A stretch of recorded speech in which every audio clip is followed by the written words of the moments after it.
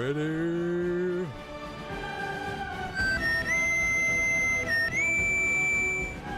All right, everybody. We are back. We are continuing on with more Pathfinder, Wrath of the Righteous. Now, we are presented with a small option. Do we give up yesterday's progress beyond the city and restart the maze, but with Wendu? Or do we just continue on with Lan? That is the big question.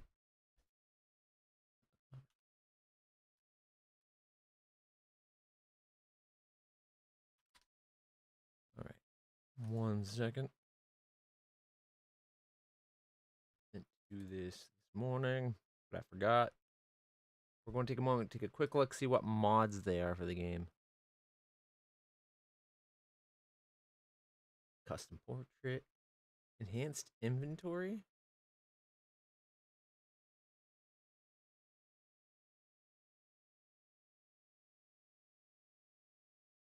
Let's see.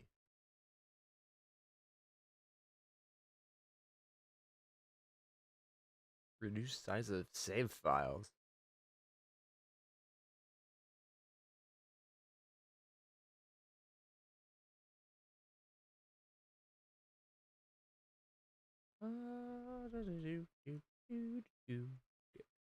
Where is? No, you guys. Thought you guys could see it, but I was just curious to see what kind of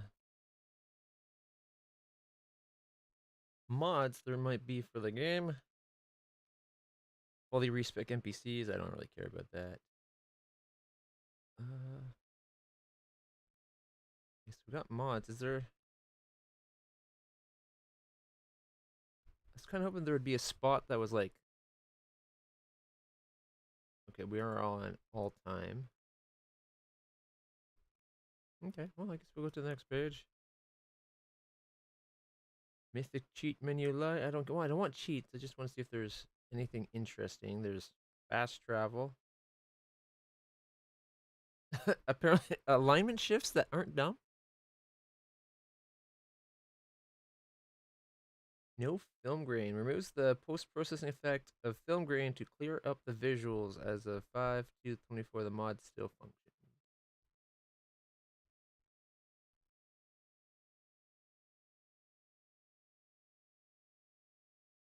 There's a mod that uses use potion till healed, but you can do that in the game already.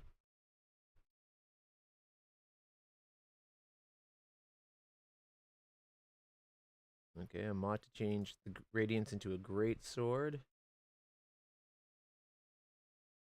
More items to be sold by bulk. Random equipment. Gwent portrait. There's a no film grain.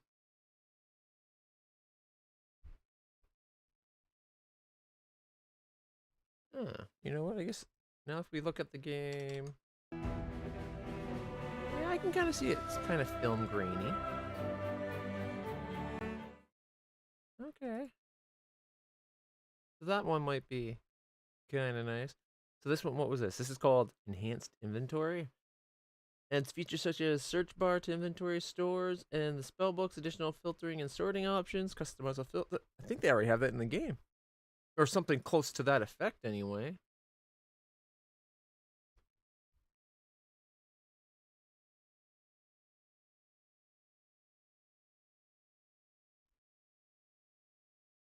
I'm guessing some of the mods are obsolete because they got patched into the game. Better backgrounds.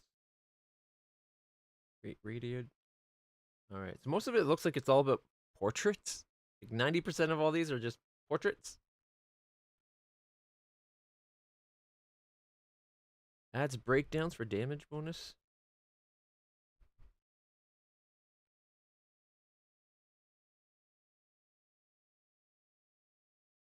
I think they kind of do something like this already. 644 bludgeoning. Holy shit. That's insane. Wendu egg. Deals 46 damage to Elite Labyrinth Minotaur. Longbow of Leeching Strike. I do like that it breaks down how all the stats went. Wendu Egg does not have +6 strength bonus. Whoops. Here's a Baldur's Gate. No teleportation circle restrictions?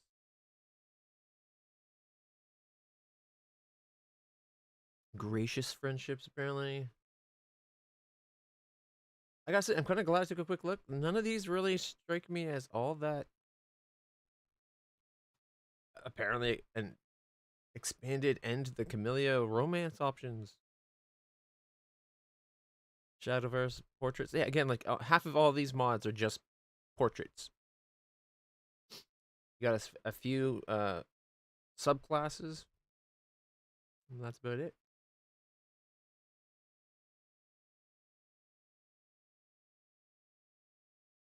And it's got text to speech options. Kineticist elements. And realistic portrait. Not sure if I'd say those are realistic portraits. To me, like half of everything's just portraits.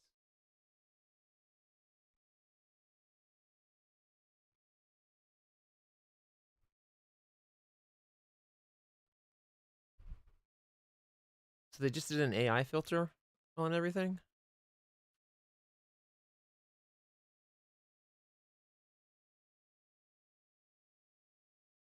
Okay, some of them where it looks like they have a lot more detail. That's kind of cool. Like from this down to this. Like you got more detail in the hair. You can actually see the eyes. Yeah, that's the real difference. Actually, kind of like those. Those are pretty good. All right, but let's not worry about that. Let's just go on into the game. I was kind of hoping there'd be like a really cool 100 mid-journey fantasy portrait. No, thank you. Mod that allows automatically winning crusade battles. Apparently people get tired of doing those things. Allows you to inspect every unit, your summons, allies, instead of enemies only. Mod finder, auto mount. Toy boxes, armor pluses, additional hotkeys. Yeah, nothing seems like that great. Some voice packs and more portraits. Puts a portrait viewer on top of the selectables in the appearance tab at the character creation. All right. How far did you play that? We went to just after midnight. I think we got. It was like an 11-hour day yesterday.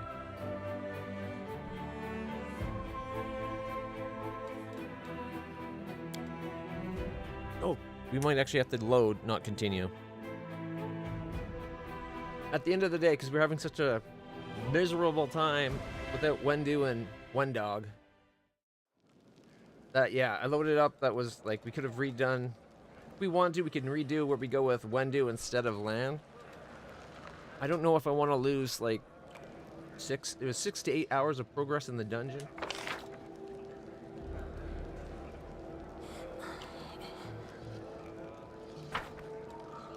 But Wendu with Wendog would be a big help. Although we'd lose Lan's range. It sucks that you have to pick one. I want both. Alright, so that was just reloading that. So this would be actually in the game where we were.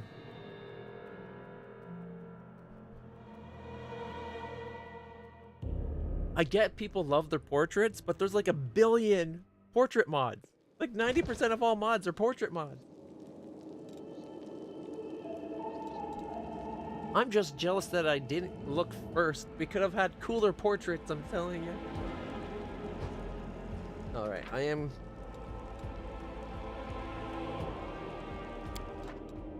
adjusting the difficulty.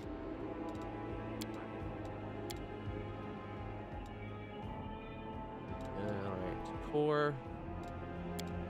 but with death door. So now we're just below core. We were like between core and hard, sort of. Because before we went, yeah, before we were hard, but with death's door and negatives, with no additional behaviors. Because I wasn't sure about those.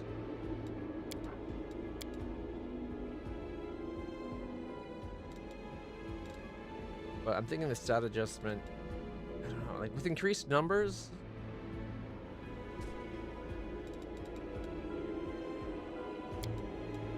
Yes, we're on. Alright.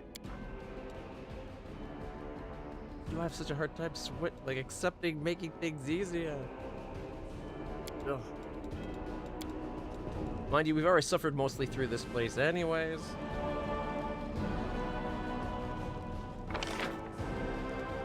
I really want to clear out all these characters.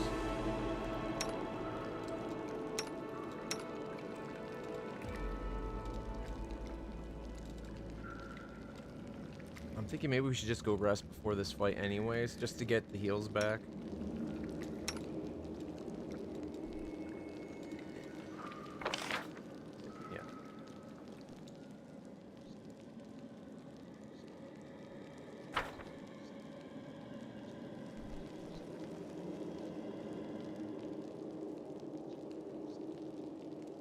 That's an example of divinity I'm on. What difficulty are you playing on?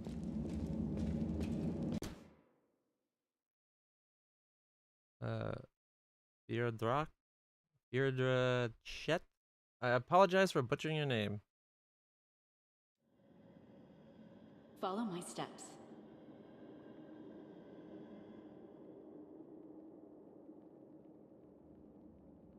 Trying to think maybe I should have done a normal one too. Well, I've played a lot of these types of games. Usually I find, mind you, starting off normal and then upping the difficulty would probably been the better way. The first few levels, CRPGs are always way more difficult because you don't have the skill set to actually fight things.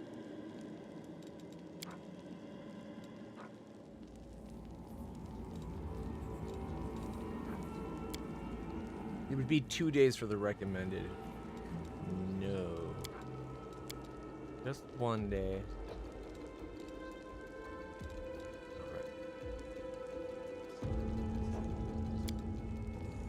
Sela, a ball gown would suit you very nicely. Or any dress. Are you kidding? All that lace on me? It'd be like putting a saddle on a sow. It'd be enough to make the cats laugh. Alright, the rituals worked. And the chants. Everything worked out for us.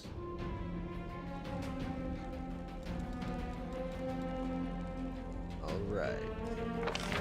The question is, do we go fight in here or down here? I want to get...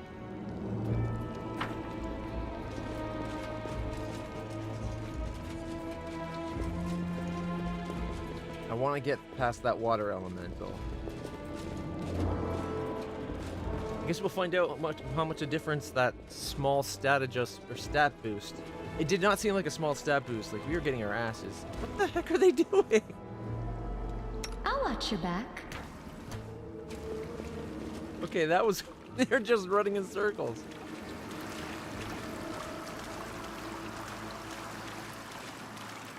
I feel like if I had... I wonder if I could have just focused on them without losing that. That was hilarious. Yeah, it's practicing teamwork. Group maneuvers. That Well, I don't think I can save it to make them look any less ridiculous.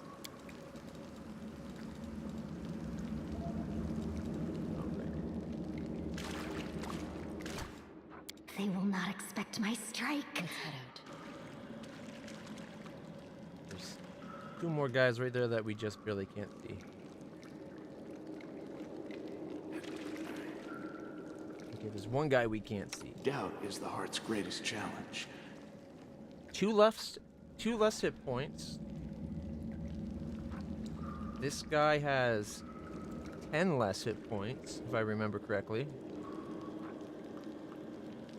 That guy has 11 less. So they are...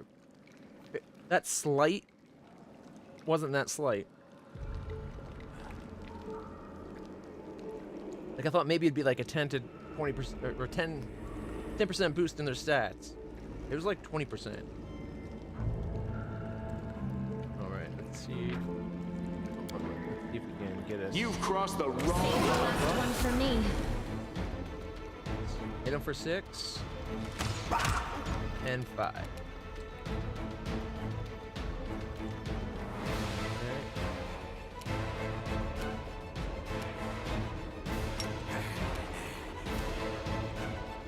Seven on his will.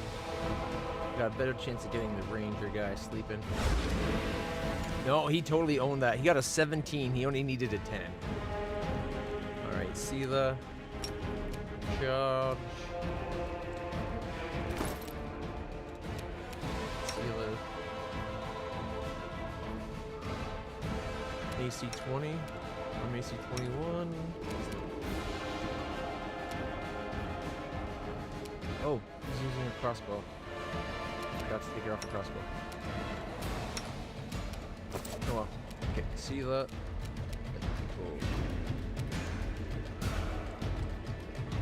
Might evil on the big guy. Charge! 14, not bad.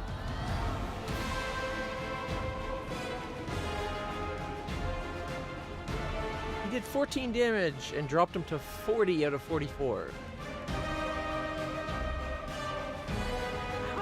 How's that math?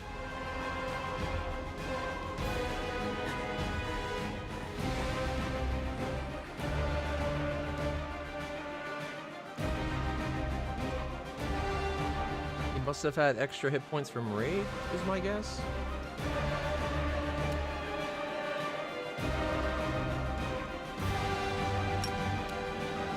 As much as I want to get in there and help her, let's see if we can get rid of this guy first. There we go. Charged in and took him right out. That's what I'm talking about. You won't survive me. Hitting on an 8. That's another thing, the big change. Right now we're hitting him on an 8. Before we hit him on a 16. Or something like that. Like his AC was in the 20s. Might not have been a 16. That might have been one of the other characters. But I think he didn't hit on an 8.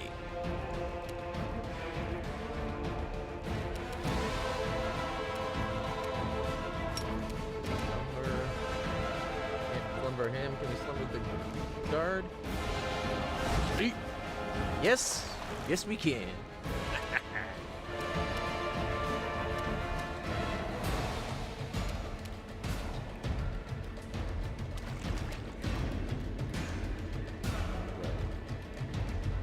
Next up is the guy we didn't get to put to sleep. I think that we might go spirit weapon.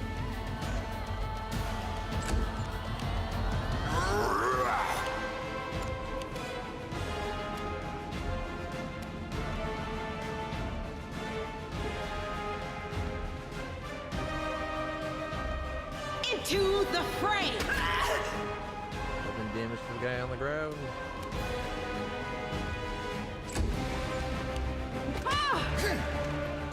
He's doing 12 instead of 15, 16.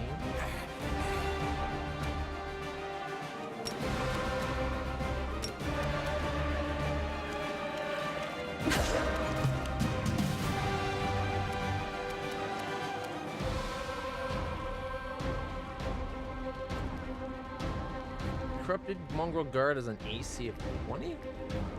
Even while he's on the ground prone? Endure this! Yeah, see, hits on a 16. Some of these guys have really high. Can we...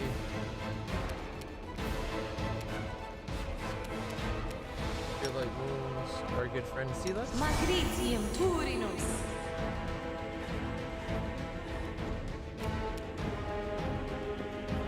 actually going to apply it? This will leave a bruise. Yeah, that's twice now where I've told it to cast a gosh darn spell, and it just said, fuck you.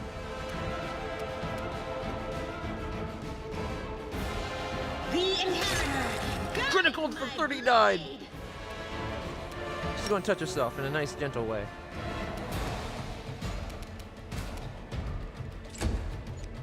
I'll just sit here. Don't worry about me. Took 9 damage. She probably would have dropped regardless.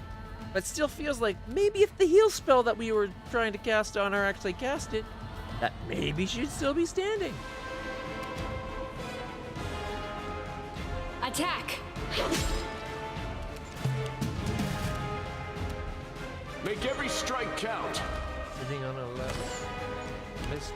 I rolled a 4 and a 1.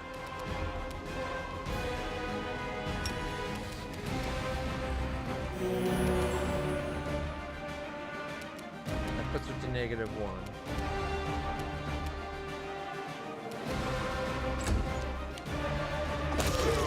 Ow! Just took dead. I feel faint. And then 12.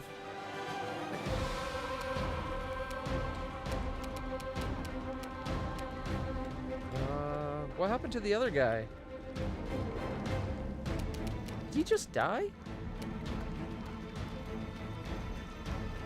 I don't know what he died. As a swift action, I'm going to lay hands on myself.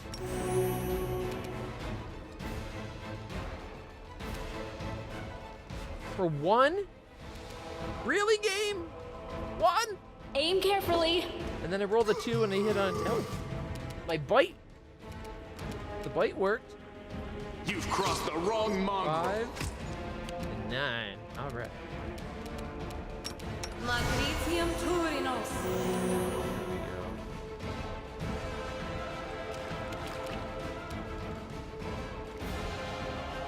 Oh, I can't switch weapons because I moved.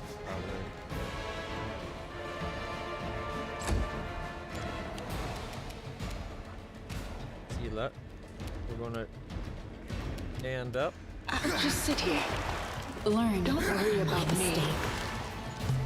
Should just lied there and did jack frickin' all.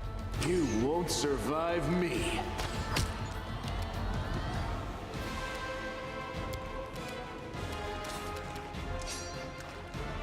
Forgot to try to sleep this guy. I was thinking I tried attempting sleeping him. Yeah, he resisted anyway. 13 damage.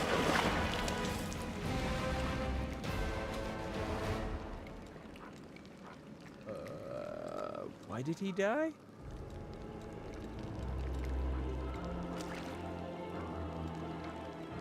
That was unarmed strikes. He was hitting us for 16 damage. And all we got was a dart. All that fight was all for a freaking dart.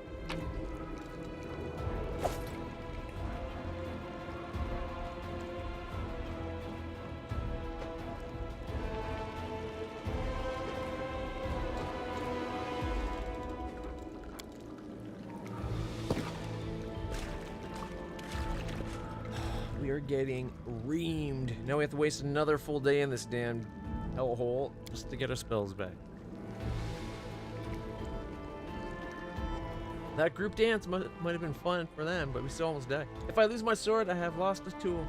If I betray my heart, I have died. The words of our code never fail to amaze me. It's like I always knew them in my heart, long before I found my faith in Iomade.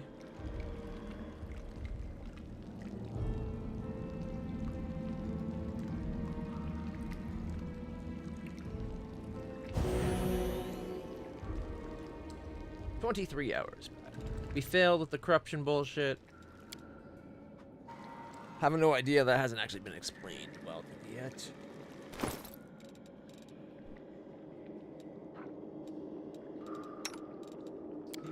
Okay, she's using her swords at least right now.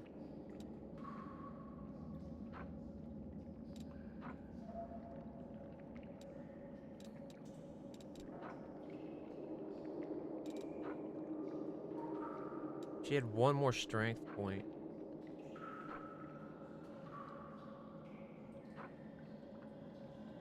Okay, we're at 3,461 of 5,000 for our level. Should that not be closer to leveling than starting?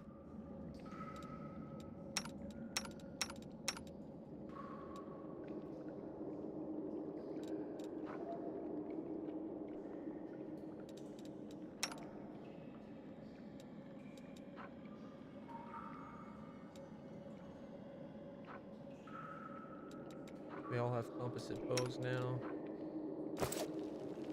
Let us be careful.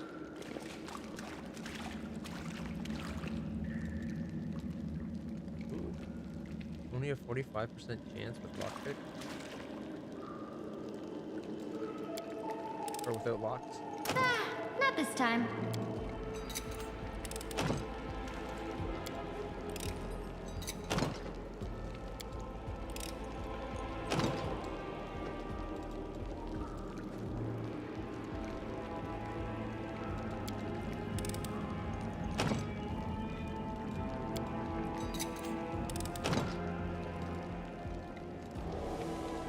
That's true, we got lots of lockpick. What? Oh, no, we don't. We got 3. For some reason, I saw the 5. I was thinking we had 5, but it's just a +5 to the roll. We have 2.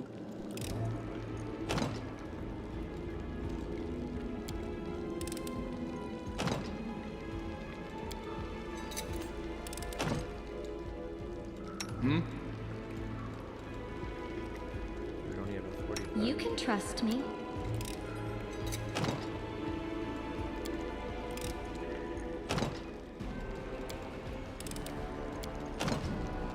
Isn't one of the ones...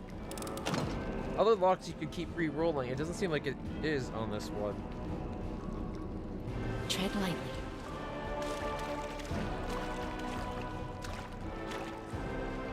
Just walk through the wall as you glitch out trying to get to that thing.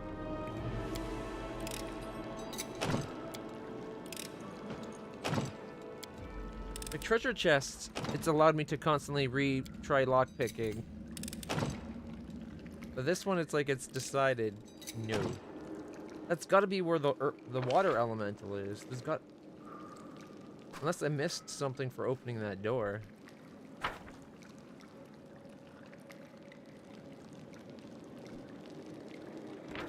What if we load up the autosave from when we just rested? So it's the only thing we've done since it's tried to open the door.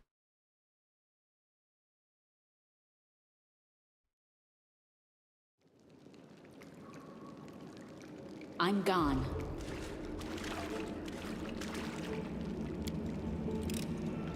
I hope you appreciate this. There we go. We still have the 2 lockpick thingies.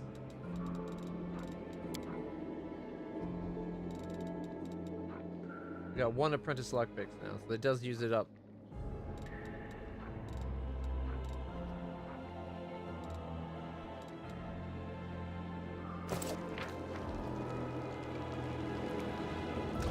It wasn't where... I figured this would be the room where we fight the water elemental.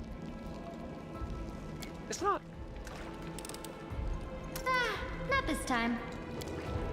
Open it. I am helpful. Am I not? See? Can't hide from me. Alright, we got a rapier, a battle axe, and a masterworked heavy flail. We also got cold iron masterworked dueling sword. Nice. And a battle axe. I don't think I'm actually using dueling sword. Ooh. Scale mail. Fancy looking. Gives you 6 with a dex of 3. The only one that has a dex good enough to use it. He's got 6 with a...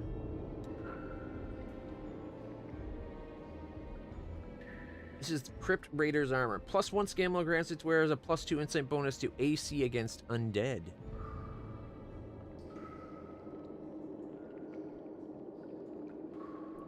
Armor check penalty is only a 3 because it doesn't have that. It's got that +1. Okay. Otherwise, it's basically equivalent to breastplate thanks to that +1. Still 30 pounds.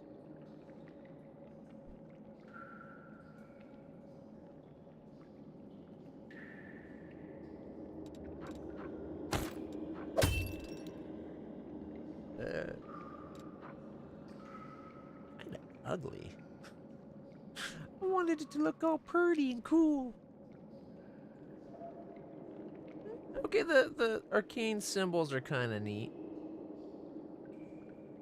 It looks like it's got like it's something the scales of maybe the monitor lizards from down here.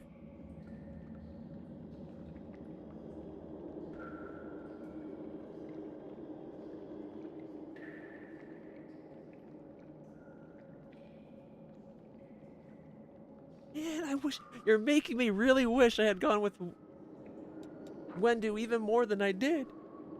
Wenduog is besides being a sexy cat spider, our version of her came with a warhound. That's hilarious. No need. I got the key. Stupid human. Trying to pick a lock when you got the key.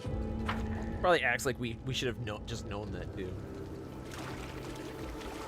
Follow my steps. Yeah. Like I can live with her choice to have land. But I wish I'd went with Wendu.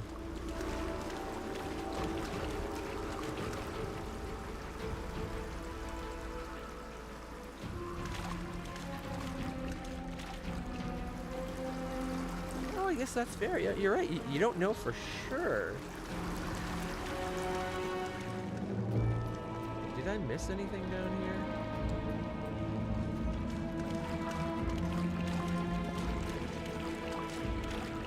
Let us be careful. Like,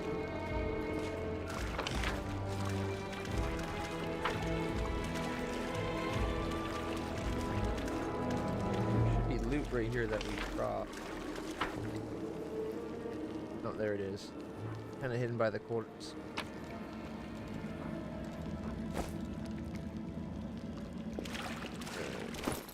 We're back into being super duper heavy. So we can go up. This is what padded. Oh, studded leather. For her, that would be what? Could be an 8, but it's only a 7. She's wearing a 9.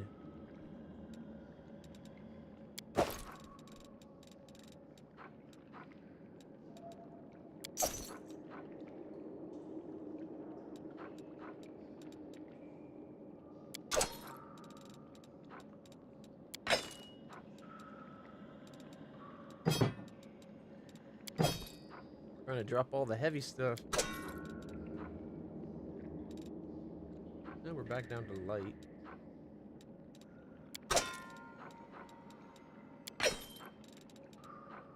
Eight masterwork scimitars. Like we'll be able to sell some stuff and make some money once we get out of here. Like 5 crossbows. We'll also be able to outfit a small army.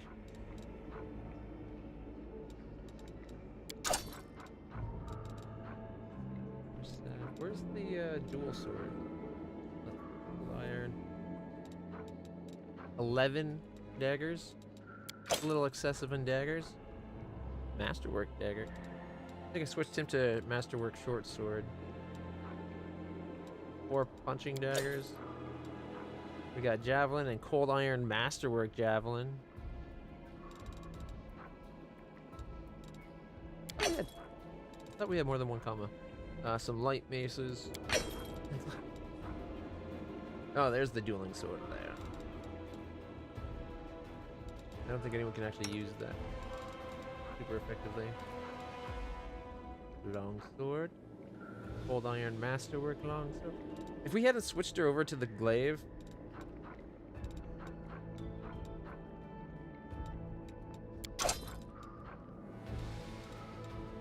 Is that 3 flails? Alright, at least we're not heavy. Keep on exploring. Apparently at the end of the game, when we're done the dungeon, it'll be like... It gives us an option to get all the stuff back.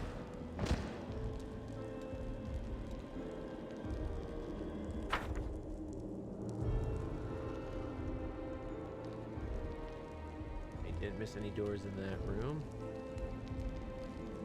For this room, we found the secret. Tread lightly.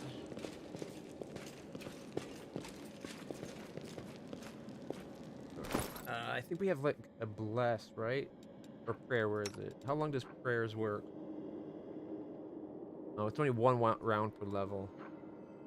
Is it bless that does the, like a minute or whatever? Heroism, 10 minutes per level. Spell imbues a single creature with great bravery and morale in battle. Target gains +2 morale bonus to attack rolls and saves. And skill checks. Exactly. The only reason you want characters with high strength, carrying the loot. I like the way they do this, where it uses your entire group to calculate the shared stash weight, and it doesn't affect combat at all. A lot of other games would make it where your characters actually have each their own inventory and their own weights, and then you get bogged down. So I do like the way they did it in this one.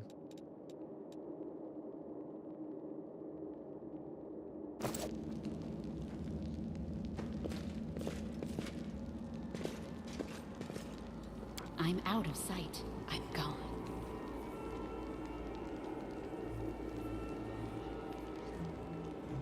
Alright. We're about to be facing some weirdness.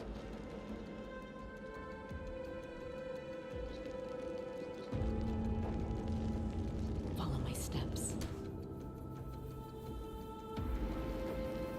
The fact that the invisible wall bit doesn't let you click through it, it still thinks I'm clicking on the wall. A little annoying. Let's head out. Alright, glitches. They're only level 2 creatures, so I think it won't be that bad. Doubt is the heart's greatest challenge. We're going to use our cold iron arrows, because these are outsiders. Because they're weak to good or cold iron. You've crossed the wrong mongrel. We are the light! They Oh, are the darkness! oh, shit. He just exploded that guy. Poof!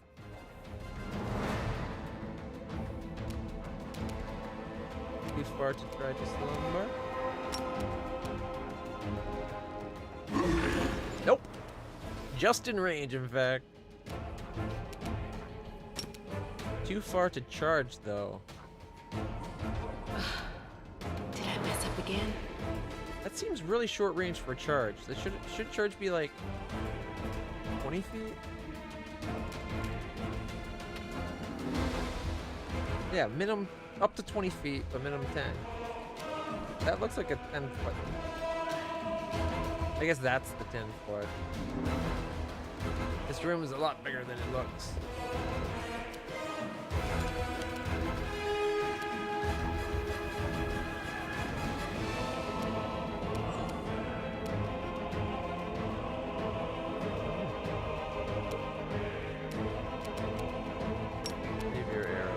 You won't survive me. Damage reduction. You've encountered an enemy threat. It would have been nice if it paused the game when it popped this up and Alright, you've encountered an enemy threat who has damage reduction. Damage reduction that reduces all damage by a certain amount.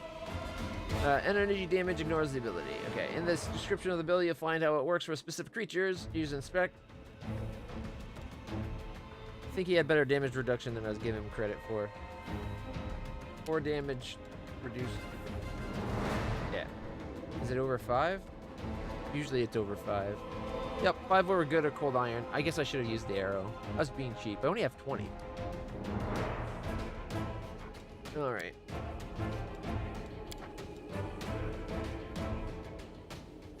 So we would have done 9 damage.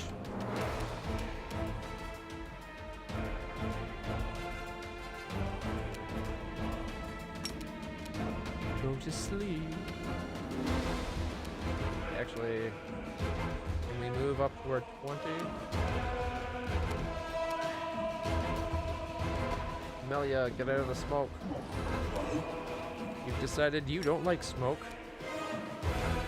At least not. Ooh, he rolled a 1.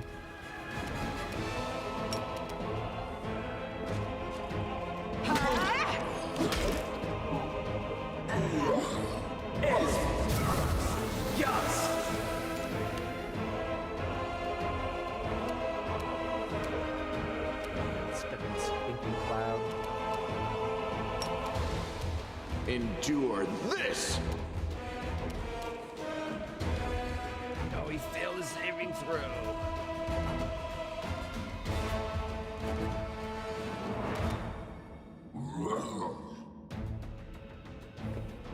Get out of the smoke. He's like retching. He's not having a good time at all. Can I charge to get out?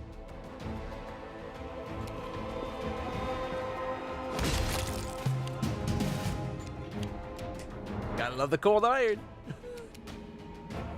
Radiance for the win. Yeah, hers is cold iron, I think.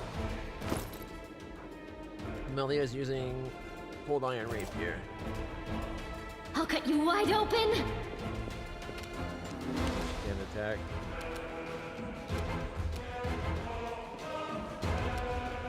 The light, take you! Critical for 28, even with damage reduction. He wasn't coming back from that. I like it. 28 damage after reduction. So she would have done, you know, 30, what, 33?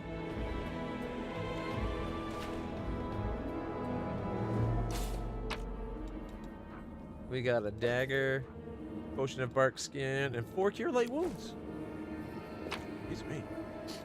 Got some more diamond dust, old smoking pipe that's not broken, a wooden plate, 8 gold, light crossbow, 2 more cure light wound potions. Sweet. Attack! I was expecting there to be more than just 2 dretches in that room. But I guess maybe because it's the first time we've encountered something with actual damage reduction, we had less to worry about. Judging by the corpses littered around the summoning site, the cultist did manage to summon a demon in the end.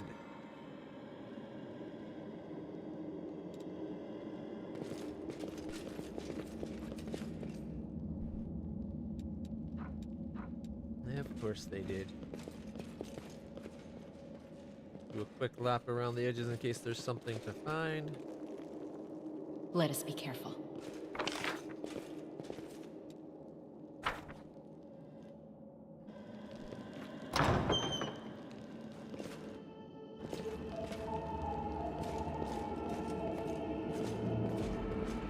Tread lightly.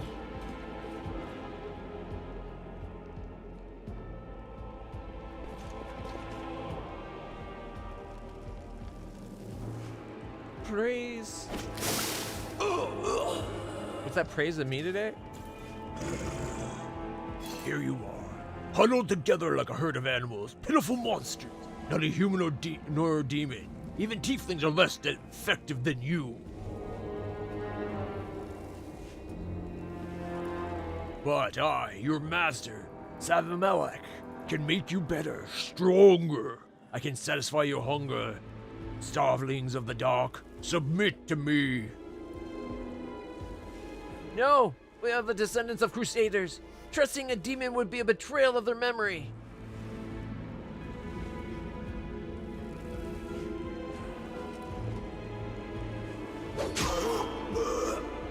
Well, who's the next descendant of Crusaders who values old legends more than their life? Should we not at the top be like, make one more move and we'll kill you, demon? Beasts, monsters in human guise, reveal your true nature. This is the sweet for some flesh of a righteous Azamar. Eat, underground crusaders. Eat the flesh of the crusader from above. Find your true strength. They're eating Azamar? Is that really all it takes to soup up? You rush to at the demon, but the air seems to grow thicker with every step. You feel like you're watching from underwater as you see the mongrels fall to their knees one after another and crawl to the Azamar's body. You hear their fangs tearing through the flesh. You hear the sloshing of blood. You hear the former mongrels snarl like animals, fighting over the most tender and juicy bits of meat. Yum, yum, yum, yum, yum. Oh, dear God. How quickly they give up their humanity. Oh, their humanity. Won't someone think of the children? Oh, wait, those are the children we came to save. I'm thinking about killing the children now. Clearly, we were too late. Yes, but is it Azamar flesh? Tender, juicy, sweet, sweet Azamar. Why am I salivating? The children were hungry. Somebody had to feed them.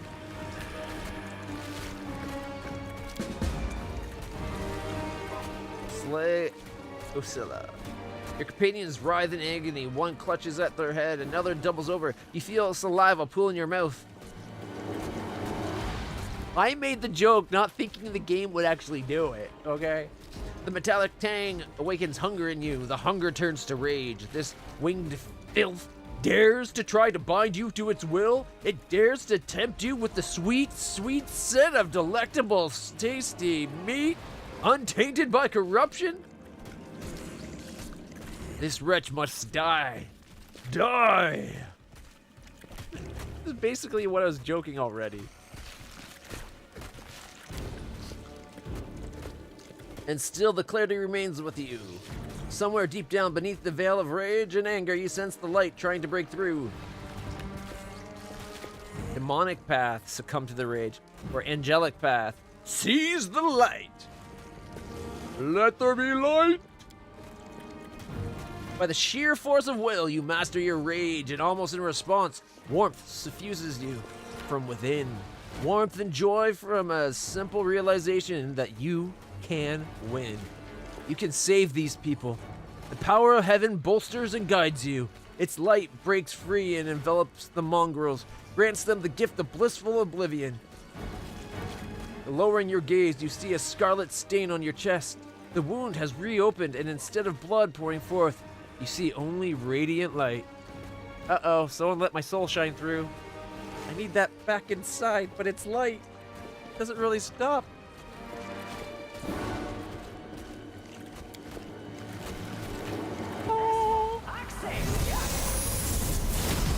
Bolt of justice! Holy shit! We just like nuked him from heaven. The demon convulses in pain when the light reaches him. What are you? Destroy this vermin! You know, it's never a good look on a demon when they writhe in fear. He just pissed his pants. Well, his hairy cloven legs. He's now standing in a pool of his own vial. Of his fear made manifest. That horrible stench, it's worse than before because now he's also shat himself. As he should, because the heavens have come to smite him. Yeah, kill him! I'm out. The demon's like, kill that thing! I'm gone. Nope. Everyone's probably like, what? Wait, what the hell? Basila points at you. She's already wounded. Wenduwag, kill! Wenduwag is not going to kill Loss. Might kill her. Wenduwag silently emerges from the shadows. I'm no longer your slave, Hosilla, but I will gladly kill anyone who pokes their nose in where it doesn't belong. No, she might still be pissed at me for showing the light. Be careful! Tear your throat out! Maybe if we just kill Hosilla and leave Wendu alone. The spirits demand demand your blood! Okay, a level 6 Inquisitor with 69. Nice. 69 hit points. Kind of weak. Good con, though. That's why she's got 69 hit points at level 6. Flat-footed. Precise strike. Outflank.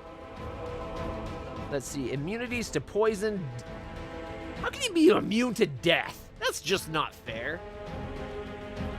Ability score damage, drain effect and condition, and petrified. So we should be able to maybe try to sleep her. She's only got +6 will check. We're going to be like, sleep. She's going to be like, oh, that sounds pretty good. It's been a long day of slaying children, summoning demons. Just a little nap. I don't...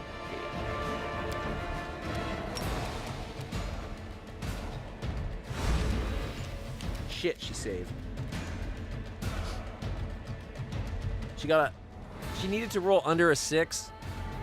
She got a 19.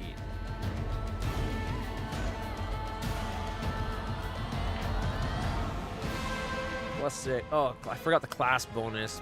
I was thinking it's only a +6, but no, it's an 11 because of the class. Right? DC 14. She rolled a 19. Yeah, it was effectively a +11. It was worth a shot. Smite evil. And I'm charging in. Charge! Hey, I hit. Sweet. You know who else is gonna smite evil? And charge with her glaive? Sealaw! Nice.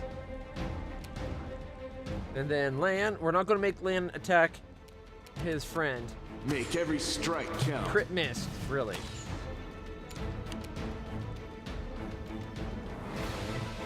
We're going to Spirit Weapon Enhance.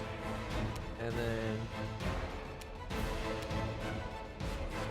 I guess we're gonna try to get into position. Get in there, Camilla. Or Camellia. I wish it'd be nice if these once these are in the line of sight, if they disappeared, because I can't get a good line of sight just because of these stupid chandeliers.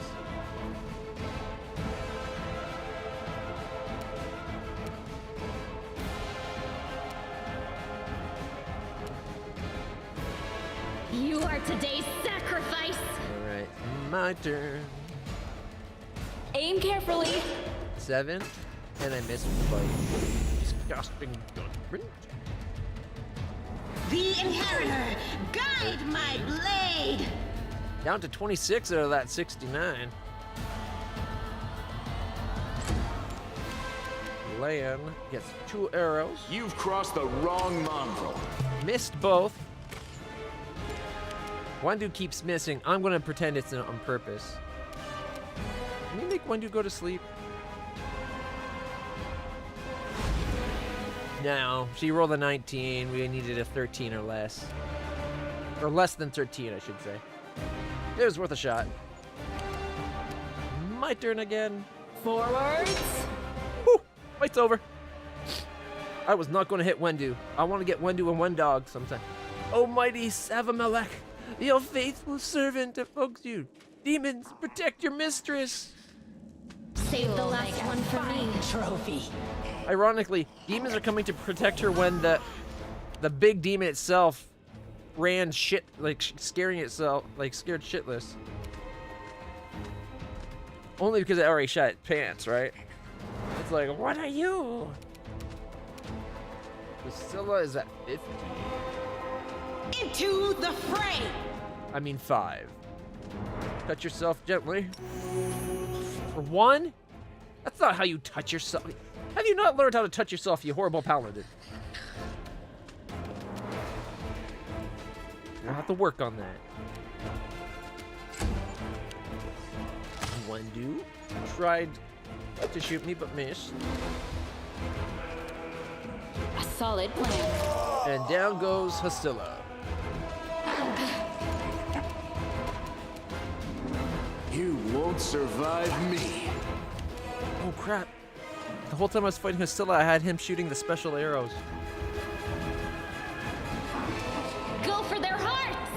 we make these things go sleepy by? Yes. Oh, but they can't go prone. How would that work? You know what? Let's just fight. I'll cut you wide open. Yes. Alright, Siva. Swift action. Touch yourself in a nicer, more gentle way. No, that's not how you do it. A 1? This is going to be very awkward, but later in camp, Reyna's going to have to take her aside and show her how to really lay on hands.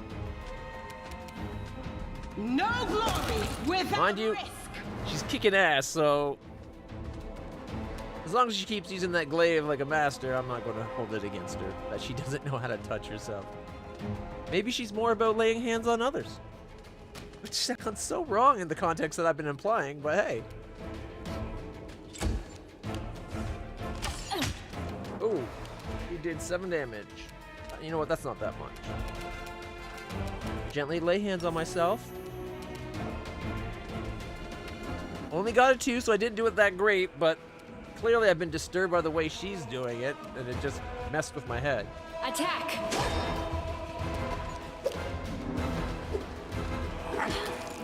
Critical for 1. Endure this! 11. And a miss. Let's see. Melia. You're like.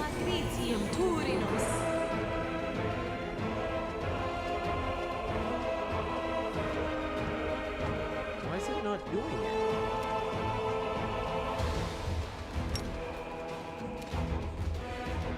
I don't get why this is doing that. It shouldn't it have her, if I tell her to cure light wounds on her, cast it, take the 2 steps, cure light wounds? Hey, oh my god, it's December 1st. It is! Happy December 1st, everybody.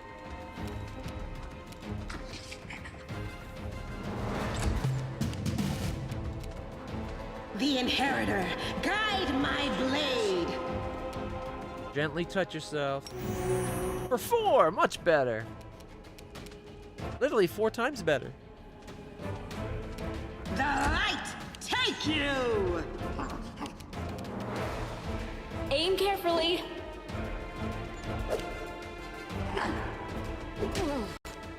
I get that it did a full attack, but shouldn't I still have had my swift action?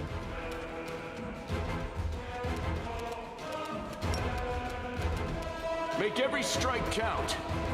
You've crossed the wrong mongrel. It is weird.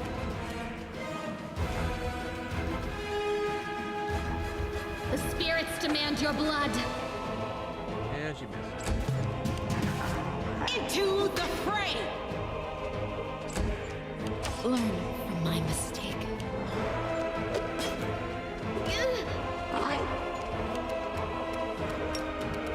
You won't survive me.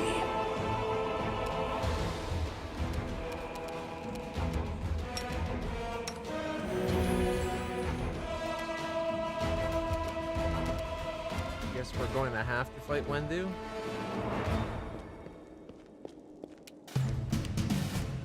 Now that it's just us and Wendu, we should have an option of talking.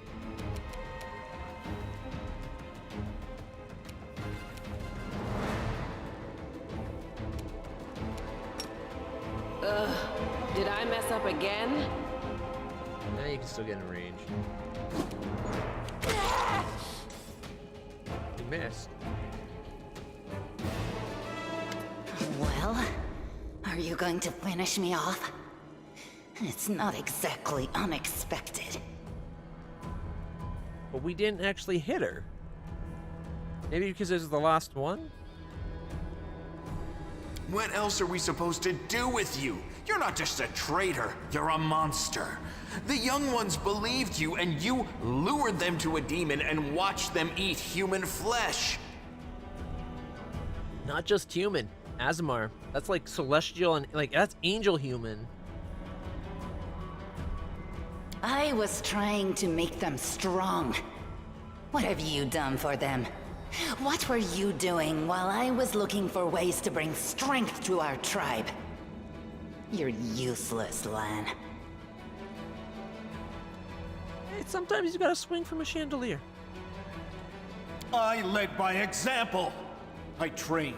I tried to become stronger so I could go to the surface and maybe do something worthwhile with my stupidly short life. And I will do it. I might be the one to bring our whole tribe to the surface. But you? Why would you want any power that turns you into a monster? These young guys and girls, they trusted you. And they were turned into mindless animals, ready to eat corpses at a demon's command. I went through the same ritual as them, and I didn't become an animal. I conquered my anger. The anger that has been building and building in every one of us for decades. Unlike you, I have no intention of just lying down and politely accepting death. I will rise above all this, while you'll still be stuck with your pride, chewing on rats. Inspect the wound in your chest. The bleeding, deep wound on your chest is gone, like it was never there in the first place. The skin is totally smooth and unmarred. It's gone. It was just there, and now it's gone. It's gotta be some kind of demonic trickery. You need to have a cleric look at that. We were told by a dragon that needs a greater restore.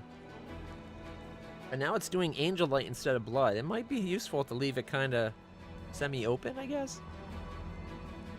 If she had been marked by the Abyss, do you think some nobody priests will be able to help? No, the demons have branded this Uplander, and judging by the smell of the blood pouring from her chest, the demons will be able to find her wherever she goes.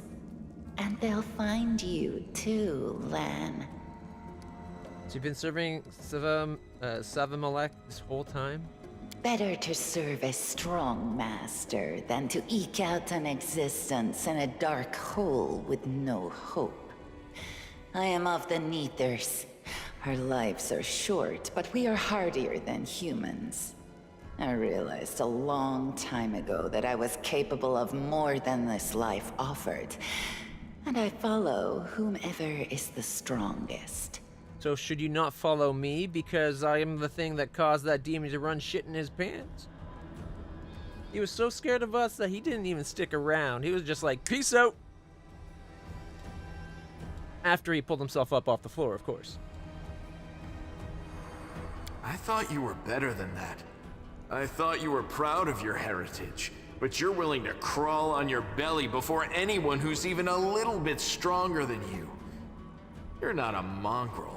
You're a cave slug. Whoop. No understanding of the Accident hit meaning of window key. family or tribe.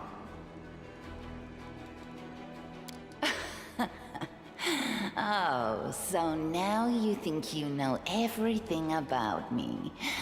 You're one of the best hunters in the tribe. It benefited me to ingratiate myself with you. So I acted in a way that pleased you.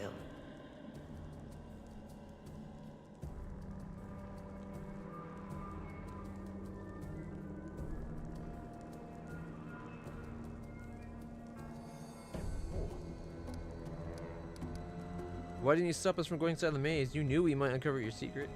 Savamelek is always in need of new servants. You'd make as good a servant as anyone else, and then...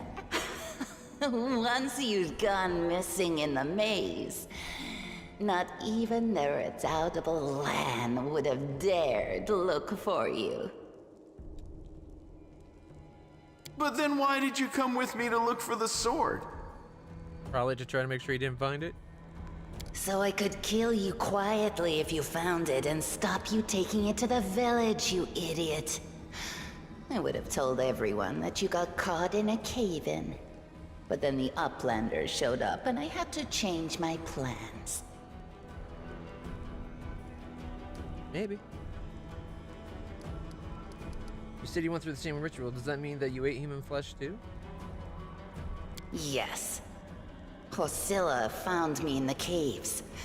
I was lost and hungry, and she offered me a choice.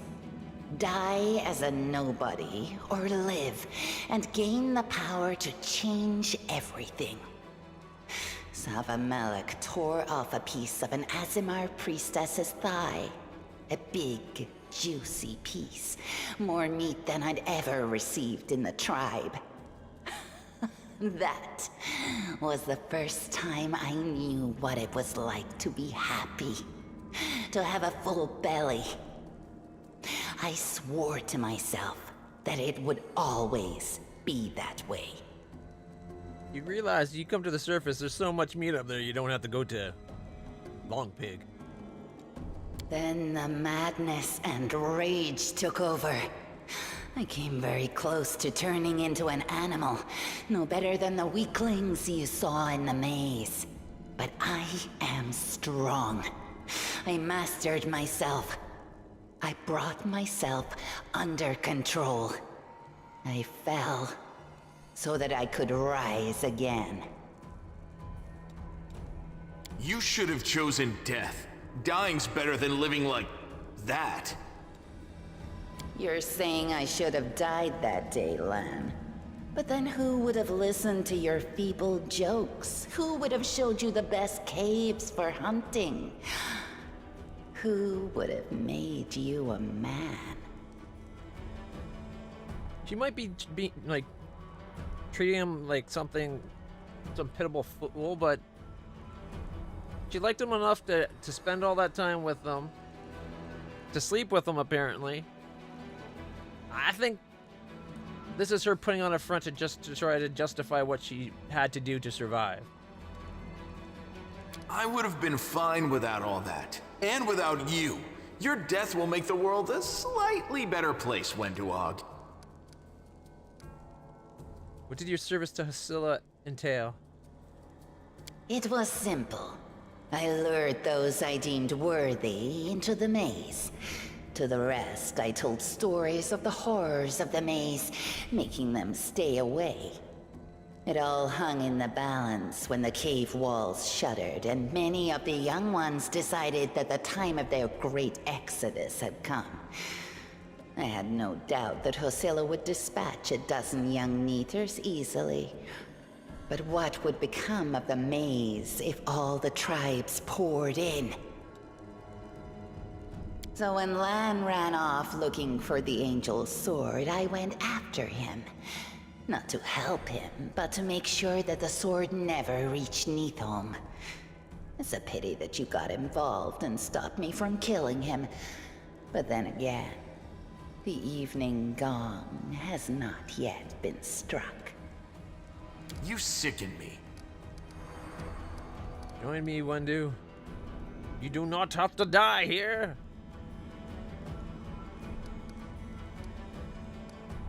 Oh, no. You need idiots like Lan. Do-gooders like that nice lady in her nice armor. It makes you weak. And I don't follow weak people. Yeah, weak people that just kicked the living shit out of everyone you groveled to. Hosilla was no match for us. Where's your logic here, dumbass? The lady in the nice armor already beat you down once, and she'll do it again. You can be sure of that. I understand why you're with them. First, you went along with Lan, a fool and a dreamer, by showing Sol the light of heaven. Then you interrupted the ritual with your so-called holy light, not even considering what that would lead to. Weak-willed fools always flock together. No, I fully considered it. Oh, so you think we're weak, Wenduog? Tell me, which of us is crawling in the dirt right now? Sucking up to strong people hasn't turned you into a conqueror. It's turned you into a pathetic piece of trash. The final gong hasn't struck yet, Lan. But when it does, You'll regret being such a gullible fool. I have an option of saying I'm not taking either of you with me.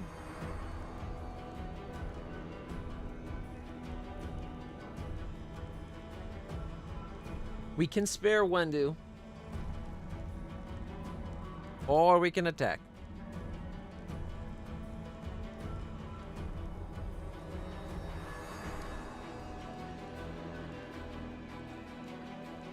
I kind of want to spare, if only for the sake of Wendog.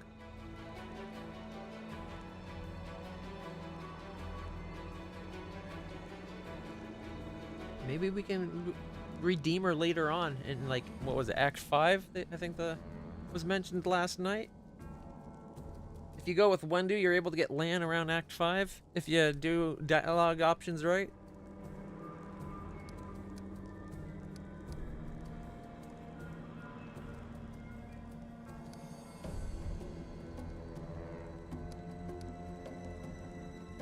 Do you think I like looking at you, Uplander? I'll just wait till you're asleep, and then I'll slit your throat.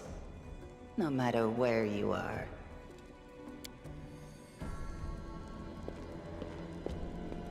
And yet you're running away. She's gone. But next time, she won't get away. Damn it, Wendu. Why'd you have to go and...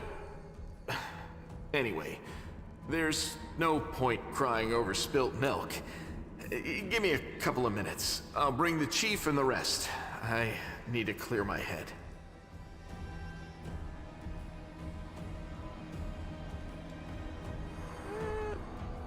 Not really. I kind of like making the choices myself. But I'm totally open to suggestions for character builds and that. The general rule on the channel is you can help with backseat gaming as long as there's no spoilers.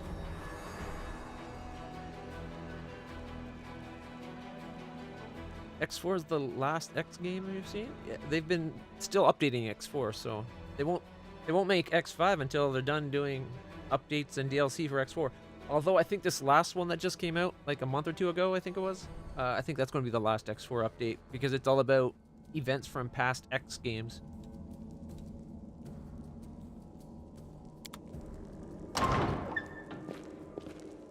I spared Wendu in the hopes of saving her soul at a later time.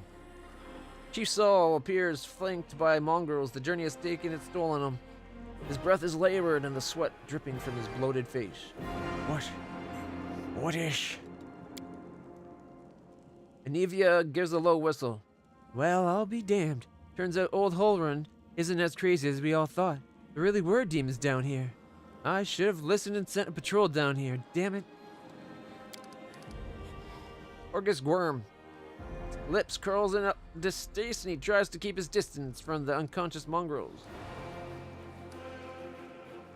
You said you were in charge of the reconnaissance for the Eagle Watch, Anivia? How could you miss a nest of demons?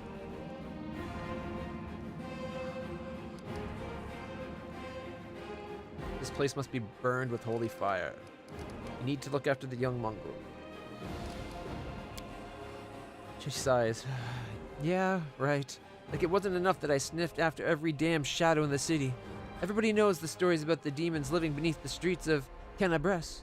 Those tales are as old as the Crusaders themselves. I messed up, but you fixed my mistake, so thanks. You had stories since the founding of your damn city that nobody looked into. There's demons under the city. Sure. No, really, we've been saying it since the day we found it here and we pushed them underground.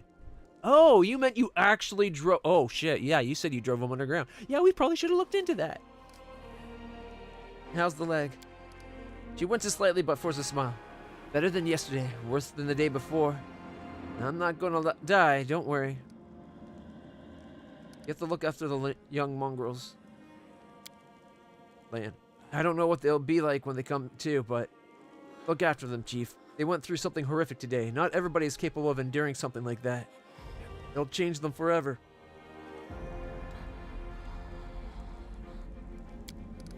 Chief Saul. As long as they can hunt, the rest can wait. Uplander, you, Lan, You saved them.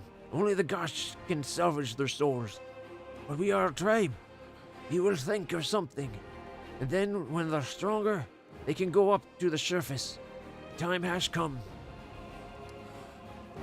This place must be burned with holy fire. The place is overrun with demons. That's not the worst part.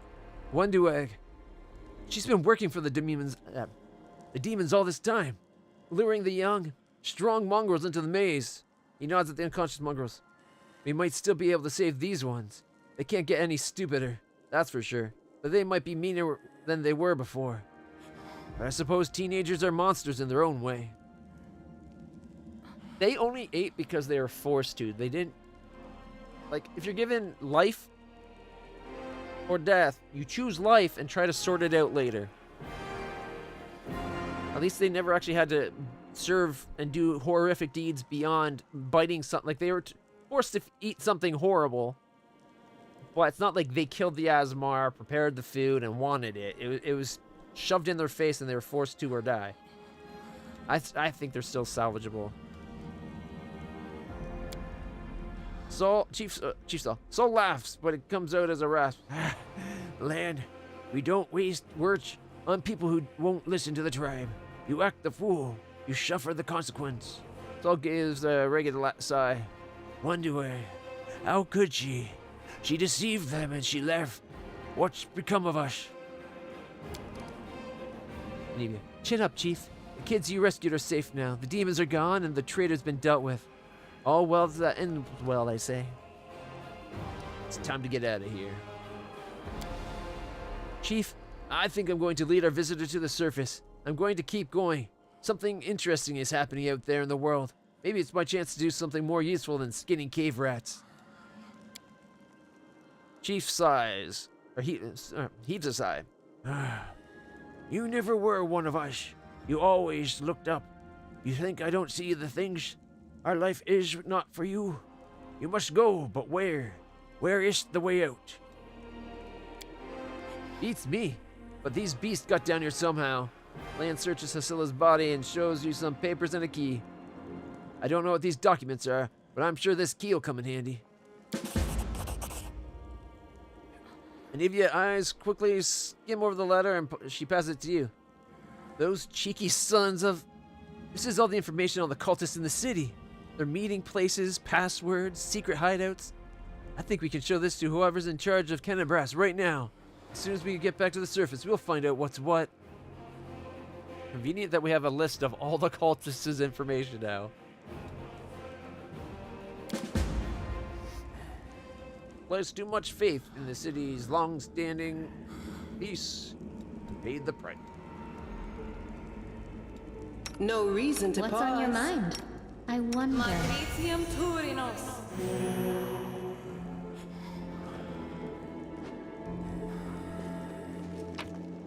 Alright, let's see. We got some more breastplates. A magical glaive. Hells yeah, baby. Cure light wounds ×3. We got 2 more breastplates. We got some scroll of magic missile and mage armor. Alright. Together, we stand. The Marching Terror, 2 to 11. It's a +1 glaive. Does a D6 negative energy damage. Please don't have evil requirements. Attacks with this weapon get +1 enhanced bonus on both attacks and damage. Whenever the +1 glaive lands a hit on a new enemy for the first time, the target takes D6 negative energy damage, and all the other enemies in a 15-foot radius must pass a will saving throw or become frightened for a round. Holy shit. Now we're talking. If only we could switch it to be positive energy somehow. And evil things are frightened for a turn. Still, that's an extra D6 on the first hit. Ooh, look at that. Yeah, now we're talking. Woo!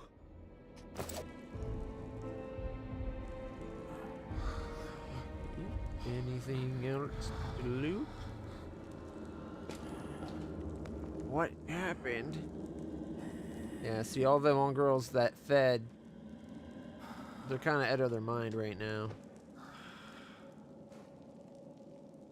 Mira. Let's trade.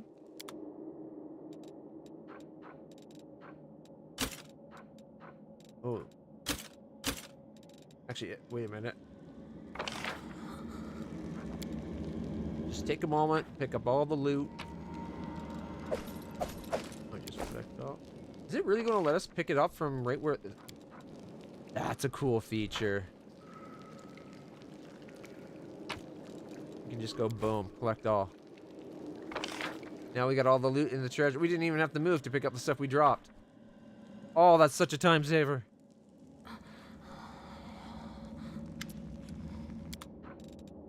Alright, we got, let's see, 8 scale mails, 5 breastplates, 4 chain shirts, 8 studded leathers, 9 leathers, 2 evil shields,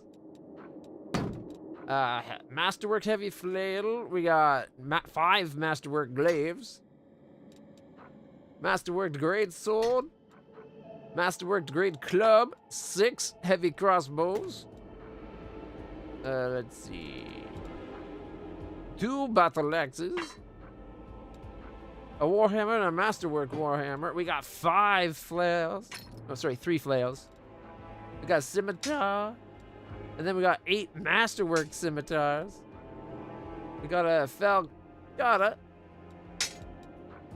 A longsword, 4 maces. Sorry, light maces.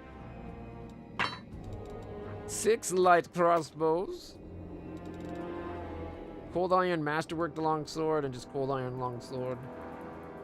2 longbows. Composite longbows. We got cold iron masterwork dueling swords. We got cold iron masterwork javelin and just, yeah, I'll get rid of the javelin. Get rid of the gamma for sure. 2 regular rapiers. The short bow.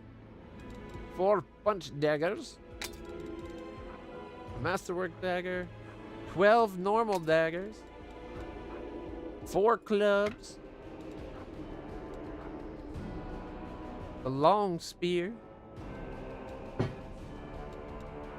A dwarven war axe. It's not masterwork or cold iron, so goodbye. Let's see, we also got masterwork heavy mace. We got normal spear, get rid of that. We got a heavy pick. Whatever. We got the quarter staff. $2,000 already. Look at that. The dueling sword. Oh, sickle.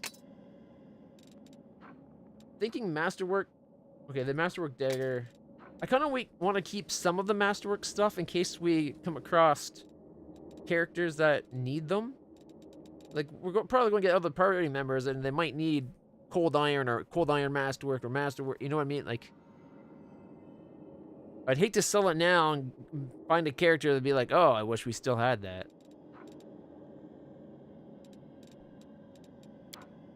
Okay, this is just stuff we can sell.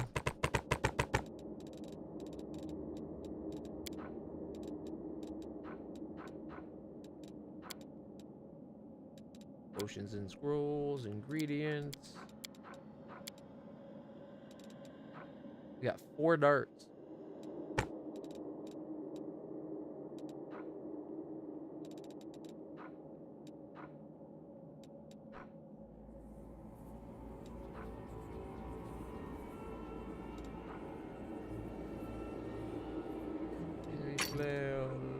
Heavy mace, warhammer. Okay. Is there anything else cold iron that I got rid of?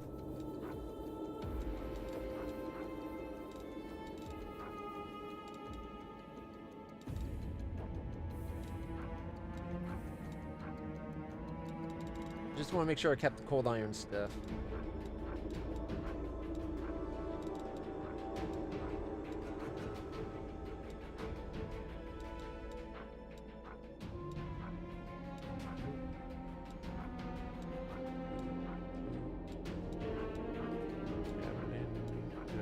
Daggers, punching daggers, the dwarven thingy.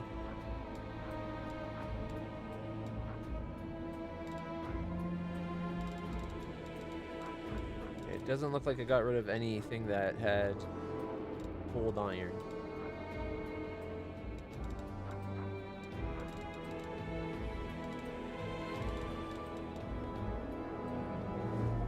Alright, so we're getting about 3,191. Darn it. I was really hoping there might be another quiver of arrows.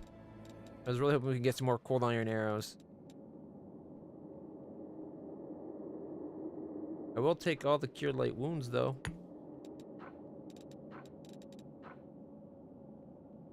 Bracers of AC +1.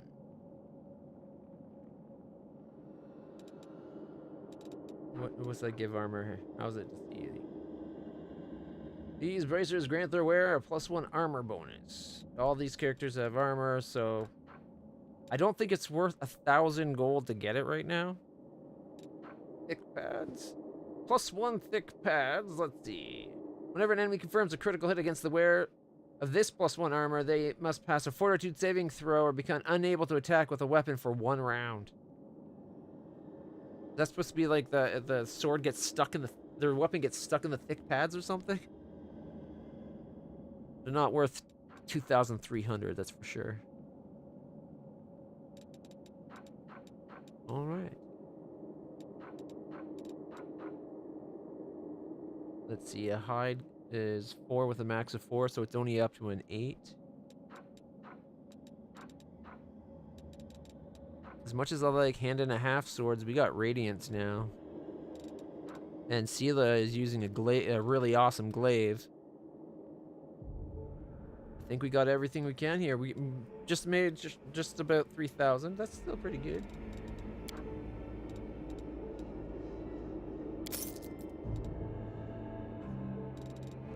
All right, we have 36, 36. Nice.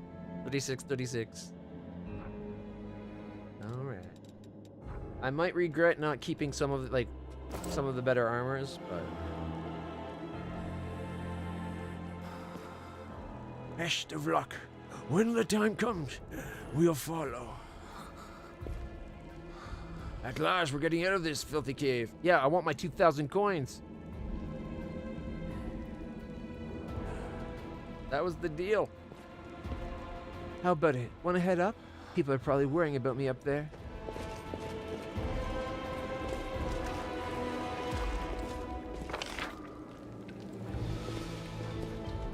We never came across the water elemental.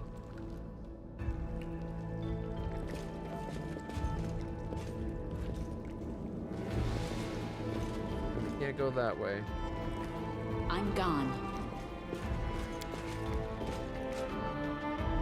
We made it out! I gotta admit, I'm still a little chuffed that we didn't get Wendu and Wendog to join us. While the survivors wander the dungeons, the battle on the surface rages on. The warriors of Canabras are trying to defend the Wardstone, but their strength is flagging. Their resistance is valiant, yet it will all be in vain if no one rises up to turn the tide. Roll tide! I think that's like a school thing. The surface, finally. I miss the fresh air so much. Hello, surface world. Here I come. Aren't you happy to see me again?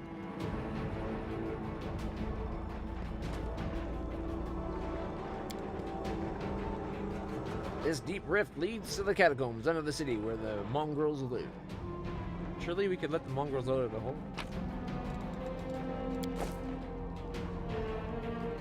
Follow my steps. You can hear the sounds of battle from above, out of the pan and into the frying. Yep. Of course you get out of the pan to hop into the fire. That's just how it works. A long spear, incense, 5 gold, and 3 shiny scales. No turtle doves. Let's head out.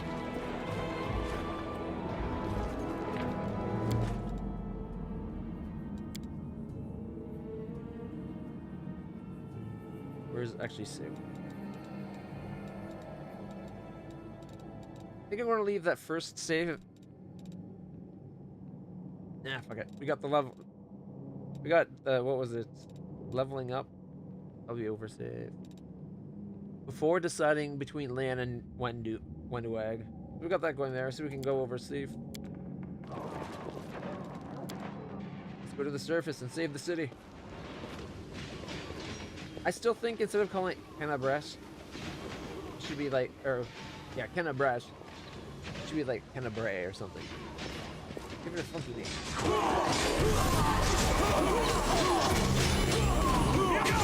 Blind weapon ball. We're just gonna watch, we're not gonna go help?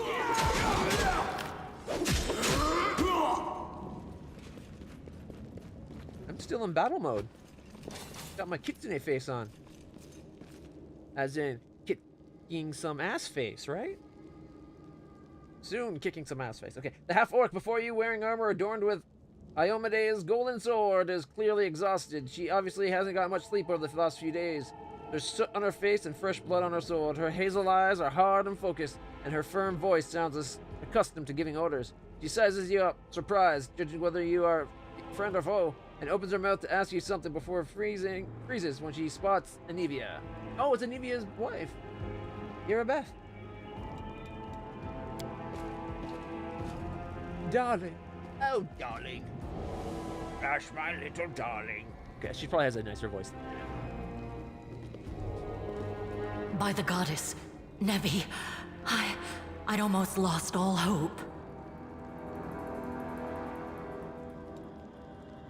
Everything's fine, Beth. I'm here. I'm here. This here's a new friend. She rounded up those of us who survived the fall and led us up to the surface. Without her, we'd never have made it out. Let me introduce you to my wife, Erebeth Tirabade, head of the Eagle Watch. The half-orc nods until the army arrives. Until the army arrives, I'm the temporary warden of Canabris. And you're just in time. As you can see, we're in the middle of a battle. And thank you for getting Anevia out of there. Where are we? The Grey Garrison. Until recently, it served as barracks for the Crusaders, but it's now been taken over by cultists. What's the target of the battle? When the demons attacked the city, their main target was the Ward Stone. I trust I don't have to explain to you what the Ward Stone is and how important it is to the Crusaders. We must retake it at any cost, or the fall of Canabris will be the beginning of the end of the Crusades, and with them, the rest of the world. Yeah, I'm sorry. Canabra sounds cool and all, but Kinabre sounds more foreign, at least. At the beginning of the end of the Crusade. What's a Ward Stone? I'm new here. It was my first day, after all. I see that you had a difficult journey to the surface. You need to rest. But there's a lot riding on this battle. I have no right to command you, but I'm asking you to help us. I have important information on the location of the cultist den. Very good. Report to me in full when we get back to the Defender's Heart. It's our temporary headquarters. Right now, the most dangerous cultists are here. The ones occupying the Grey Garrison. Alright. We met some mongrels who live beneath Canabris. This is Lon. Most people in Canabris think that the children of the First Crusaders are simply a legend. Other people say that the day you emerge on the surface heralds the start of the end of the world. I'm not superstitious, but the situation is apocalyptic, all right. Having a living legend on our side can't hurt. Come on, living legend? A walking folktale, maybe? I just need to make sure I don't turn into a running joke. I like land. The city's gone. Most of the defenders, including the Dragon Terendelev, fell in the first few hours. The civilians either fled or died in the chaos. The place is overrun with cultists and demons. Terendelev died in the first few seconds. Took out a couple small fry demons, and then the big guy came in, was like, done. Like, blocked it to the ground as it turned into a dragon with its head thing, and then spun it around and sliced its head off with the scythe. It was impressive. and terrifying because it was against us, not with us. Don't talk like that. Canabres hasn't fallen. Not while it still has defenders like you and me. Sweet words don't change the grim truth. No, she's right. Thank you, Knight. Until we no longer have the strength to hold a weapon, until Iomedae abandons us, we will fight for Canabres. Tell me about the Wardstone. Why is it important? The Wardstones are a gift of Iomedae. Created personally by her herald, a mighty angel, and a general of the celestial armies. The Wardstones keep the world wound from expanding. They stand along the border of the territory controlled by the demons, creating a barrier to keep them inside. The Canabres obelisk was the first to be placed. It is the key to the whole barrier. We cannot leave it in the hands of those monsters from the abyss. I wonder if the angel that placed the barrier is the one that we took the essence from down below and have the sword of. Oh, wait, the sword's inside us.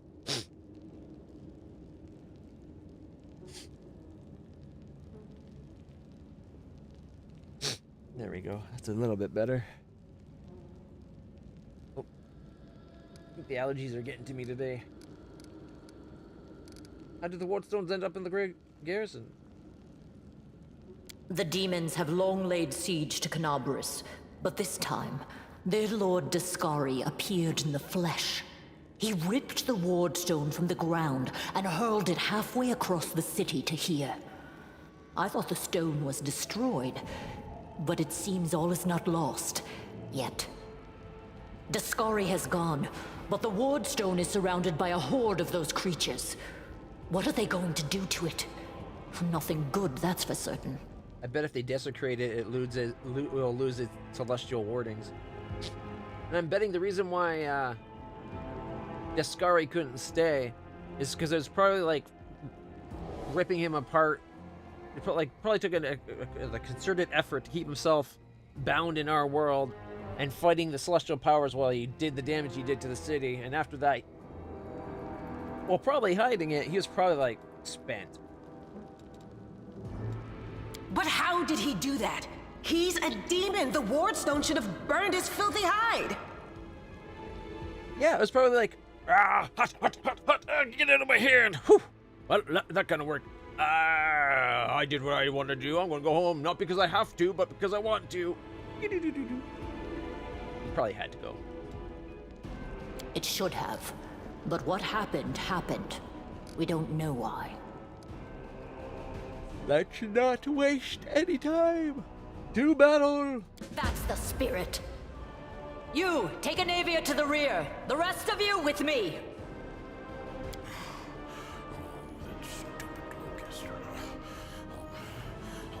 You hear labored breathing interspersed with disgruntled muttering. Horgus is holding his rapier hilt in a white-knuckled grip.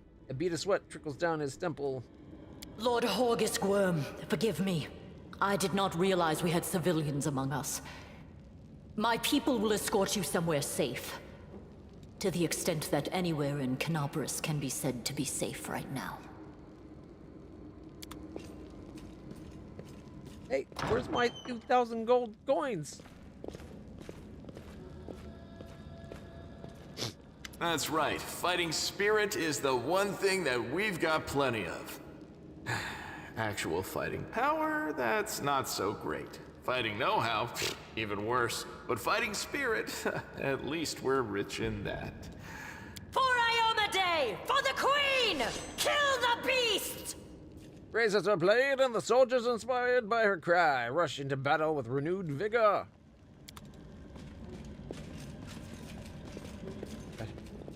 Skur? Masterwork Bardishes.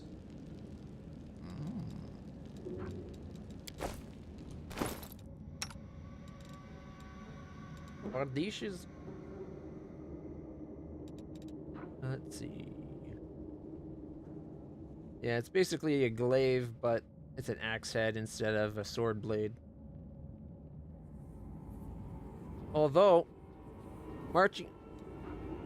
they crit on a 19-20 for double, whereas glaives crit on 20 for triple. Squishy.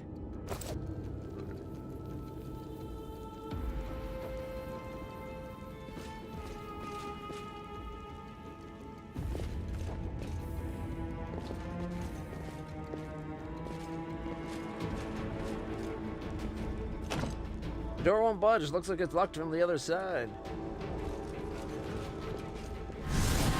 That's one message I hate to be. You have not completed your mission in the garrison. Okay, so that's the way out. Watch each other. You're playing with the auto end turn option enabled. This option allows the game to end the turn automatically when a character finishes their standard and move actions. Do you want to leave this option enabled? No. I've had a couple times where I could have done a swift action afterwards that it prevented me. And of course it's around the corner.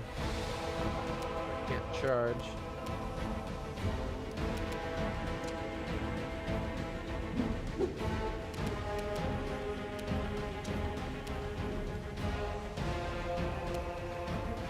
Forwards.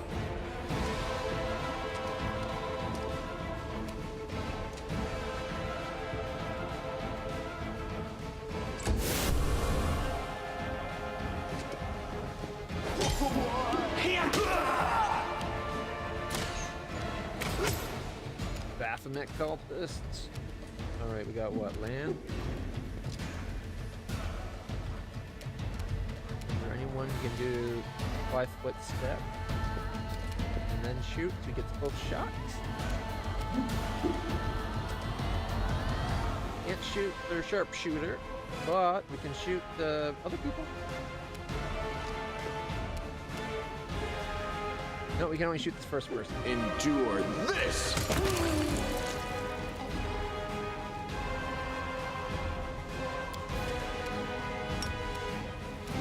Use those arrows. We got 9 left.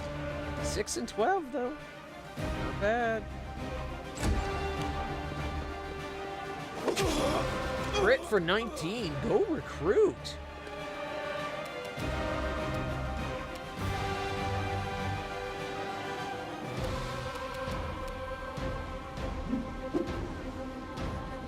We need to do a move action.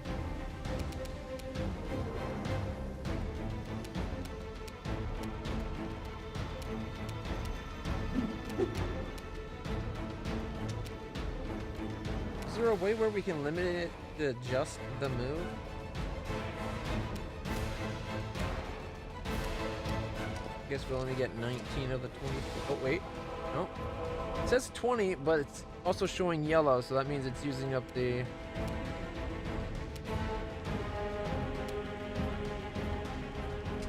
Alright, I'll take 19.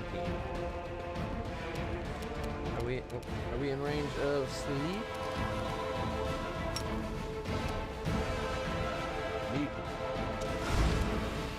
Oh, nat 20. He definitely resisted.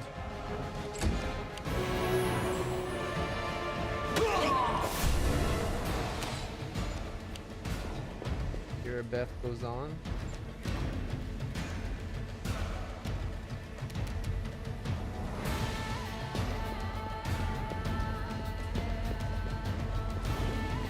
Sure, leave 2 people but alive behind you.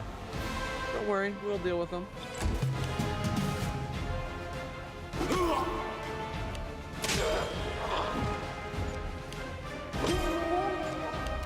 I guess they got the recruit here still. A solid plan. Miss and bite for 3.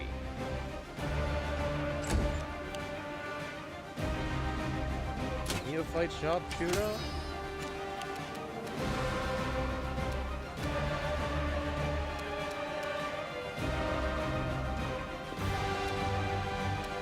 Make every strike count.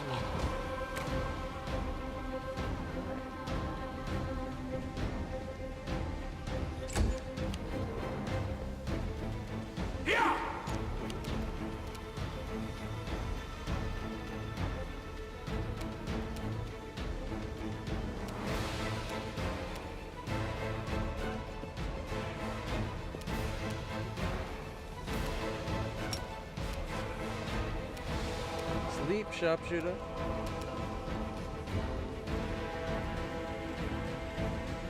Guess it won't let me. You are today's sacrifice! He was kind of around the corner a little bit. Guess he wasn't quite in sight. Yeah, I kept going. I still had the save file if I wanted to, but I spared Wendu. I did not slay her. Kind of had it coming, but I didn't do it.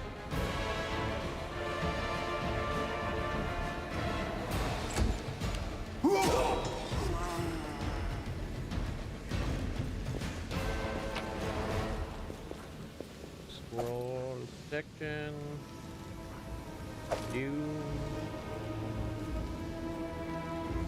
Crossbow, heavy crossbows and daggers with leather armors.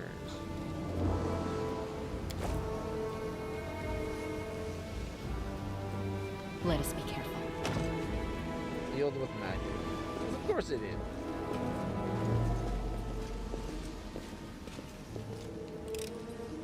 This one was beyond me. I am helpful, am I not? This one's beyond me. Let me try again, though. Yep, got it. Turns out it was actually kind of easy.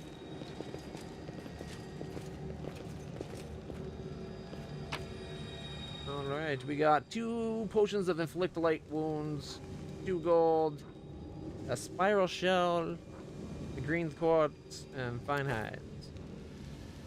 Tread lightly.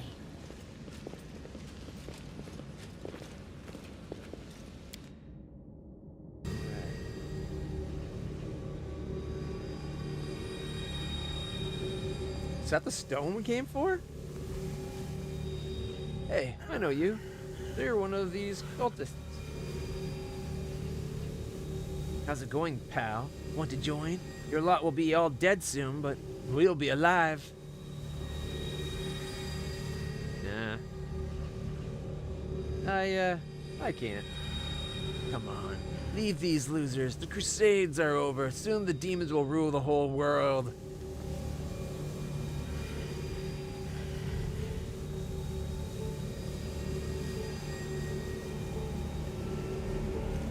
Here goes nothing. All hail Baphomet! Cowardly traitor, I swear on the sword of something. Enemy near.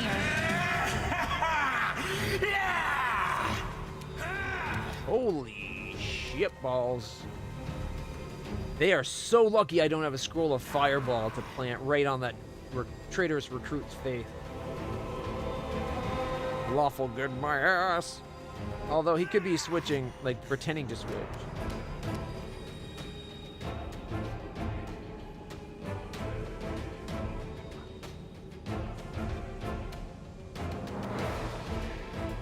Shit. Let's see, we got 1, 2, 3, 4, 5, 6, 7, 8, 9, 10, 11, 12, 13, 14. At least 15. Okay, there's 8. I'm guessing it was 8 and 8, and then he joined to get that up, maybe? Oh no, 8 that side. 7 this side. So yeah, that's just the 15 of them that we can see.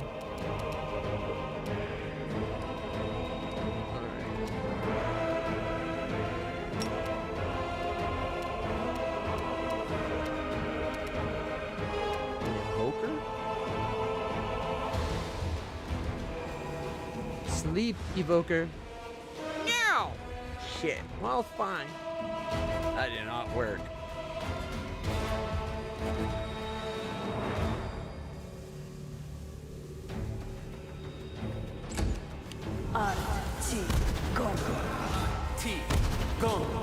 Magic missile. Highly underrated spell. That's pretty good. Okay, you're up next. We got cultist, cultist, cultist, cultist. Sharpshooter. To get to the sharpshooter, we'd have to move, so we'd only get 1 shot. You've crossed the wrong mongrel. 5 out of 9 damage. So close. Divine fervor.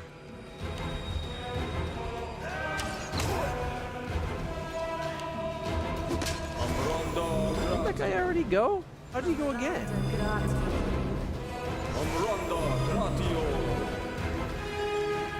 I really wish we had cleaves.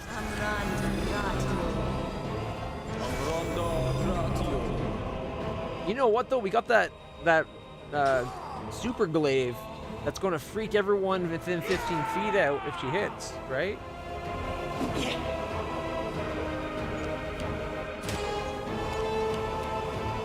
And it's her turn.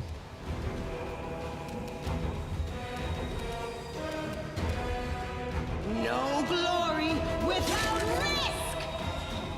They're afraid. And we killed it, so they made... She just one hit the guy. It might have good cause to run in fear.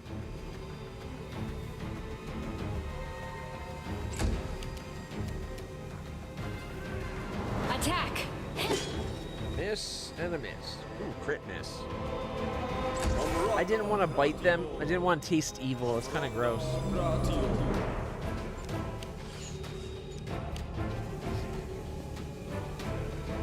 Stunton Vang. No idea who I do. All right.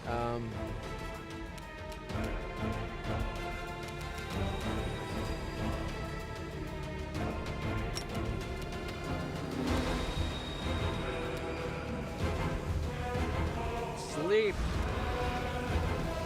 With his back turn, we should have got an extra chance at making him sleep.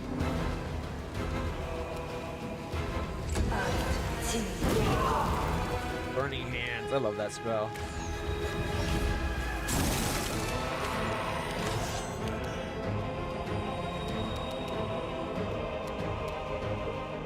You won't survive me.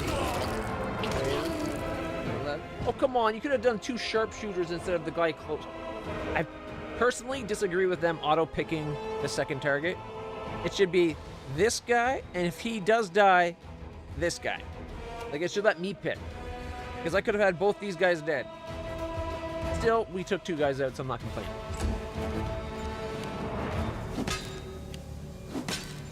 These cultists are really crummy levels. Like, sure, they have numbers, but we're ripping them to shreds. Critical hit for 13.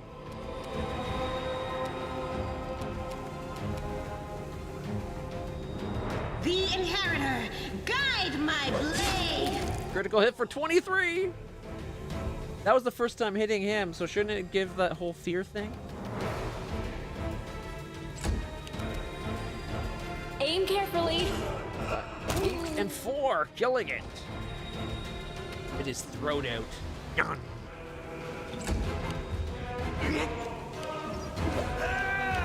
See, I knew I could send Seela to help these guys over here, that we didn't need it on the main group.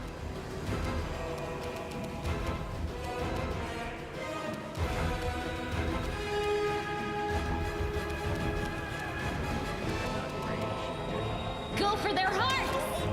Critical hit for 2?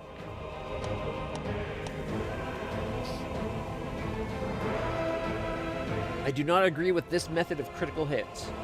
Critical hit should not be increasing your die roll to 2 die.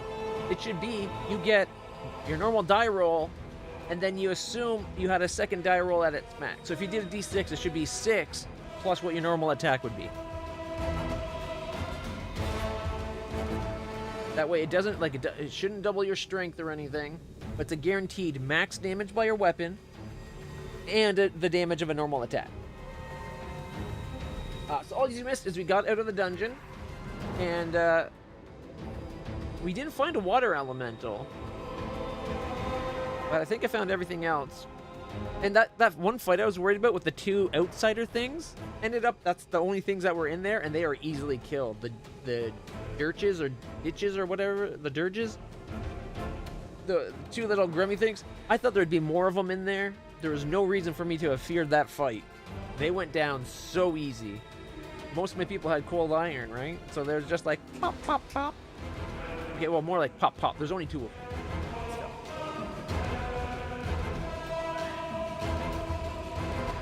But yeah, see, because of this, you should not have a critical hit. If it was a critical hit, you hit something soft and squishy, you should have done a lot of damage.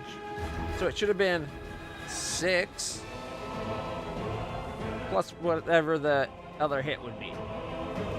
Why is it 2d6? So that's... Oh, so base hit was d6, critical hit... That's a weird way of saying it. Shouldn't it be critical hit did 1d6? So we now have 2d6s total? This makes it look like it should have been 3d6. But 2d6 for 2 is shit. So I personally, when I DM, I always do critical hits as whatever your dice that you normally would have rolled, assume that that's full. So in my opinion, it should have been 6 plus d6 as your critical, because that way, assuming you, it just assumes that one of your dice is a max roll. That's because it always sucks that way. Like, oh, I hit you for normal damage. I did 6. I hit critical, hit you for 2. That makes no sense. Would have been a 7, which is still better than a 6. Guaranteed better than a normal hit. See? Burning hands again. Whoever's controlling that recruit should have had him shooting that evoker. The evoker should have been their first target. Endure this! You see that? Dang it. Okay. I forgot the evoker was there. He kind of blends in. But he should have been the second arrow.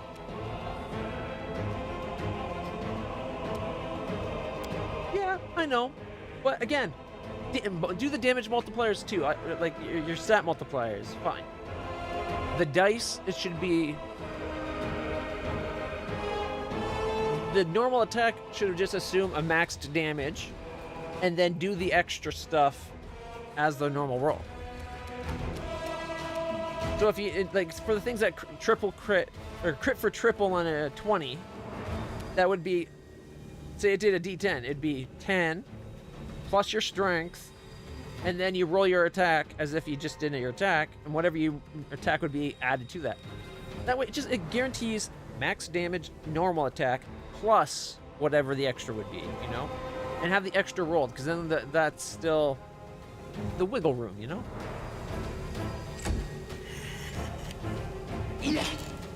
Miss! Miss! Like, you can add the strength multipliers if you want. I say you don't really need to when you're doing it the way I talk about, because you're already getting a lot of damage guaranteed. The light can take you! Because you'd still get damage multiplier from normal having damage multiplier. You just don't get to double that. It balances out to work to closely be the same. And if you want that slight bit more, you can always be like, okay, include damage multipliers.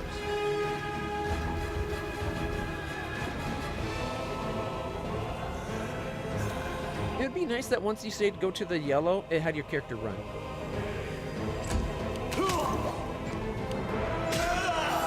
Dude.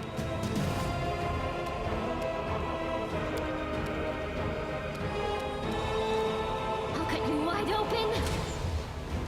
Oh wait, I forgot about the evoker. Get him next time.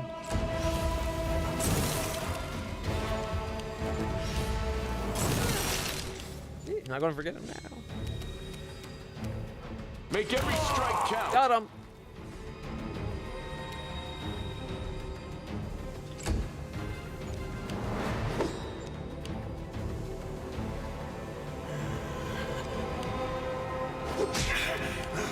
Why are you not taking out the evoker? Into the fray! Nope, missed.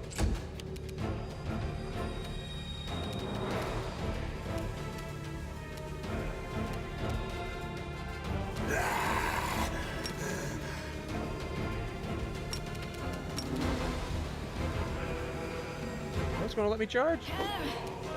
I don't care that I missed. Now anytime you cast spells, I get my attack of opportunity. Never mind, we just used it up. See, that was a stupid way. It should have asked me if I wanted to do it.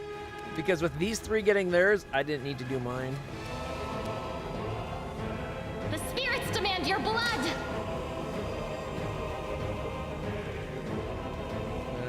Yes.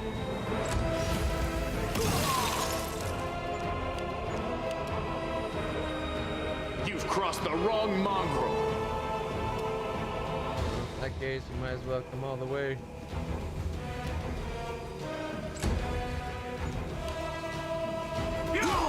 Ooh, go recruit.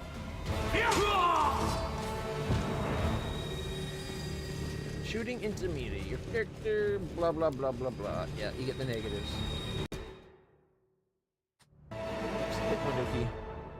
Meant to control A. Alright, let's see. We got Cure Light Wounds ×2. Odd that they're not on the same thing. And Color Spray and Cure Light Wounds. Summon Monster 1, Divine Favor, Shield of Faith, Masterwork Glaive, some more spells, Protection from Law. It's almost like they expected to fight people that might be lawful. And more of that. More protections from good. I'm gone.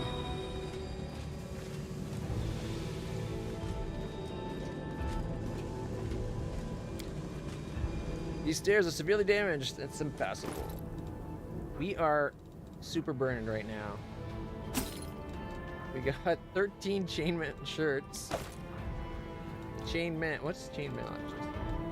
Chainmail is 6 with a max 2, so it's max of 8.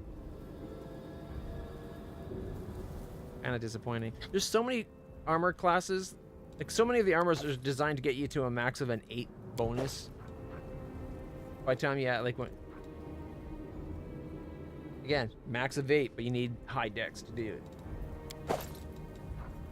We got 11 Masterwork Glaives. Ardishes. Scythes. Scythes are really cool weapons. Dome spear. Light crossbows. Alright. Follow my steps. The door won't budge. Is that somebody's head? Yep.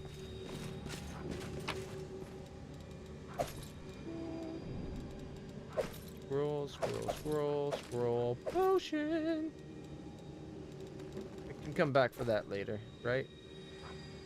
Yeah. Is this door open?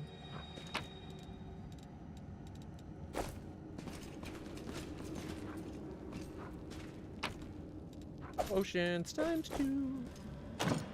A heavy blunt option was clearly used to try to break down the door. Let's head out.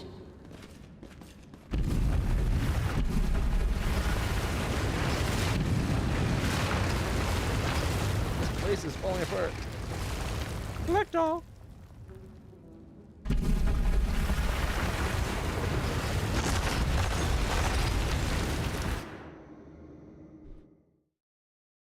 At least we got a lot of that loot. We'll drop it as soon as we get into the news part.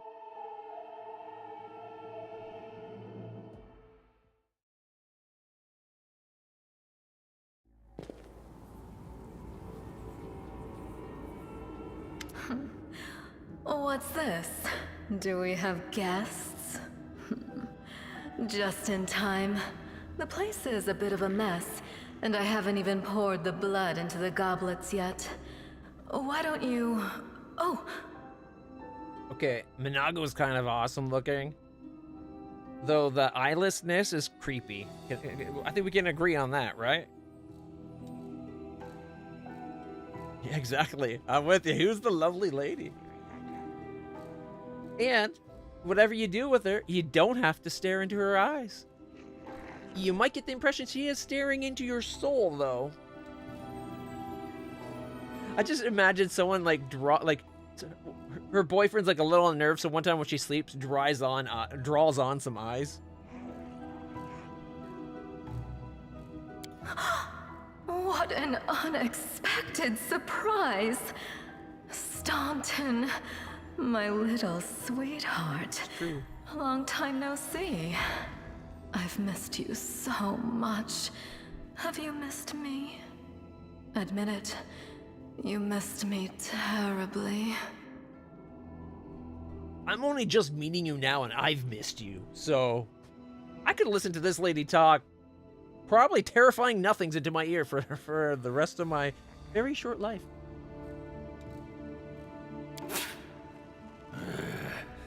Minago. You again, you wench! Minago, the one who... Be careful. She's one of the deadliest creatures in the whole demon horde. She was once responsible for a massacre in Canabris. She must be back to finish what she started. Hey, demon woman, what's wrong with your face? Oh,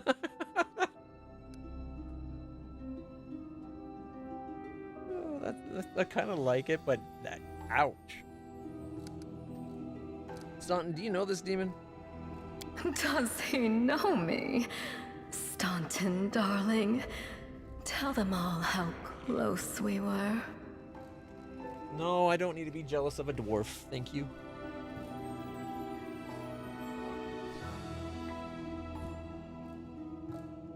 I want to hear that in up close and personal sound. That wench? She's the one who led me astray. She's the reason my life has gone to the abyss. She's the reason why Dresden fell. Yeah, certainly not your fault for making wrong choices. Oh my, like butter wouldn't melt. What I remember is how eagerly you would run to our trysts, how you begged to see me again, how you promised you'd do anything I asked. By your own free will, you said this. And now you claim that Dresden fell because of me. No, no, my dear. That was entirely your own doing. Yeah. It was worth putting the cans on.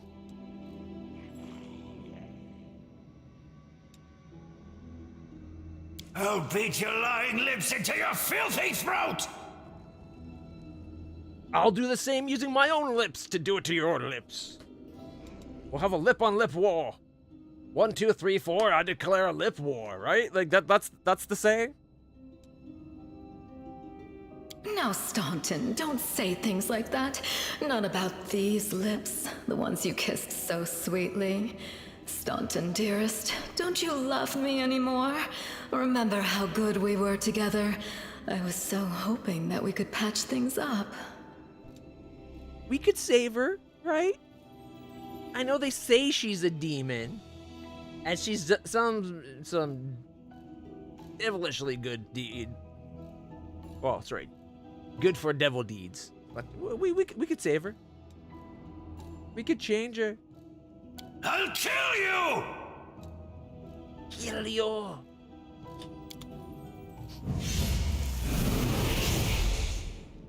Why's she running away? Be careful, everyone! Damn you, Staunton! You scared away our lovely. Come back. So it's an abracadabra? Or sorry, abracadandaloo.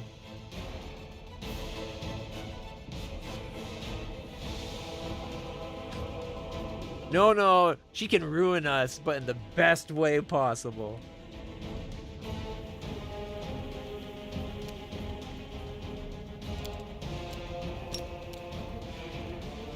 You won't survive me. I'm assuming they have the damage reduction thing. Yeah, they're outsiders. Endure this!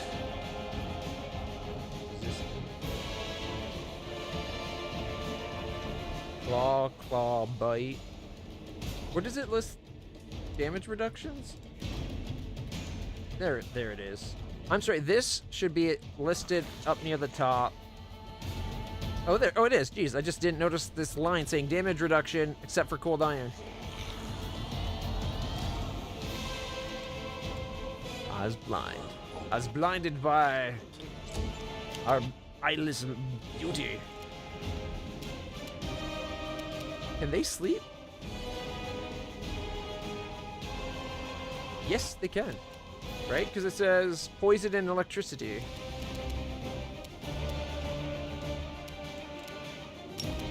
Sleep.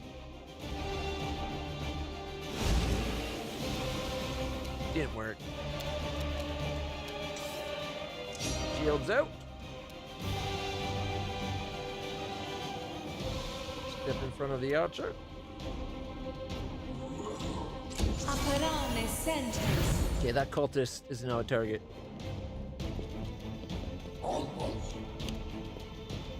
Arabet. She didn't try to attack the Abracadabra.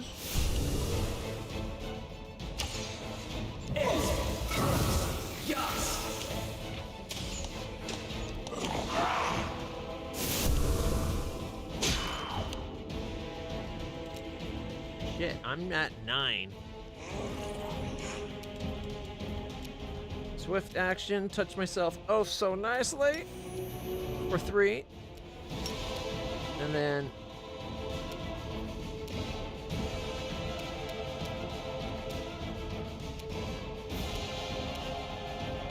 I feel faint. ouch. Took 10 on that attack of opportunity. I looked and I didn't see any red on that. I guess it was too early.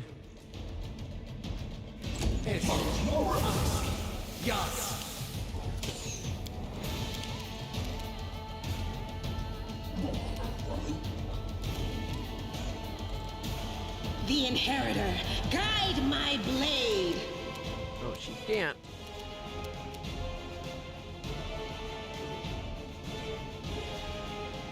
She failed her saving throw.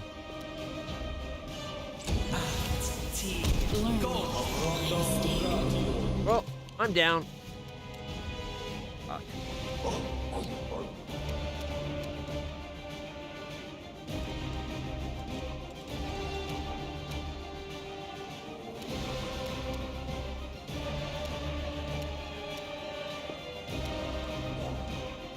Make every strike count.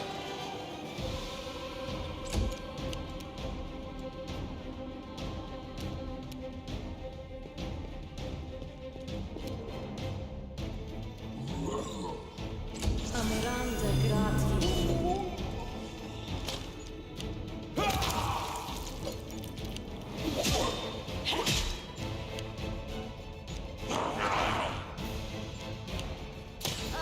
I thought party encumbrance didn't affect combat.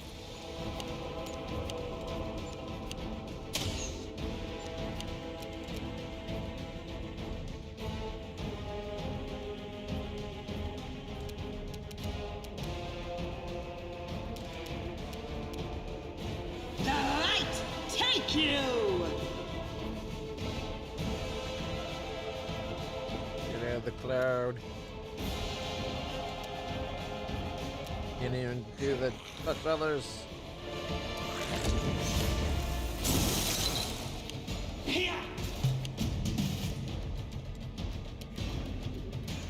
Lamp needs to get out.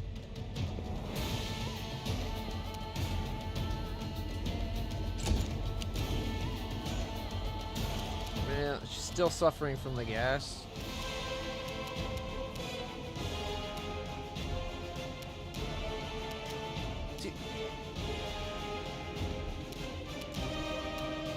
There needs to be an option where you're saying you're specifically moving. And then you can pick wherever the heck you want to move to. Because if I want to move it above this guy, it's not letting me. Unless I hold shift, but then that's only a 5 foot.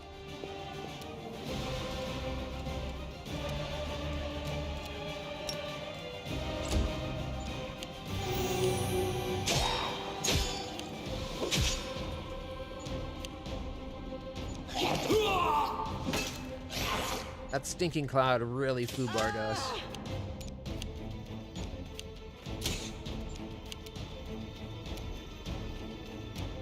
Still can't do anything. Touch your sub? Nope.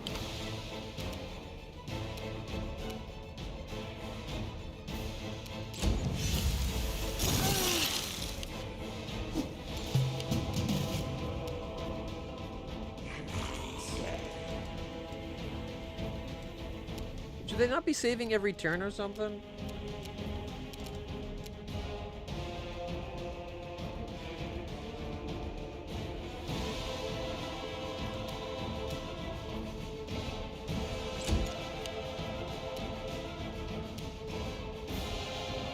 You are today's sacrifice!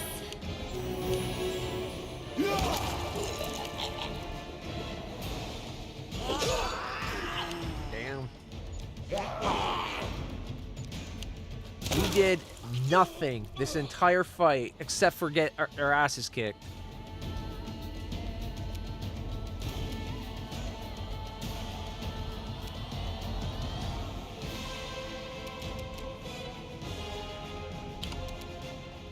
And even though she's not suffering anymore, she can't do anything this turn.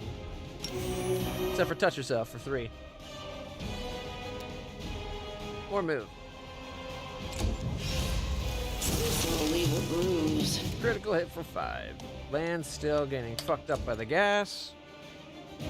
She's still fucked up by the gas.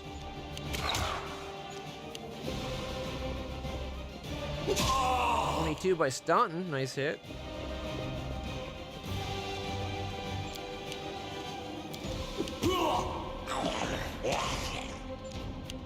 I like that it does proper critical hits and not just assume you get a critical because you rolled a 20.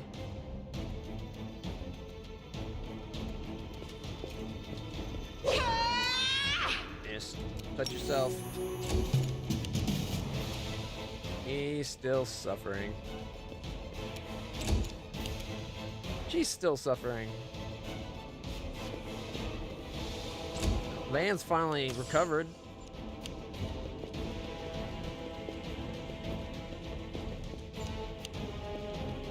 Hit for 16.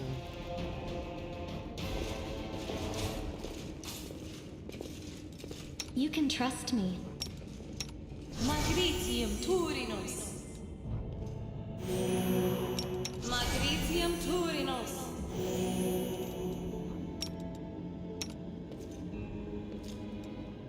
Magritium Turinos. At least it's actually walking to each other. For the I will help where I can. Our duty calls.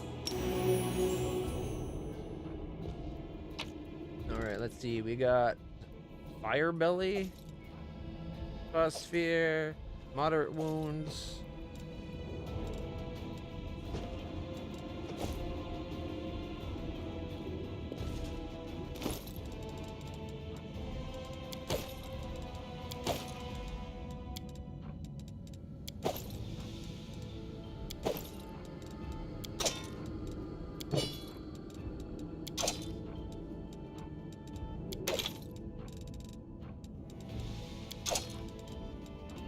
Two daggers.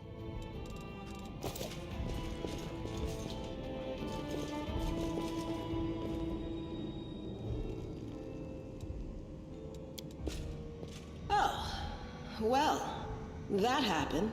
An occult symbol drawn in blood, human blood. We failed the religion check. Seriously? There's a DC 12, and she got an 8. Thanks, Len.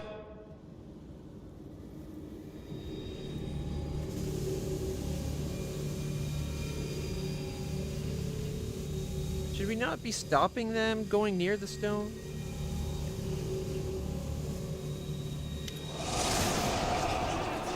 As soon as you step into the chamber, your visions seems to darken and your knees buckle. You struggle to keep your balance. The air in here is laden with the power coming from the stone. Suddenly, your head is filled with voices, screaming, whispering, cackling, threatening voices, pleading for help, shrieking curses and taunts. You blink, and the illusion passes. Congratulations. You made it all the way here. This is it, your precious ward stone.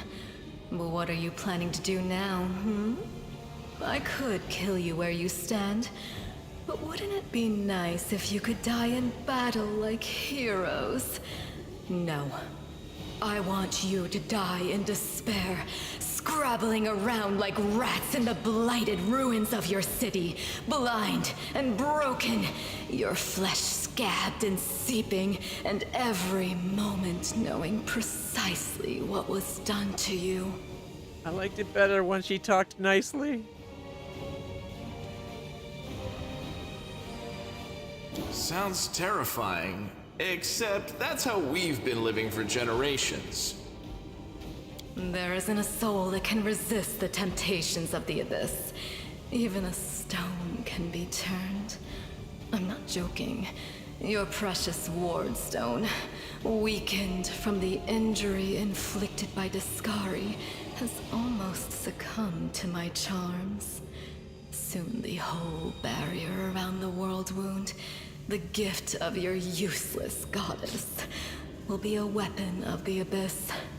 Just a little more and boom. Wait, are they gonna blow it up? Every city with one of these eyesores stuck in the middle of it, from Canabras to Nerosian, will turn into smoking craters, and all the mortals into red sludge beneath our hooves.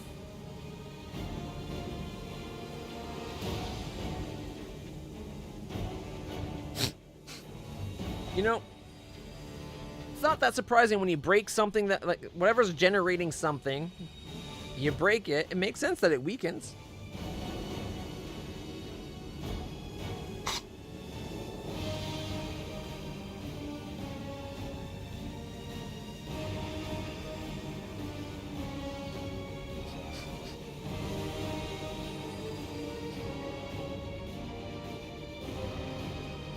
Sorry about that. My allergies are making my nose all plugged up today. So you have a choice. Especially you, my pet. Kiss me on my dainty hoof. Pledge your loyalty to Baphomet.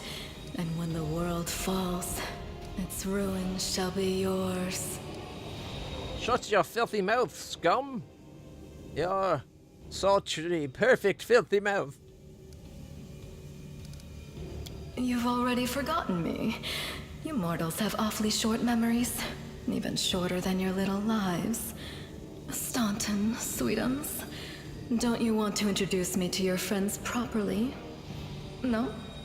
Well, I'd better do it myself. I am Minago, Lily II and faithful servant of Baphomet, and leader of his armies.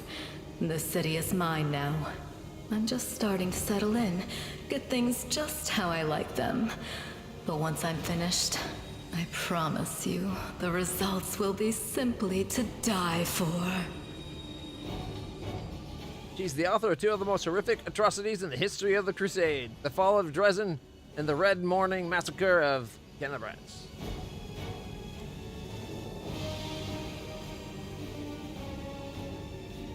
And it was such a charming little place until you sullied it with your presence. It had such lovely boulevards, quiet and shaded. You took those away from me, and I shan't forgive you for that. No, I shan't. They've done much worse things than spoil the promenades. All the people they've killed. Well, how do you think they spoiled it? Come on. Yes, of course, you're right. I grieve for the common folk as well. That's so believing the way you said that. You feel righteous fury swell within you. How dare this demon besmirch the ground of this beautiful world with her hooves? A world created by the gods and cultivated by mortals? And these cultists, how dare they betray all that is sacred in the world and join the forces of the foulest evil? Can they repent and redeem themselves, or have they followed the path of evil past the point of no return? The ward stone seems to sense your thoughts. The chamber grows slightly brighter. What are you doing to the stone? I'm hoping us doing this won't negate this. Well, quite what am I doing to it? Probably the same thing I did to many of your comrades. Sweetly and tenderly persuading it to abandon the mortals and join our side. I was gonna joke she's speaking sweet nothings into its ears, but she really is. Right until the whips come out. Prepare to fight to the death, demon! We won't let that happen. Shut your filthy oh, you can requires demonic path. Succumb to the rage.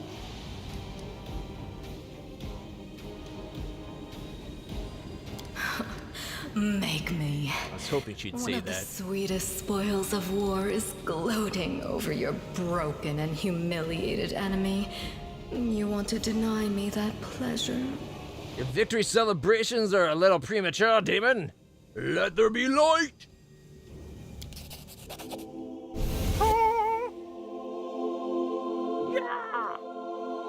Echoing the holy flame erupts from your hand. The light also gets brighter and brighter until it floods the chamber. You hear the voices again, stronger now. They repeat your words like a choir of angels. You performed a good act. Hey, No Eyes! Didn't you tell us that heaven had turned its back on us and no one would come to our aid? Don't listen to her. The fiend wants us to lose all hope. She won't succeed. I'm done with this shit! I only followed this hoofed menace because I thought the Crusaders had it, and there was no other way to protect my family. But now I see that there is hope. I won't bow before these heinous idols ever again. If they kill me, at least I'll die a decent death. Here, here. At least you'll die. I plan to live. Our poor lady's been betrayed by another. Yes! Return to our side, friends! Have courage! We will welcome you back, and heaven never abandoned you, no matter what this deceiver told you. The proof was the fact that there's a heavenly object standing in front of you, dumbasses. Turncoat, I'll cut out your heart. We'll see how tough you really are. We let you frighten us once, but it won't happen again. An elf with a face deformed by acid burns, throws her unholy symbol at him. Watch each other. So we got 2 of the 5.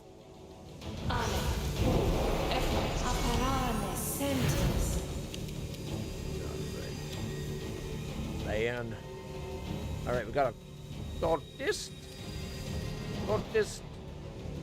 Okay, we got a Discari cultist, and we got Baphomet cultists.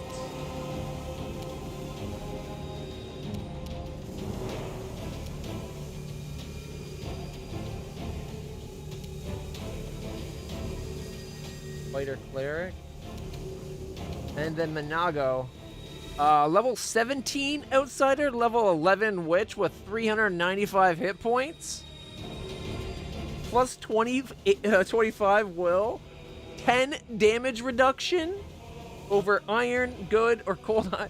That's right, good or cold iron. Yep. Okay,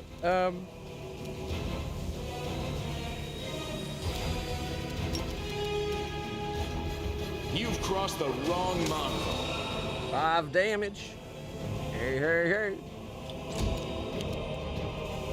Why can't I charge? Fatigue?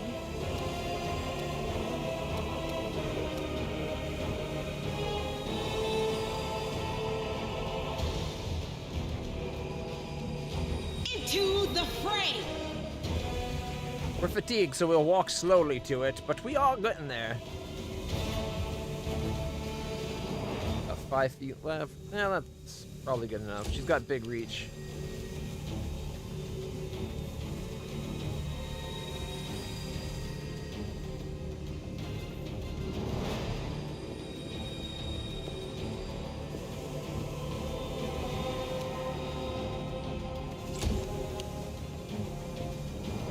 Beth. Ow, that was 11. Healing in combat. Rain is below 50%. Never show this again. You can regain lost HP with spells and resting. Can't rest in combat game. That's 6. Guys.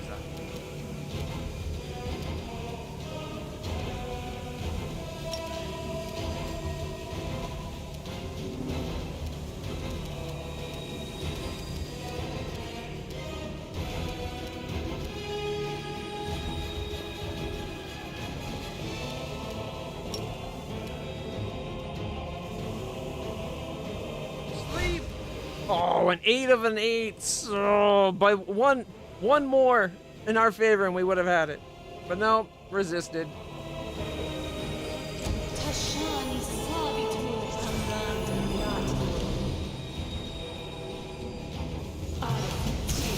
Ow! Well, she dropped. Freaking lightning bolt.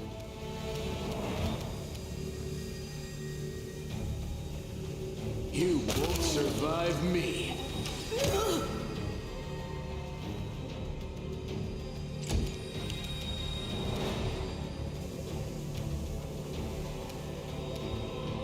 The Inheritor, guide my blade! Okay, touch yourself ever so gently.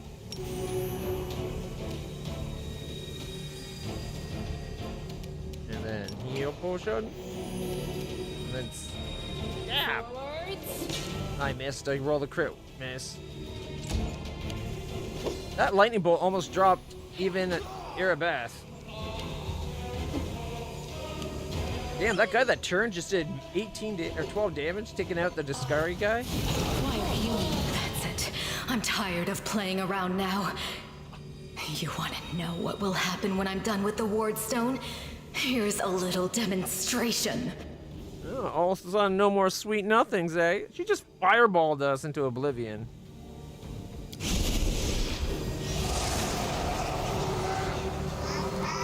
The demoness whispers a spell and a wave of darkness sweeps through the chamber. Your companions wince in pain, but it's nothing compared to what you feel. Thousands of voices once again burst into your mind, drowning you in their moans, screams, and sobs. Pain rocks through your skull.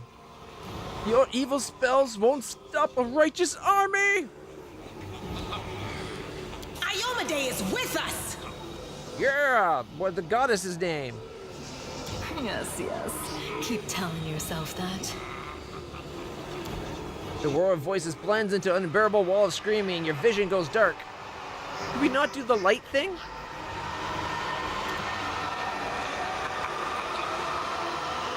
I was literally about to do the light thing. Kind of forgot to do it on my turn.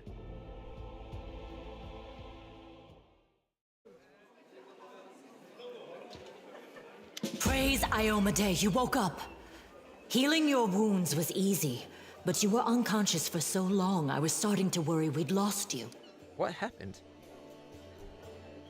We couldn't stand up to the demoness. Her spells were too strong. It's all right. We'll handle it somehow. You blacked out, but Staunton and I managed to get you here to the Defender's Heart. It used to be a tavern, but now it's our headquarters. We're gathering our forces here, and we're preparing to strike back. We're gathering in a tavern. That's how we're starting this? I found a cultist dispatch in the dungeon. It seems they are holed up in the Tower of Estrad. Demons have been filling Canabras with their spies and infiltrators for a long time. Unfortunately, I don't have enough people to attack the place right now. At least not blindly. I'd be grateful if you snuck in there and scouted out the situation. But just scouting. Don't be a hero. Okay, but just to let you know, I'm a big fan of aggressive scouting. That's scouting with a lot of swordplay. And deathly screams of our enemies. The best way to tell you where all they are is to collect all their bodies and line them up for you. That way we know exactly where they are. What's the situation in the city? Bad, but not hopeless. We're constantly getting news, and new sources of resistance keep springing up in the districts where everyone seemed to be dead. The survivors are gathering here. You should see them. Their faces, their eyes burning with determination. The city is destroyed, but our resistance is not broken. We will keep fighting. What do you plan to do next? You heard what the demon said. They're going to desecrate the Wardstone and blow up the whole barrier around the World Wound. That would be an even worse disaster than the World Wound's expansion before the Second Crusade. Not only Canabras, but every city with the Wardstone will be destroyed, including the capital. We can't allow that no matter what. We will retake it, even destroy it if we must. Iomade's gift must not become a weapon of the Abyss. Maybe they want us to destroy it in desperation? Tell me about it. Why is it so important? The Ward Stones are a gift of Iomedae. Created personally by her herald, a mighty angel, and a general of the celestial armies. The Ward Stones keep the world wound from expanding. They stand along the border of the territory controlled by the demons, creating a barrier to keep them inside. The Canabras obelisk was the first to be placed. It is the key to the whole barrier. We cannot leave it in the hands of those monsters from the abyss. How can I help? First of all, we need to decide what to do with the stone once we get it. What I'm about to say is classified. A traveler came to the city recently. A blind elf calling himself the Storyteller. He insisted he be allowed to examine the Ward Stone, and he raised the alarm when his study was finished. Even before the demon attack, he had found some damage or flaw in the stone. Probably how the demon got in. Prelate Hulrune dismissed his words as nonsense, borderline blasphemy. But between you and me, the prelate's opinion isn't worth much. I think the Storyteller knew what he was talking about. We could use his advice right now, if only we knew where he was.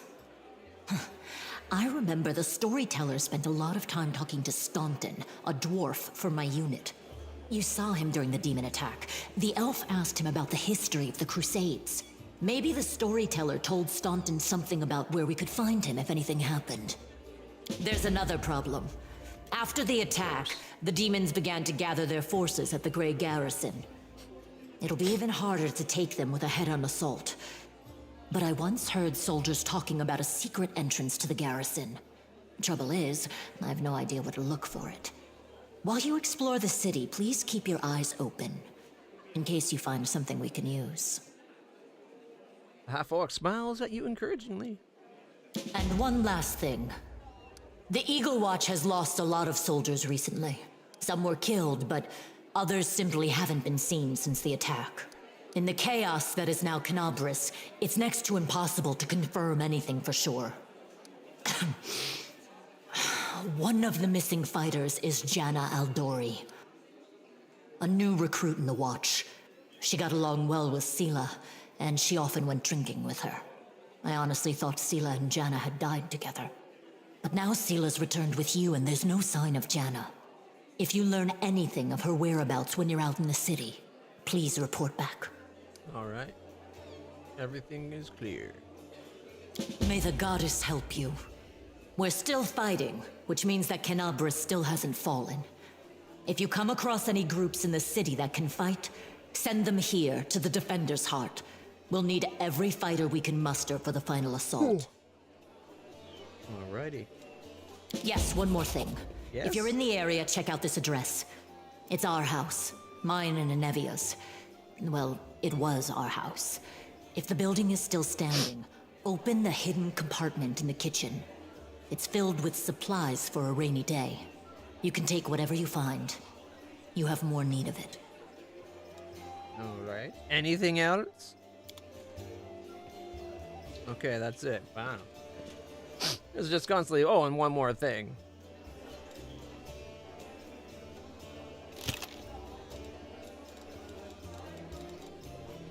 Sovereign Dragon summons a tiny pet Sovereign Dragon. Sovereign Dragon's Great Wizard provides +1 morale bonus on knowledge, world, arcana, lower nature, and lower religion checks.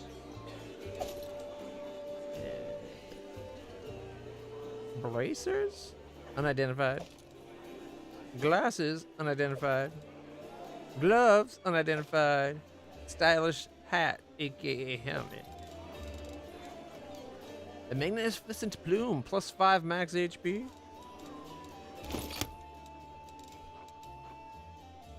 Goggles plant. These goggles grant the wearer a +2 bonus on damage against swarms. The rat catcher's goggles. Fox. Fox with glasses. Ooh, they're like emerald. That's perfect. We're a green-eyed kitsune, and when we put on green-eyed glasses. +5 to max HP. Yoink. I like it so far.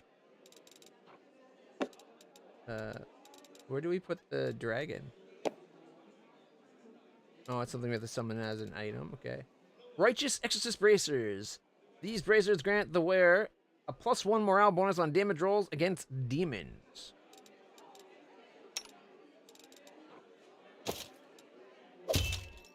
Ooh, I like the design. Little bits of red. Sela can have those. And then we have Dashing Cavalier Gloves. These gloves grant the wearer a +1 morale bonus on attack rolls. In addition, they also grant a +2 on damage rolls while mounted. We don't have anything like a mount yet. I'm really tempted to give it to Lan, who I was afraid the fireball killed. He gets 2 attacks already, so him having that +1 to hit is like for 2 attacks. That's pretty huge.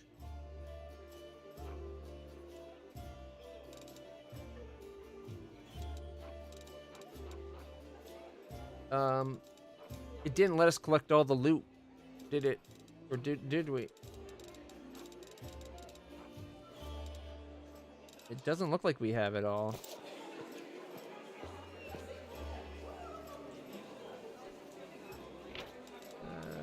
One second.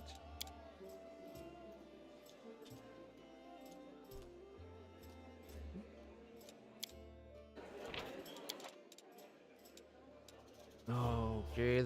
I think the autosave was a little bit ago. It popped up that one time where it was like, you're going to the area, do you want to get the stuff? And I thought I said collect all the loot. But it doesn't seem like we had all that armor and stuff and that we dropped so that we could move faster while exploring.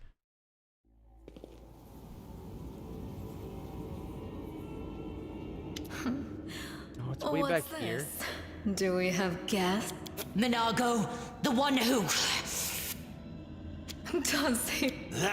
Oh. No.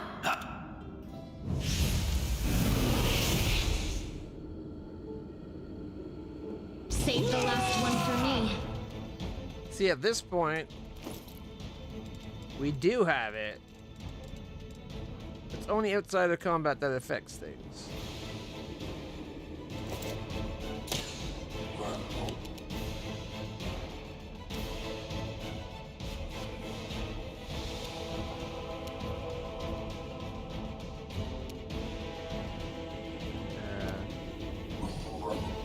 Wretches, sharpshooters, wizards.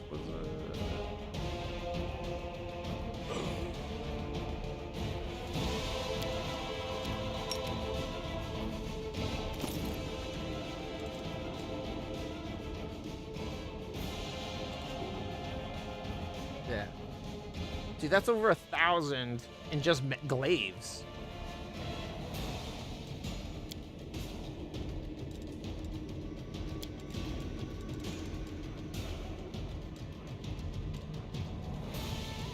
So many things are worth exactly 100, 200, 200, 200, 200.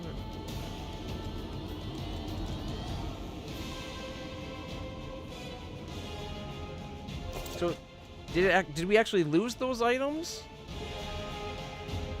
Should I redo these fights just for the items?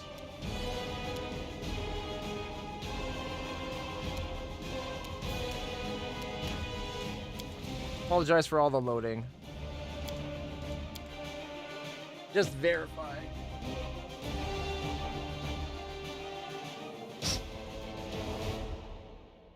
Like, I'll stick with my choices, but I don't want to lose out on like 2,000-3,000 in loot.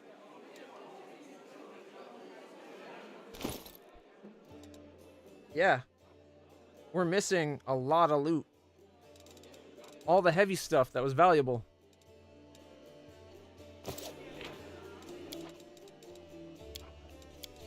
Apologize, we gotta do that again.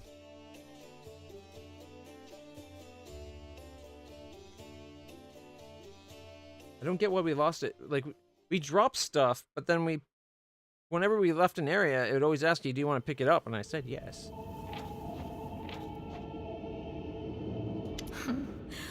What's this?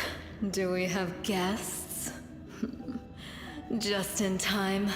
The place is a bit of a mess, and I haven't even poured the blood into the goblets yet. Why don't you... Sounds so sweet. Minago, the one... No. If we're being honest, that is part of it. Yet another obstacle. We had a worse initiative roll this time.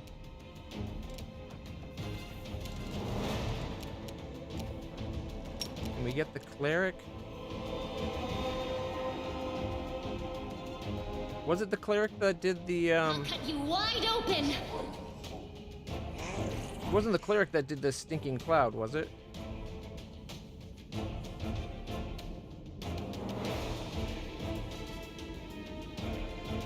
No. The spirits demand your blood. No way. You are today's sacrifice. There's the ledge.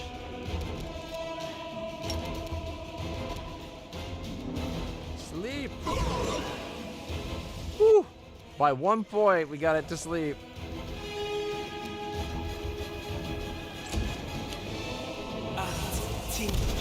He just slid across the crowd.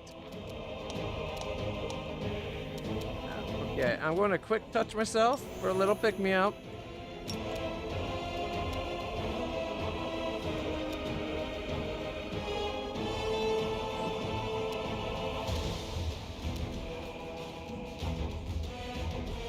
Abracandaloo.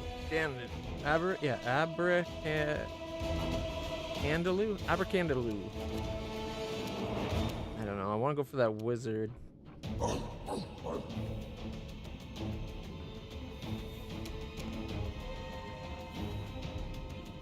It's already acted though. Charge! I missed. Needed a 7, rolled a 3. I missed, thank goodness. But it brought it so that land can do 2 shots on it.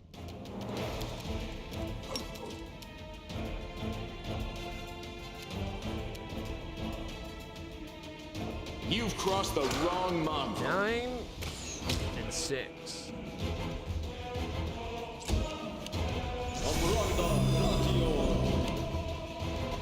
Bev. I feel faint. Shit, she almost got me.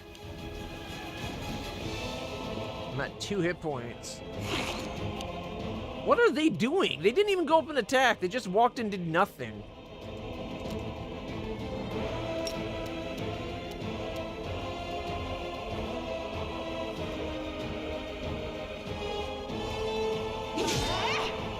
There, at least some of them failed their save throw, so they're frightened.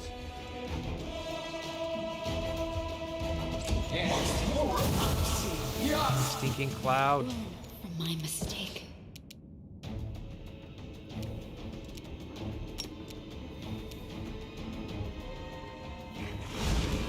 It saved readily.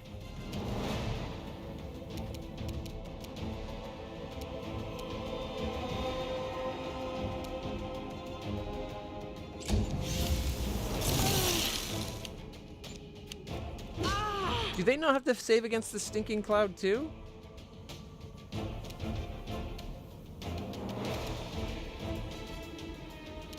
You won't survive. There goes the wizard. I shouldn't have used the cold iron arrow. Did his second shot miss? He did 1 shot. It did 8 damage, and then he did another, did 11.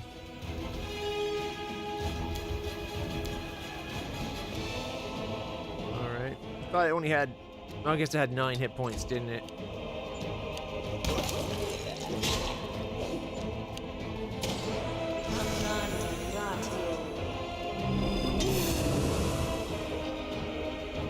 They're getting themselves killed with attacks of opportunity. He's afraid of us. Well, Sela.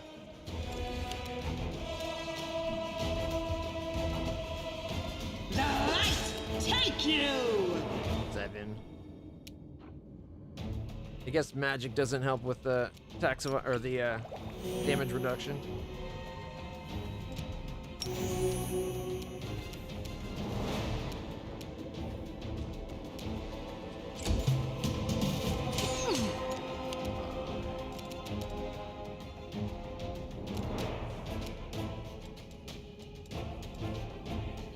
No, she succumbed to the gas.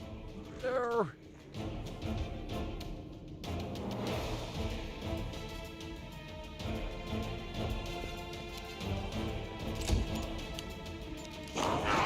And apparently I'm at -8. Endure this! We're gonna be out of these iron arrows.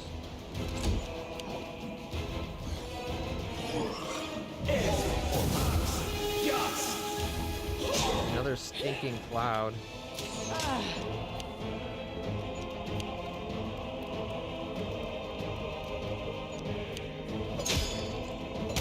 Nice.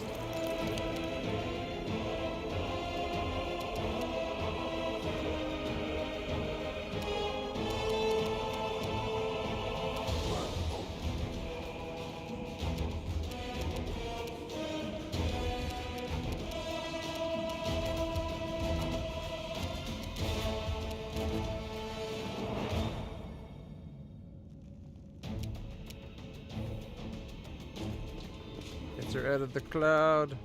Into the fray! Ooh. Do they make their will saves? At least one did. Yeah, they both did. Damn it. Touch yourself.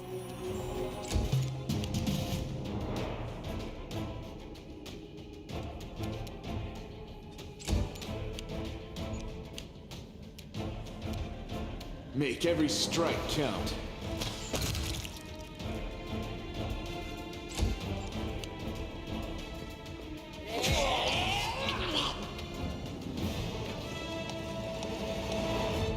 Yes, I know how to heal. What's on your mind? I need I heal. wonder.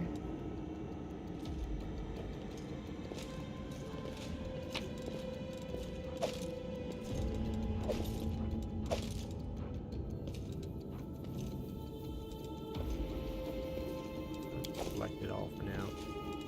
I heed the voice of the spirits. Magritium Turinos. Magritium Turinos. Magritium Turinos.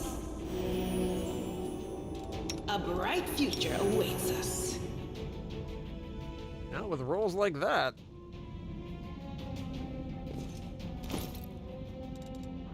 Alright, do we still have all the garbage right now?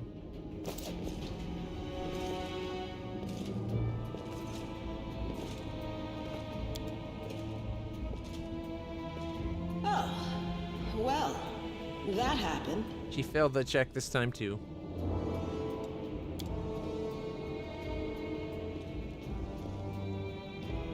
Thanks, Len.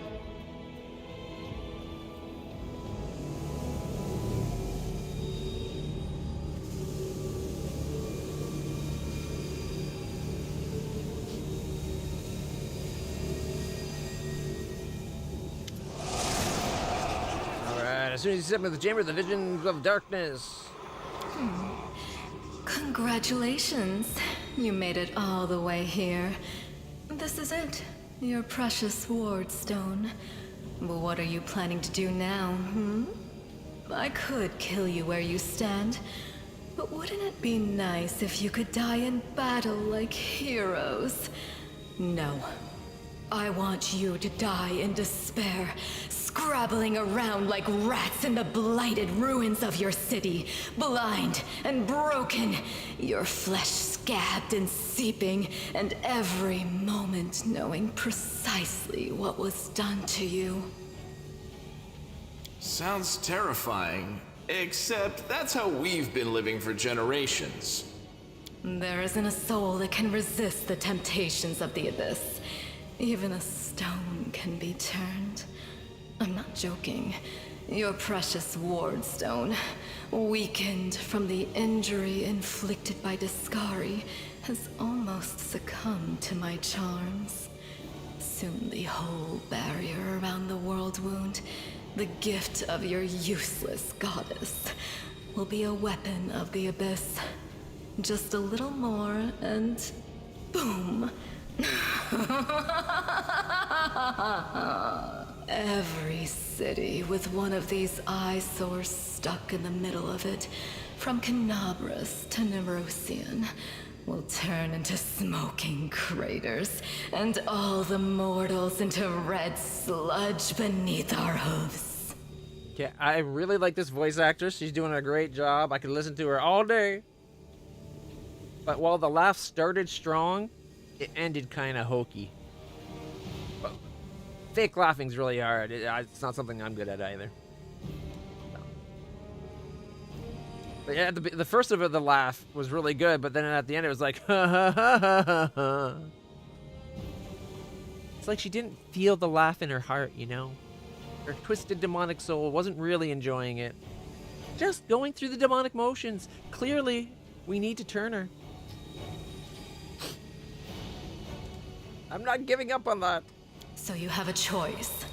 Especially. All right, who are you? You've already. Continue. And it was such a charming little place. Yes. What are you doing to the stone? Well,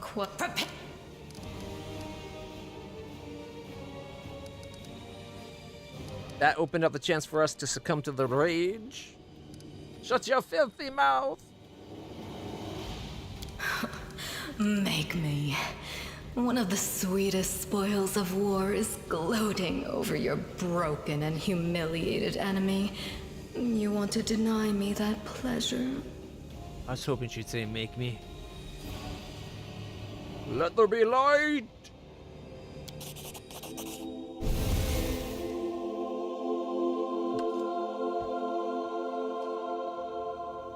Echoing the holy flame erupts from your hand. The light also gets brighter and brighter until it floods the chamber. You hear the voices again, stronger now.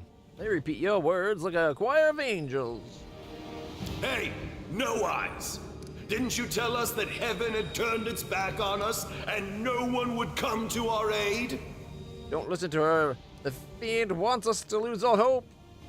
I'm done with this shit! Yes! Return to our side, friends! Have courage! We will welcome you back, and heaven never abandoned you, no matter what this deceiver told you. Turncoat, I'll cut out your heart. We'll see how tough you really are. We are the light. They are the darkness.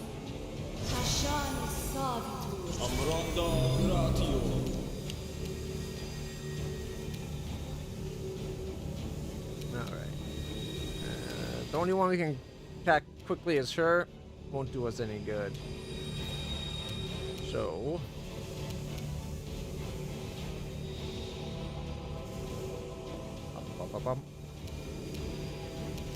Save the last two cold iron arrows because we don't need them for the cleric. You've crossed the wrong mongrel. We missed anyway. Oh. Shit. She's coming up before any of us. We're all grouped together and we got a wizard about to act. Sorry, level 11 witch, 17 outsider.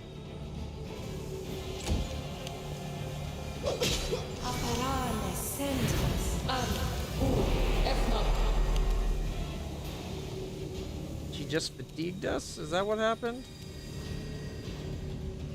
-2 strength and dex. Scheiße. That dropped our armor class too, right?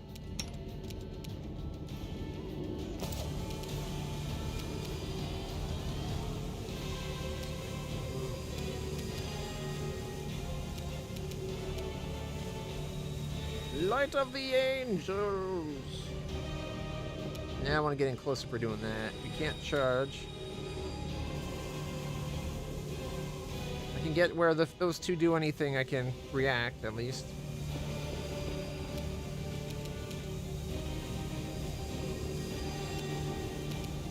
That cleric almost dropped.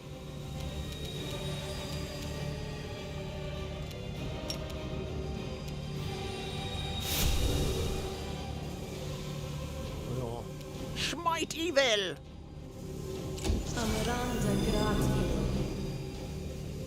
Oh, thank God they didn't kill us.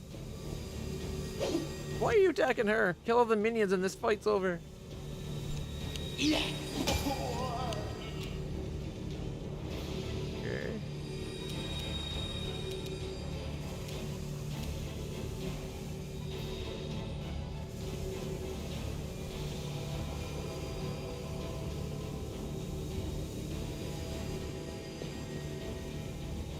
Sila. It didn't show. I didn't want her actually to go into. My goodness. It should have showed a red mark that we would have incurred an attack of opportunity, and I would have went just far enough that we wouldn't.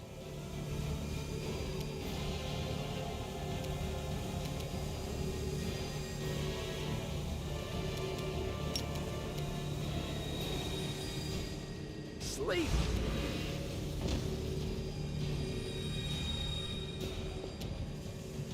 Still got recruits back there.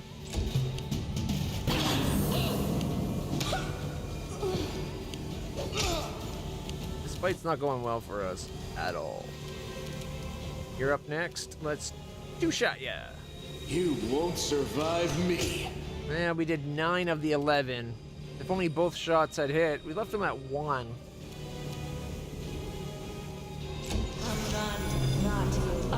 So this is how it feels.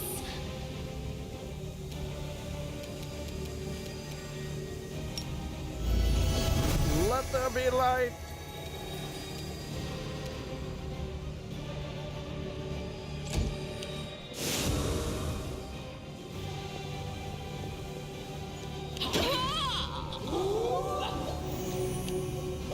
Reaction attacks are pretty effective. Fortunately, negative 40.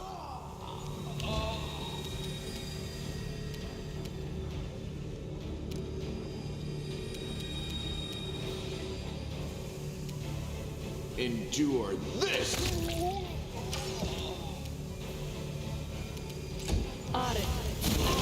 This is not my time yet. Excruciating.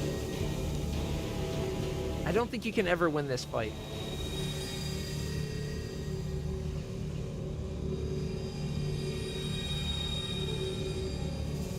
I wonder if it ends more in your favor if you're able to take out the minions versus just dying to her. That's it. I'm tired of playing around now. You want to know what will happen when I'm done with the Ward Stone? Here's a little demonstration.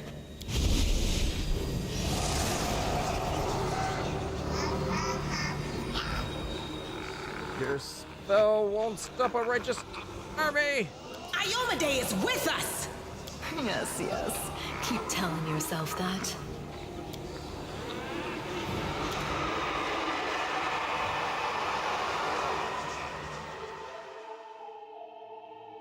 I think no matter what, if you kill... If her minions dies, she does enough of this. It just happened that she killed her minions. As long as we didn't lose our characters, I'm okay with it. Praise Iomade, you woke up. Okay, We couldn't stand up to the demoness. Her spells were... Demons have been filling Canabras with... Bad. You heard what the demon said. They're going to... The Ward Stone. First of all, Prelate Hoop... There's an... And one last thing. Everything else. May the goddess... Yes, one more thing. If you're in the area, check out this... One last thing. It's our house. Okay.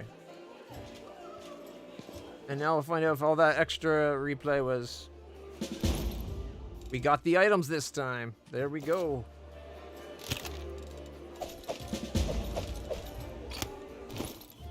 Alright, we get the fancy glasses and the hat. And the dragon comes on their belt. Land gets the brace. Wait, that's damage now. Where is it? +2 to... +1 to attack, +2 to damage while mounted? No, sorry, it's +1 to attack all attacks, and then +2 if you're mounted to damage. The other one is just +1 damage against demons. So, Lan, you get the gloves, a +1 attackage. This way, it's to protect his little fingies from the bow. You know, you don't want to be like, oh, my digits. And then Sela gets the increased demon damage, because she's our damage bearer. All right.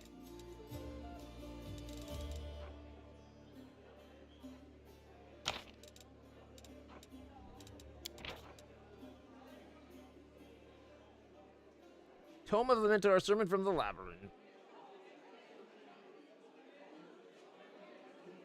Didn't we have one about that talked about the glaives or something? Death-bringing the death-bringing scarlet glaive. Its dark blade cleaves and torments those who cling to false virtues and who grovel before gods. It's gotta do something, right? Can we put it on her belt? Maybe she gets like powers up her glaive. Doesn't suit me. All right, so we're gonna go. We made it through. I guess we do our levels up.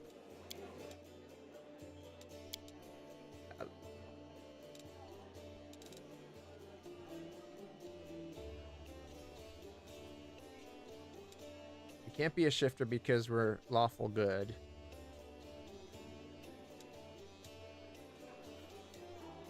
A Hell Knight signifier? Student of War. Stalwart, blah, blah, blah, blah, blah.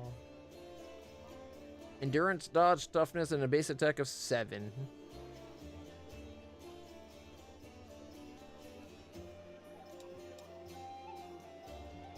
Mystic Thurge.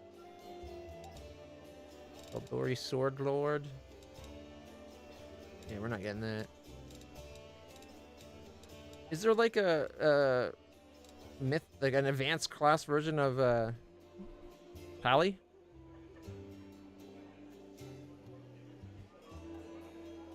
Doesn't look like it. Maybe Eldritch Knights. Ability to cast arcane spells. Herald Knights. Persuasion? I thought we had Persuasion. Base attack of 5. Not all who start as novice armigers have what it takes to become a full-fledged Hell Knight, but those who do receive a wide array of abilities. Become Smite Chaos.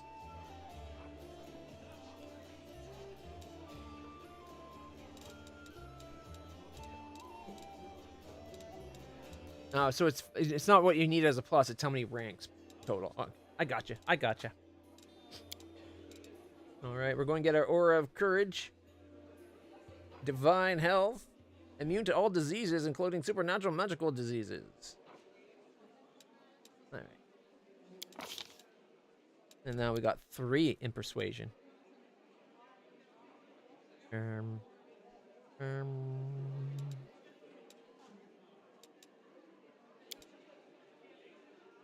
got 1 point.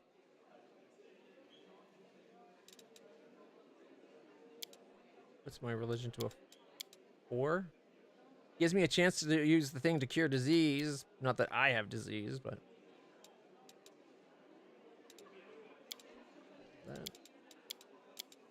Yeah, because they're non-class, so they don't help with anything, I guess. Use magic device. Wands and scrolls, potentially later on.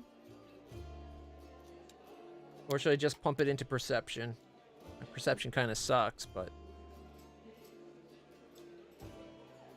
That's also not class skill, too.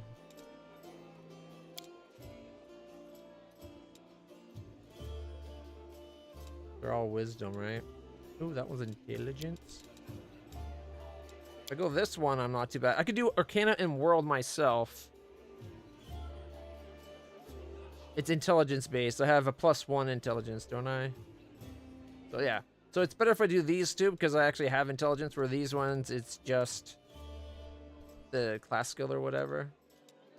Because it's wisdom. Gotta put that 3rd point somewhere after all. Alright, next. Ooh, we get a feat.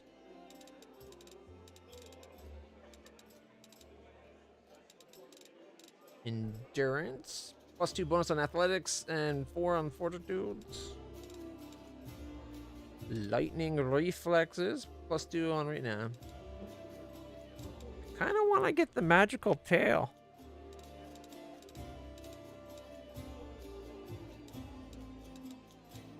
Shake it off. When you are adjacent to one or more allies who also have the speed, you gain +1 on saving throws per ally to up to 4. Shield wall. You could go toughness to get us a couple extra hit points.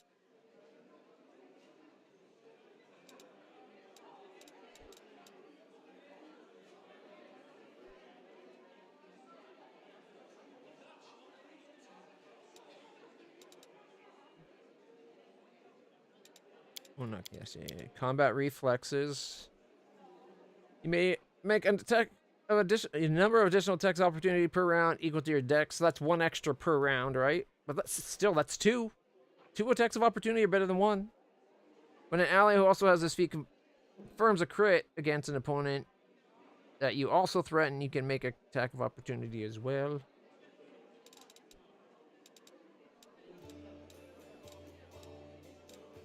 Die Hard could be good. Extra Mercy.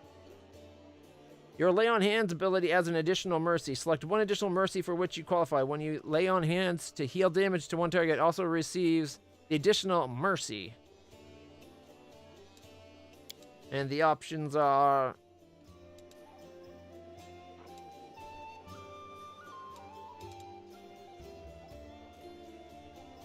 Why is it showing those and not extra mercy options? Okay, fine. Whenever the paladin lay on hands to a target that is no longer stunned, staggered, poisoned, paralyzed, nauseated, frightened, exhausted, diseased, dazed, cured, or cursed, confused, blinded. Don't have the prerequisites for those. Those take higher levels. But we can make it so that they're no longer fatigued, shaken, or nauseated. This would actually help with the whole, oh, that stinking clown. La. Oh, it doesn't stink so much. Actually, it's more like lay on hands, a slap across the face. Yep, we're good. All right. Improved initiative could be good.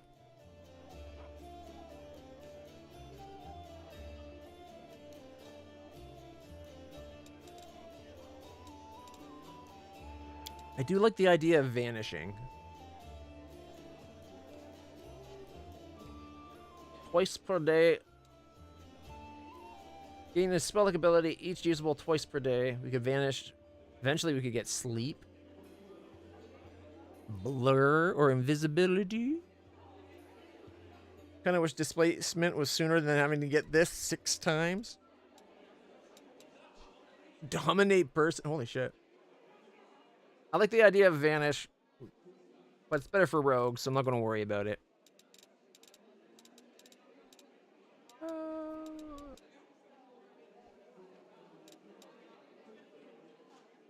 Go shield focus. Increase the AC bonus by a shield you are using by 1.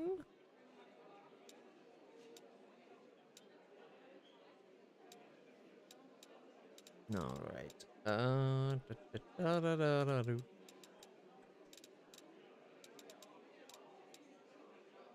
You can take a -1 on all melee attacks to get +2 on all damage. Bonus damage is increased by an extra 50% if you're dual, like two-handing something.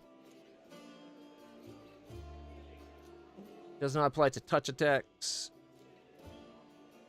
or effects that do not do hit point damage.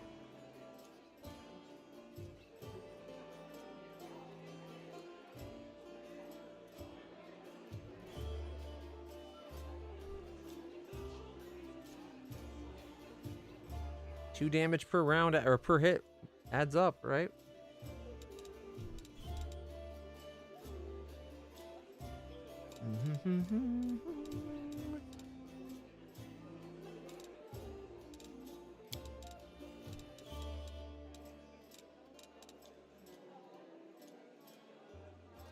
More toughness. I like the idea of extra hit points. All right, I tell you what, guys. I just gotta go to the bathroom real quick, and we'll come back and finish this. Let me throw on some music for everybody. Just have to go pee real quick. That pop runs right through me sometimes. Especially when you add an extra liter of water on top of it.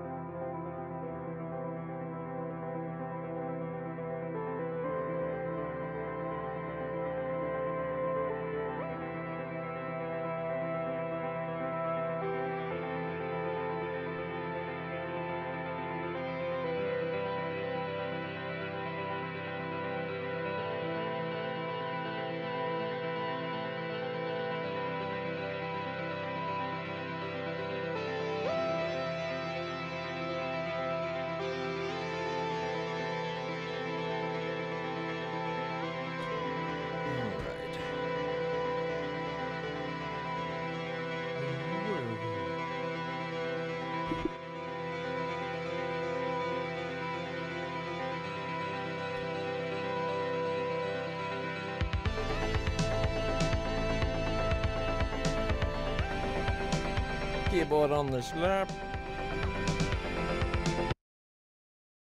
Alright. Reload that YouTube page because it keeps losing its connection. And there we are.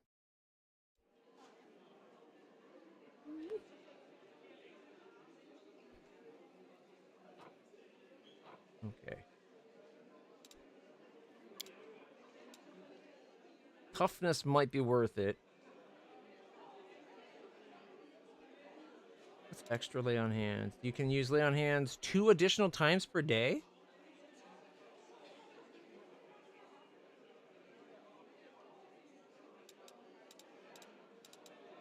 I like the idea of that.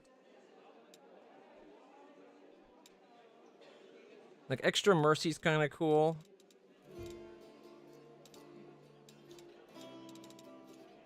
But you'd have to spend a lot of it to make it so that it did, like, everything.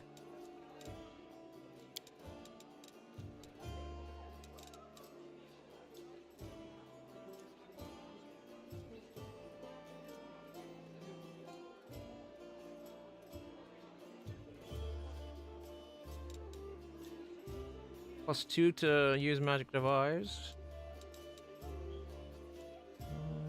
Brew potion, blind fight.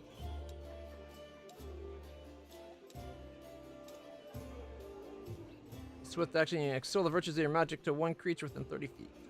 Weird. Okay.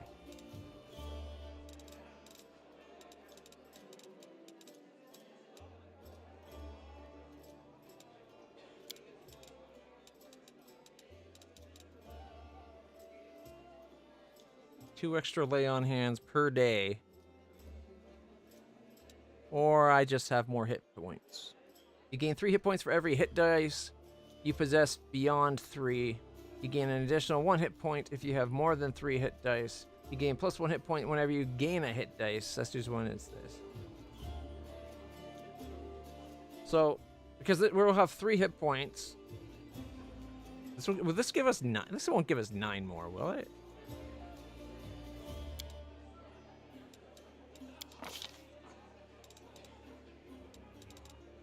And we get one of these mercies anyway.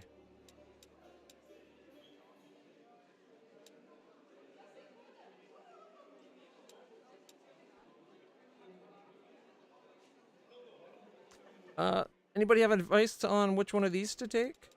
Which one happens the most?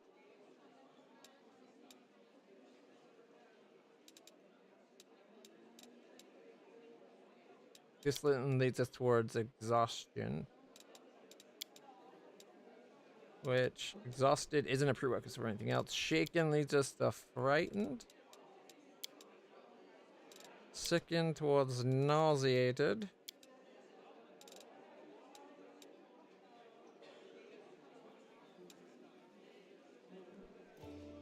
Is what I meant.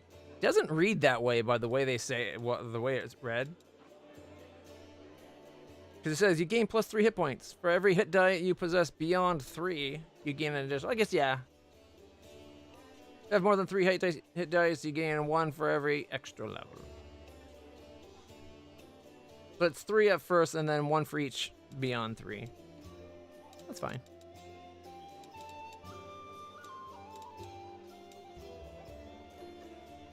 At level 9, 12, 9, 6, 9, wait, 6s.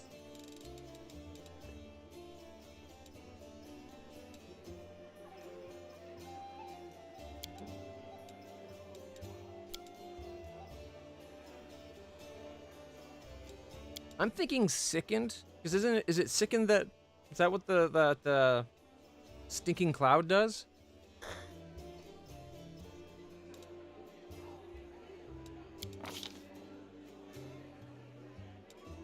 All right, up to 39. All right. Got 5 from our helmet, 3 from toughness, 6 from ability modifiers, 3 from our favorite class. Base of 22. Not bad.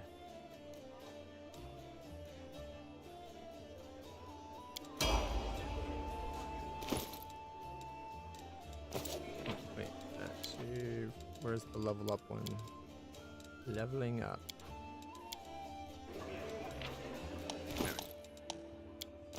Land. Material components. Lorena has prepared the spell Treat Affliction. It requires the material component first aid kit. Okay, I got it. Thank you. We get Zen Archery, Blank Master, and Magic. We get, oh, this is where we get the Key Strike stuff from the monk. I was gonna say, do we want to give them a level of something that gives them like an animal companion? Might be worth it. Like maybe one level and some range or something or other. Like, I don't know. Was it Nomad? That way he gets an animal companion.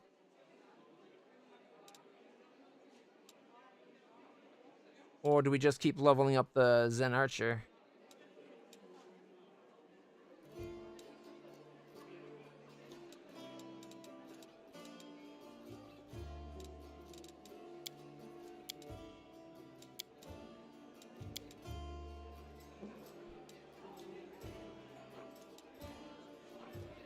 Third level, Zen Archer gains Point Blank Master as a bonus feat, even if he does not meet the prerequisites.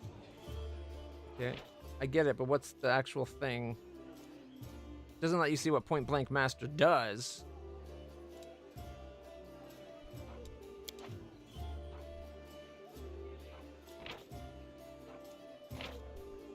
Choose one type of ranged weapon. You do not provoke attacks of opportunity when firing the selected weapon while threatened. We're going to be doing longbows. Alright, let's go next. Okay. Perception. Mobility.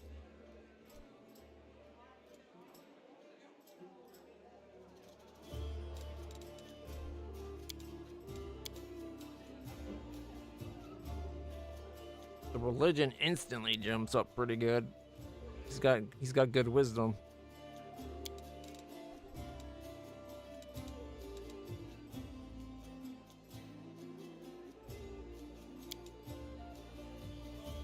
Mobility though.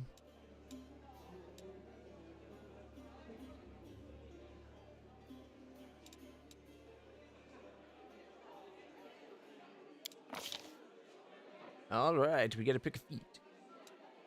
Deadly Aim. You can choose to take a -1 penalty on all ranged attacks to get +2 on damage. When your base attack bonus reaches +4, and every +4 thereafter, the penalty increases by a -1, and bonus damage increases by +2. Would be a good option for us. We could give them extra key, or what's Dragon Style? You can call upon the spirit of Dragonkind, gaining greater resilience, mobility, and fierceness from the blessing of these great beings. While using the style, you gain +2 on saving throws against sleep, effect, paralysis, and stun. Further, you can add 1.5 times your strength bonus on the damage roll of your first unarmed strike. Oh, but it's unarmed strike. No. Like, it's cool that it leads you towards ferocity and roar.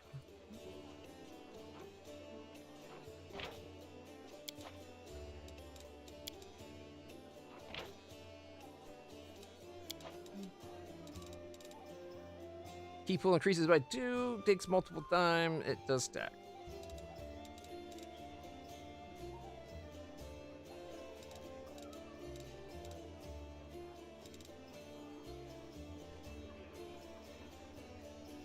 When you and an ally also are flanking the same creature, you can deal an extra d6 precision damage each successful melee attack. We're not melee attacking often.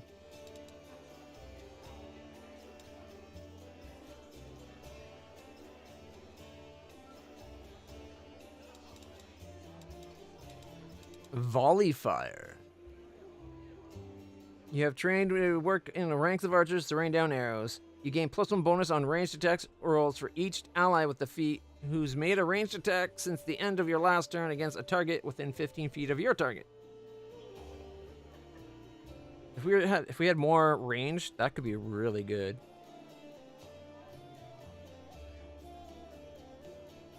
You're deleting your enemies. Might be time to turn up the difficulty.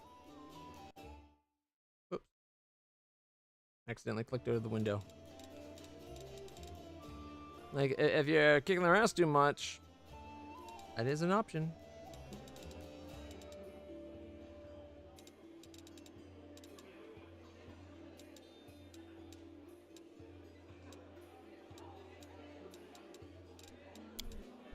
I think I'm going to take the deadly aim. Especially since we just gave him that gloves that gave him a +1. So we can now basically be doing 2 extra damage with no real loss compared to what he would have been doing.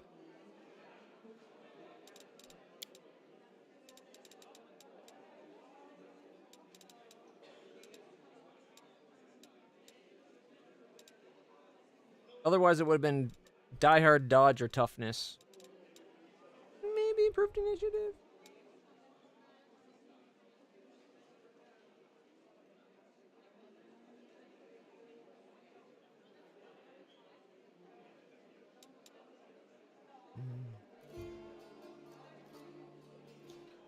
Toughness is a hard one to give up. But yeah, deadly aim. Wait, do we get deadly aim?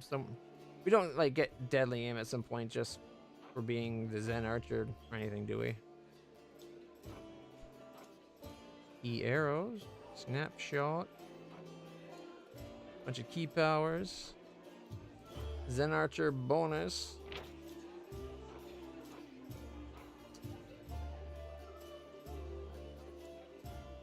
Rapid shot, precise shot, dodge.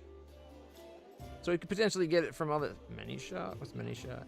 When making a full attack with a bow, your first attack fires 2 arrows. If the attack hits, both arrows apply precision-based damage such as sneak attack and critical hits only once. Doesn't give you a negative. Oh damn, many shot's actually pretty good. Rapid shot gives you 1 extra attack at a -2, right? Or all your attacks are at -2 though. Seems like many shot better than rapid shot.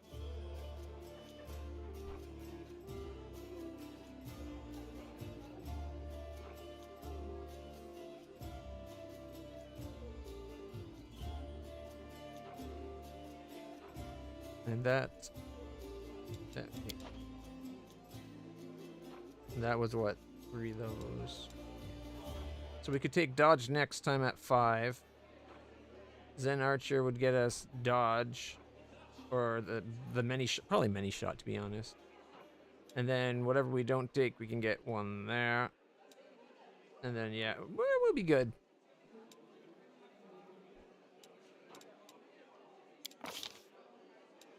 Point blank master.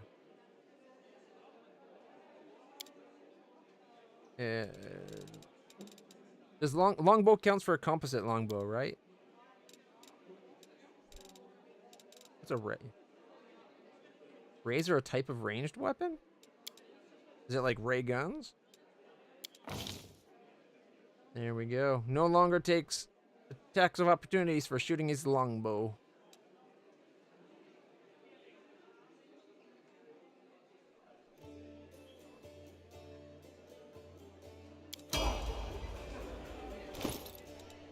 Alrighty.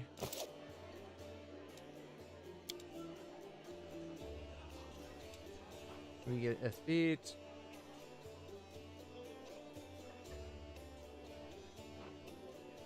Next level, we get another hex.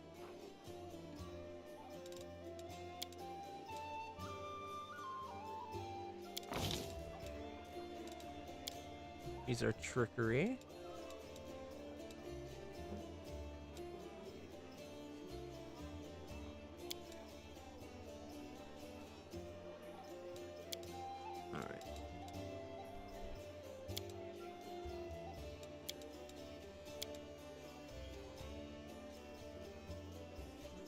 Would be a 7. We don't have anyone else for nature yet. Sela's got the religion. She can be our nature.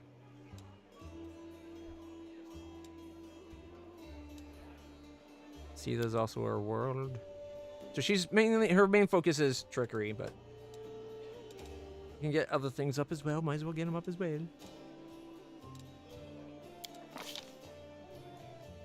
Alright. You could have point blank shot. You get a +1 bonus on attack rolls with ranged weapons up to 30 feet. Weapon focus.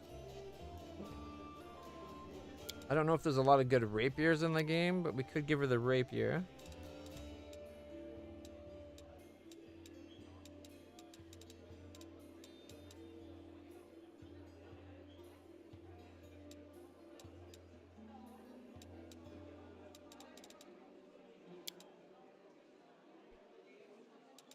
We could go an extra hex. Once per day, being able to do a little extra healing. The armor might not be bad either.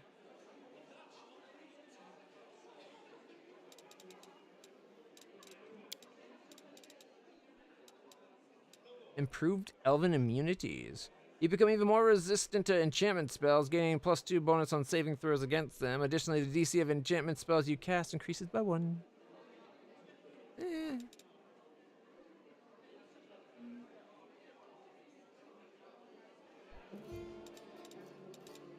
Piranha Strike?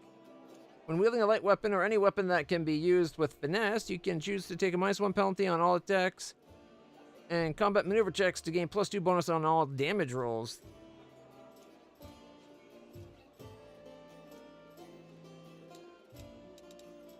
Seems kind of handy.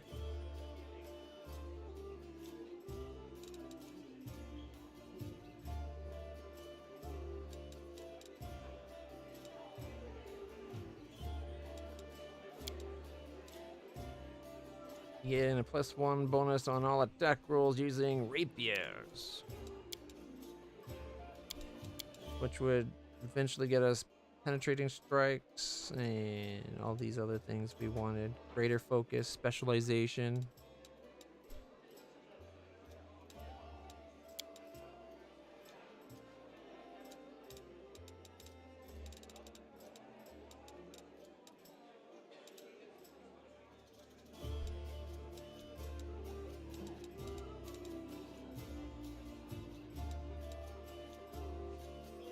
Could give her a dodge.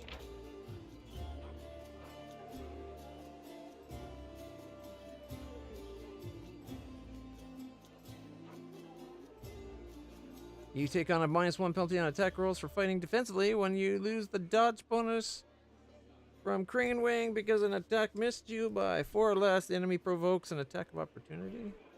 What?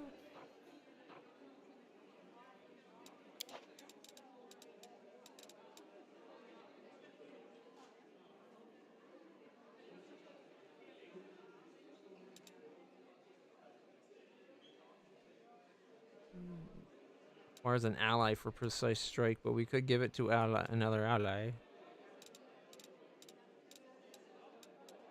Or we can give her toughness. +1 initiative, +2 concentration.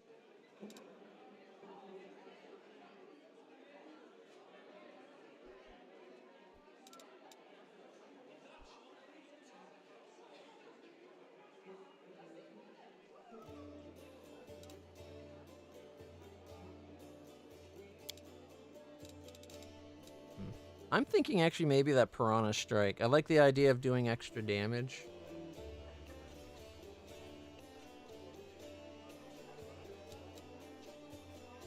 Then again, I also like just getting a +1 to hit. Hitting is kind of key to doing anything.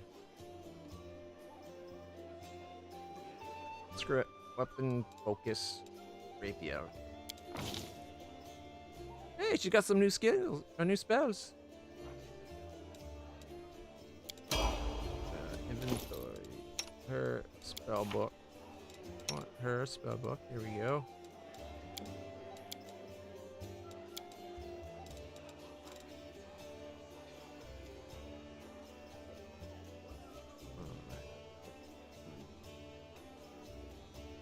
We could go cure moderate wounds just so we have heals.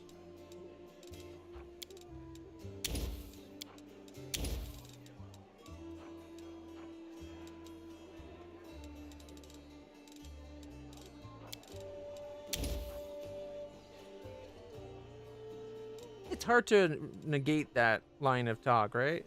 Hitting things is actually important for hurting things. Lesser restoration. We need greater restoration, didn't we? Wait. Yeah, nope. Still has deadly aim on, okay. So it seems like he lost his status that we would have needed a greater restoration for.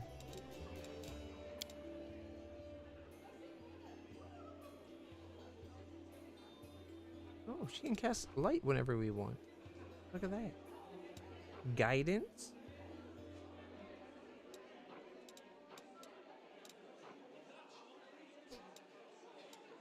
Virtue. Is 1 temporary hit point. Stabilize. Automatically stabilized if below -1. We gotta probably set it up so we can actually use her cantrips more often. Because I haven't been using any of them because they're not on her bar right now. We would have to use the spell book tab.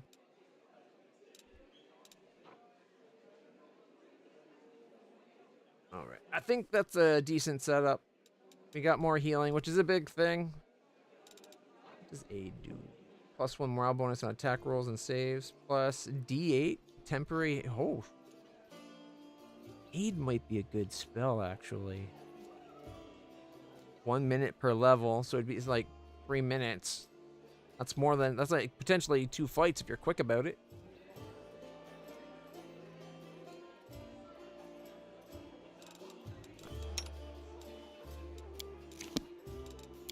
Paladin.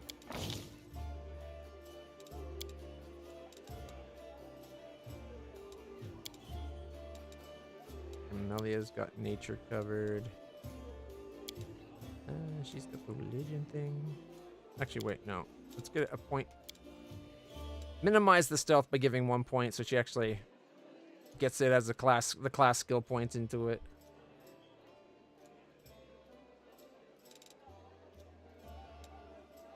Oh, we still got 1 point left. There, now it's a +0. That's better than negatives.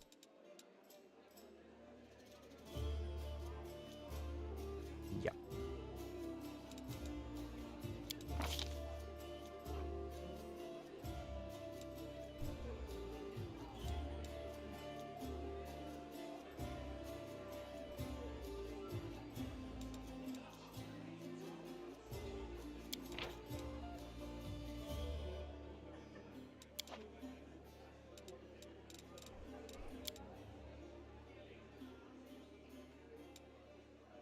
So to get cleave, we need power attack.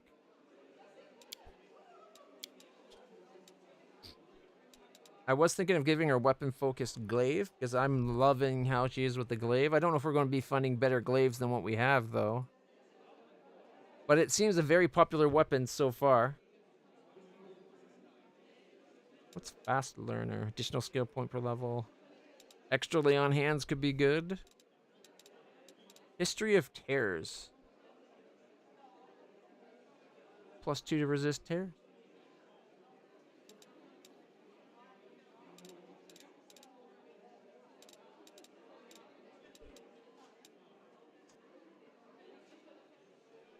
She's got the combat reflexes for extra attacks of opportunity could be really handy because she's got that extra 5-foot reach with the glaive, right? She's got a huge area of control. I'm thinking power attack just so that we can get cleave.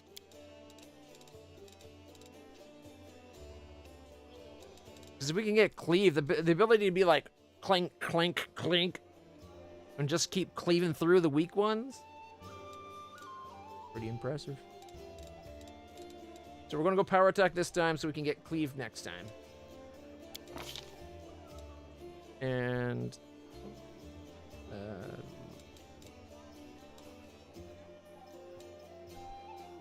I guess she'll take fatigued. I think my other one, I took the other one, right?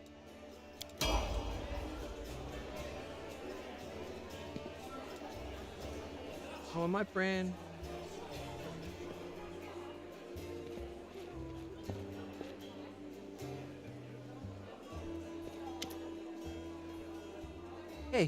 Wait, mind if I bend your ear about something? She's outside the door, leaning casually against the shelf. Yep, there she is. I didn't see her there. I saw our Camellia, but not Anevia. Hey, Nevi. So, here's the first and most important thing. Beth gave you a crucial mission. I get that, and I know you'll get the job done. I saw you in action. But here's the rub. By sending you out on an errand, we're weakening our defenses here. If they come at us while you're gone, I don't know if we'll be able to fight them off. Everything seems clear so far. What else do we wish to discuss?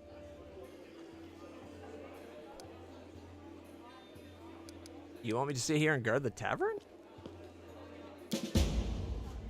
You what? No! Your task is far too important. You can't just hold up here all cozy-like, waiting for the demons to knock on the door. We need to take the fight to them. But if those freaks try to make a move on this place, Beth will send a runner to get you. If that happens, you leg it back here, alright? Because if you don't, you'll be coming back to an ash pile. Got it? Alright, it seems clear so far. What else do you want to talk about? So, the rift that damned beetle left with his scythe. Yeah, well, it cut the city in two, and it's kind of difficult to get across. My scouts tell me there's a halfway decent place to set up a crossing in Market Square. Not that any of them tried to make it, sure, but if you've got a mind to go across, and I think you're going to have to eventually, you might want to give the square a once-over. When do you think the demons will next attack? Your guess is as good as mine. It might not be here. They could attack the whole damn city. Those vermin know they've lost the upper hand and that we're going to push back hard. If things kick off here, you should know, after they attack, some things could be changed beyond recognition. So if you've got any business that needs taking care of, you'd better do it soon. Thanks for the warning. See ya. Later. Watch yourself out there. Now, you're married.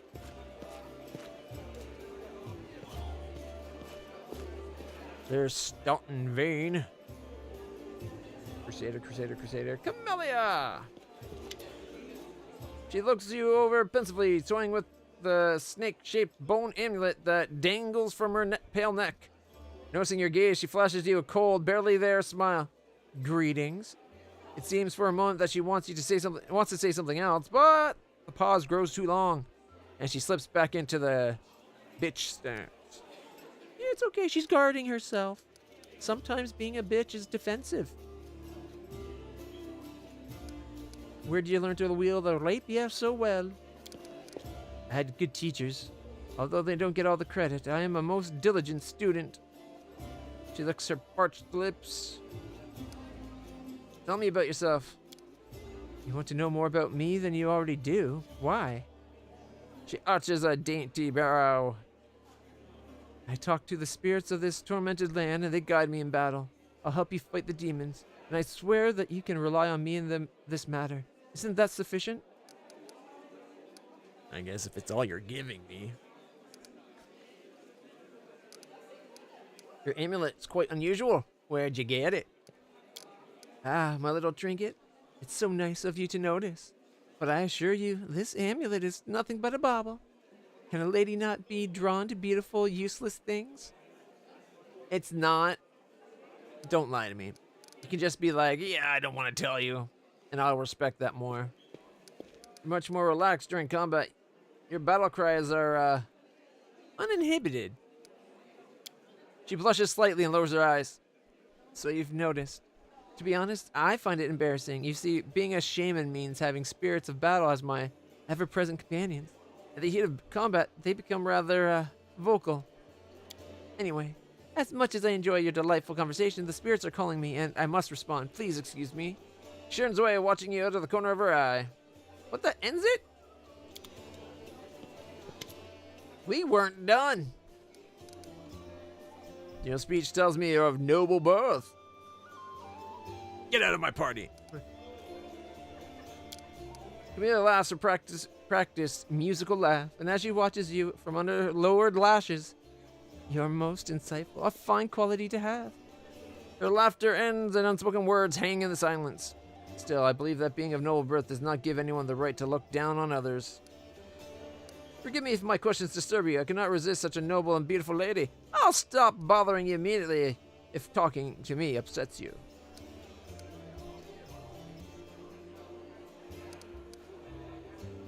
That's kind of hitting on her, right? That sounds like it's kind of been like, I was hitting. You don't want to flirt, though, Ollie? If you're not interested.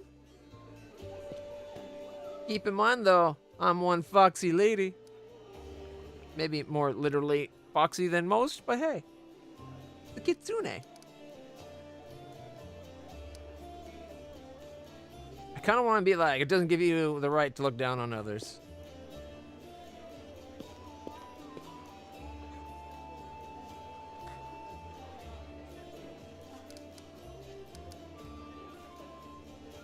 I'm going to go with 2. Not at all. Our conversation's an exquisite delight. She affords you a brief, friendly smile and appreciation of your manners. Now get out of my party. No. Okay, I gotta go. We'll talk later. So I can't repeat that. All right. I won't keep you. All right. Staunton. The wharf resembles an abandoned citadel, one whose high, crumbling walls are still holding fast, but whose empty, lightless windows make it clear that all inside's dead. Oh, it's you. Good work back there in the Gray Garrison. Name's Stanton Vane. If you've heard of rumors about me, his face, which looks like it never knows anything as carefree as a smile, grimaces. Just so you know, everything people says about me, it's true. I need to talk to the elf called the Storyteller. Do you know where I can find them? What do people say about you? They say I'm a traitor, as bad as Arilu Vorlesh. And Arilu Vorlesh. A few names arouse as much rage among Crusaders as that of Arilu Vorlesh, the Sarkonian witch who initiated the opening of the World Wound and later its expansion. Almost nothing is known about her life before the atrocity, except that Vorlesh was condemned for using arcane magic, which was persecuted in Sarkoris and imprisoned in the Tower of Threshold near the city of Ease. This is where Arilu Vorlesh conducted the ritual that paved the way for the demonic invasion and left her land to be tormented by the demon lord Discari. By some mysterious means, the witch transformed herself, changing from an ordinary human into a half-demon. Over the following centuries, Crusaders encountered Arilu, all the results of her experiments a few times, but they learned nothing more of Discari's henchwoman. She holds a high position in the ranks of the Army of the Abyss and bears the title of Architect of the World Wound. And the Condemned is a military unit made up of petty criminals conscripted as disposable soldiers and frontline fodder in the Mendevian Crusades. Queen Galfrey is the absolute monarch of the Crusader state of Mendev and later of the Mendevian Crusades, while today's the name of the Crusader Queen. While today the name of the Queen is known throughout the Inner Sea region, it's easy to forget that Galfrey did not start her rule of Mendev as a paladin of Iomade, but rather of Erudin. When the World Wound opened and forever changed Mendev, Galfrey was still an untested young ruler who was forced to deal with the death of her god while simultaneously rallying her nation against the abyssal threat to the west. She rose to the challenge, however, and her leadership was instrumental over the next several years, not only in protecting Mendev from demonic invasion, but also in holding the border against the World Wound. When the Church of Iomade organized the First Crusade, it joined forces with Mendev to push back the demon armies. During these battles, Galfrey, time and time again, distinguished herself with a keen grasp of tactics and a skill at leadership. But the inspiration went both ways. In the Church of Iomade, Galfrey found something to replace her lost faith. By the time the First Crusade ended with the apparent defeat of the demon armies, Galfrey had converted and become a worshipper of Iomade, and had completely retrained herself as one of the Inheritor's most devout paladins. Eager to retain such a valuable leader at the head of the Crusades, the Church of Iomade twice purchased and presented to the Queen the rare and expensive Sun Orchid elixir, which extends mortal life beyond its usual span. Thanks to this boon, the Queen has lived and led the Crusades for more than a century. Damn. You think they would have found a way just to cultivate it themselves? Let's start making the flowers or growing the flowers ourselves so whenever she's about to die, we can shove it down her throat.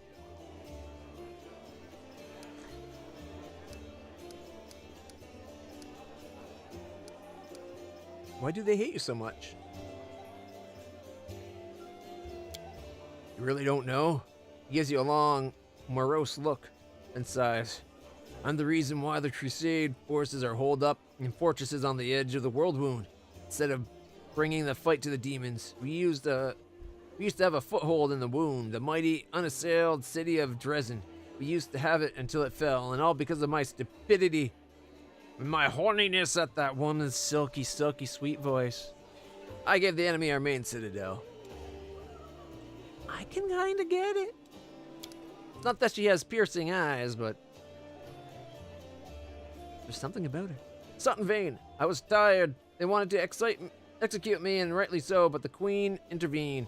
She said that I should live and fight in order to undo what I'd done. So that's how I live, decade after decade, fighting the condemned. The dwarf shrugs. As you can see, I have fixed nothing, and I have earned no one's forgiveness. Are you going to spit in my face, too? It wouldn't surprise me. No, I think he would actually like that. Considering the demon lady he's into, that's got to be something he's into, right? I can actually spit in his face if I want.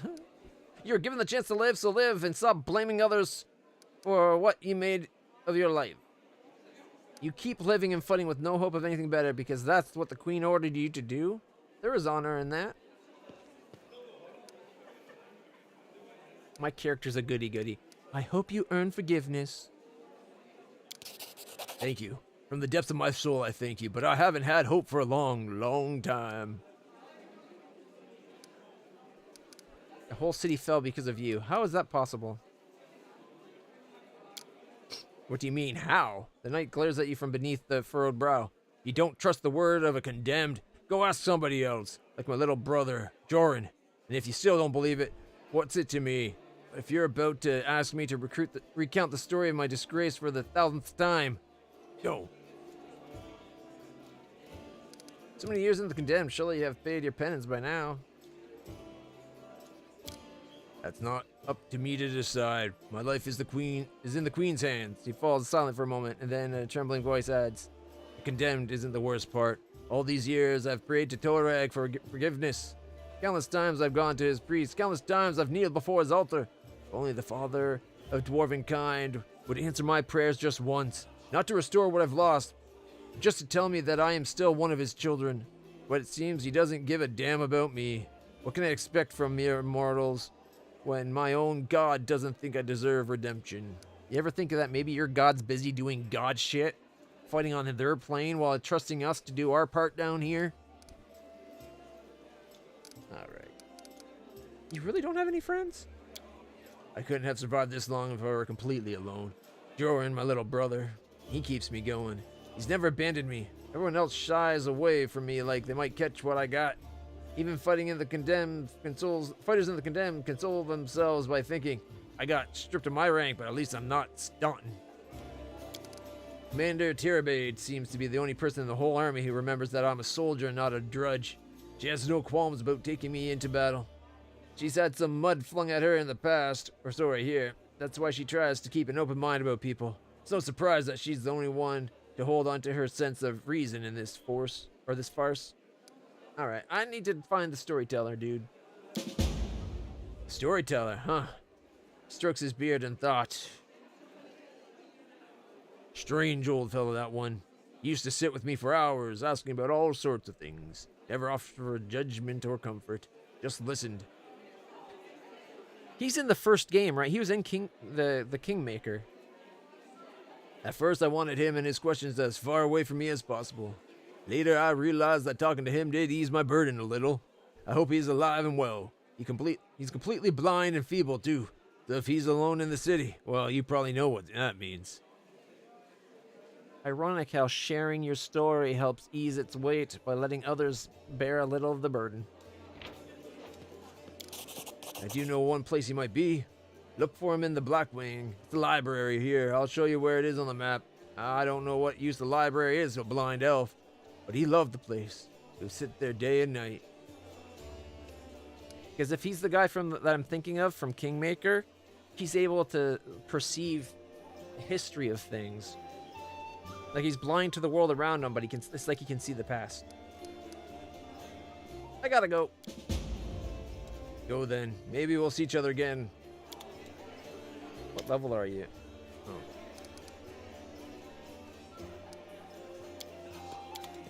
was hoping they'd let me look at his level or something.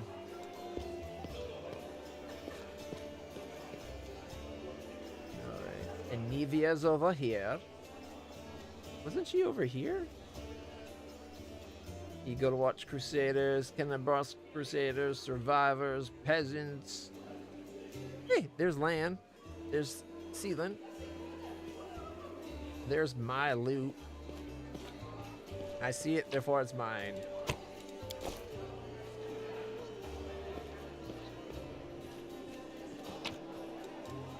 We got mutated fish, spices, all that jazz. Your nog. A young man in well-worn traveling clothes and a simple wooden symbol of Aristel. Aristel, also known as Old Deadeye, and the stag. Oh, right, we read that. Right. Okay. On his chest is efficiently cutting a linen robe into strips to use as bandages, despite his visible exhaustion. He worked with zeal, singing some tune about red braids and ripe sheaves of wheat under his breath. He raises his warm, chestnut-colored eyes to you. Are you one of the Crusaders?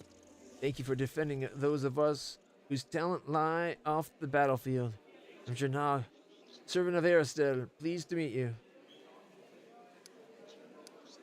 What are you doing? I only took my holy order recently, so my God has only bestowed a little of the power upon me as yet. Sorry to say that the number of wounded fighters in the tavern is far beyond my power to heal. But there's a reason people say, have faith in the gods, but look to yourself first. I may not be able to help the wounded with magic, but I can at least cut up some bandages. Are you from around here? No, I was just passing through Kennebrass. I was sailing down that old man of ours, the Great Sullen River, to a village by the name of Chili Creek. I happened to land in the city on the eve of the festival, and I'm ashamed to say I decided to stay for a day to enjoy myself. But I ended up staying in the city longer than I bargained for. Where's Chili Creek? It's a small fishing village. It's not even marked on some maps. But people do live there. What they don't have is a priest.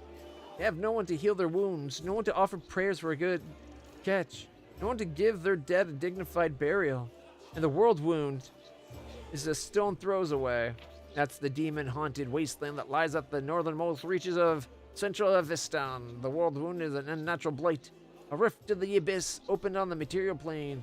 It appears shortly after the death of the god Erodan at the beginning of the Age of Lost Omens, and is probably the greatest threat to life on the face of Golorian. Yeah. Keep hitting this. Here, let me move it a bit further away and turn that to face. That's probably a little bit better. Hopefully you guys can hear me okay.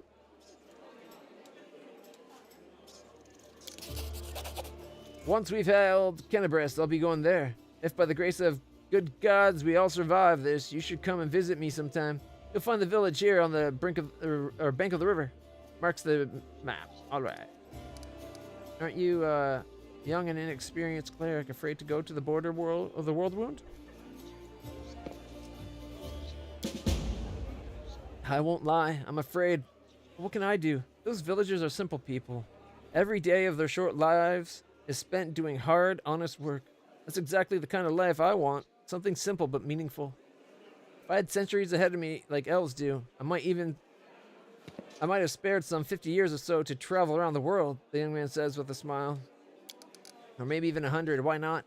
But I don't have time to spare, so I want to spend my short life in the place where I'm needed most, even if it's dangerous. Especially if it's dangerous. I could use a cleric. He makes a helpless gesture. Arisel knows I'd be glad to help you, but it's no use. My spells are depleted and I have no training in potions or scrolls. See the robes I'm cutting up for bandages? It's the second to last one. Alright, I gotta go. May Aristil watch over you. And may Iomade watch over you.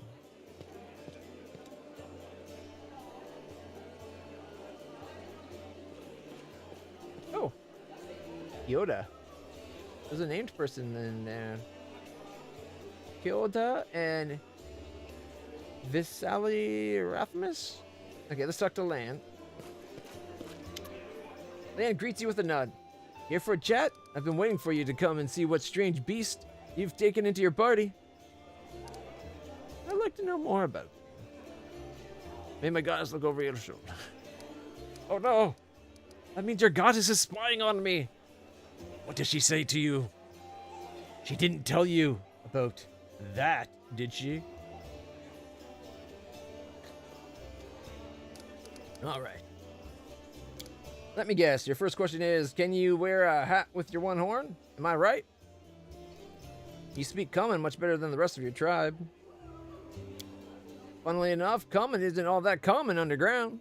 But your observation is correct. I used to live on the surface with my parents for a while, and I had a chance to learn a couple things. The language, the fact that every peasant who sees my scaly mug screams, "Demon!" and runs away. I don't know if you're interested, but my mom wasn't from an underground tribe. She was a smuggler, the kind that used the dungeon of Kenabres to secretly move and store goods. One time, two gangs couldn't agree on how to share a prime cut. Got into a fight, and the winner threw the loser down a hole, dead and living alike. My dad went to check if the corpses had anything useful on them and found a girl from the surface, barely clinging to life. An incredible feeling sparked between them. Or maybe the girl just liked men with scales and a cat nose. That might be it. Scales and a cat nose? Not furry like a cat? One way or another, he got her back on her feet, and he later even left his home caves. She left her smuggling behind, and they began an honest life together. That's the delightful story of how Old Land came into the world. The next chapter, however, my family and I never stayed in one place for long. We lived sometimes on the surface, sometimes underground. Couldn't find a place to call home. Living in the caves was hard on my mom, and my dad's appearance raised too many questions in Mendev. They're at war against demons, after all. In the end, my parents decided to stop making each other miserable and separated. My father and I returned to our tribe. I think the peasant screams demon had something to do with it, but maybe Dad just couldn't stand life without a rat tail soup. I wouldn't rule out the possibility. It's actually surprisingly good. Did you come with me so you could see the surface again? No, that wasn't it. I just don't have much patience for certain types of creatures. Demons, I mean. If they want to destroy Kenabres, I'll be on the side of the people they're attacking. Clan, you're my companion, and my companions should trust each other. I'm counting on you to give me honest answers, not excuses. Lan looks ashamed.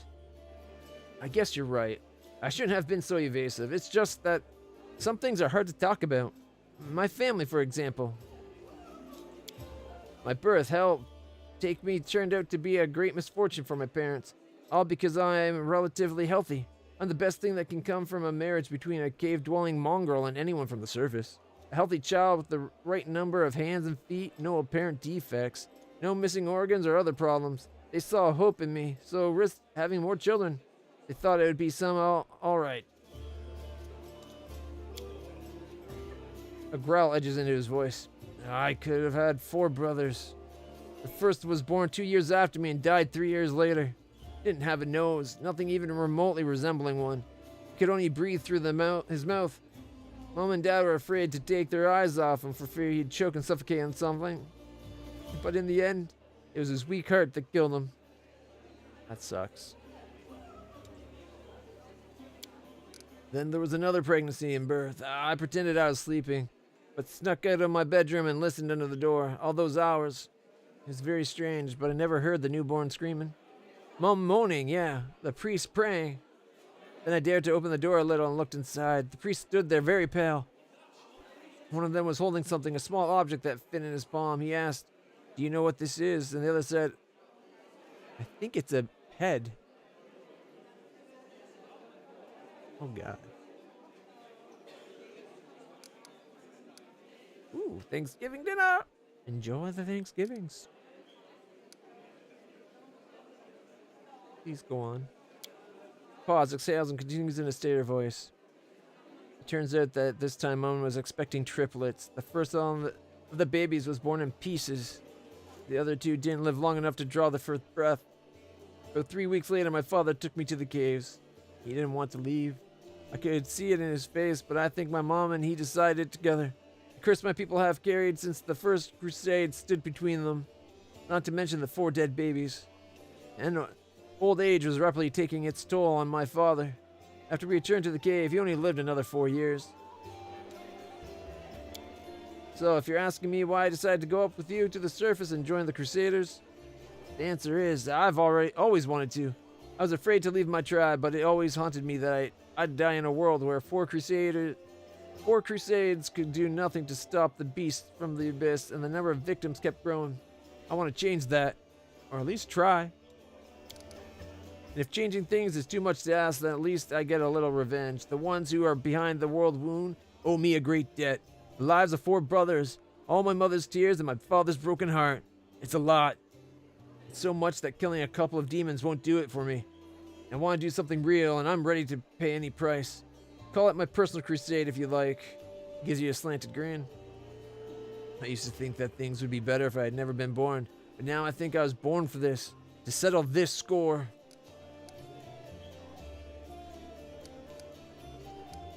I know why he didn't join the crusade before, because he's worried about his people.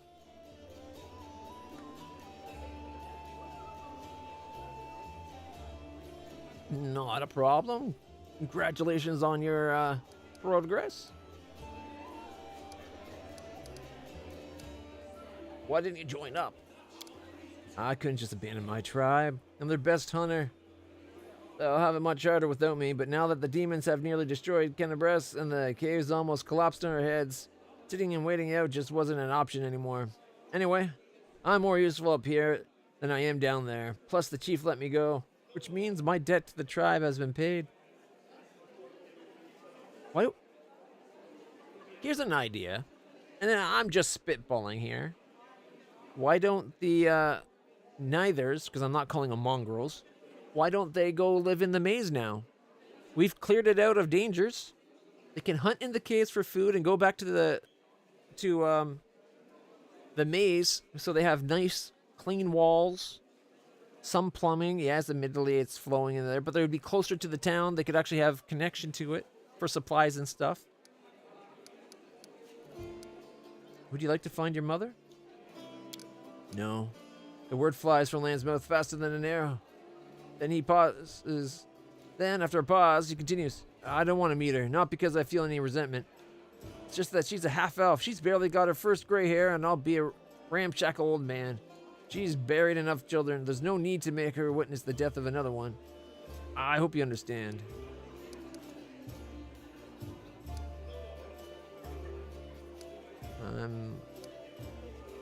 Your parents' love didn't survive hardship, but that doesn't mean that same thing will happen to you. What if you find true love?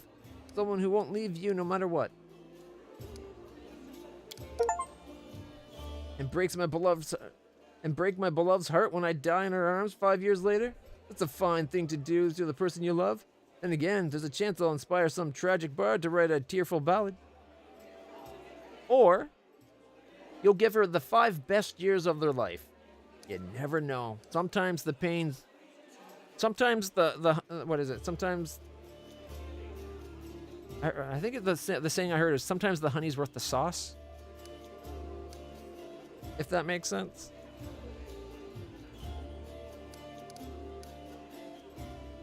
I'm very sorry, truly. Lan smiles this time sadly. Well, then I'm very lucky. I met someone who not only helped me choose the right path, but is happy to listen to my whining. Thanks for sharing, Lan. Thanks for listening. Mongrels have short lifespans, but you don't look like you're getting old or dying. How old are you? He chuckles. I'm as old as I look. No surprises there. But remember Saul? He's 10 years older than me. I remember him back when he was a fearless warrior, and day by day I watched him turn into an old man. Him and my father. It happens very quickly. First you miss a shot because you don't see the target as clearly as you used to. You think it's because your eyes are tired, but you tell yourself it'll get better tomorrow. Then you notice you're having trouble breathing, that climbing is harder than before. Clenches and unclenches his human fist. Your fingers stop bending. You have to tie your sword to your hand. Can't even put on your greaves without help. When you're washing your face in a stream, sometimes you catch sight of a gray-haired, wrinkled old man you don't recognize, and this goes on until one day you come across a cave beast and you realize you can't outrun it. Same thing happens for people, it just takes longer. And by people I mean humans.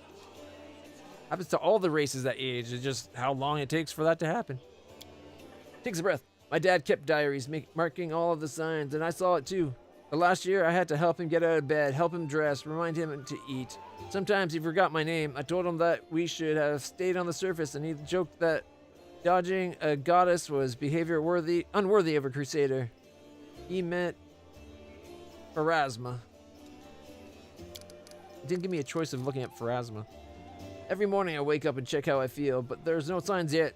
Even so, I know I don't have much time. I need to do something useful before I forget why I came here.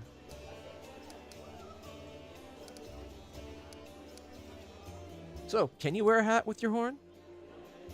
Sure I can, but certain designs don't suit me too well. He says in a deadly serious voice. I want to talk about Wendu. Are you sure? All right. Tell me about your connection. My connection to Wendu? I mean, where do I start? He turns the unexpressive reptile half of a face to you. We grew up together, trained together. She's the chief's daughter. She was groomed to be the best all her life, and then I came along. We were rivals, but we dragged each other out of tight spots too. I've always been drawn to grand, heroic gestures. Sometimes idiotic ones, whereas Wendu liked to roam unexplored passages, finding new caves, making maps. She wanted to be a great huntress, the one who'd make it through the shield maze. But instead he shakes his head. It'd be better if she died. The death of a friend is painful, but watching a friend become a shadow of their former self is unbearable. She doesn't think of herself. She doesn't think she's a shadow of her former self. Of course, she thinks she did everything right, because the second she starts to doubt herself, she'll have to face the truth. To admit that she's just a cannibal that demons use as they wish. Lance's frown almost looks like a wince. She wants to get stronger and stronger, but what for? I'll never understand what drives her. Were you just friends, or, Wow, you really don't pull your punches, do you? Well, there was a time when I asked myself the same question. Wendu knew me better than anyone. She understood me better than anyone. She was my first woman, but we never loved each other. Maybe I could have grown to love her, but it always seemed like she never understood what love was. Maybe she just wasn't capable of those kinds of feelings. Too bad you and Wendu didn't work out. There are plenty of other women around who might like you. Me, for example. I don't want to lead them on. We haven't met every character yet, but I like the rapier lady or Sheila. So for hey, Cheshire, how's it going? Hey, hey, hey. That's one too many hays. Hey, hey, how's it going? There we go.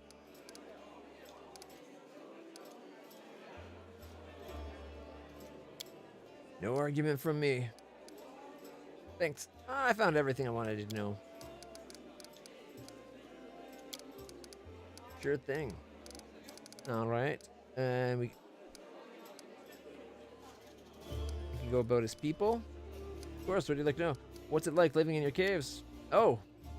It gives you a broad smile. A smile as strange as if it falters where his human features meet his animal ones. Imagine that in the entire world there's only a few hundred like you. There's not an inch of fertile ground anywhere. Nowhere to grow grain for bread or cotton and linen for clothes. Your neighbors are beasts who want to eat you, or parasites who want to infect you with their larvae and then eat you. And it's not that bad, because you can try to eat most of the things that are trying to eat you. Sometimes at the risk of getting poisoned, sometimes with almost no risk at all. In the worst years, there's not a single living thing anywhere to be found. Predators or prey. That's when you eat mushroom soup. I'd say 3 times a day, but there was barely enough for once every 3 days. But life's underground has its upside, pun intended. There's no risk of losing the roof over your head. There's no bad weather, not counting the earthquakes, of course. Are you really the descendants of the first Crusaders? More like demon spawn, aren't we? Sad but true. Without the demons, there would be no mongrels. If the magic of the world wound that affected our ancestors and made the children the way we are. Like once within our tribe, Chief Saul Fancies himself a descendant of the underground crusaders, the ones our heroic ancestors left to guard the caves. But I don't know. If it's true or not. That angel came to our caves for a reason. Maybe he remembered us. And Saul is the leader of Nath Holm Village.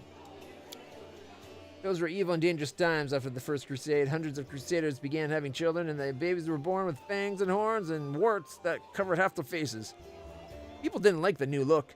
The Inquisitors sure didn't. So our ancestors fled persecution and made a home for themselves down there, under the ground.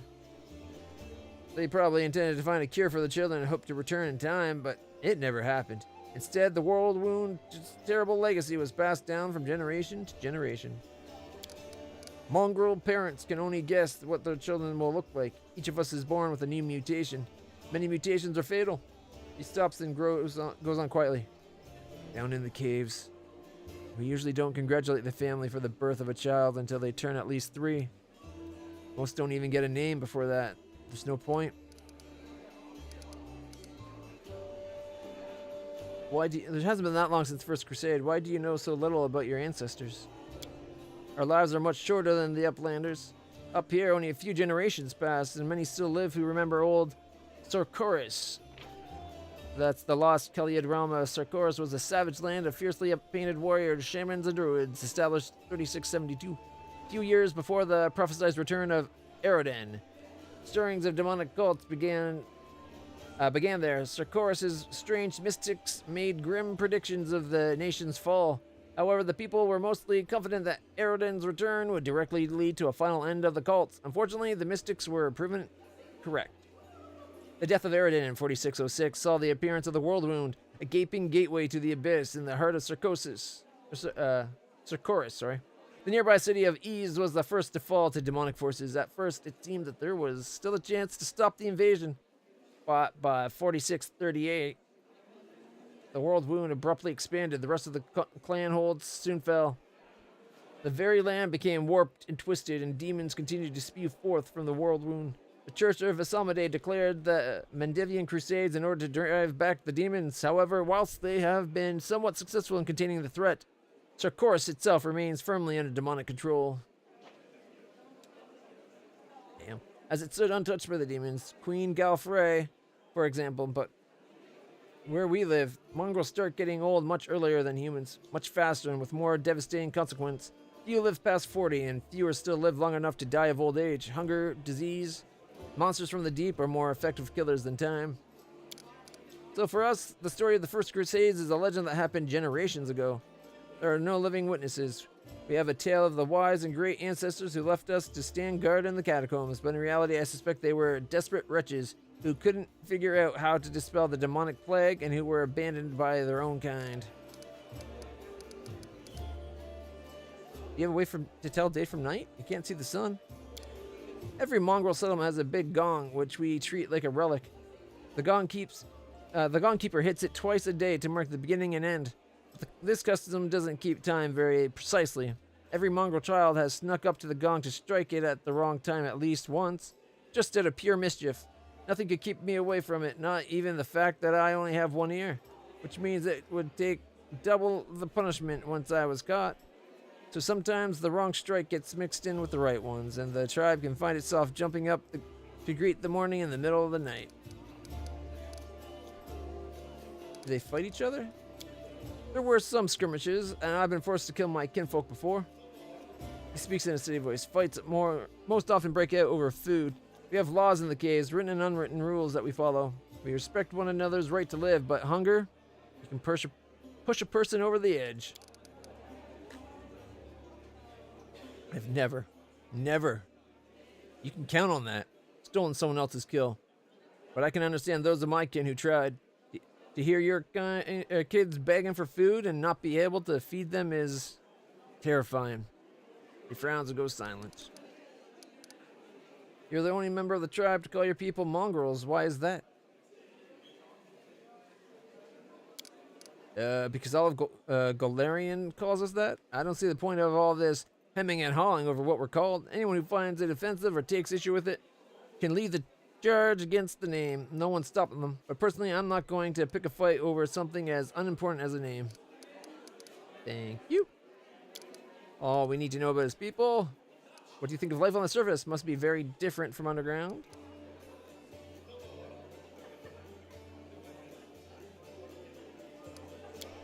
Of course, as far as living conditions, the surface is definitely a better place to be. It's easier to get food and water, not to mention build a house and even grow a few things. In older, well-established settlements, you don't have to deal with anything scarier than rats or maybe even foxes stealing chickens. Careful now, I am a fox. As for this the kind of lives you have, I heard a story about demon worshippers abducting a whole family and sacrificing them one by one while the others watched. But there were some brave Crusader knights nearby, and they killed the villains and saved everyone. And I heard another story. A young blacksmith lost his arm in a fire, couldn't work to feed his wife and baby. They tried their best and lived from hand to mouth, but they were still destitute. In the end, the desperate blacksmith robbed a traveler one night on the road.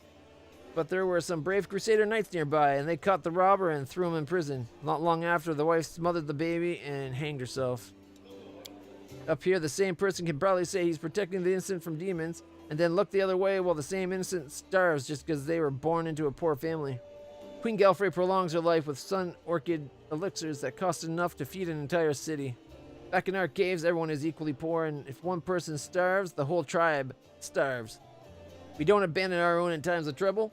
That's the power of a tribe. The laws of the surface are made so that some get everything and others get nothing. I might just be a naive fool from the caves, but I don't understand how it's possible to have so much more and share so much less. Because at a certain point, there's enough to make it seem like it's worth more than the others, unfortunately.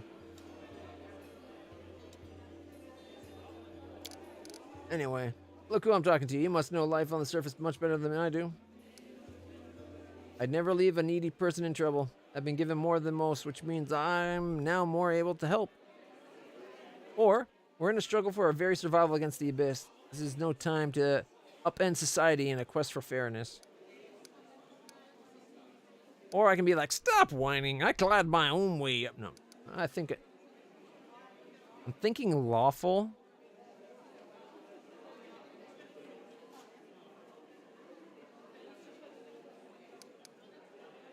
Yeah, no, I would never turn my back on someone who, if I could help someone without ruining myself, I would. Fitting reply. Don't take my words as a reproach. I like grumbling as much as cracking jokes. He's obviously trying to muster a friendlier smile, but it's an expression his face doesn't accommodate very naturally. You said you were prepared to risk your life doing something meaningful. What exactly did you mean? To invent a new salad and have it named after me. Then he sighs. Truth be told, I don't know. It'd be much easier if all I really wanted was to kill demons, then a few more demons, then more demons after that. Good honest rage and no needless brooding. I think I actually envy the warriors who can live that way. But I can't. If life taught me anything, it's that there's no easy choices. Dying a glorious death isn't enough. Some heroes of the Crusades did that and also saved entire settlements, erected the ward stones. Their actions kept the lands of Mendev safe for decades. That's what I want. For my dumb short life to have meant something. It mentions the heroes of the Crusade. 4433, arrowed in defeat, sprung up the wound. Dedicated to the Lord Discari, making the North safe from demonic influence.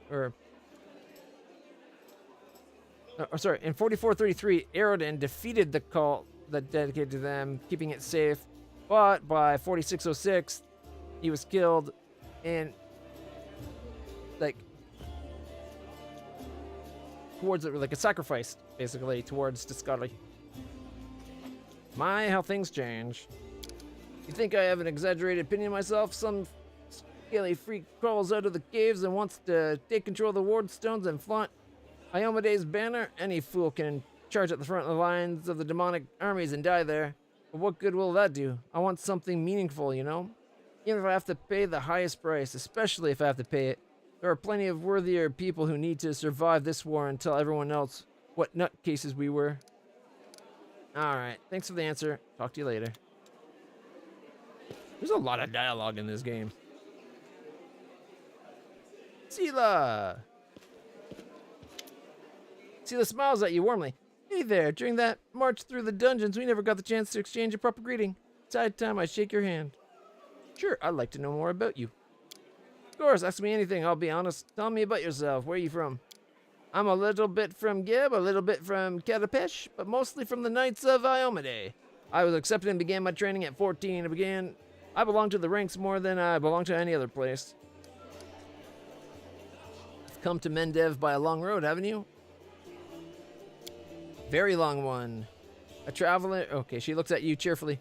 A traveler is expected to have amusing stories. Unfortunately, I have only 3 tales of any interest, and I'd like to save them for our next feast. Otherwise, I won't have anything to show for myself when it's time to start bragging. And that just won't do, especially since I'll win the night with my cautionary tale of a battle with Chupacabra. You can't tempt me with a story about fighting Chupacabra and then not follow through. What's a Chupacabra? Incredibly repulsive magical beasts, fast and dangerous. They can't... Well, it looks like someone's fooled me into starting the tale. I guess now I'll have to tell the whole story. Picture a small town in Kadira. Kadira being the westernmost satrapy? Whatever that word is. Of the Padish Empire, or Padishah Empire of Kalesh.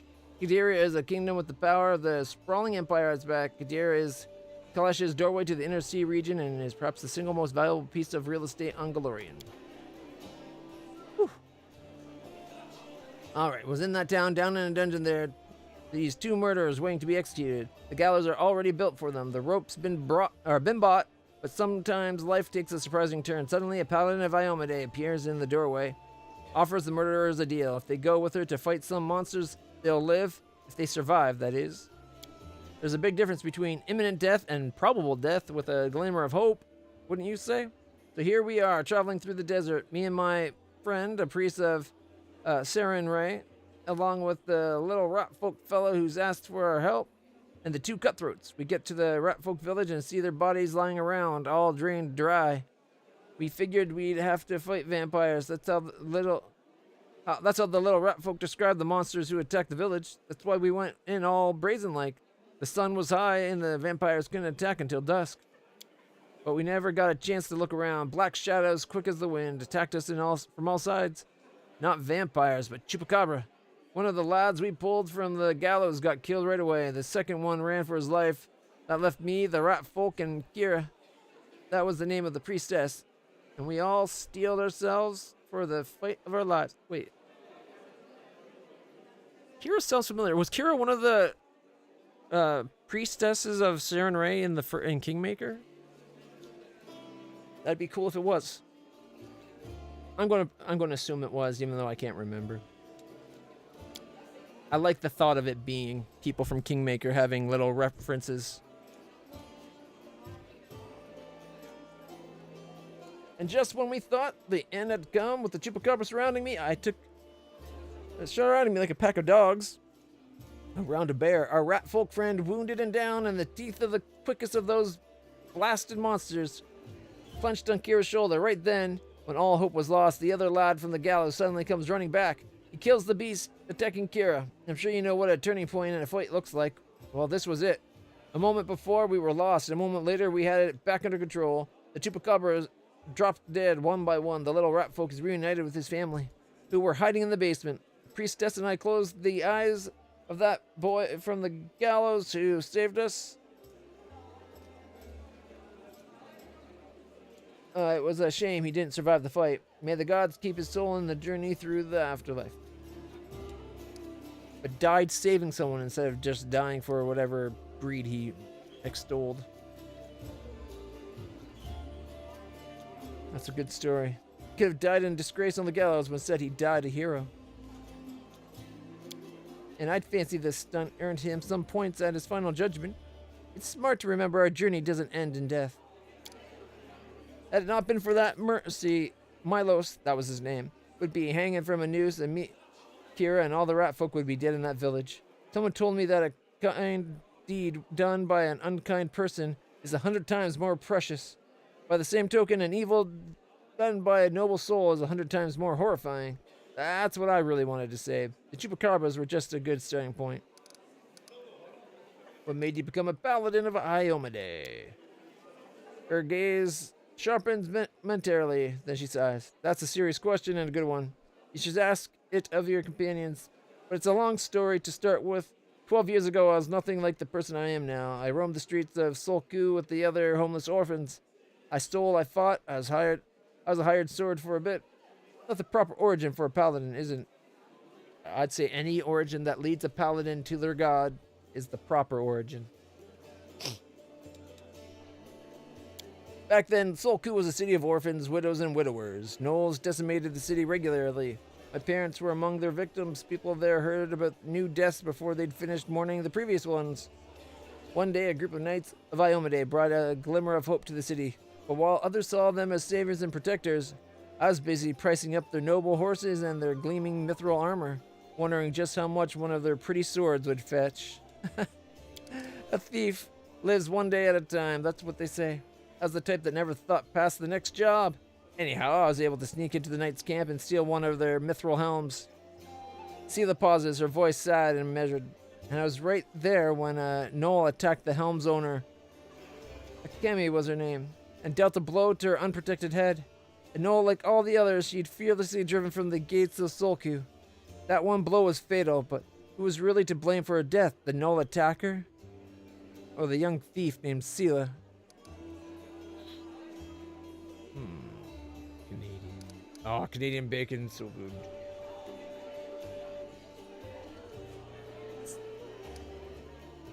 Female bacon isn't just ham. It's a special cut of the ham. And then it's got to be prepared properly, too.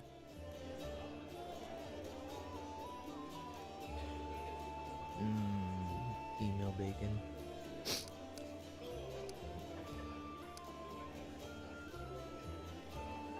I know what it takes to survive. Even a seemingly small misdeed can have terrible consequences.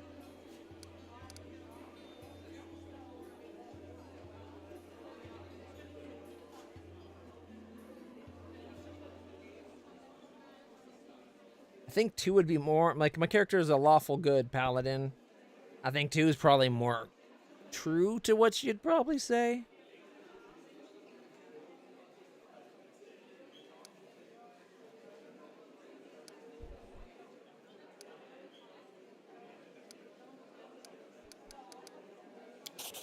Yeah, you're right 1,000 times over. I hate to say it, but I just didn't see it back then. And if I had never gotten that lesson, my eyes would probably never have been opened. Who knows what would have happened to me if it wasn't for Akemi and her bravery. And her death? Maybe the world would know Sela as a bandit, not as a knight and protector of those in need. There's a saying I'd like to remember. People rarely find redemption on their own. Someone must show them the way. But you are asking what brought me into the ranks of the warriors of Iomade. We all chose the paladin's path for our own reason. Some were guided by nobility of spirit, some by the desire to fight injustice. I became one so that...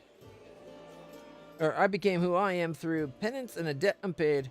The day Akemi died protecting my city, I wanted to kill myself for the terrible guilt I felt. Then I realized it wouldn't make the world any better, and I decided that instead I'd take her place. I'd become who she'd been and protect the innocence that she would no longer be able to protect.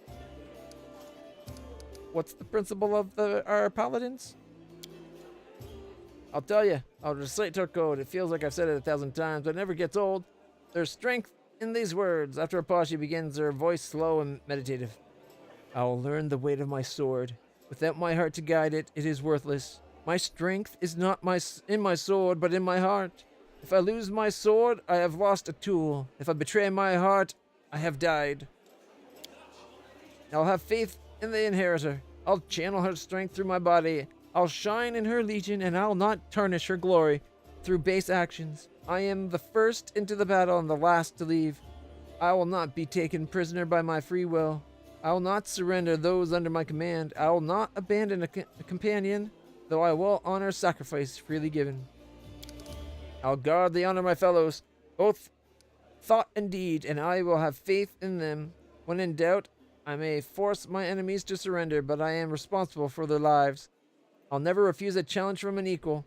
I'll give honor to worthy enemies and contempt to the rest. I will suffer death before dishonor. I'll be temperate in my actions and moderate in my behavior. I will strive to emulate Iomede's perfection. That is a long motto. When Dascari attacked Kenebras, everything seemed to be lost, but the first person I met after the catastrophe was you, my sister in faith. I believe this is a sign that Iomede watches over us. I hope that's true, although to be honest, our mentors used to warn us against being too eager to see messages from the goddess in every little thing. Being devout is all well and good, but you gotta rely on your own head. Unbeliever! You need more faith. And you know what? If this was just any ordinary time, and I didn't absorb the essence of an angel shortly thereafter, and us start fighting the cult at the fall of the city, I might believe you. I learned all I wanted to know. Good day. Oh shit, there's more to learn. Oh my god. There's so much dialogue. Beth said your friend Jenna Aldori is missing. Do you know where we could look for her?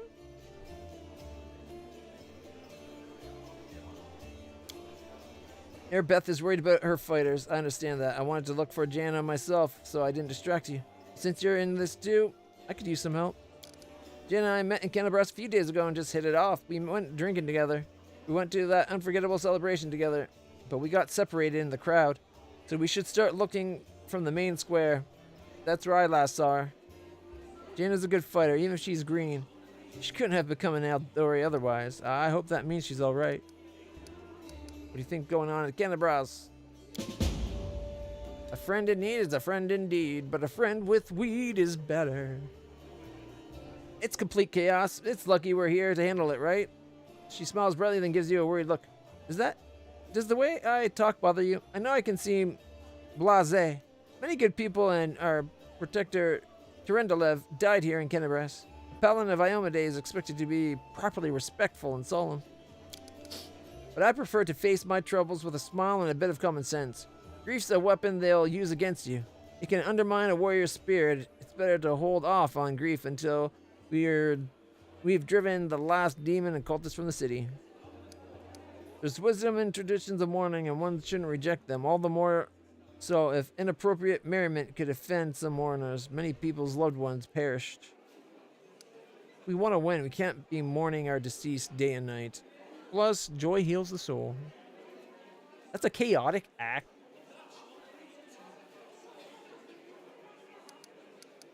Holding the grief and all that.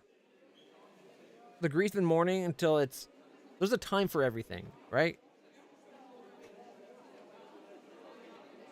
If you let the grief and the mourning overwhelm you and keep you from doing what's needed, that's not going to honor anybody. That's not going to help anybody.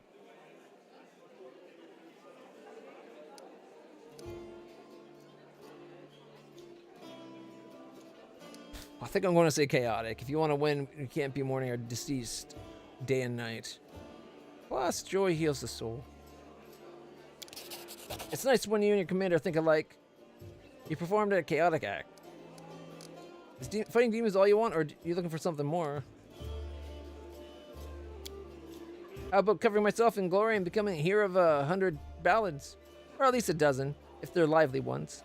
Your eyes shine cheerfully. Anyway, to be more serious, the area around the World Wound is the best place for a paladin who wishes to defend the weak and serve good. Being part of the crusade is reward enough for me, but there's something that worries me. I don't want to sound like I'm criticizing my brothers in arms, but the Eagle Watch and the other orders are focused on just one aim, the war against the World Wound. That's why they can sometimes overlook the smaller things, ordinary misfortunes, you know? I always liked being a wandering knight because any moment I could get up, go help a poor rat folk whose family had been kidnapped or an old woman whose favorite dog had gone missing. So here's my answer. I don't have some big important goal, but I'll be happy to help those who need it. A little bit here and there. Alright, I like that. See ya. Woo! Loot. Pillar and the Spinner of Nightmares. Book the first of the astonishing exploits of Venture Captain Hiller, published by the Pathfinder Society. That's funny. That is something I would normally read, but that's a lot of reading, and we just did like a shit ton of reading. So we'll just take that for another time. There's Hiller. So wait, did this guy write the story about himself? We talked to Land. Did we talk to everybody? We talked to all the people we know already.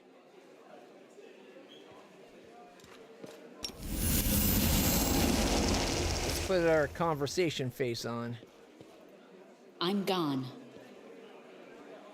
Kiadu, I believe that her help is already on the way. The queen will not leave us to die.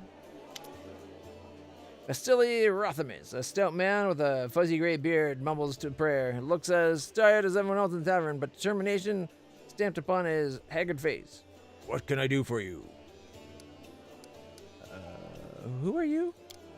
Vasily Rothamis, rector of the local temple of Abador. The temple is gone, though, and if we snooze here for much longer, the city will be as well. Who's the boy with you? This one, Kiado, the shepherd, my apprentice. Smart boy and his faith strong, serves Aristil, though, but there's still something he can learn from an old servant of Abadar. He'll be a great cleric when he gets a little older. What kind of help can I expect from you? First, I sell scrolls. I have a lot of them. Something for every emergency. Second, while you're here in the tavern, I can read one for you. Guaranteed no surprises. But you'd better not go into the city without a cleric. I won't be going there myself. I'm too old and my powers are needed here. And we got scrolls. Ooh. Daredevil boots. What's this? This pair of magical boots shimmers in vibrant shades of blazing red and burning orange. When they are held up to the light, these boots allow the wearer to gain extra maneuverability while moving through hazardous areas, while using acrobatics to avoid providing an attack of opportunity. They get +5 competence bonus on mobility check. And whenever they make a successful mobility check, while the ability is active, they gain +1 bonus on attack rolls for 1 round. And then there's a ring of powerful blood magic. When the wearer of this ring is blood raging and casts a spell, this DC save is increased by 1. We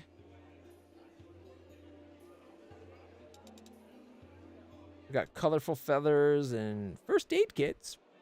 I have 10 of those? Damn. Got ingredients. Scroll scriber kits. Guardian of Life?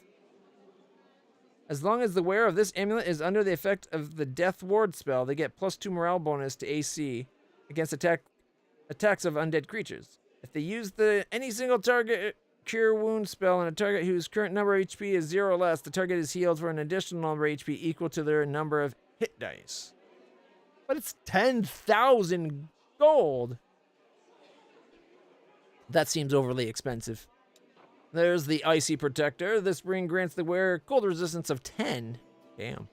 The wearer has the Ice Plant Hex, also grants them +2 natural armor. Oh my goodness. I kind of want to get that for our Hexcaster. We can get her that in the ice when we did we get her ice plant? I think that'll be the next level. By then maybe we can afford this. Or we'll have something better.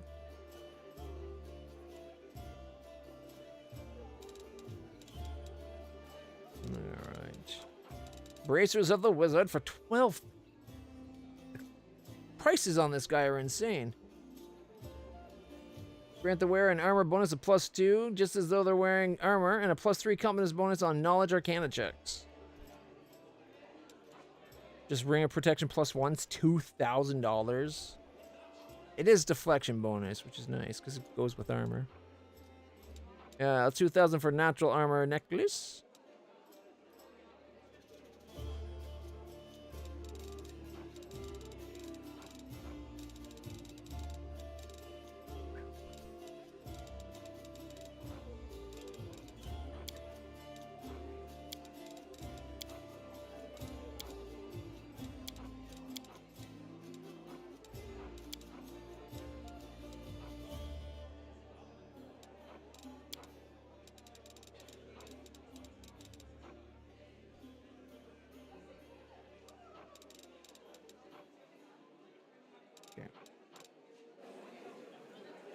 So there is a store here. Where's that guy that we saved? The Grom or whatever.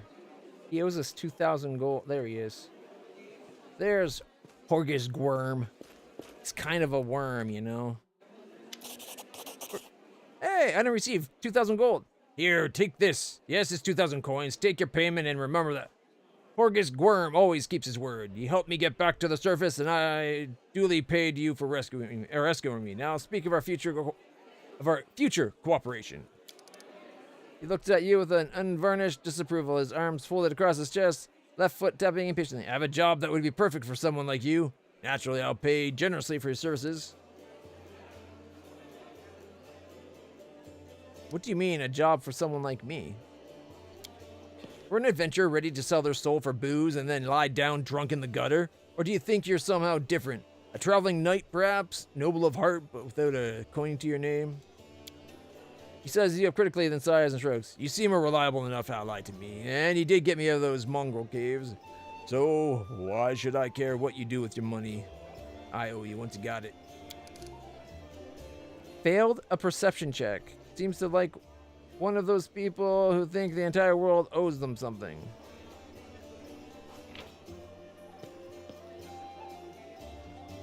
Failed by 2.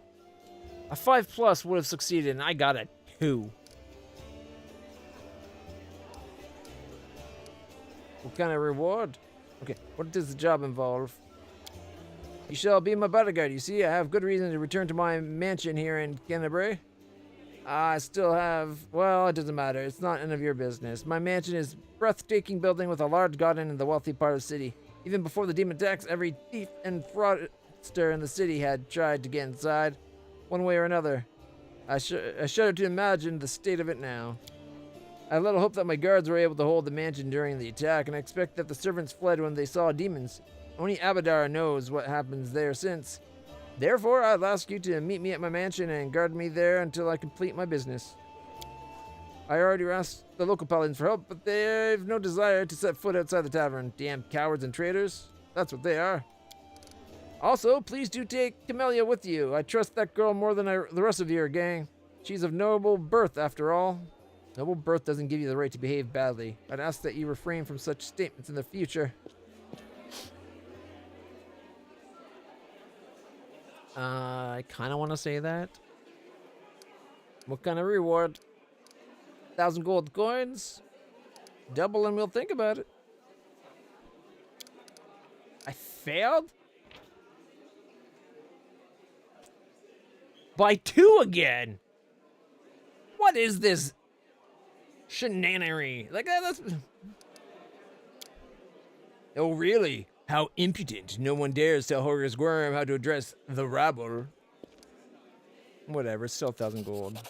Marvelous, excellent, blah, blah, blah, blah. I'll proceed to the mansion.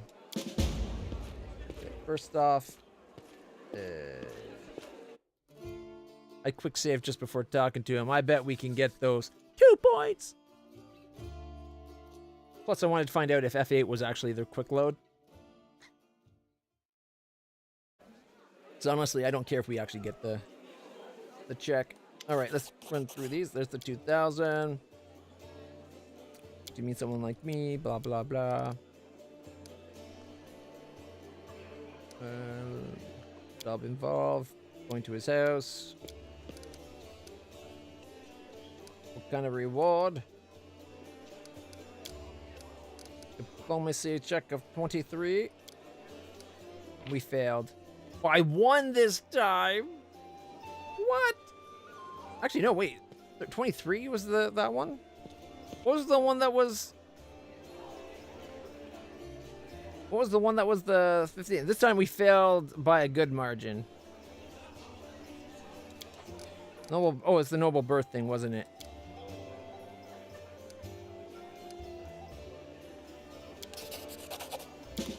Wait. 1 second. I apologize for the reloading. Why did we only get 1 check? Wasn't there 2 skill checks last time?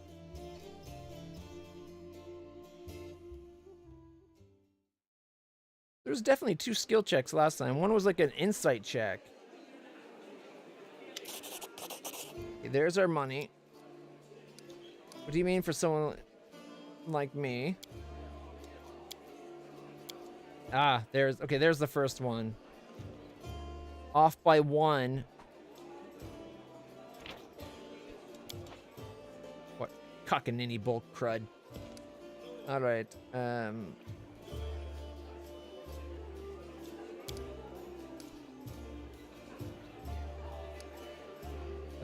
What does the job involve?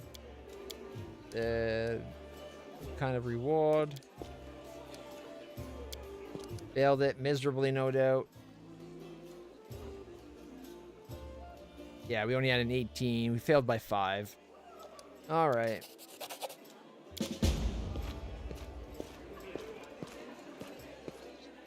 Gamel Hawks. Oh, I didn't even notice the bartender.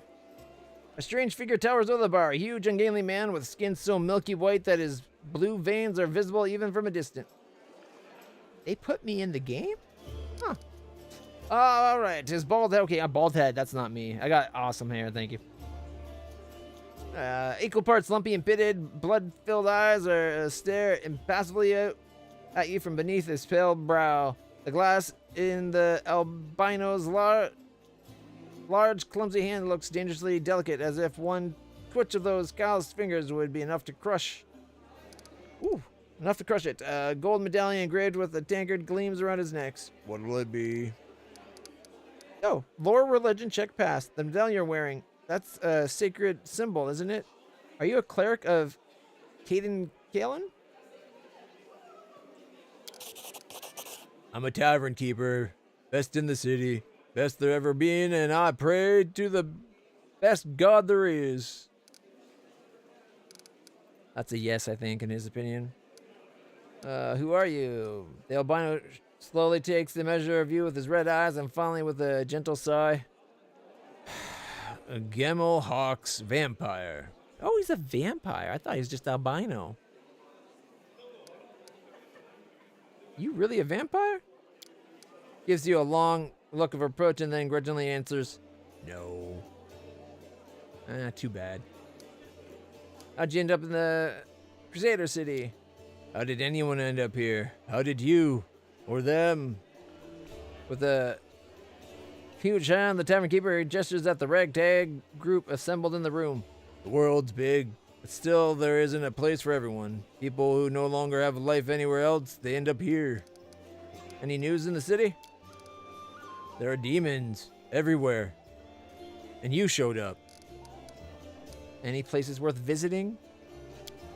If you mean places that normal people usually stay well away from, then there are plenty. Like the Pataxian wine cellar. He pauses for effect, like the name of the place should make you quiver in fear. Patax's origin lies with brigands from their neighbors to the north. Bravoi, who sought sanctuary amid the forest of the River Kingdom. A band of vicious thieves made a hideout in a riverside hamlet known as Patax. As they visited there year after year, their ill-gotten gold slowly transformed Pitax into something considerably larger than a simple, sleepy fishing village. Eventually, the bandits settled in Pitax permanently, building walls around the village, hiring sellswords to help defend against their enemies, and crowning themselves kings of our newfound land. With this, Pitax became a permanent fixture of the River Kingdoms, able to survive and thrive for nearly 4 centuries, while others around it withered and decayed. I think you go there in Kingmaker. There's like a festival or something as you do a diplomacy mission. Cats are cute often, but one state I like a bunch is when my cat is a small furry lump and tucks her head under her tail. Yeah, it could be super cute. I like it when our cat Taro, who's starting to get a bit chonkers, like he's hefty. He curls up in the sink and curls his head up into it like a round bowl. It's super cute. I got a really cute picture of my kitty Raina when she's curled up on the side table here. It's one of my it's like my favorite picture ever. Check this out.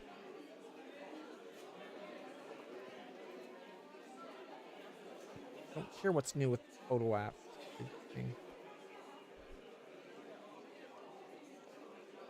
Where's that damn picture? Didn't realize how many pictures of Gunpla and spaceship models I have on here now that I've printed so many this last year. It should coming up any second now.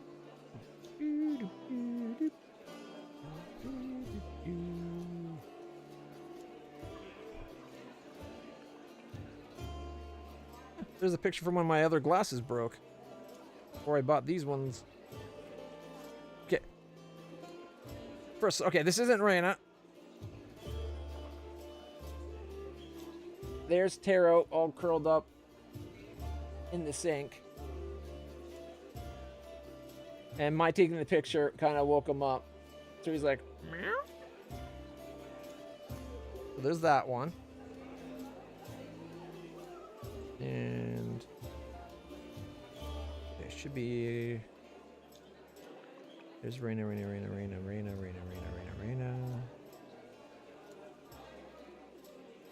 Oh, okay. This isn't the picture I was talking about. But it is Reyna curled up kind of like you're talking about. And then that's Magic snuck up beside her to like, because Magic really liked to be near Reyna, but Reyna didn't like any cat near her. So when she fell asleep, he'd sneak up and lie beside her. It's really cute.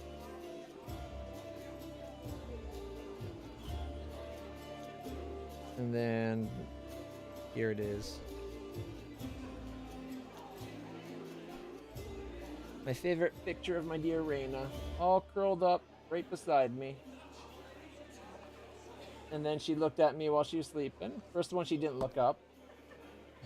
This was her when she almost fell off because she was enjoying it. The blanket had catnip in it. She really loved it. And then I got a picture of... Oh, where is it? There's Magic trying to imitate Reyna. So reflective. And there's Magic imitating Reyna on the same blanket.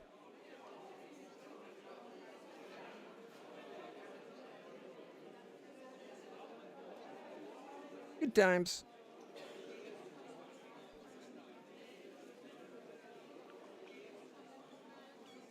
Right.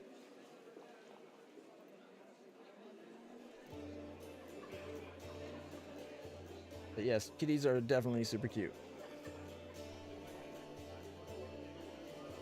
You know, I just realized I could have went like that and you might have actually had a better chance of actually seeing the picture. Oh well. For next time.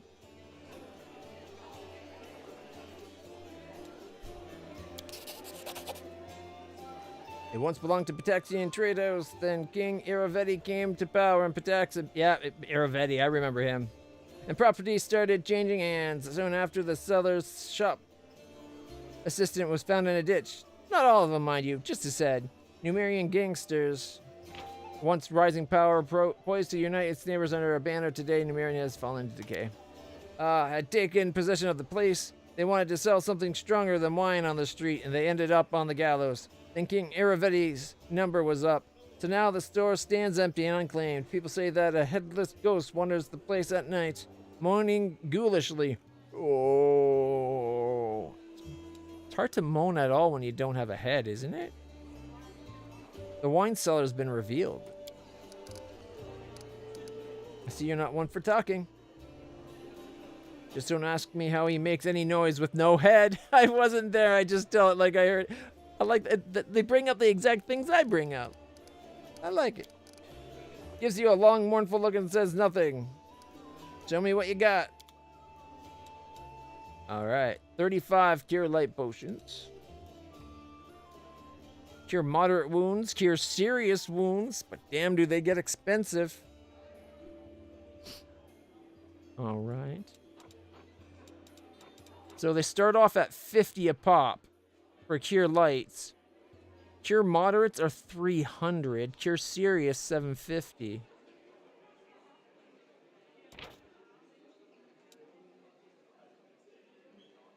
Does 3d8 plus 1 to a max of 15.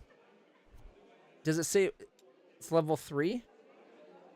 So 3d8 plus 3 is what these heal? That's not that much. Admittedly, these are like d8s, right? Plus 1. Level 1, d8 plus 1s. See, there should have been higher level versions of a Cure Light Wounds. because maybe you buying it at a higher level, a D8 plus 10 is much better than a D8 plus 1. And maybe it's not as expensive as the 300 2D8s at level 2. Just something to think about. Oh, shit. Accidentally escaped. Show me what you got. Alright. Gloves of the Neophyte. Whenever the wearer of these gloves casts a cantrip or a first level spell, the spell deals 1 additional point of damage. Alright, that's not too bad. Small bag of holding. Opens the non-dimensional space. It lets us carry an extra 100 pounds. They got the Dark Omen Ring. If the wearer of this ring has the ability to cast spells spontaneously, it grants them the ability to cast the following spell: Ray of Enfeeblement, Scare, Ray of Exhaustion, Fear, Waves of Fatigue. To cast a spell, the wearer still needs to have a spell slot of the required level, but it gives access to extra spells. 13,000 for access to the Dark Veil. Alright. Once per day, you may use this item to grant your party total concealment against ranged attack for a full minute. Damn. Okay, that's pretty cool. Don't know if it's worth 6,400.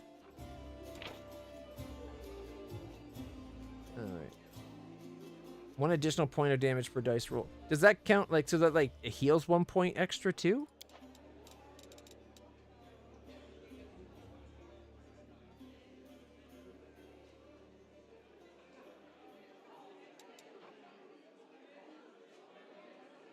A comprehensive guide to cooking a tasty dish. Sure. I'm not sure how the food things work yet. Apprentice lockpicks are $1,000? Is it because they don't get used up? You can use them over and over? Because we have lockpicks, I think.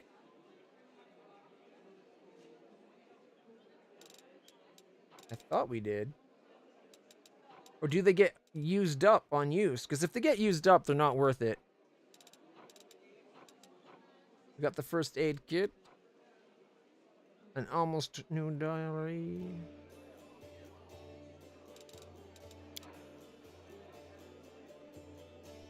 We don't have our lockpicks anymore, so they do get used up. It's not worth it for $1,000 if you use it once and it's gone. Screw that. A bottomless mug. Drinking from this mug gives a character +2 bonus on saving throws. Drinking against fear for 1 hour. Taking another drink prolongs the effect. When used by a monk with the Drunken Master archetype, mug also restores drunken key points and makes the monk melee attacks deal an additional D8. While his drunken power feature is active, a character can drink from this mug up to 5 times a day. Additionally, after the drunk condition wears off, the character gains the hangover condition and receives a -2 penalty to AC, -2 penalty on will saves for 1 hour. The hangover condition can be removed after a rest. $3,000 for that. That's expensive. Especially when wine and sweet wine are only 20 and 60. Like, you could go sweet wine 5 times a day for 100. And then you'd have 30 days worth of it before the bottomless mug is even needed. You're allowed to distract. Sometimes the random tangents can be the best part of a stream.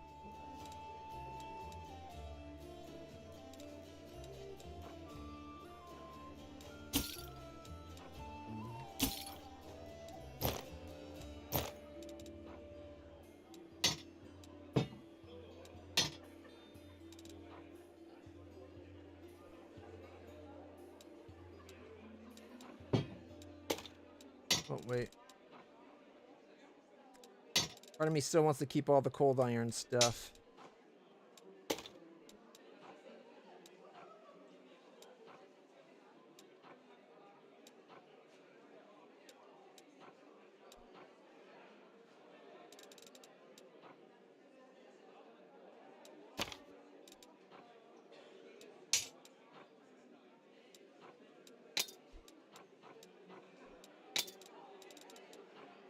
thought we had more than that, to be honest.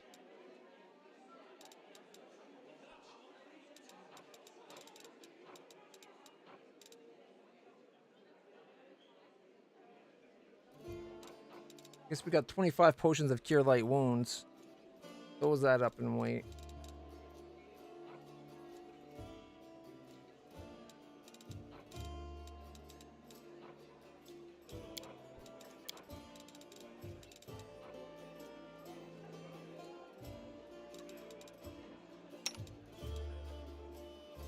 Everybody has their composite bow except for the one that's used. Can't use them.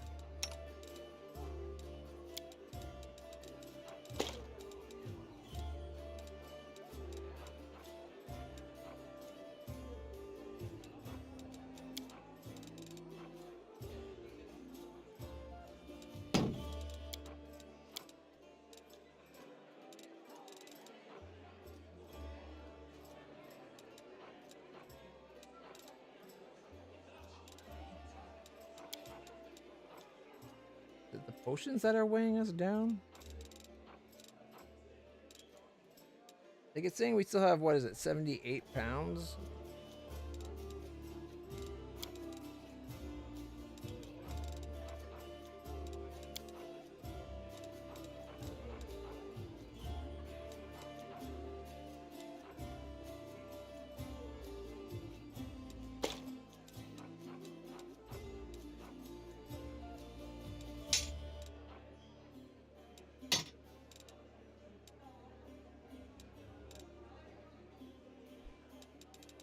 Well, all that, we get, what, 26, 25 worth of items, and we're still getting 1,290. That's pretty good. That means this was like 3 grand. And it's about 1,000 pounds. Damn, that's a lot of weight. All right, look at that. We now got 7,000 almost, and we can carry... Shouldn't that be up to 300?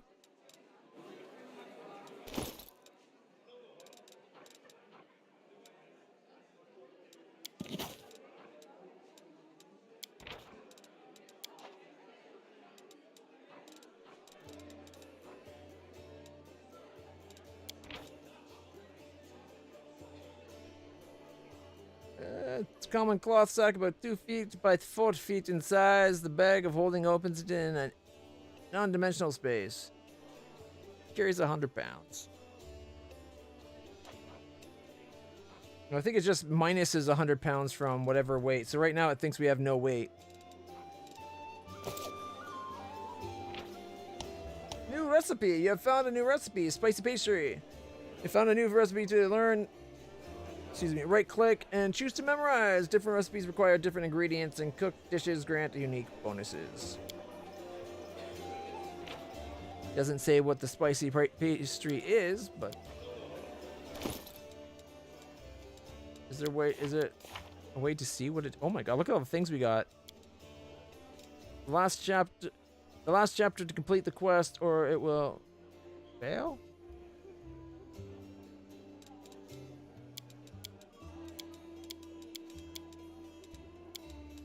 Okay. So we need to do all the ones with red right away, or if we don't get a chance next chapter. Okay. So we'll start with this one and then go ba ba ba ba boom, hopefully.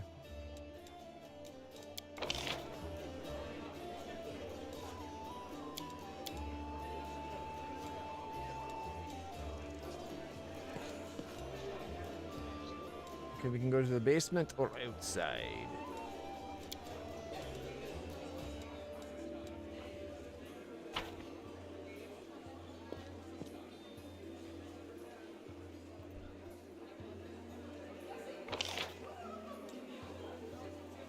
We stuck the Staunton, stuck the Vasily. Did we talk to Anivia once she moved? I'm gone.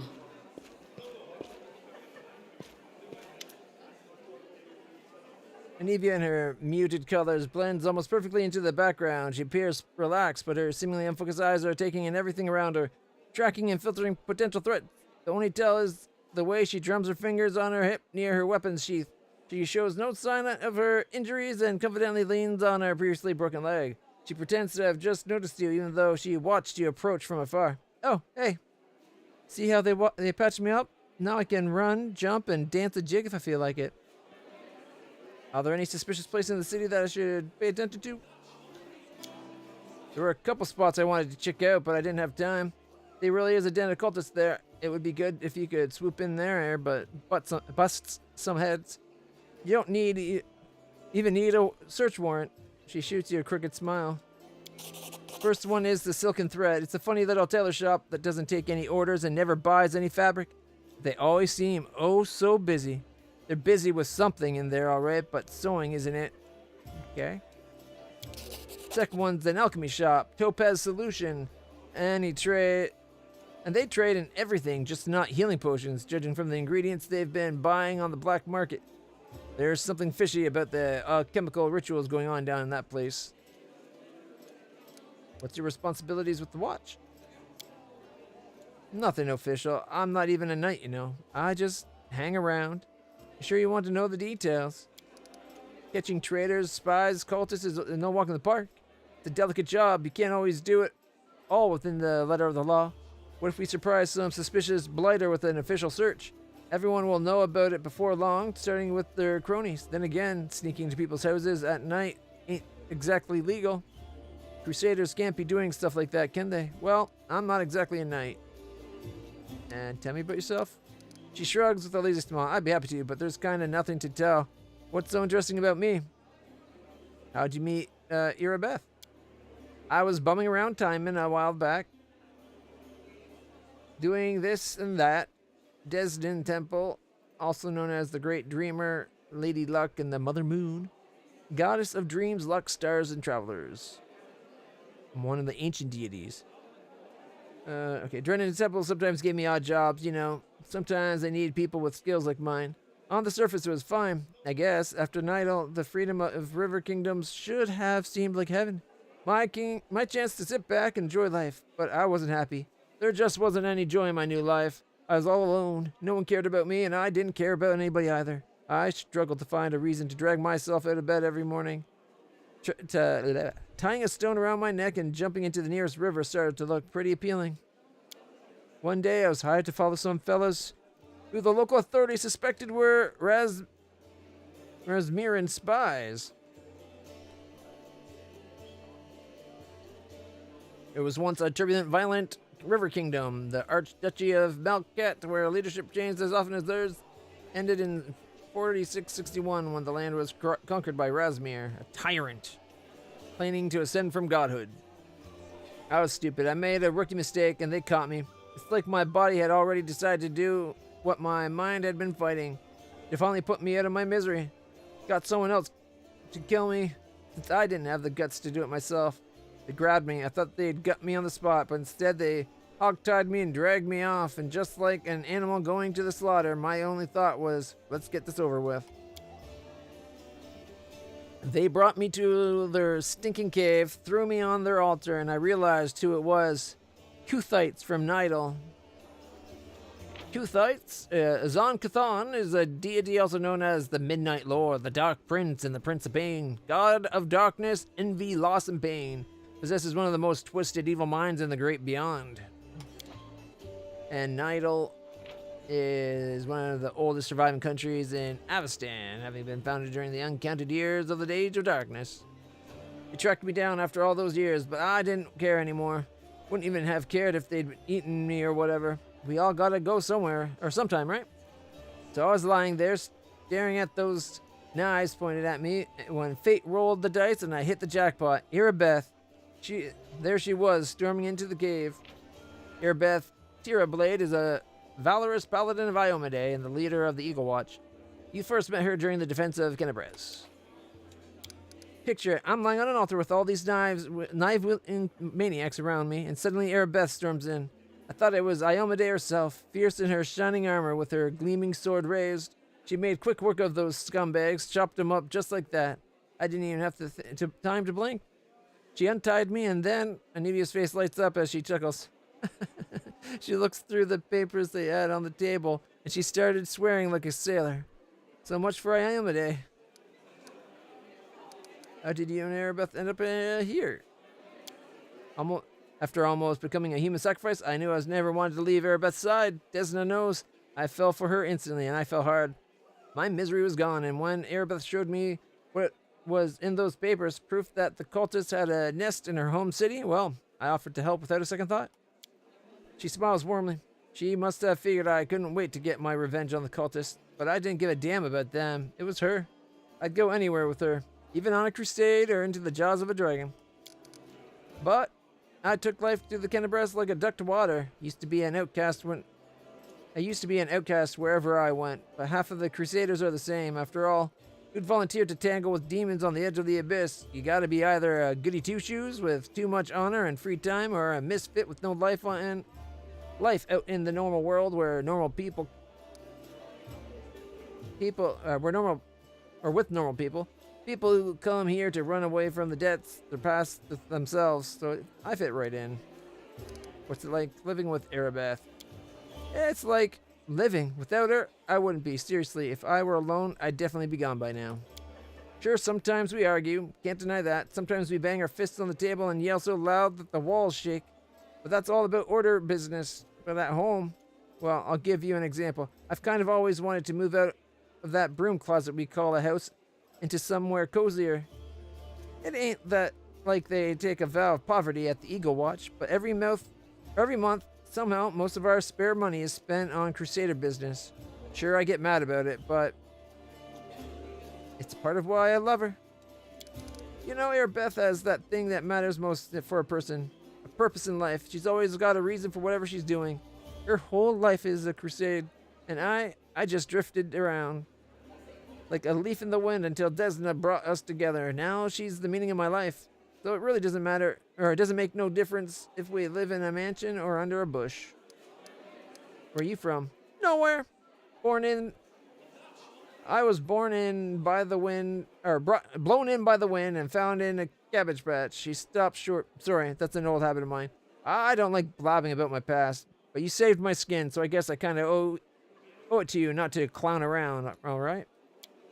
I'm from Nidal, and I wouldn't wish my homeland on my worst enemy. You've heard of the place, I'm sure, ruled by monsters that aren't alive nor dead, and the official religion is the cult of Zon Cathan. I grew up in a slum like a weed between the cobblestones. Didn't have a dad, but I had lots of aunts and uncles. My mom's croonies. No prize for guessing the kind of business she was involved in. They gave me a set of lockpicks as soon as I could hold a spoon, and while other kids were picking their noses, I was picking pockets. When I was 12, the monks of the Silent Shroud came for us. Creepy guys with their mouths sewn shut. They're the guards of Nizrock. Mom gave me to her friends, and we hid in a secret temple of Desna. I never saw my mom again. I lay low in the temple for the next few years, kept my head down, washed floors, fetched water, listened to sermons. Funny thing, after a while I started liking Desna's teachings. As soon as I was old enough, I was out of there. I left Nidal and got as far away as I could. Quite a ragtag group you got here, from the nobles to street thieves. You got that right. Only the best for you. What do you do if knights and nobles fail to save the world? The lowlife's our only hope. If the proper folk can't get it done all proper, well then someone will get it done in any way it needs to be. Alright. Gotta go. Alright, I think that got us an extra quest.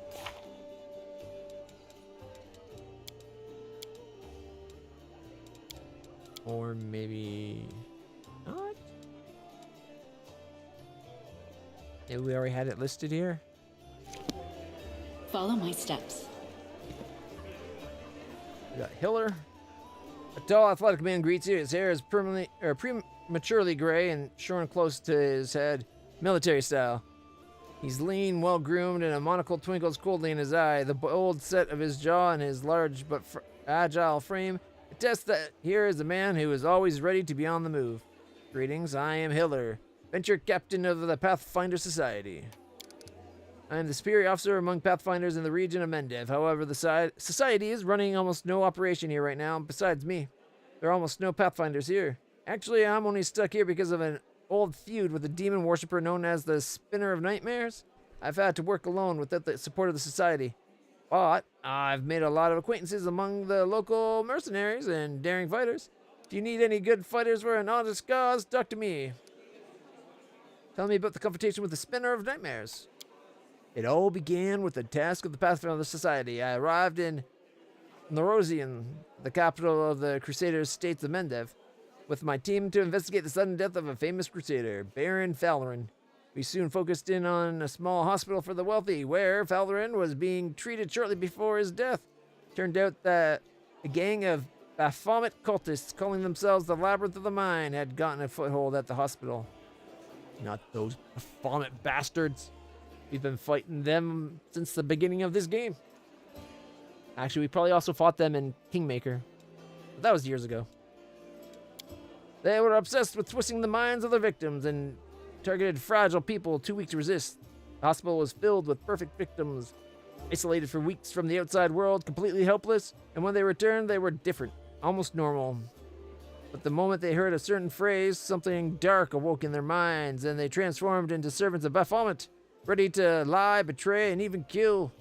The Labyrinth of the Mind was preparing to infiltrate all the elite circles in Mendev, but Baron Falarin stopped them.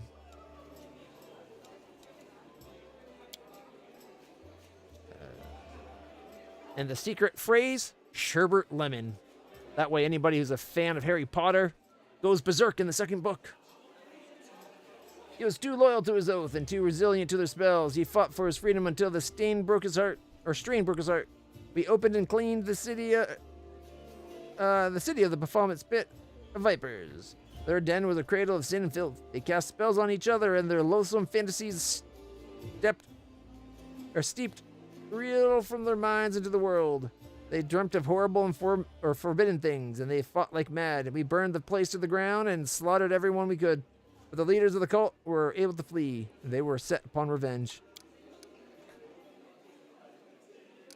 They abducted my daughter, Lori, who served under my command in the society. They left me a note full of tart insults, mockery, and sneers. From that note, I learned the name of my enemy, the Spinner of Nightmares. A few months later, I confirmed that she was the leader of the Labyrinth of Mind. My hunt had begun. I would get Lori back at any cost. He grins his teeth with bulldog determination. All right. More about you. What exactly you want to know? How'd you end up here? Working for the society, a demon worshiper named Spinner. Okay, we basically heard that anyway. Your daughter? Showing his teeth white, his healthy white teeth. As a girl, Lori was just an angel. We lost her mother early on. She was left to follow my example. A drifter with little idea how to talk to a 10-year-old girl. But even with such questionable parenting, Lori managed to grow into a wonderful girl. Brave, smart, beautiful, and entirely unbearable. She's always argued with me about everything. When Lori was 18 and told me she was going to be a Pathfinder, all I said was, okay. I knew there was no use to try and talk her out of it, and she was a fine Pathfinder. He clenches his fist with a painful sound crack. I'll never forgive the Spinner of Nightmares for taking my girl from me. The society, global organization that unites opportunities and adventurers. But in any case, it's hard work. They might send you anywhere on a mission. Blah, blah, blah. Okay, no more questions. Need of an experienced fighters? You can rely on my lads, but you'll have to pay them. 4,500 is their standard rate. Sorry, I can't afford that.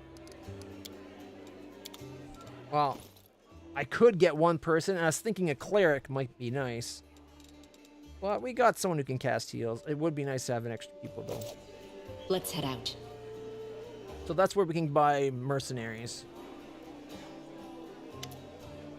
What's the main objectives? Alright. You heard of what the demon said. They're going to desecrate the ward stones and blow up the whole barrier around the world wound. That would be an even worse disaster than the world wound's expansion before the Second Crusade. Not only Kenabres, but every city with wardstone would be destroyed. What are the wardstones? They're our greatest treasure and a shield given to us by Almade herself. Placed by an angel. Blah, blah, blah.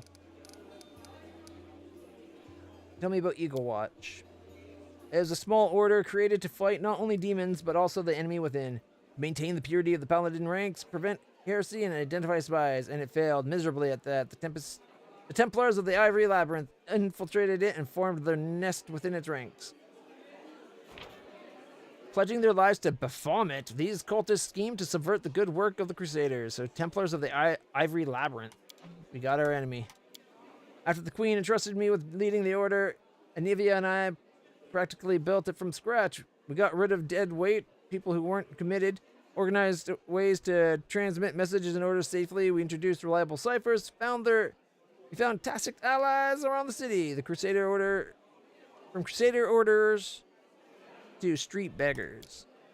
This was my personal crusade to purge the city of the Templars who had infested it. And I thought I was winning. I could feel it. We were so close to driving the cultists out of Kenabres, but it's hard to admit, but those successes didn't count for much once the demons entered.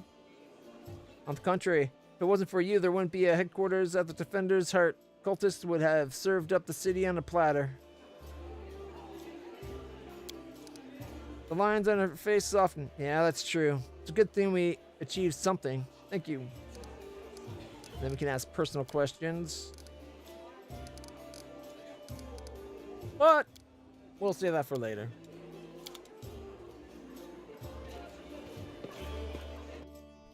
Alright. Let's see. I think we've talked to everybody now. There's an outside, but there's also a basement.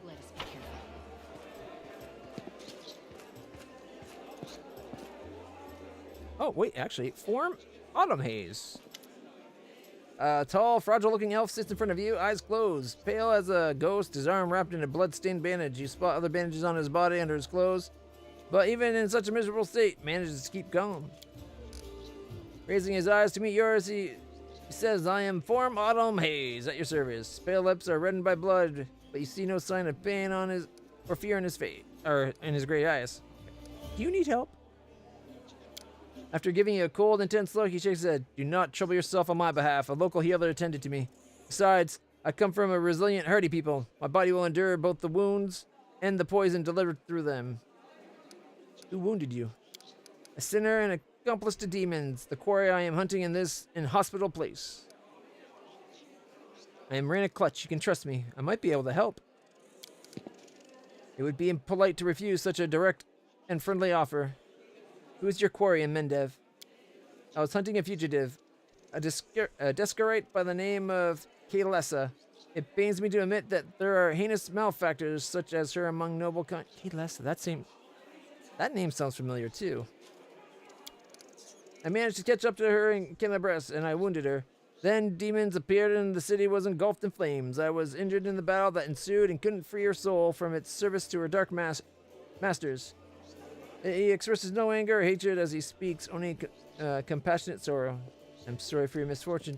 Hope things will turn out differently next time.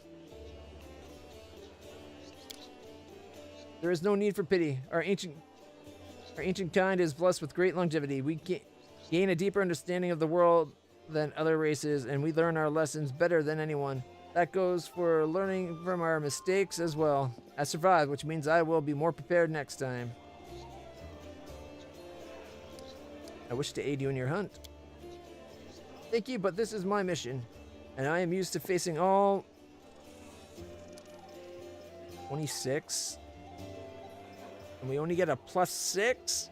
Ooh. We need a nat 20. But this is my mission, and I'm used to facing all manner of terrors on my own. I do appreciate your willingness to help. If you happen to meet Kaylessa, take caution. She has turned many innocent souls to the path of evil, and darkness has rewarded her with many gifts. Her appearance alone will tell you that. It is warped. The agate skin and malicious stare of her blood-red eyes, the bestial teeth. She's more monster than elf at this point.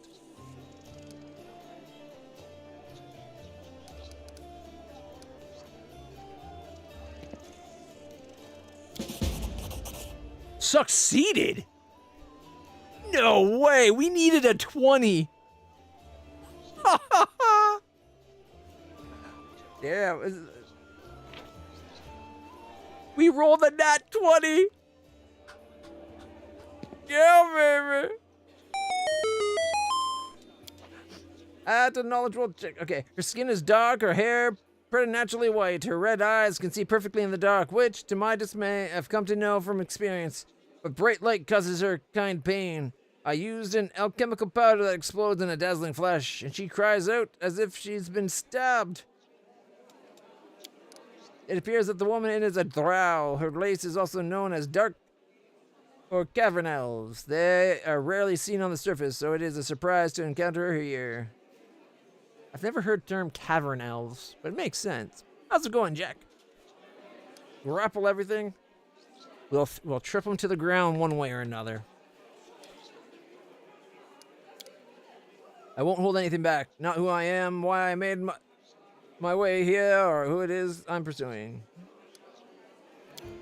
Other people tend to believe the identity of the sum of a person's actions and the events that happen to them. For them, I am one of the long line of warriors of Keonin, the homeland of the elven race on Golarion. Keonin was almost completely evacuated by the elves just before the fall of the Starstones. It's like to the north or something, right? Near the barbarians? I think we let a bunch of elven refugees into our lands during Kingmaker or something. Who, since his youth, has dedicated himself to hunting evil and justice. For them, I am a successful and capable huntsman who has tracked down and slain a great many monsters. But I am an elf, and for me, my identity has a different meaning. It is shaped by the place where I was born and what I love so deeply. I am shaped by what I find beautiful and what makes my heart quicken, by the fears that come to me in the dead of night, by the things I find so intolerable that at sight of them my very core darkens and fills with poison. Thus, to tell you who I am, I would require many days and much candor, which is more than you and I have at our disposal. Why did you become a hunter of evil? Because I am the son of a noble and proud nation. We are sometimes criticized for our arrogance, but no one dares doubt our honor. When a crime is committed, we cannot turn a blind eye. If I were to abandon our obligation to oppose evil, if we were to surrender this obligation to other races, we would also relinquish our preeminence. All right. Perception 20. Land gets plus 10. I think Kaelessa might be a drow. Successful! You see a shadow pass over Thorn's eyes for a single instant, then his face is just as impassive as before. A drow? Unlikely. It's more plausible that her dark service has left a brand similar to the one that twisted the entire cursed drow race. A coincidence, I would think. So there was this weird thing that cursed the drow race to look the way they are, and then you got this woman that seems to be a drow. Nah, she can't be a drow. She just coincidentally got the same curse. At that point, you might as well be a drow. I can't believe we got both those checks. That's amazing.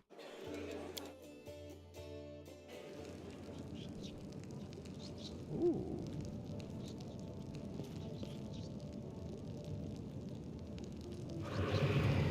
Surrender thy soul, Delvin. Iomade, protect us. Ha ha ha. Got you again. How many times is that today? Take your jokes and shove them, tiefling. Whoa, easy there, Chief. Don't hit me. I'm guessing that's a tiefling we can collect if we want.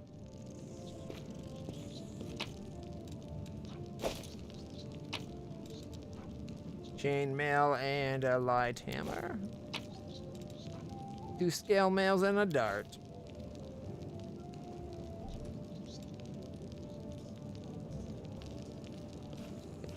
I wonder what this lever does. Guard. Delvin guard. What's this?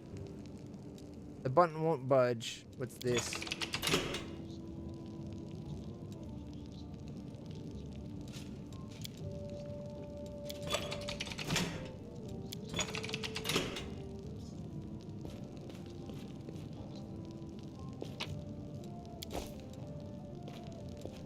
Oh, there's another outside. Oh, wait.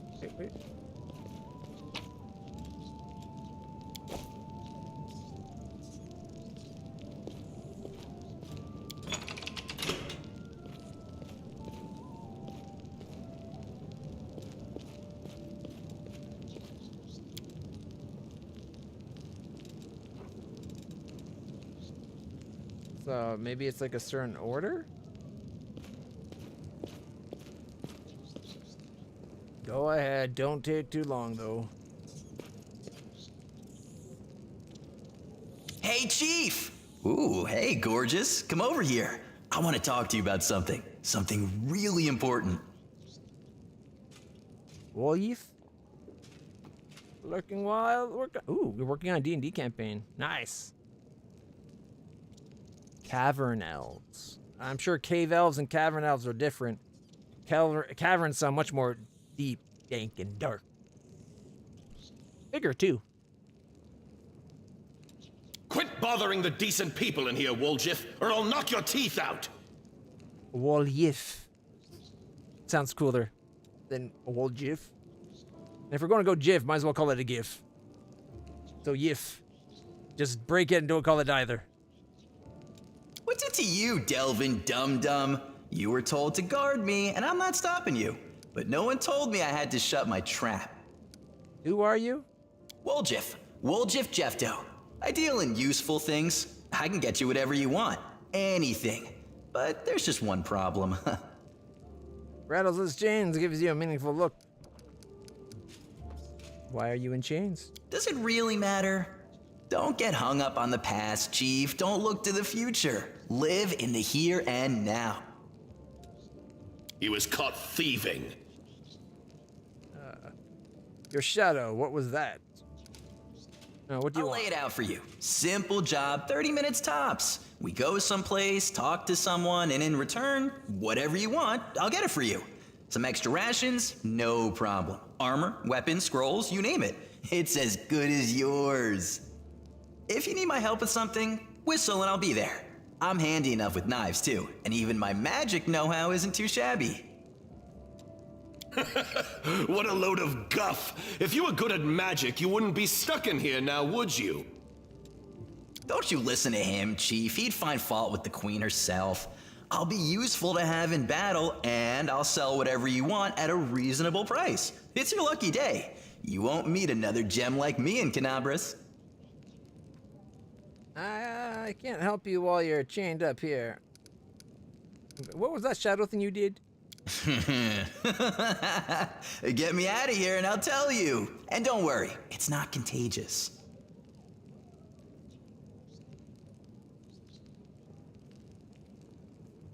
Ooh, only second session. How you liking it? Oh, and you do realize that you're no longer just a new DM, you're just the DM for the rest of your life. You don't have a choice anymore.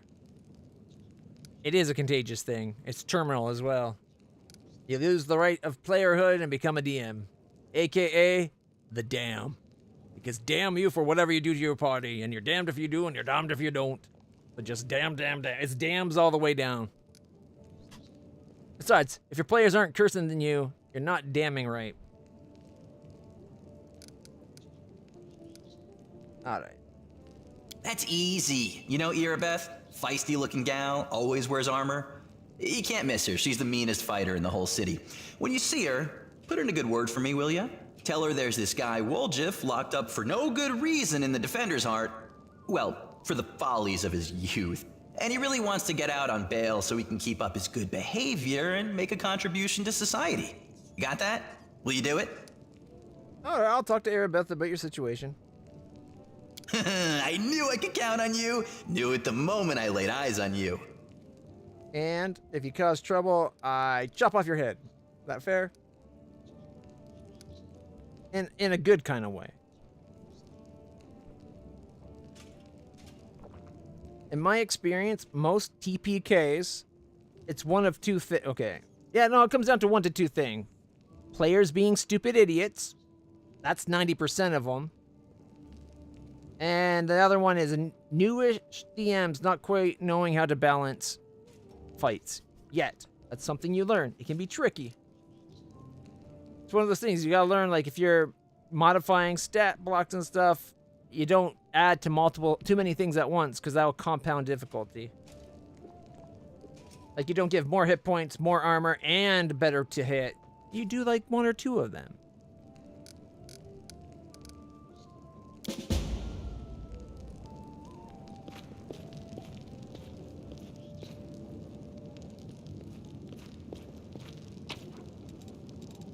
another first aid kit.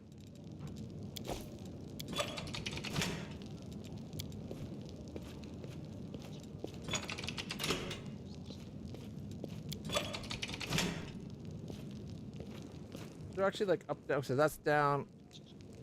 That's down. Okay. They're all down. Down. Deep underground. Tread lightly. Yeah, I think this is going to be like maybe a trickster rogue type character.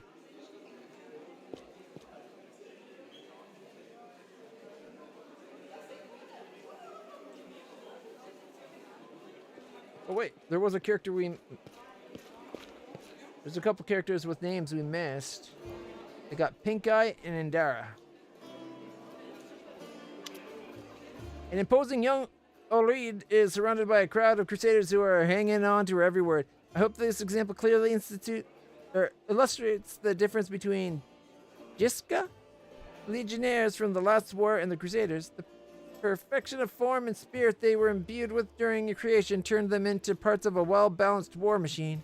Not a ragtag bunch of individuals, but a united whole. Now tell me again, why am I supposed to be impressed by your reckless assaults when everyone is fighting for their ego and for the right to beat their peers to a swift but pointless heroic sacrifice? Some of the crusaders grumble unhappily, but it's clear that they are captivated by the woman's words. The only exception is a scraggly and disheveled halfling monk whose puffy black eye gives him away as a brawler and a troublemaker. He enthusiastically punches forward and tries to engage, but one of his friends swiftly jabs him in the back with an elbow, making the poor fellow pause to catch his breath.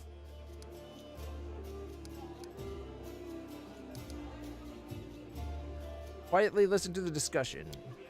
Nebraska Crusaders. One of the Crusaders angrily curls his fist tightly and retorts with a burst of passion. If those gists of yours or whatever had come for us, we'd have their guts for garters. You think we're never fought a mighty adversary before? The soldier's stern facade can not fully conceal his relish. Clearly plans to enjoy the confrontation. The Crusaders around him look upon their exotic opponent with a mixture of irritation and piqued interest. The woman chuckles before cutting off her interlocutor. I would love to see you storm a 60-foot tall walking castle shaped like a gigantic elephant that carries siege fortifications on its back. And I'll have you know those fortifications were defended by Jiskin priest craftsmen armed with demon-bound war machines.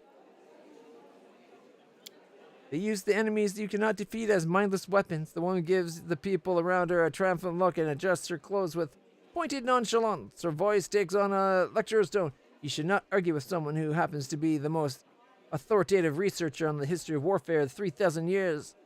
The history of warfare 3,000 years before the foundation of Absalom? Oh, I guess she's like, what, 7,000 years if it's before Absalom? Because we're like 4,000 something. Yeah, it's a lot of years of history. The woman looks at you and flashes a amused smile. The lecture is over. Do my esteemed listeners have any questions? Insulting the Crusaders cost you dearly. No, who are you? I am Indara, warrior, magus, and scholar of classical warfare from Galund. The woman peers at you apprehensively, then sighs. I admit that I am mildly offended by the fact that my name is entirely unfamiliar to you. But I'm willing to accept that this is due to Aveston's isolation from the sophisticated culture of the world at large. She likes to insult us a lot, doesn't she? You've come a long way to be here. I like to think of myself as an inhabitant of Golorian, and I don't narrowly identify with any country in particular. Why'd you come? To witness a legendary war, the confrontation between denizens of a plane famous for its love of violence and the Crusaders from every continent, united by the common goal of defending their home. An epic struggle of colossal proportions. That hasn't been particularly epic so far, truth be told. The monk with a black eye grins and mutters under his breath. Maybe she just can't see it from here. The view will get way more epic if she stops hiding among us and takes a walk outside. The woman smirks contemptuously. She does not deem the monk's words worthy of comment.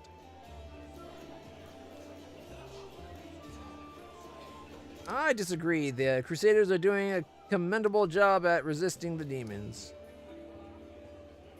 It looks like you know more about warfare than any of us. Oh, am I hearing things, or did someone finally acknowledge my competence in the art of warfare? Perhaps there is a sufficient open-minded person among the Crusaders after all. I find myself pleasantly surprised. Why don't you join the Crusaders and show them fighting or show them how it's done? No, I'm a historian, analysis, and theorist. Do you know what these three words have in common? They describe a mortal woman who does not participate in the conflict upon which her thesis will be founded. But then again, I will hardly be able to describe this mess as anything other than a feeble likeness of the last war of Jiska. The monk with a damaged eye grins slyly and comments, the more dangerous the upcoming scuffle is, the more motivated we are to find a clever and pretty words to justify not actually doing the fighting. You're wrong to treat the Crusaders with such disdain. Allow me to explain. A debate? Oh, I will happy to prove that current conflict can't hold a candle to the last war of Jiska. Very well, the last war of Jiska was waged using a significantly greater number of troops. Both sides actively relied on reinforcements from allied planes, and their strategic planning was perfected through no fewer than 7 rounds of intensive design. None of the above applies to this war of yours. Compared to the Jiska, we are but some stone club-wielding kobolds. Hey, no bad-mouthing kobos. I love the kobo. I'd like to conclude my thesis with a few words of wise counsel from Dagon, an advisor to the Pharaoh of Forgotten Plagues. I doubt you will comprehend the true genius of his statement, but here it is nonetheless. A gadfly sees the ox pays no heed to the gadfly, but crimson fever takes them both. The events of the past are shrouded in legend, but the fate of the world is being decided here and now. That is why what you fail to grasp. 5+. And we got what, +10? Versus a +6. The principles of war are always the same. Weapon, causes, and resources may change, but the foundations remain unimmutable. I'm going to go with diplomacy. Success!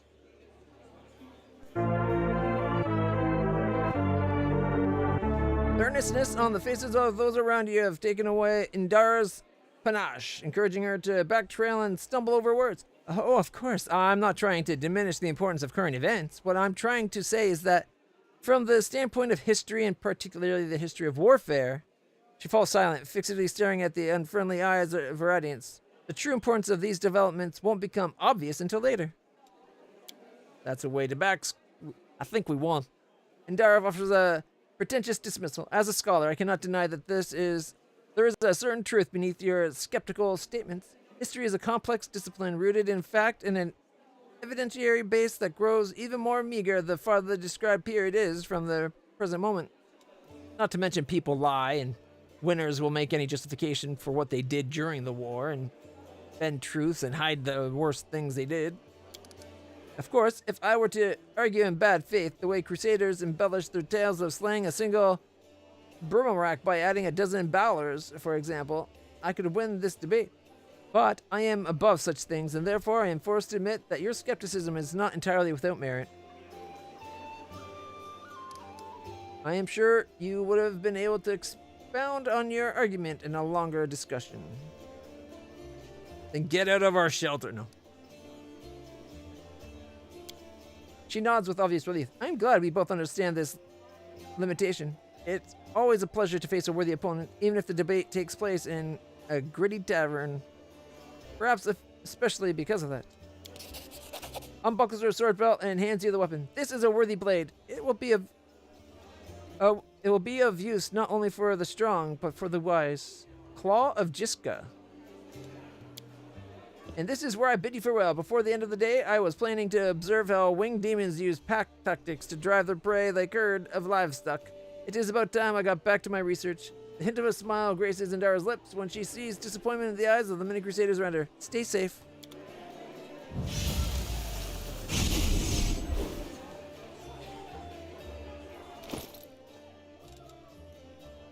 What's the sword we just got? Is it this one here? Claw of Jiska. D6 plus 1, is it short sword?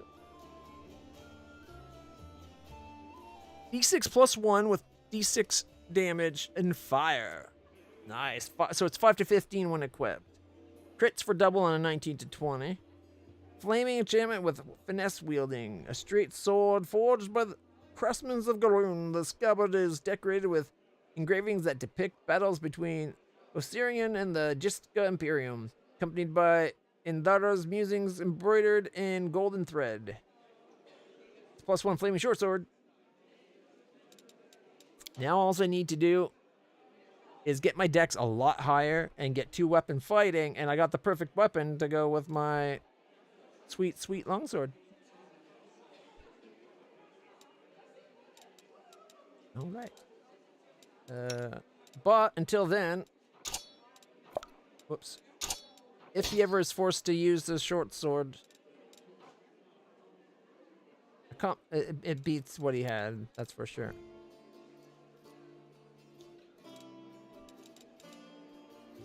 Even the handle's burning.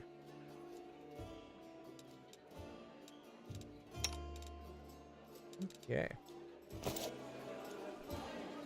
Although, if we do end up getting that other guy, we might go for him instead.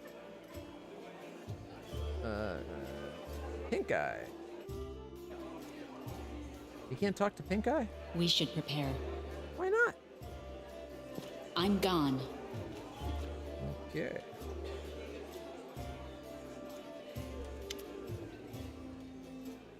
Alright, let's see. There's a tiefling chained up in the basement. What can you tell me about him? She shrugs scornfully. Woljif is a petty thief from a gang of tieflings operating in Kennebrest. That's what we call them in these parts. They tried to rob a vendor of magical items recently. Unfortunately, we apprehended only one of them, and the rest managed to escape. We have nowhere else to keep him apart from the Defender's Heart, but that's hardly a prison. Woljif knows it too. He's been begging us for days to let him go free or have someone vouch for him. He's already asked you to put in a good word for him, hasn't he? Squints at you thoughtfully, then shrugs. If you want to recruit him and put him to good use, go ahead, take him off our guards' hands. We can ill afford to let a soldier spend their days watching over a middling thief. I hope the tiefling proves useful should you decide to take him. All right, thank you.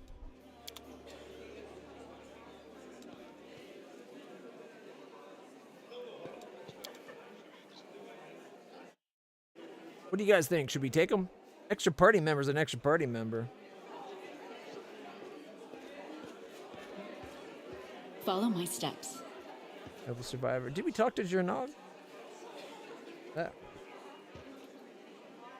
Okay, we talked to the Torn Autumn Haze. Or Foreign Autumn Haze. Jernog. It's good to see you. I look at you, I think if you got people like that on our side, there's still hope. Kennebrest has suffered a terrible calamity, but still it goes on. I think we did talk to him by the looks of it. That's the Chili Creek guy. It's the monk, right? I remember now. Or not the monk, the cleric. I remember. Let's head out. Follower of Aristide. Well, Chief, what do you got for me?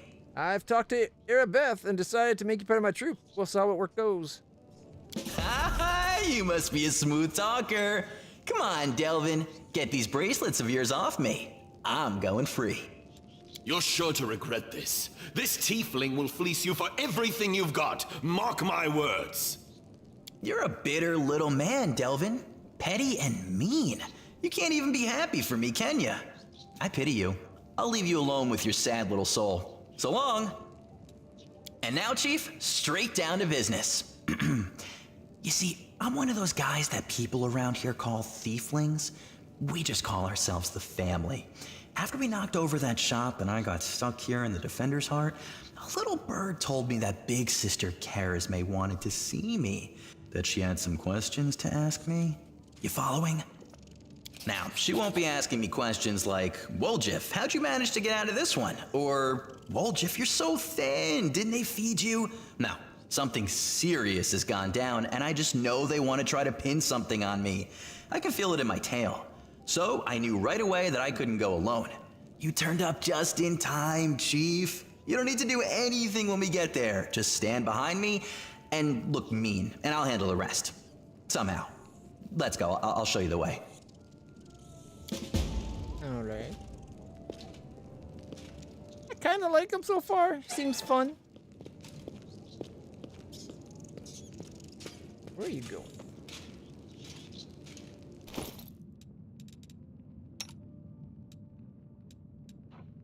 Double masterwork daggers. See, I should have kept a bow.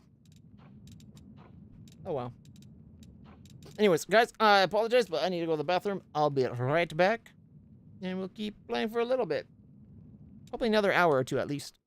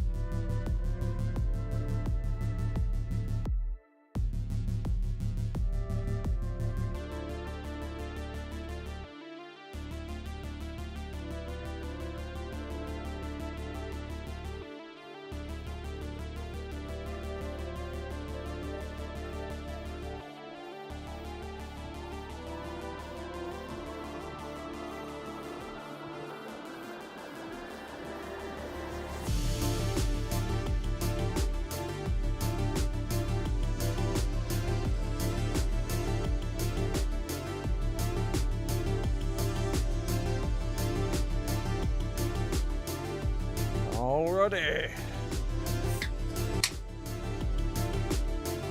Cheers.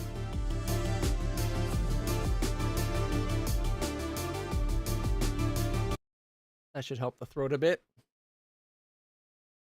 It was getting rough on the talking box. Alright, let's see what this guy has. Bracers of armor +2, and that's it. But he's got Dex 20. An Eldritch Scoundrel.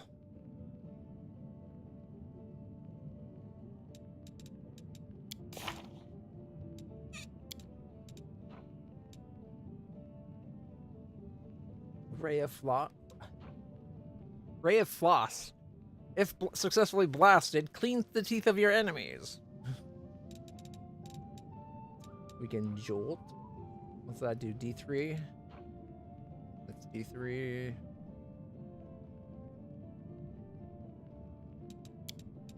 And he's got Mage Armor, Grease, Burning Hands, and Color Spray.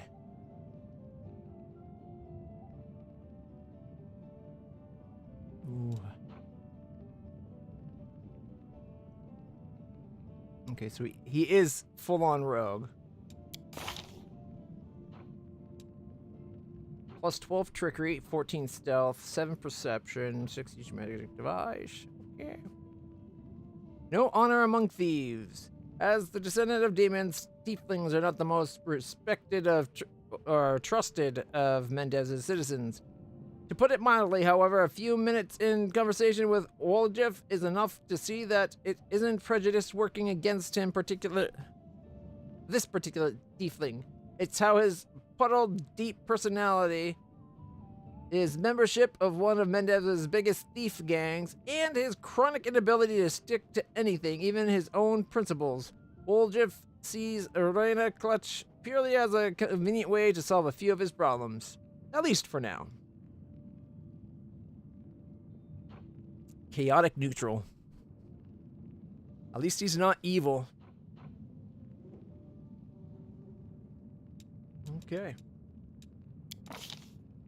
He's got pickpocket. He's got danger sense. +1 bonus reflex saves, avoid traps, and +1 dodge bonus to AC against attacks made by traps. Calistria, also known as the Savored Sting and the Unquenchable Fire, is the goddess of lust and revenge who takes on many faces and guises. She's held in especially high regard by elves. Oh, sorry. Today's a batch day. Blanket. The ankles and legs are being especially painful. All right.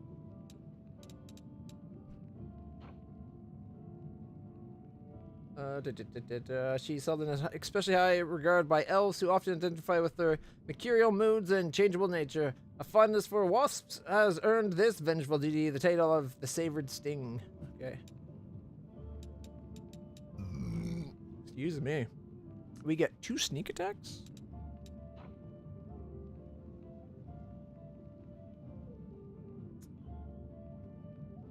We have resist cold. Oh, it's about like ability. Resist sonic, fire, acid, electricity. Inspire rage. This ability allows the character to accept effects of Inspire Rage. If it is disabled, the character won't accept the effect of Inspire Rage. What is the effect of Inspired Rage?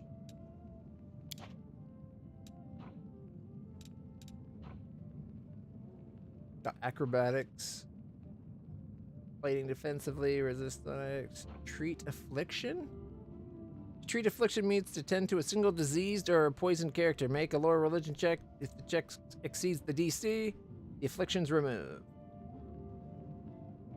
Finesse training with daggers. Okay.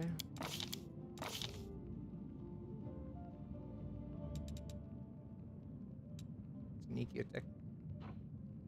Debilitating injury.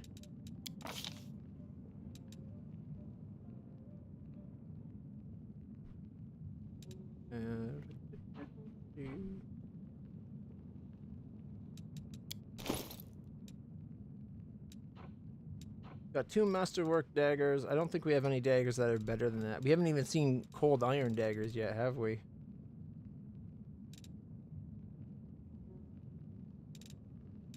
So, does +6 to his attack on both? +6/+6 for D4 +5. Because he's doing finesse. AC's only a 17, however. But we need to get him, like, studded leathers, which we had a shit ton of. But we sold.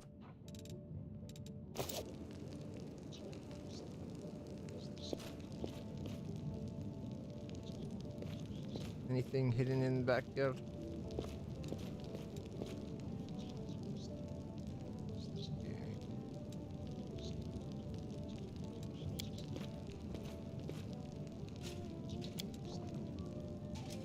Let us be careful. Alright, so...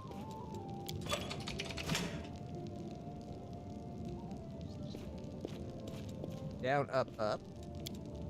Down.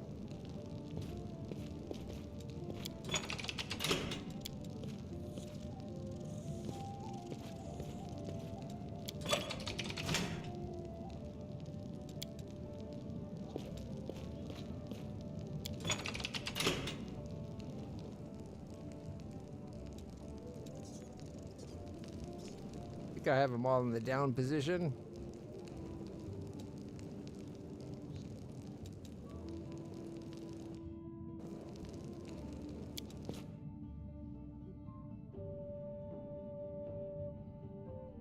I was really hoping we'd find a cleric to join our cause.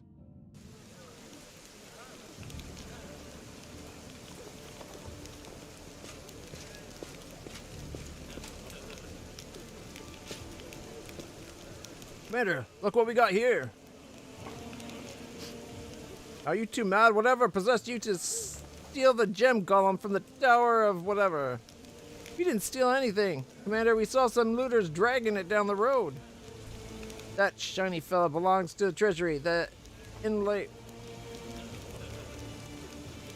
See that no one lays so much as a finger on this golem or plucks out a single gem.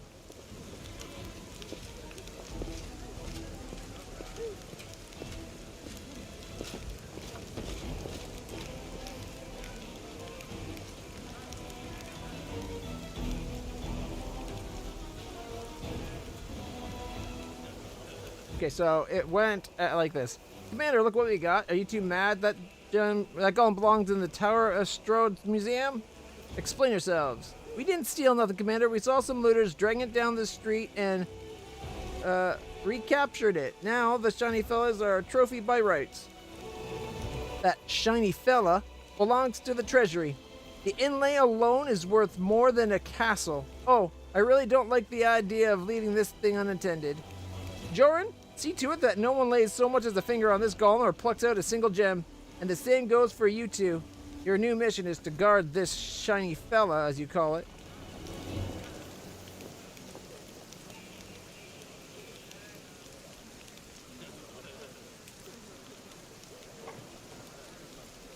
Maybe we could have a golem join us.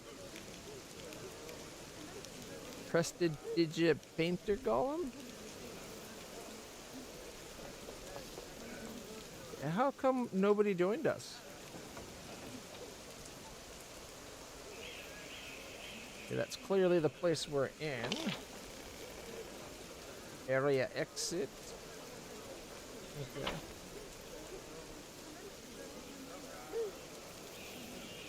Tread lightly.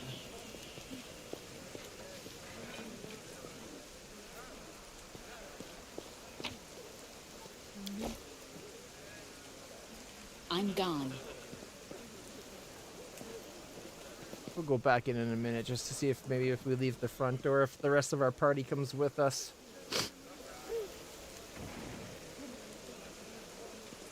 We got the dishes though. Razor sharp claws, colorful feathers, and whatever that is. Follow my steps. A crooked paw.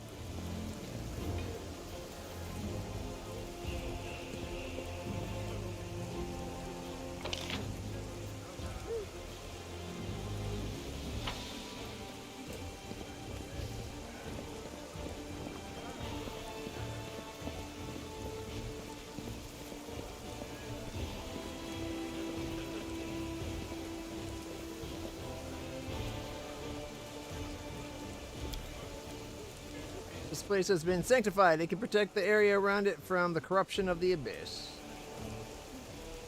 Alright, because we have to worry about corruption and stuff, don't we?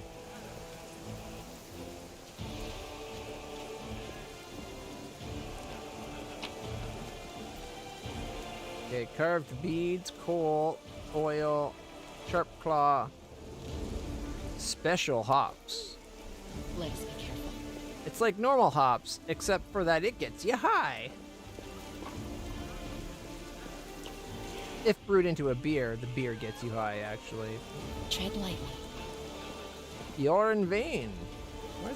Oh, he was told to watch the thing, wasn't he?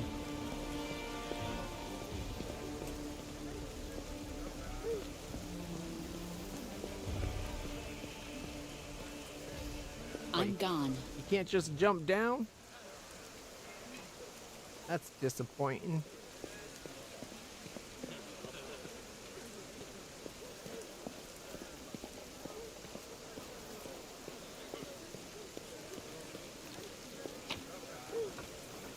Animal hide, bottles of oil, carved urn, 15 gold, and 2 grinding stones.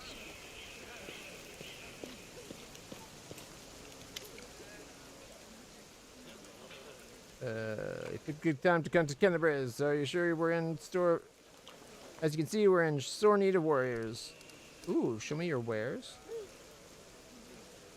Do you recognize this sword? Do I recognize it? Of course I do. I made this with my own hands. There's my brand, see? The dwarf carefully takes the sword in his hands, gazing at it like a doting father. Oh, Yaniel, things have been tough without you. But at least we've still got your sword. That's something. Yorin returns the sword to you. In battle, ordinary swords get blunted. They break. But sometimes a weapon can persevere. I don't even know how to explain. I'm no authority on these things. It's something like an echo of the deeds done with the weapon. Or more like the reflection of the wielder's soul. I don't know. I'll always say one thing. Take care of that sword. Yaniel may no longer be with us. But the demons will still remember why they need to turn tail and run when they see radiance. Ugh, the scabbard's all worn. We can't be having a fine sword like this being carried around in that tatty thing.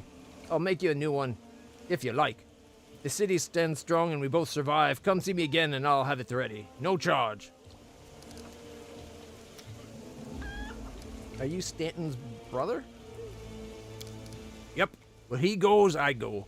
That's how we've always done it. Even before the world wound. I forge the armor, he goes into battle and breaks it. He brings it back to me, and I repair it and make it better than before. Everything's changed since then, of course, but that part has stayed the same. You know everyone in the city by sight? Well, not everyone, but I make it my business to know the people who might need my service. Blacksmith's work isn't just at the anvil, you know. We've never had any of your kind here before. All sorts come here from every corner of Golarion. Volunteer to fight. This is the first time a fox has ever shown up wanting to be a crusader. How was Stan to blame for the fall? I've told this story too many times already. Well, telling it once more won't kill me. Dresden was built after the First Crusade, back when it seemed like victory was ours for the taking. That demon invasion would be soon at an end. Population of Cercoris was thoroughly diminished, and many of them hoped to see their hard fighting repaid with a small plot of unclaimed land. Dresden was a fortress built on all of our hopes, and on Mendez's ambition, though you're not supposed to say that out loud. What a city it was, Reyna. You can't even imagine. It was built by the finest engineers of the Five Kings Mountain. There we go. Queen Galfrey spared no expense. Dresden was meant to be the capital of the Crusade movement, a monument to its glory and a beacon of hope for all Golarion. Heroes were drawn to seek fame and glory, and they came from all over. Teldor, Garoon, Tianxia. I couldn't list them all. A relic known as the Sword of Valor was kept there, the banner that had been carried into battle by Iomade herself, back when she was still human. That banner protected the city and kept the demons from teleporting inside its walls. As long as the banner was in place, Dresden was invincible. Or so we thought.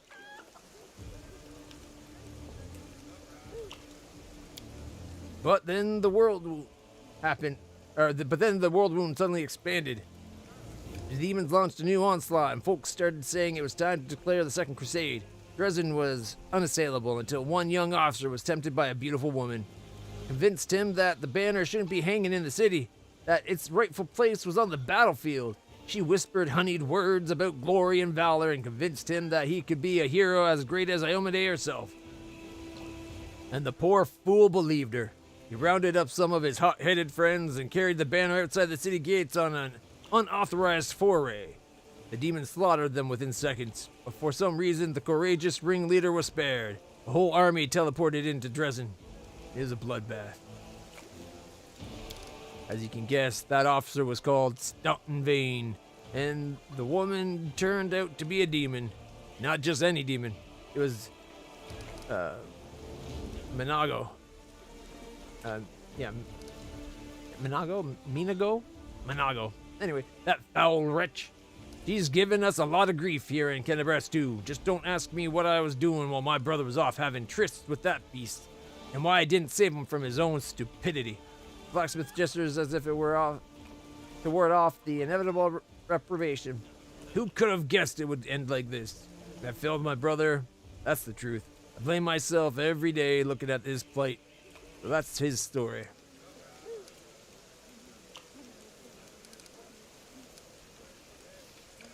Why do you have your forge here in the tavern yard? Wherever I am, that's where my forge is. A true master of any craft will always find the tools they need. I miss my old forge, of course. It's now just a pile of charred stone and metal. But I've still got my hands, and that means I can work. Alright, let's see what he has. And a rugged helmet. This helmet grants the wearer a damage reduction of 3 over melee, but they suffer a -3 penalty to perception. So that's just ranged magic attacks then? The damage reduction?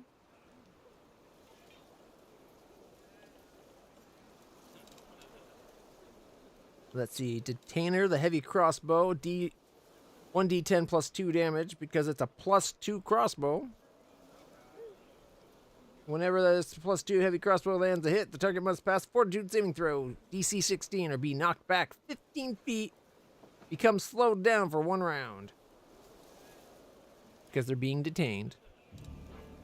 Thrushing Dagger. Damage is 2 to 5 with +1 enchantment. 7 to 10 damage in his hands. +1 dagger with finesse wielding. Once a round, when this +1 dagger lands a hit on an enemy, it deals 1 constitution damage. Okay, damn. Power can't lower the target's con below 5, though. That could still really add up. We got a +1 light shield. Excuse me. +1 a lot of things, actually. Look at that. Starting right here. Banded meal, heavy shield, leather armor, rugged helmet, the light shield. Deceiving facade. Whenever the wielder of this +1 buckler receives a critical hit, they are affected with the effect of a mirror image spell that produces 2 mirror images for 2 rounds. That could be a good hint, like to replace the buckler of our little duelist, or rapier lady. There's also Armor of Vigilance. +1 leather armor grants +4 bonus to AC against sneak attacks. The Living Ram. Whenever the wearer of this breastplate uses the charged combat maneuver and hits an enemy, they deal an additional D6 bludgeoning damage, and the enemy has to pass a DC 17 reflex saving throw or become prone. Oh, that's actually kind of amazing, especially with how often we charge. Kind of want to get that armor for Sela. After all, it's a half plate with an armor class 8.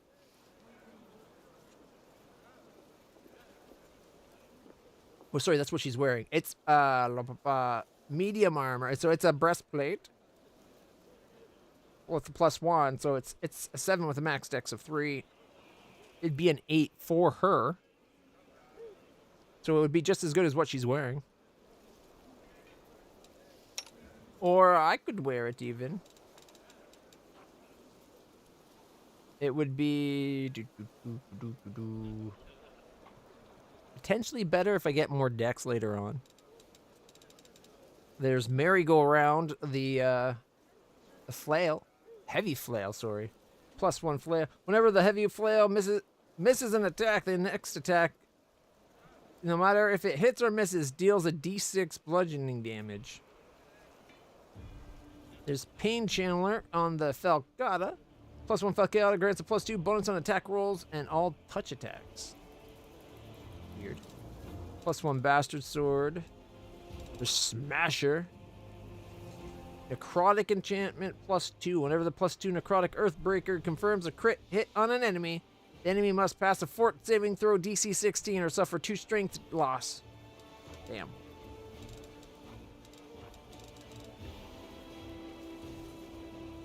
There's Butcher of Undead, which is a great club, probably.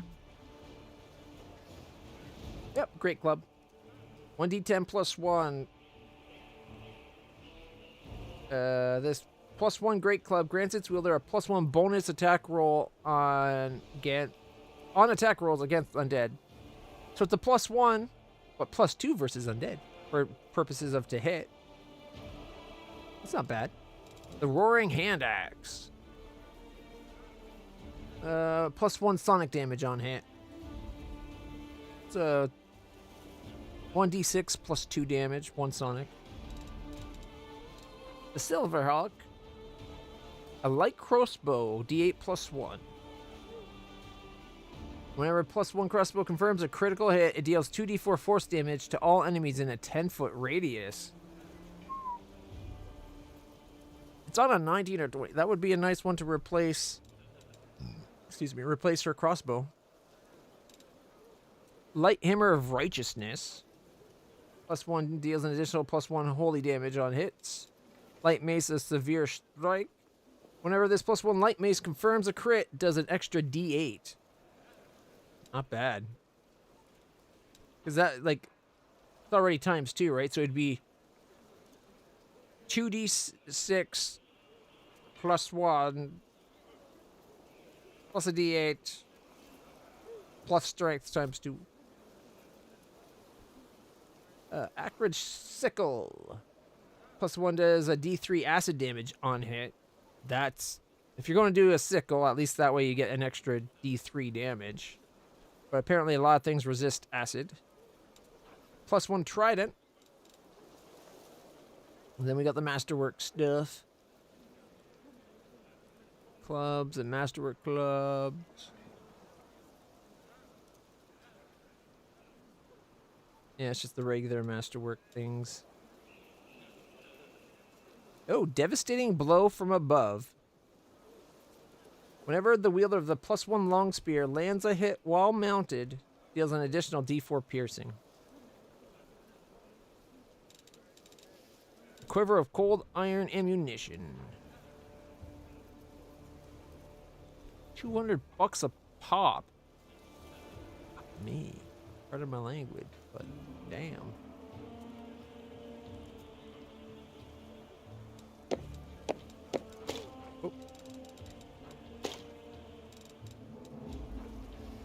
Masterwork Composite Short Bow.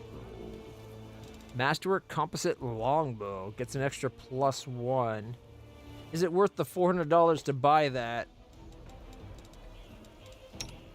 To replace his longbow.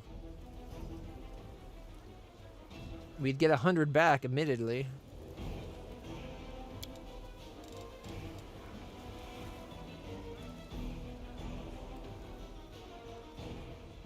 It's an extra +1.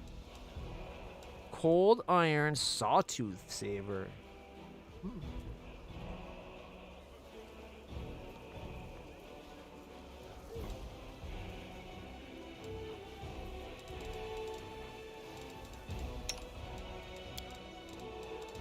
Is any other magic items hiding near the bottom that I missed? Gnome hooked hammer, dwarven ergosh, masterwork two-bladed sword, sling staffs, S-sticks. S-stock's always in games like this. Isn't S-stock like a more robust rapier? Or am I misremembering? They got size. We could be like Raphael. Throwing axes. Nunchaku.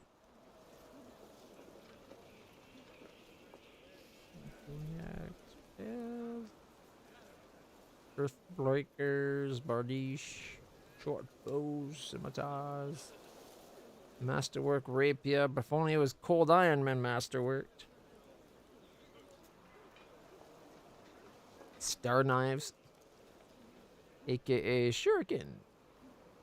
But surely you can't. Most people don't throw them very well. Exotic as they are.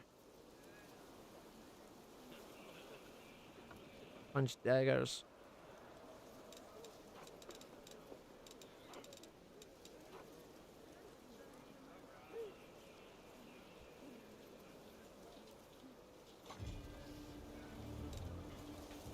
I guess maybe the punch daggers are just for like variation on daggers, because they still count as just a dagger, right? Alright, we'd have to spend $2,000 to get all those arrows.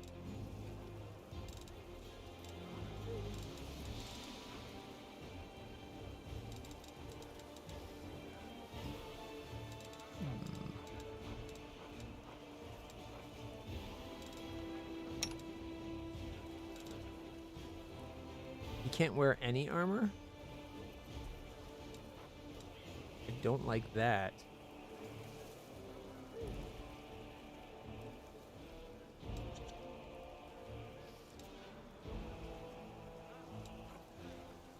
Means we're going to need to get him some bracers.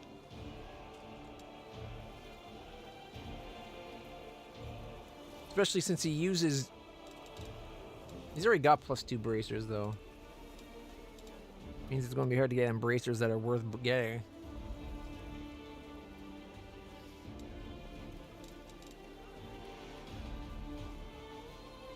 He can't even use bows? Or at least not long bows. What bows can he use? He can use short bows. Short bows are what, 2 pounds, whereas long or crossbows, can you use crossbows? Cold iron masterwork dagger. Oh, so he does have masterwork cold iron daggers. $800 though. Holy shit. Things are expensive. We really do not get the money's worth when we sell stuff.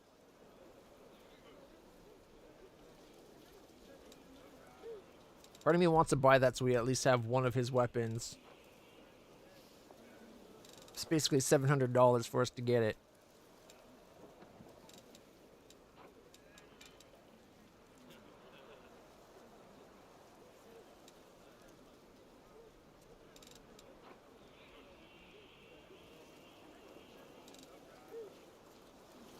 Masterwork composite short bow.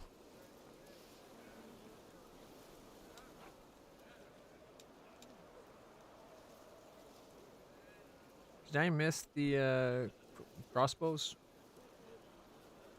I guess I was scrolling down kind of quick.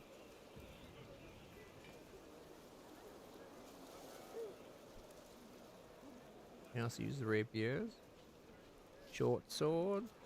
Quarter staffs. Oh, there we go. Masterwork light crossbow. He could do crossbows. That weighs what, D8? 2 pounds heavier, but he's got no armor, so we don't have to worry about weight, really. Alright.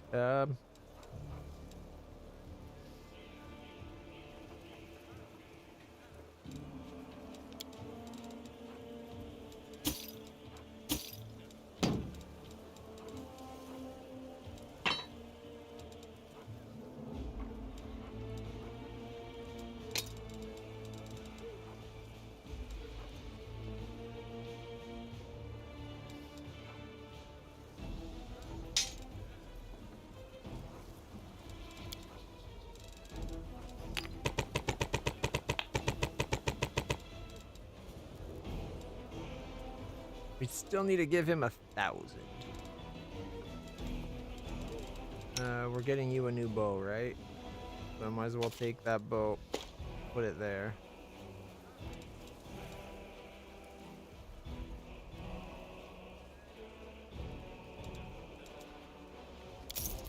Start with that.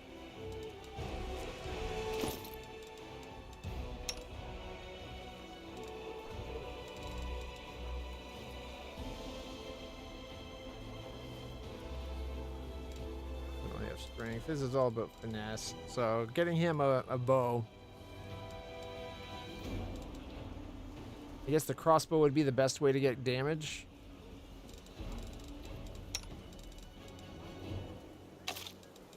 There we go.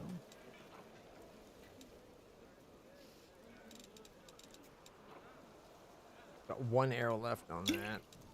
What he's got here? Feather step.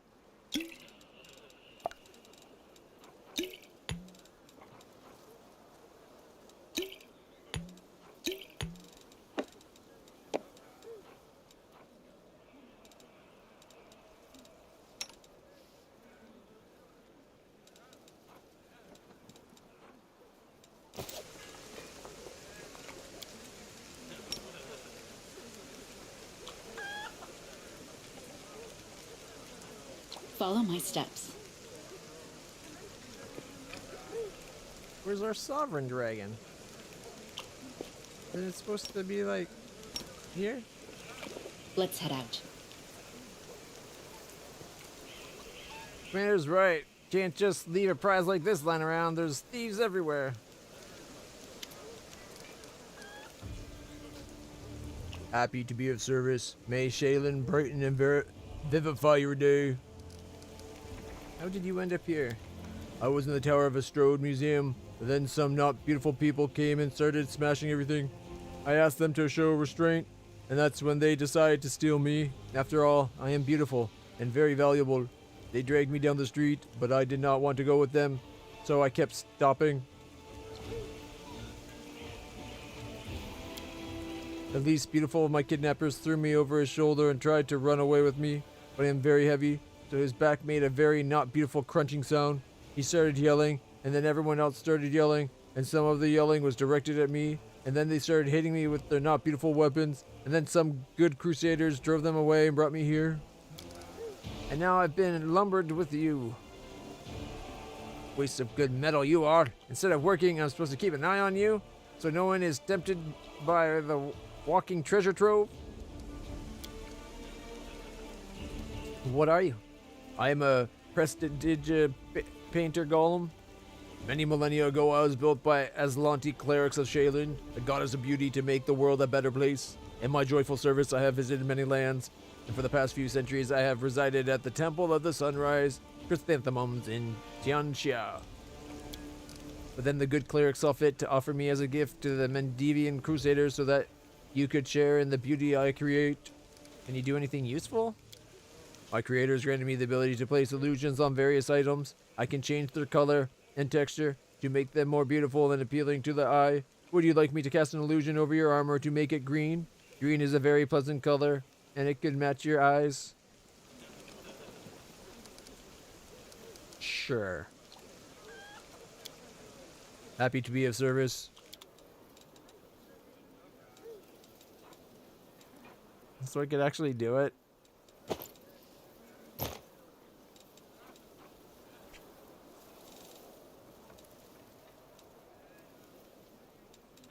Oh, so I have to pick a different outfit? I can make it look like plate. I'm not gonna mess with it.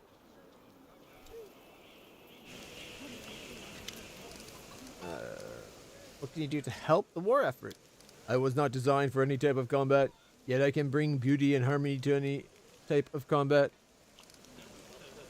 Sure. Happy to be of service, and may Shaylin brighten and vivify your day. Okay. Let us be careful.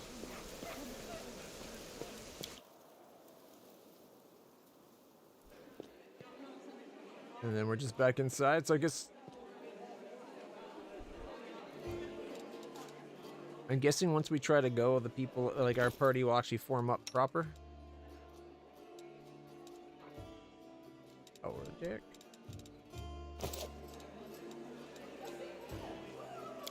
Okay. Don't know if it matters which way we leave the tavern, but... Okay. Where's safe? Update safe. You.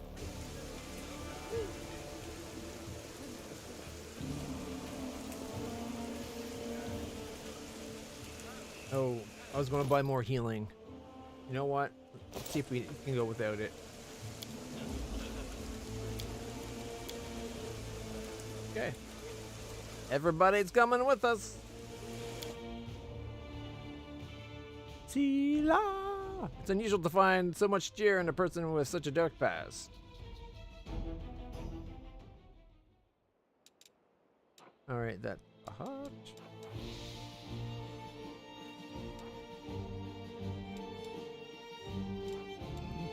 So we got the Market Square. Blackwing Library. Tiefling Hideout. Taxi and Wine Cellar.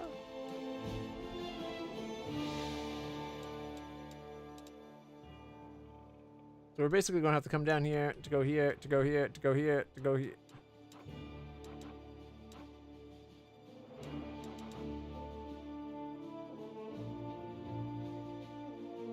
Again, it'd be nice if we could actually zoom out. But I guess we get an idea of what the map looks like over here.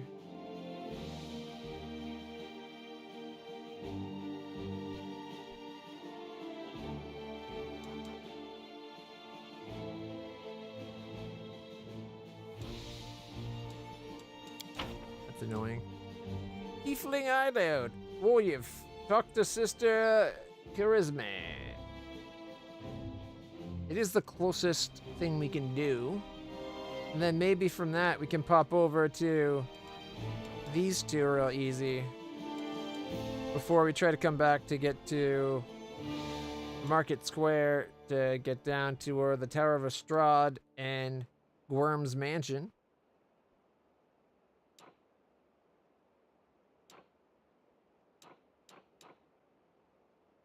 And for that we need her. Market Square is just the city divided. Okay, so there's 1, 2,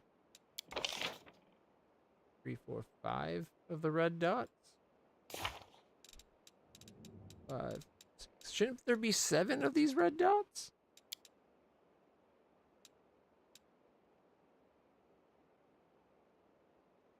On the day of the celebration, Sela parted with Jana Dori on the Market Square. Out on parole. Alright, a friend in need is a friend indeed. And then Stolen Moon. The head of the Thiefling gang is wanting to talk to Woljif. Woljif's out on parole. Ask the passing stranger to speak to Elizabeth to free him. In the divided city. There should be a way to get across the rivers that divide the city according to Nevia. Okay. So the Market Square is where we get across. So what even though it looks like there's breaks even on this side. I guess we'll do these 3 before we cross the city, just because we have to go to the Market Square to get to the other side anyway. Oh. Actually, it looks like to get the Blackwing Library, we have to go through the Market Square. Maybe once we get to the hideout, we can go over. We'll have to see. Doesn't look that way, but let's get this done with. 1 hour. Oh, Fallen Horse.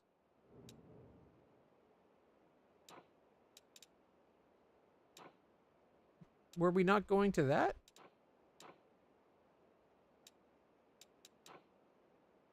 All right, let's see. The bloody carcass of a strong steed with a broken leg is covered in mangled armor. The saddlebag is intact. You can procure some reagents for creating consumable items. We've never been there. Okay. So are we... Oh, can we say continue? Oh, okay, I see. So we are barely out following the road. Stopped by a random encounter. Fight! We got this.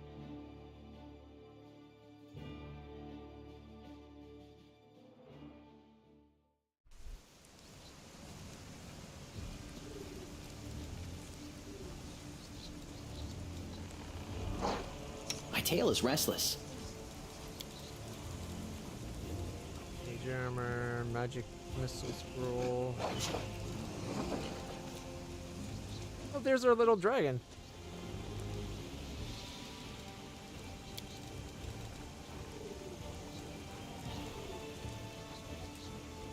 Bernian's grease and color spray. Guess we'll have Ray of Frost or ignition set up in case we need them.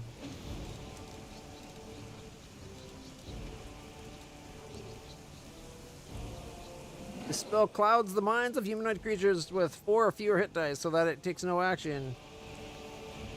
They're not affected with greater.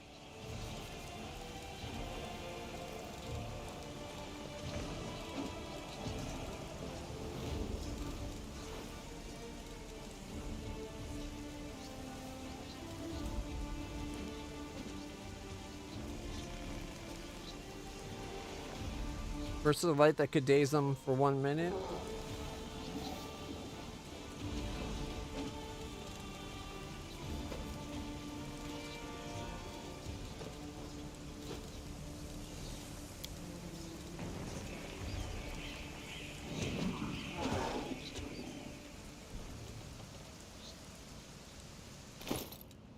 We have a slight problem.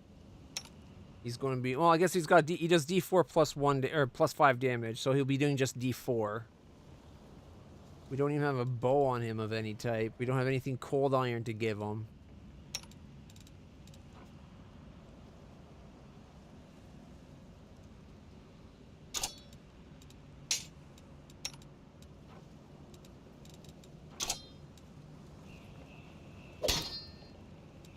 Alright, so it's 2 plus 6 attack, 1 plus 8 attack. Don't think that would count as cold iron, though. After all, it's flaming.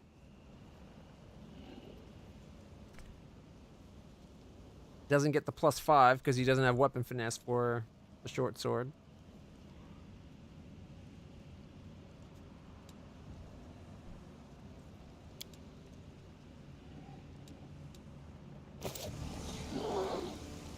Like a little dragon. Tread lightly. A goat, a lizard, and a human enter a tavern. What'll it be, Lan? The bartender asks. You've crossed the wrong mongrel. Be careful, everyone. Miss. 14. Not bad.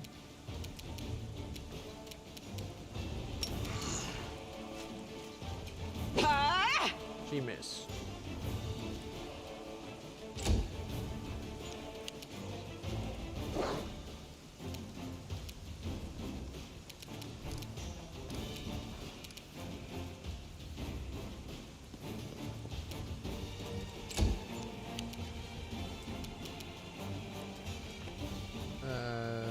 Okay. Sleep? It resisted.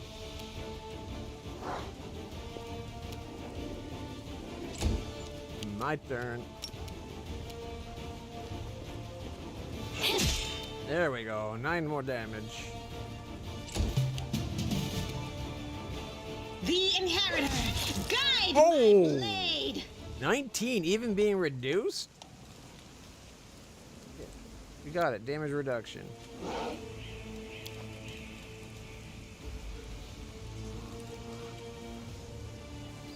Was it critical? Oh, the extra D6 for the first hit, maybe?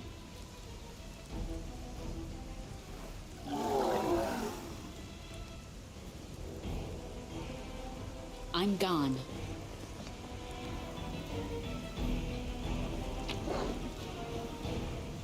Masterwork Bardiche.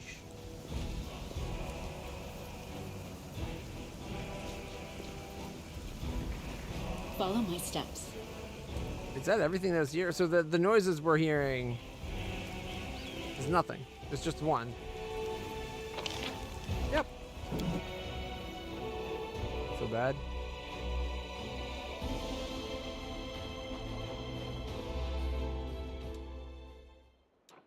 Continue.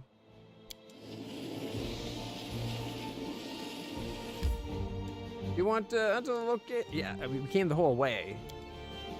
You gotta enter, right?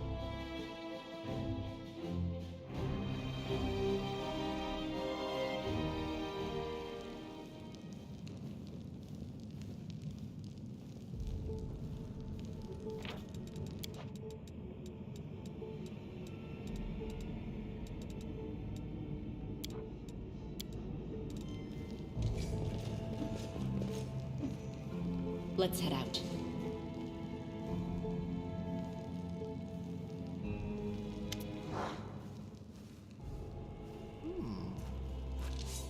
Sister Charisme, the basement is dark and dank, and you're immediately struck by the hostility of the gathered tieflings.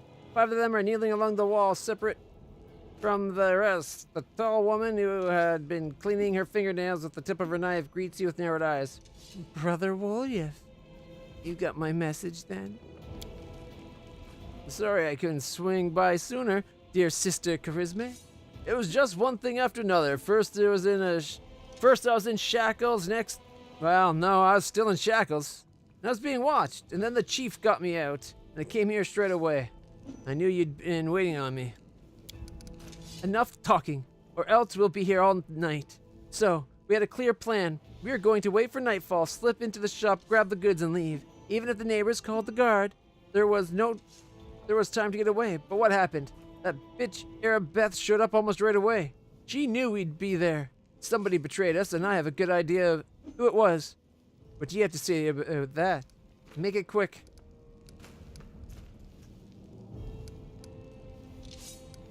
The burden of proof lies on the accuser.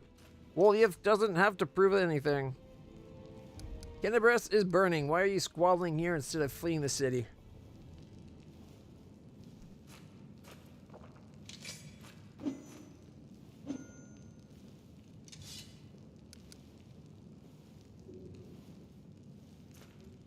Probably because she thinks she's a good chance to steal stuff.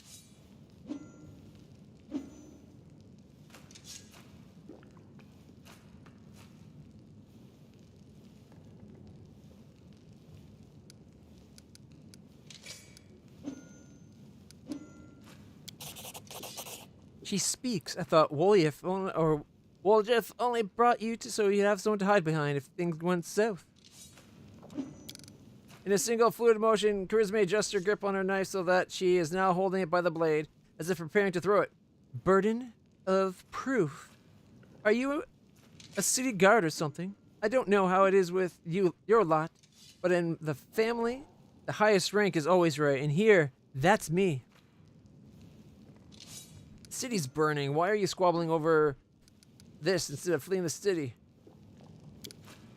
Purses lips. I'd be glad to leave, like the rest of my brothers and sisters, but in the family there's nothing worse than betrayal, and it's something we do not forgive.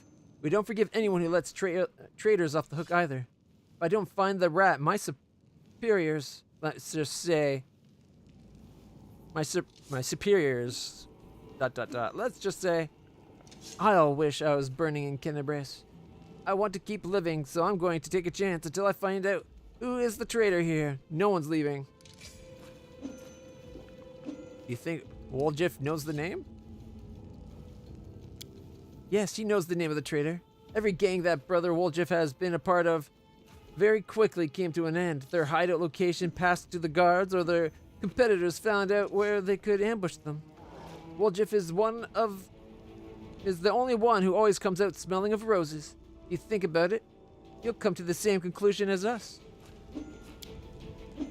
Lon, I'd have said that meant that Woljeff was cursed with finding friends among losers and screw-ups, but now that he's with us, that must mean the curse has been broken. That depends. He was indeed most fortunate to find himself in a party with me, on the other hand. He also ended up in a party with you.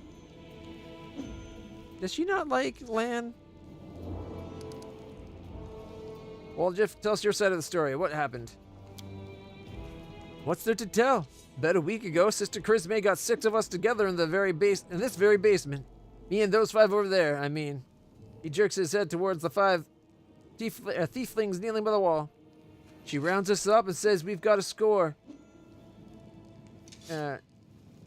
Ancestries and Wonders, the one place nobody's ever been able to hit. The place that's guarded by a golem. But now a powerful scroll that would knock out the golem just happened to come into our possession, along with a tip-off that the shop owner would be gone on a particular night. All 6 of us know a bit of magic, and we know that any enchanted junk will sell for a pretty penny, so we're in. And the most important thing was that none of us was to be hanging about the shop ahead of the job. No casing the place, no calling attention to ourselves from either the golem or its master.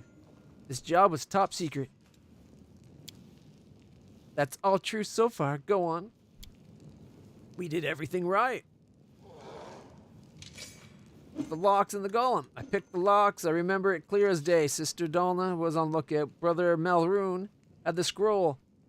Daffy, Tavi, and Varney had brought the sacks. We covered the windows and lit the torches. I remembered scooping up rings and tossing them in a sack, and one right expensive one rolled away from me. I crawled under a table after it, and next thing I know, Arabeth was there. Everybody scampered, but I was still under the table. Not my finest moment. I was going to wait it out, but then those blockheads were dragging me out by my tail and put me in shackles. They took all my rings off me, about 20,000 worth, and to add insult to injury, I never even found the last one. In the end, I got busted over nothing.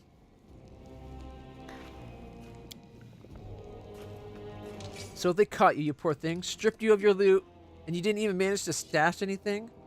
Prisme is pointedly polishing her knife. Where's the moon of the abyss, Brother Woljif?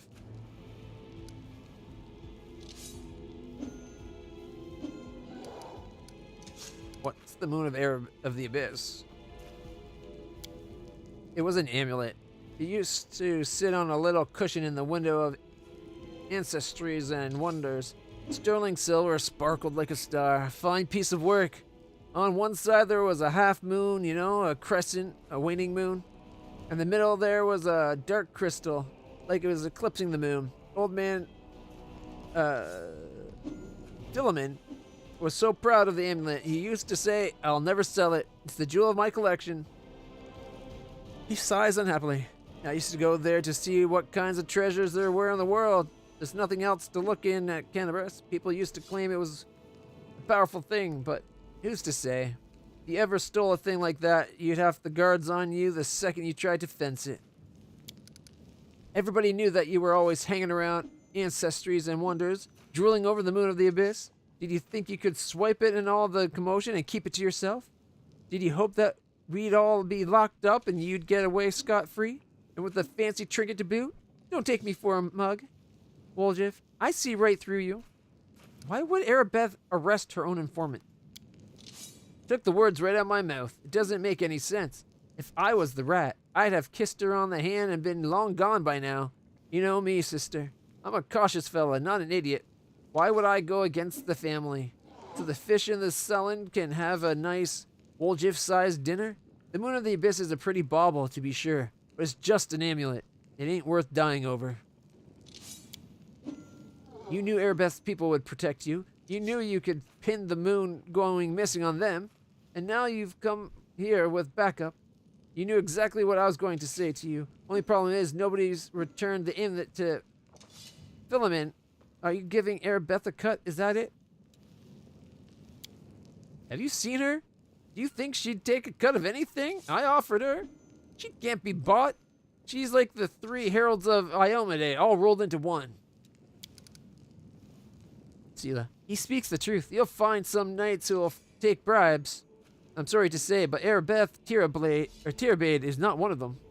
Go on, Woljif. That's the whole story. Across his arm, looking affronted. Some family, this turns out to be. It's just a name in the end. In a real family, people take each other at their word. They don't throw around accusations. Well, he's never met a family. I didn't take the moon of the abyss. What am I going to do with it? You can't sell it to no crusaders. It's a special item. You can't wear it. It'll get nicked. It's pretty to look at, sure, but it ain't that pretty. If it's that important to you, Sister Charisme, I'll find it. I'll drag the traitor here by his horns, just so you don't end up at the bottom of the sullen. But do you know what you're gonna owe me for that? An apology, right here in front of everyone. You're going to apologize loud and clear so everyone hears it. You'll say, sorry, Woljif, you're a good guy and I was wrong about you. Fine. You're one of my people, which is why I'm going to give you some time. But if you run, Brother Woljif, the family will get you wherever you go. You'll spend the rest of your life looking over your shoulder, tossing and turning at night, fearing poison in every cup and meal. You'll look into the eyes of every tiefling you meet, wondering if the family's come for you. You'll have no peace, but one day, you'll be tired of running. You'll stop to catch your breath, and that's when we'll get you. Got that? You've a way with words, Sister Charisme. A way that almost made me wet myself, but a way, nonetheless. Let's go, Chief. We'll go chat to that scary gal, Arabeth. She knows you a little. We can ask her who ratted us out. I'll let you do the talking. We'll find the real traitor. And I'll get my apology. Onward to Arabeth, Chief. Let's go clear my good name. Rid of the traitor, but be quick about it. Time's running out. I don't want to get chewed up by demons.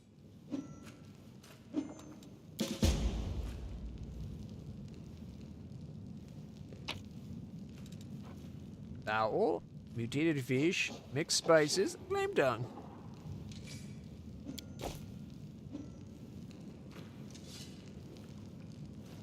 Charisma is Kismome, yeah. Let us be careful. If only they should have gave her an avatar like the one, like everyone else that's a named character.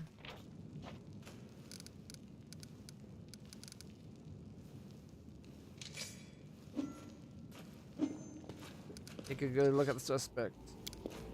Tiefling watches you sullenly. They are a pretty diverse group. You have no idea if the person you're looking at is among them. Or the person you're looking for is among them.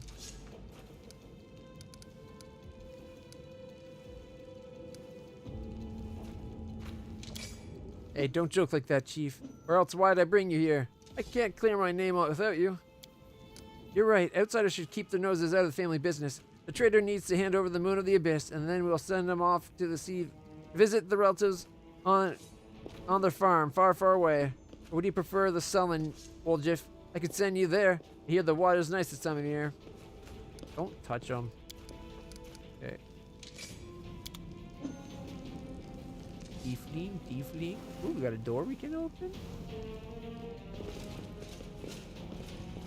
We got some corn liquor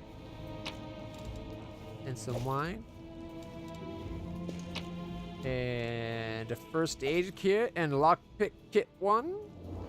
This lockpicker's kit grants its owner a +1 bonus on all trickery skill checks. Nice. Shining shell, a kukri. Kukri's my favorite type of knife.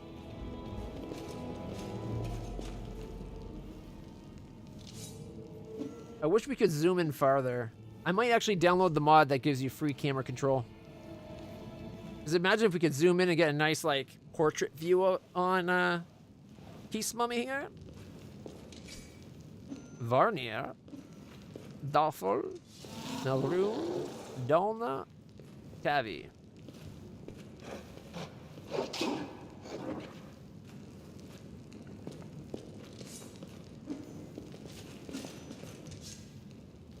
Hey, if you value your life, you won't even look in this direction.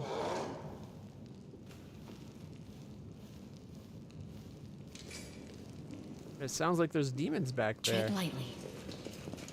Oh, it's just... Okay, never mind. It's just their loot stash.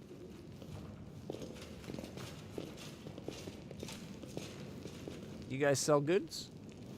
Clear off. We're closed. I have other things to worry about. I bet they are normally a shop. Alright, we gotta go find out who really stole the pretty bauble.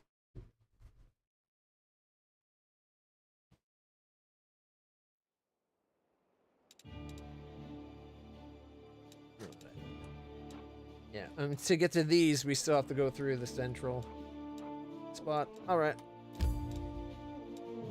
It takes an hour to travel that far? That's way too long. Like, I know it's a dangerous time, but, like, how big are they trying to say this city is? Like, it only takes, like, an hour would be enough to walk in Ingersoll, where I live. Let's see. Oh. At my walking pace, maybe 10 kilometers.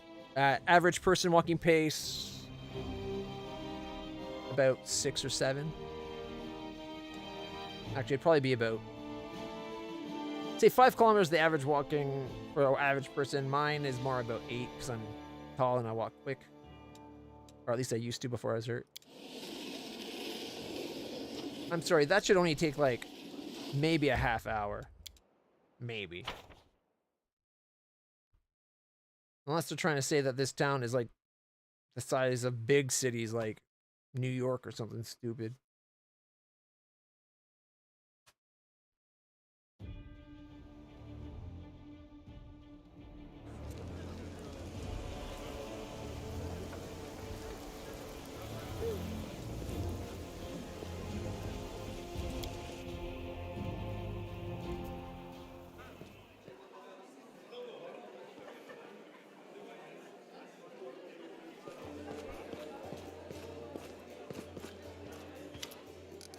There's a trader I'm trying to track down. Who was your informant among the tieflings? Tenebris is threatened by a demon horde, and you have enough spare time to help out thieves? I don't like this, but I hope you know what you're doing. I'll tell you everything I know. And my phone just turned off for some reason. Flag. Go. Monitor the stream. I did not see my informant's face. He slipped out of a dark alley, handed me the note, and disappeared. Hesitates as she tries to remember. Had a cloak with a hood masking the face, but the horns, the long horns, didn't fit under it. There should be a guardian golem in Ancestries and Wonders, the shop they tried to rob. The owner gave us the construct's code word just in case. The golem itself was destroyed, but the head seems to be intact. So if you interrogate the thing and find out what it saw, code word is Hand of Irori. Or Irori. Hand of Irori. The shop's owner must have escaped, but there's a chance you'll get lucky. Alright.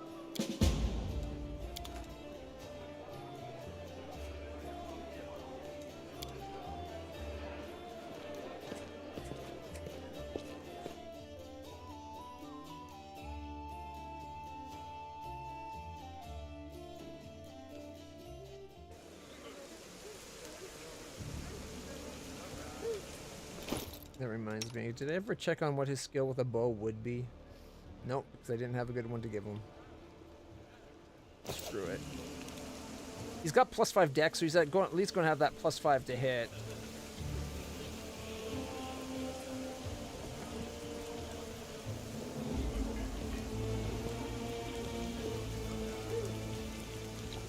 Just regular survivors.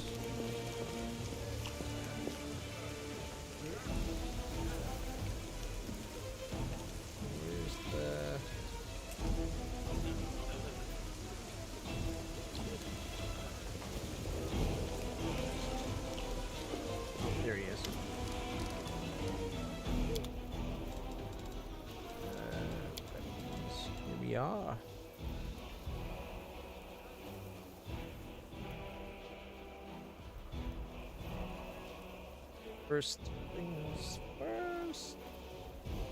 Let's go.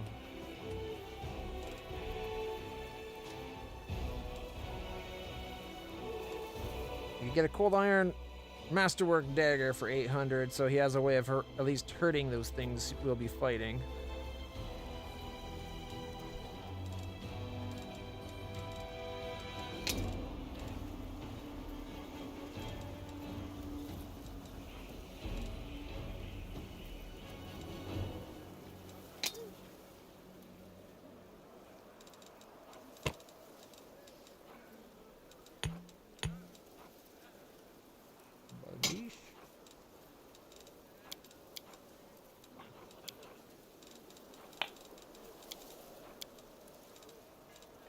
All right, and these are the bows.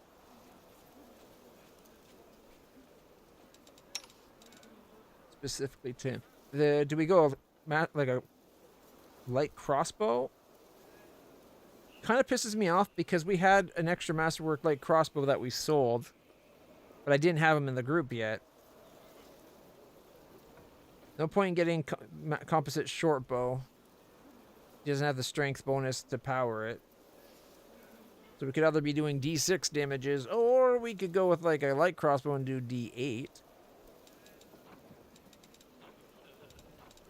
Or we could do D10 with a heavy crossbow. Same price no matter what. So.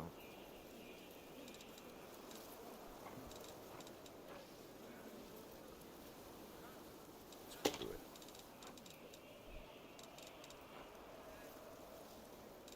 Oh, I clicked on land. 1 second.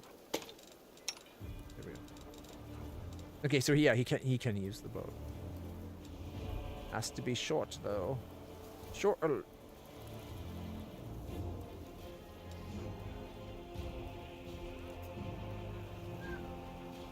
That is a really nice crossbow, I gotta say. Can't afford it, but really nice.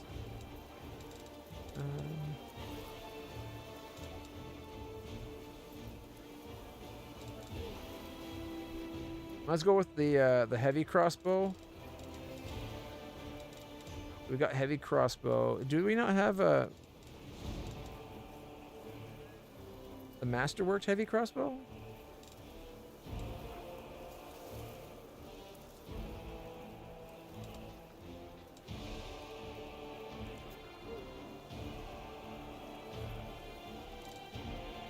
Yeah, oh, there it is.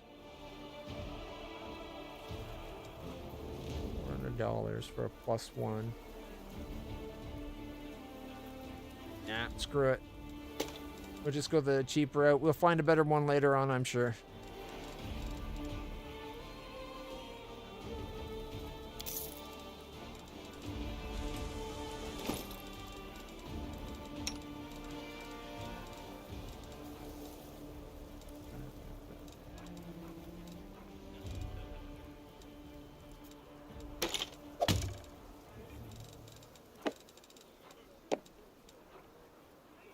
Mage armor, magic missile, ear piercing scream, magic missile.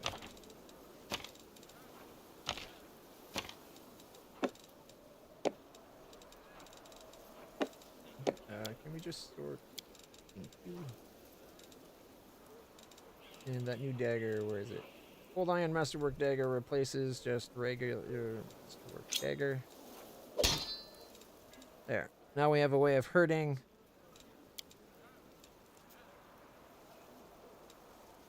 He has a way of hurting those things, which will help.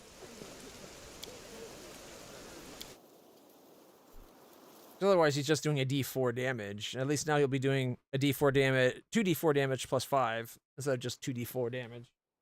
Assuming he hits, of course.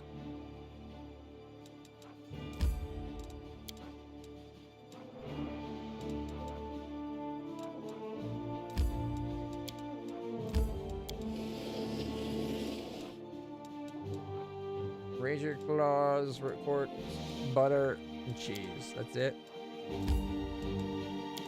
2 hours. 2 hours to go back. It's like an hour minimum everywhere, and that's bullshit.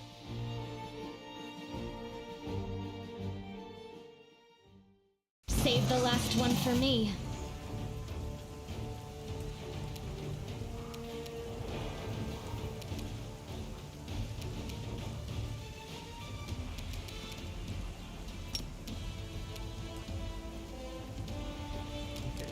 This one's going next. 15 damage, reduced by 5 because she's not using cold iron. Although she does get the extra d6, kind of balances out a bit.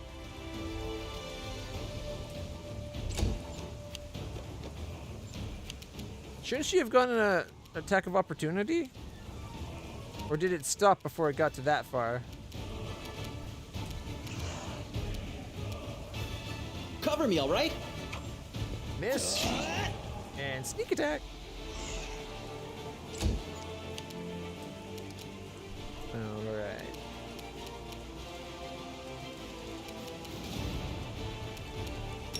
Sleep. Oh, it saved readily.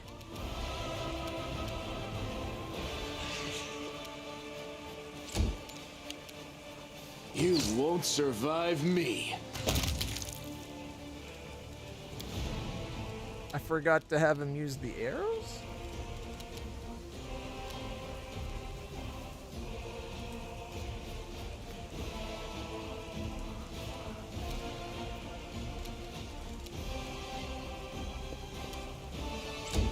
It's turn. Okay, it just charged, but it didn't actually attack. That's how you charge. There, let me show you again. See? You charge, you hit. Don't just charge up and say hi.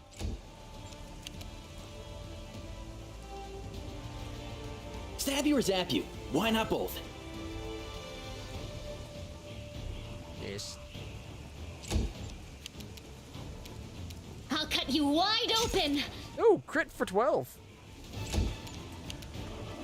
Endure this. He did 3. Oh, crit missed. Attack. I got it.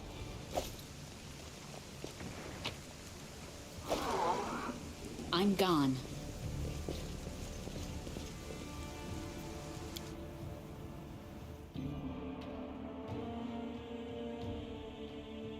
If I knew it was going to take me an hour to go to it and then an hour to go back from here, like it looks like I should have been able to go.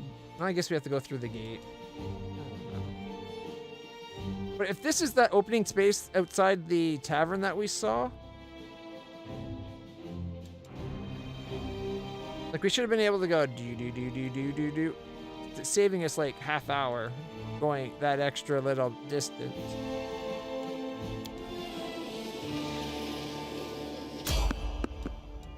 Oh, you move slower in the crack.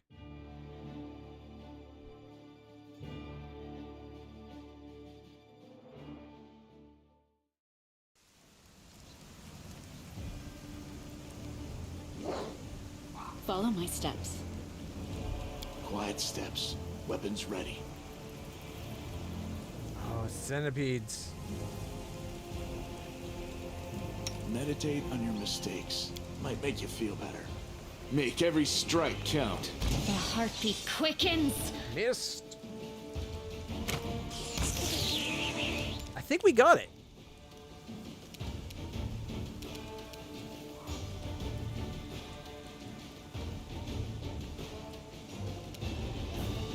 Oh, another one of those. Beyond charge distance. Move up, Stila.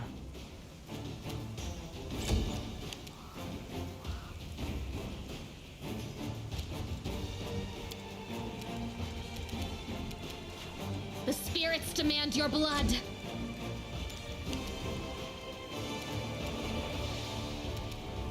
Interesting. When I charge, even now it's giving me the full charge range. But when I tried to have Sela charge, it only gave her like half. Oh, you know what? I bet she just has a much reduced run altogether. Is she supposed to be like a dwarf or something? Biography. Does her lawfulness, her class. Is there a spot where it says her race? Oh, human. So she's a human paladin, so I don't know why she has such a short run. Hers was like that far, and yet mine is that far. Oh, is she? Oh, maybe she's heavy. No, she's light. Mainly because she's super strong. I'm considered heavy, though.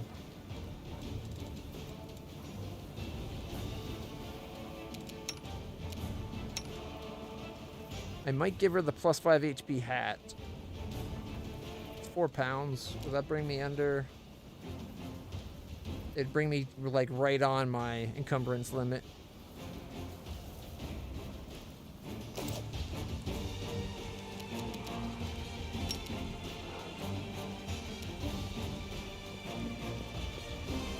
Oh. Guys, I was not expecting that much. I admit, I thought maybe there would be one more bug. I wasn't expecting the giant spider as well.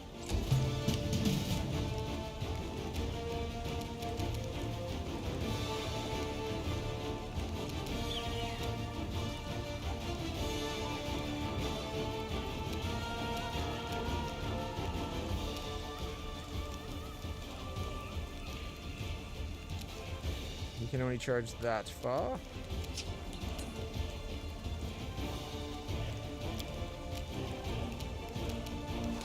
Distract them for me. Ooh, 13 thanks to sneak attack.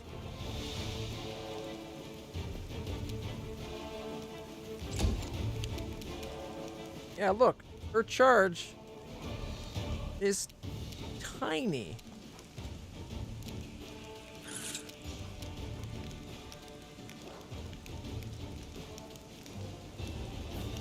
Is there something that makes it so that her charges are so mediocre?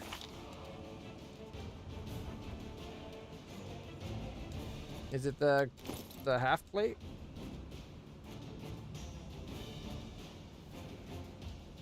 I don't see why that would affect the minimum walking distance.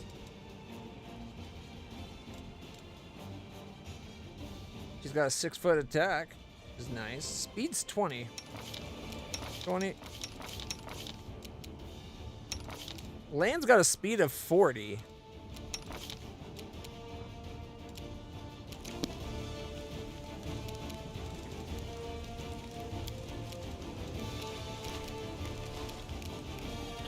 The light take you!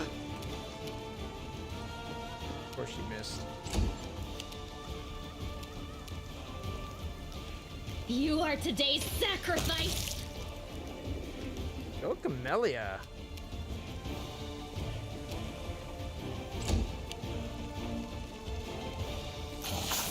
Ooh, crit miss.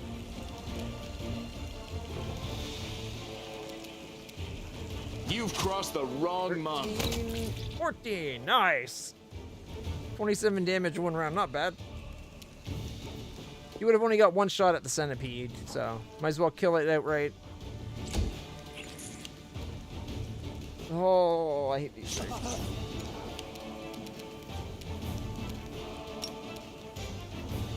It's in range of my charge.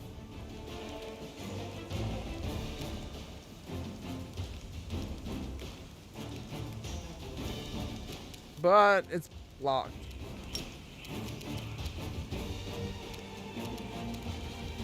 Aim carefully.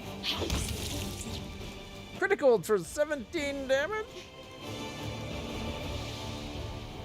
Nice.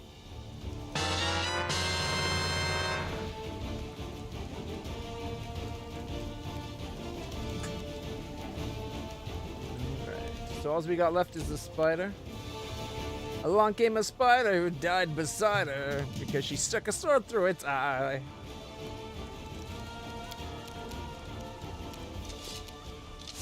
Time to share your treasures! 15 sneak attack.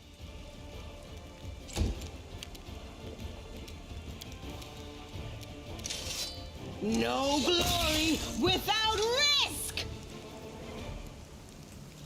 A bright future awaits us. Yeah, now it's saying her charge is... I don't get it. Why does it keep saying her charge is half that?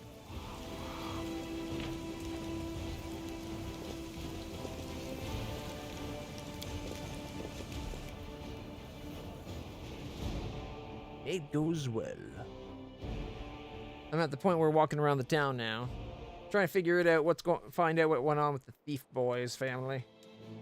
So, going from here to here, an hour. Here to here, an hour. here to here, 2 hours.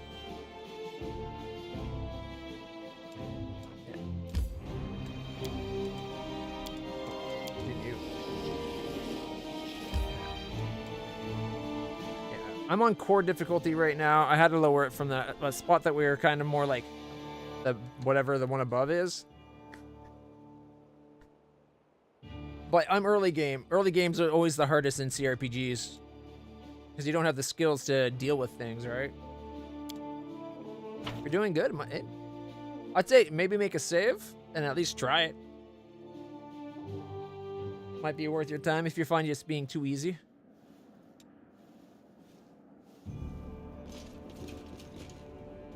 Hello? Is anyone there? Please, Oh, what is that? Gold ring. The polished oak shelves. Okay, wait. The polished oak shelves once showcased magic rings and amulets. Now all that's left are Is anyone there? the grubby handprints of robbers. Please, get me out of here. Some scrolls have been torn apart and some have been trodden on by muddy feet. Let's head out. Muddy boot. Hello? Might be Is anyone trap, there? might be treasure. Unique weapons and antique armors were previously displayed on these stands. It's unlikely their new owners even know their true value. Pull me out! Hello? Demonic heart? Hello? Is anyone there? Please, get me out of here! I can hear your footsteps. Pull me out! Pipe Fox. Plus 3 insight bonus on knowledge arcana and 2 on perception checks. Summons a Pipe Fox pet. Please get me out of here! Could I have more than one pet if I put it on a different character? So let's see. Arcana knowledge and perception. I think perception was what my character was good at, right? Yeah, perception and arcana knowledge. Where I have currently what? World knowledge and nature lore religion.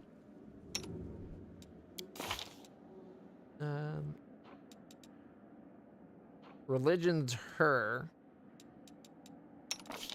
He's got world and perception. Oh, sorry, he's got nature.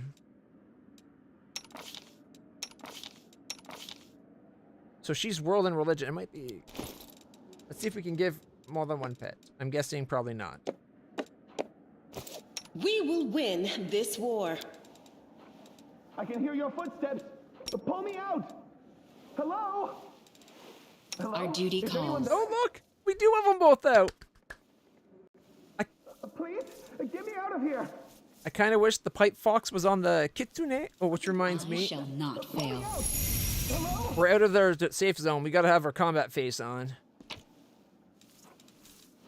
Hello? Blood vials, midnight morals, counterfeit, Please get me Derek out of here! Sunhammer's jewelry.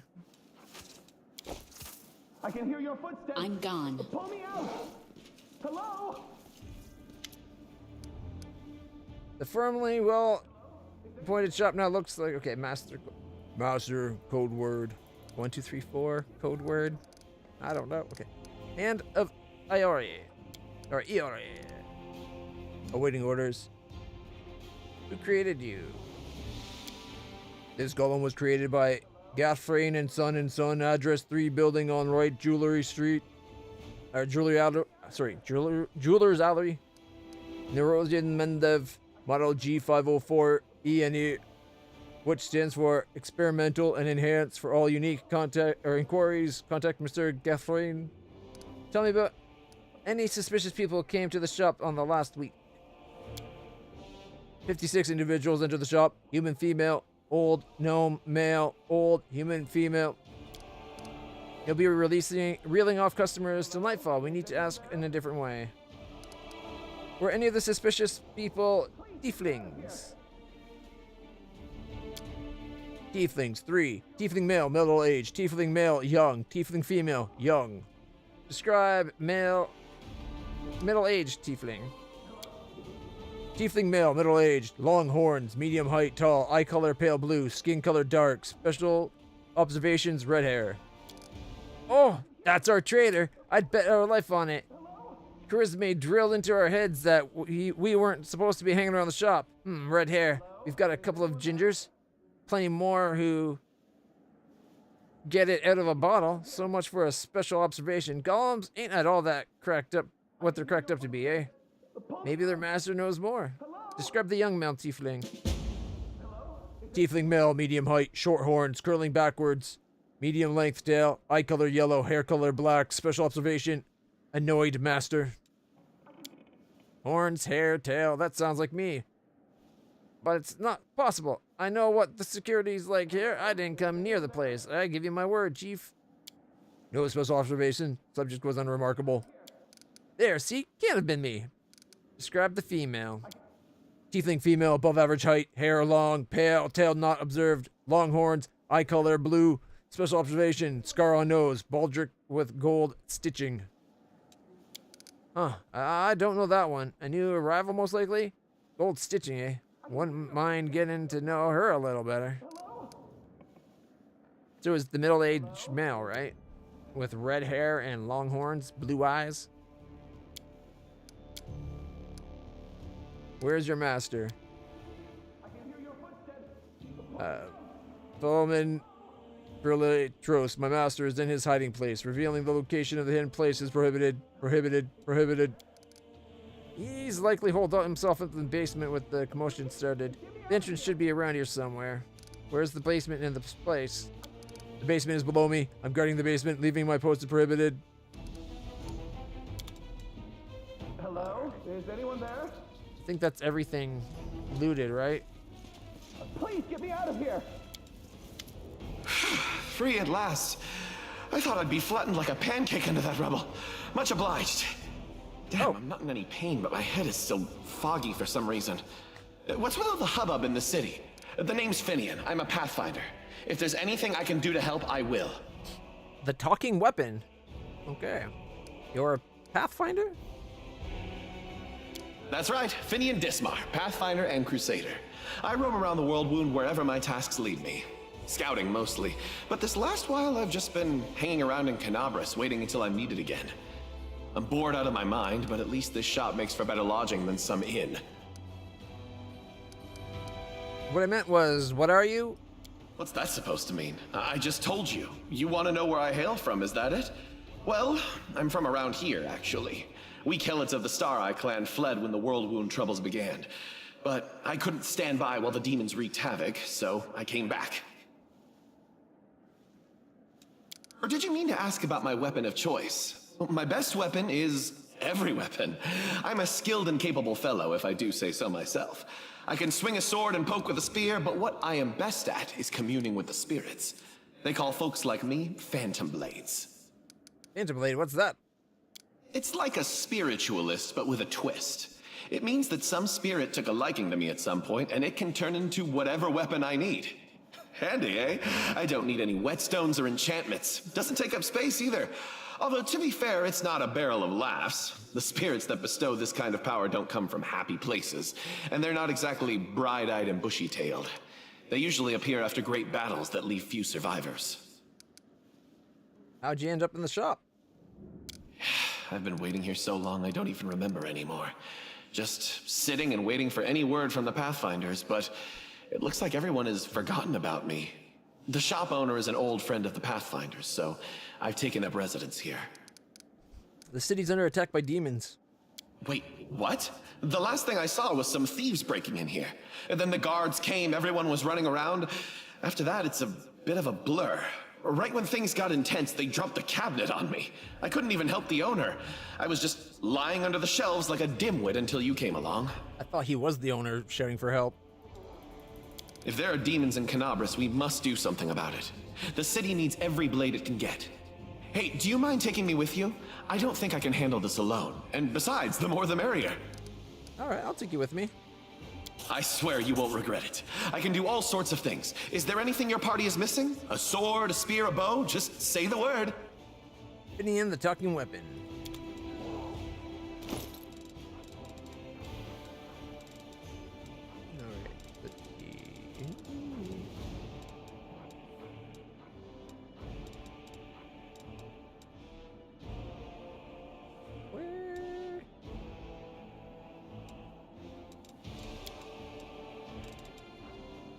masterwork dagger, badishes, torches, old iron, masterwork. Okay, which... Where's Finian?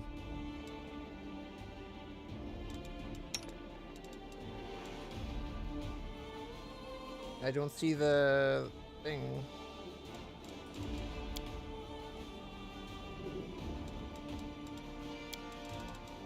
I would have thought Finian would be at the top. This bottom right until I sorted is what you're saying. It's not an item? Oh, okay. I see it. Thank you.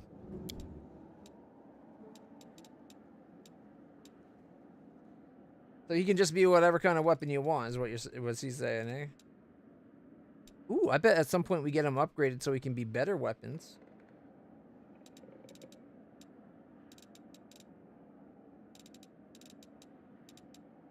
Something tells me, though, we can't tell him to be cold iron, any particular thing.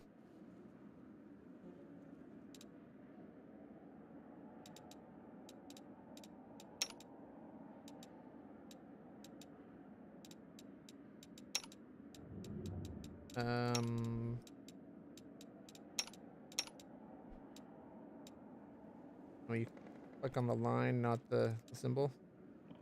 All right. So if we have robe, being talking about hail to the adventures. You know, I've never regretted following you. Everyone seems to revolve around you, like beavers in a mill wheel. I'll have a lot to write in my report to the Pathfinder Society. Although, thinking about it, it's been a while since I last sent them any reports. Your weapon, nothing more. I want to talk about you. Sure, go ahead, although I haven't really done anything. Do you realize you're a weapon?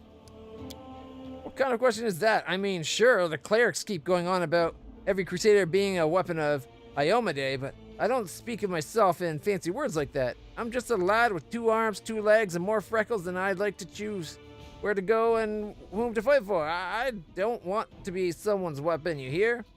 Eridan's dead. Now everybody decides their own fate. You remember anything from before?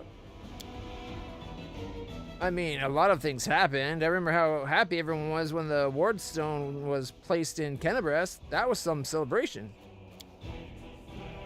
And I remember when the cultists took me, cut down my whole party, and dragged me to their ringleader. Don't know his name. Everyone just called him the Bladesmith. After that, my memory is all fuzzy. For some reason, he didn't sacrifice me or anything. Just knocked me around, said he'd be looking for a phantom blade for a long time. I don't remember why. How I escaped what I did, can't remember that either. Some crusader picked me up in the wound, brought me to Kennebrest, and that's when I stayed, looking at my wounds. Maybe there was a mix-up and now they think I'm dead? Why else would none of them contact me this whole time? Wardstone, you say? What you described happened decades ago. That's rich. Next you're going to tell me I've been sleeping for decades. Last year, that was. Well, maybe the year before that. I couldn't have been wandering the wound that long. I would have been either dead or an old geezer right now. Nah, quit messing with me. You have a fox's sense of humor, my friend. You hear a chuck in Finian's voice. Thought you'd play a joke on me. I have never met any fox folk before, but now I'll know to be on my guard. You're not human anymore. You need to understand. Are you still able to commune with spirits? Maybe I can, only they don't want to answer me. I'm still a spiritualist, a phantom blade. My power is within me, but I have this feeling like I'm separated from the spirit world by some kind of transparent wall. I keep knocking, but no one can hear me, I think. He forces a chuckle. I guess all the bladesmith's fortune did a number on me, or torture did a number on me. Broke something inside. I need to understand, you're not human anymore. I don't want to break them. Hey, are you feeling all right? Maybe you need to have a lie down. I'm standing right in front of you. Poke me if you like, as human as they come. Or do you think my travels have worn me down so much that I've become an animal? Not happening. My folks taught me to stay human, always, no matter the circumstance, to remember who I am and never to shame my ancestors. That's all for now.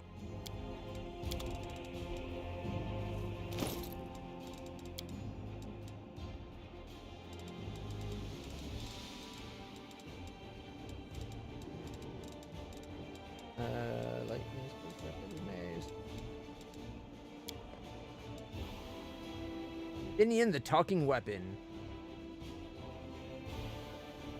Qualities: cold iron, ghost touch, and enchantment +1.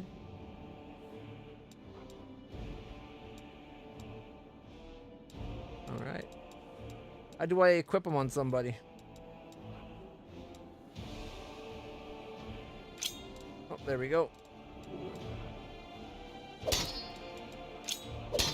Make it his main weapon. Cold iron masterwork, and now Finian the talking weapon. And it counts as cold iron, which is pretty sweet.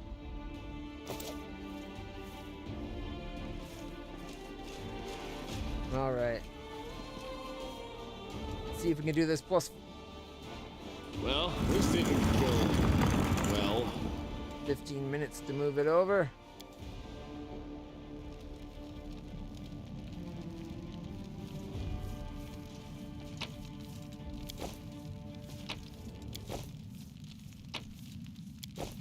Follow my steps. Flamin', whatever his name is.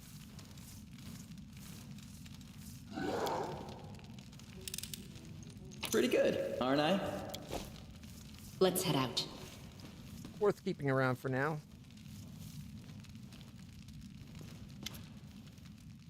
Philemon throws. The elderly gnome, so portly as to nearly be spherical, curled up in the corner of the basement shaking. Marauders, bandits, scavengers. Yeah, makes sense. We're all of those things and much, much more. Before you report us to the authorities, mind if we have a chat? Please come down. No one's going to rob you. The gnome peers at you. Huh. You do look better dressed than the local thieves and ragamuffins. You came here to tell me that the nightmare's over. No, it's not.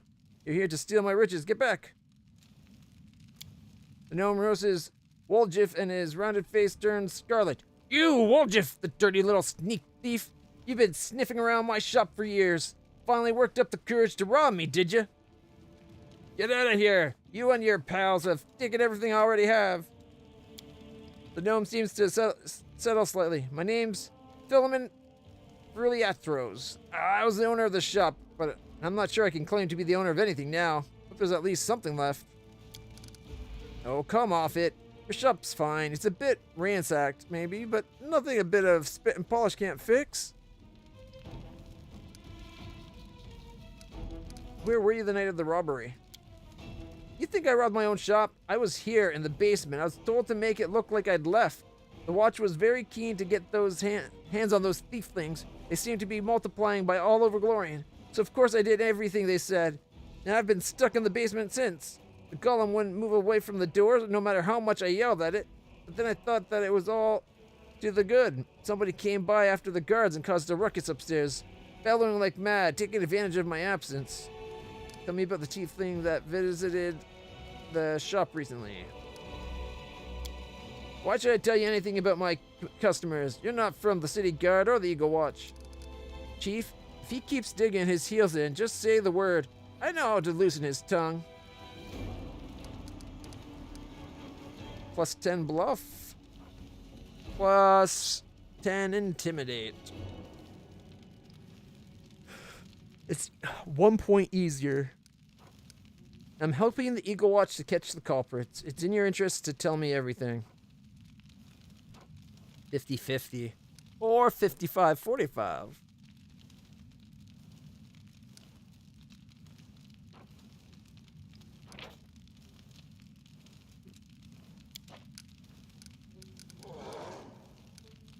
I'm tired of you. Die! No, okay. Success! Woohoo! We rolled a 14. So they haven't got the thieflings. I thought the city's finest were on the job, and the gnome size. You can't rely on anyone. Ask your questions then, if it's so important. Tell me about the red-haired tiefling. Bellingham falls to thinking. A red-haired tiefling. I suppose, yeah, there was one who came in, spent a long time looking around. He was a person of modest means, I could tell by his clothes. But he asked me to show him an Asmar-made chainmail. Certainly couldn't afford it. That's when I suspected that something was off. I checked everything after he left, but nothing was missing. And that put my mind at ease. Can't remember what he looked like. I didn't get a good look at his face. All I remember is that he was wrapped in a green cloak like he was freezing, but that's all I have. That's it. With that description, we will surely sniff him out. Come on, Chief. Back to the Sister Karis. May we go and have a good long shifty at all my brothers and put all these clues together. Tell me about Woljif. Woljif Jeff, though, right? Yeah. I've known him a long time. Though I'd rather not know him at all. He's been skulking around my shop for years, treating the place like a free museum. Always wanted to look at the Moon of the Abyss. I'd chase him out, but he'd just slink back in again. If he was with the gang that robbed my shop, I'll bet anything he swiped the moon. How come I'm the prime suspect? Whoever betrayed us all, that's the one who's got the moon. I want to see it return to you. You get me? I don't like the idea of other people's grubby mitts on it. And the tiefling woman? Tiefling? Ah, yes, I remember now. A noble lady, unlike the tiefling ruffians we have around here. She purchased magical equipment for the crusade, and she promised to come again. If only all tieflings were like that, I'd be laughing all the way to the bank. Alright. Thank you. If that's enough, if that isn't enough to help you catch the thieves, then I don't know what else to do. Now be on your way and leave me in peace with my wreck of a shop.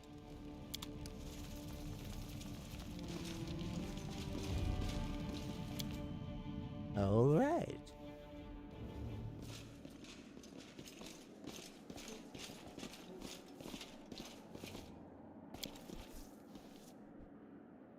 Making slow but deliberate progress.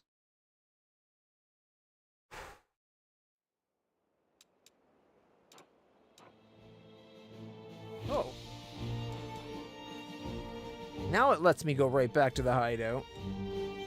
Less than an hour. Of course, a random encounter along the way. We got this.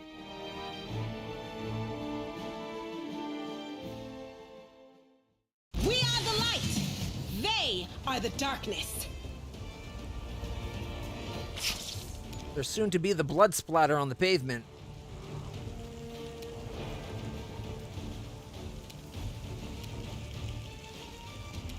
Is it just the two? I kind of want to charge at this one.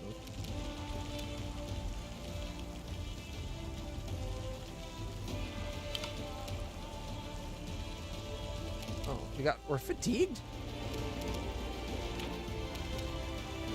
Cover me, all right? Ugh.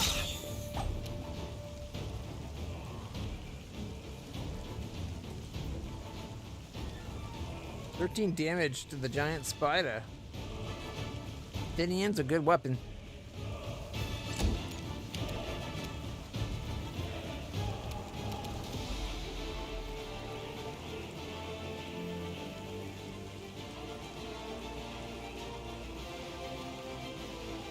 We got cure. All right, wrong person. Okay. Oh. Go for their hearts! 4 damage.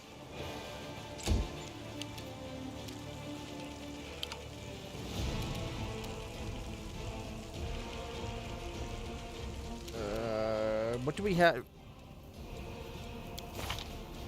for the abilities?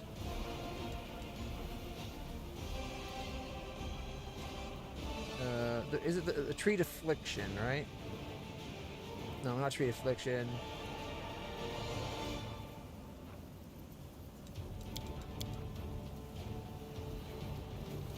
Didn't we get something that makes her lay on hands different?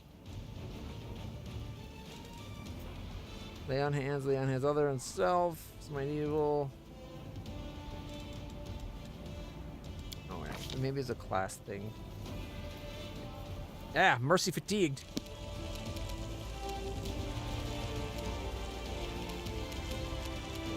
So she could lay on hands herself to get rid of the fatigue if we wanted. The inheritor, guide my blade. Or we can just crush the spider beneath her weapon. You won't survive me. He survived you. My turn?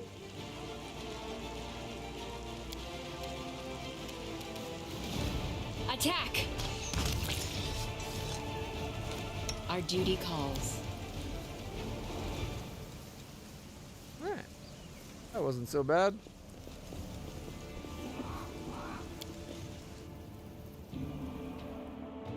We showed him.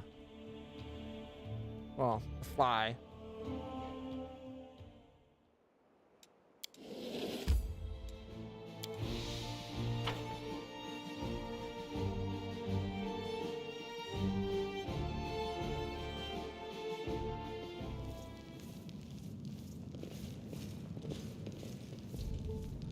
Let us be careful.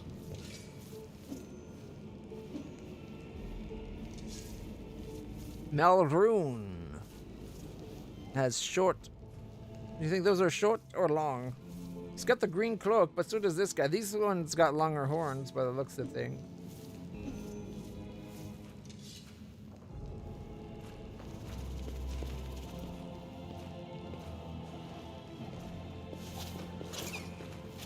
So he's the traitor. Hey, Woljif, how much did he pay you? At last, Brother Woljif has revealed his true face. Kill the traitor. Pack your bags, Brother Woljif. We're sending you to the farm.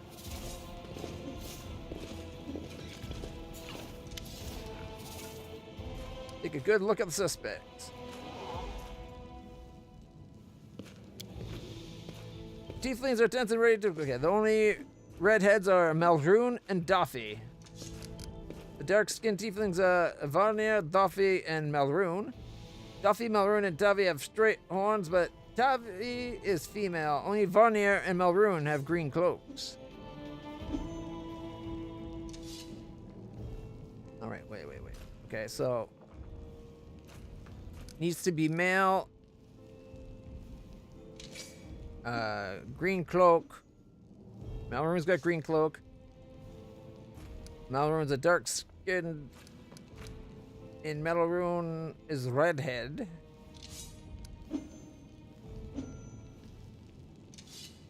So Duffy is the only other one that's... Where is it? Duffy's the only other redhead, and Duffy does not have a green cloak. So it's Malrune, right?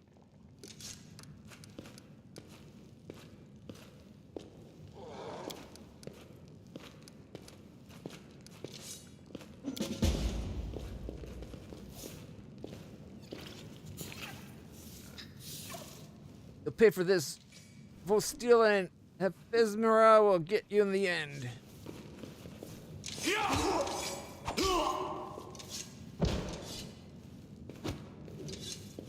Grab him. Take him away for questioning. Seems like I got the right one. 30 minutes passed. Charisma looks weird, but her earlier attention is clearly lifted. He confessed. Someone connected to the cult of Baphomet ordered him to steal the moon of the abyss. And the best idea he could come up with was to drag us into it. He got the scroll to take out the golem, betrayed us to Irabeth so that he could swipe the amulet into chaos. Thought we'd get nicked and he'd slink off to meet up with his customer. You've got the moon of the abyss? Let me look at it one more time. My whole life I've dreamt of holding it in my hands, if only for a second. He said when he got to the window display, the moon was gone. He's lying, of course. He had time to hand the moon off to the person who ordered it. Bloody cultists. I don't really give it a toss.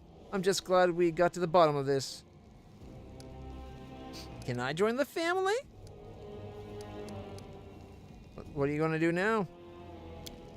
Clear out of this place, the sooner the better. The city's dying. I don't want to die with it. The city would have already died if not for the people who stood up to defend it with weapons in their hand. So defend it. I'm not stopping you. It's your city. But we've always been outsiders here. Why would we fight for you now?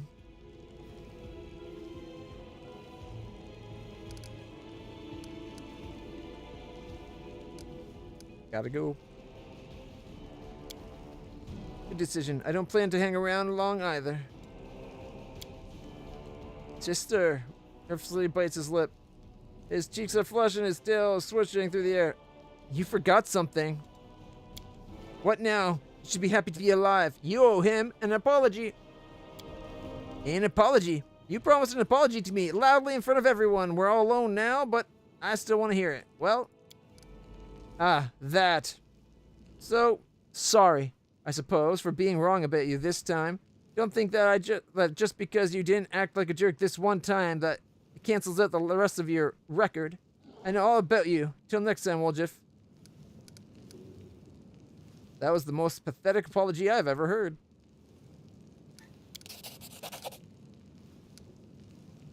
Alright, fine. I'm sorry, Woljif.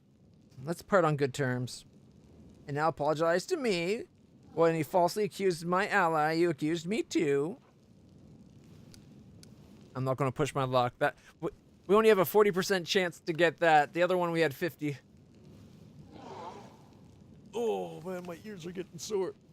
I guess no longer listening to the sweet, sweet voice of the evil demon seductress. I can turn these off for now.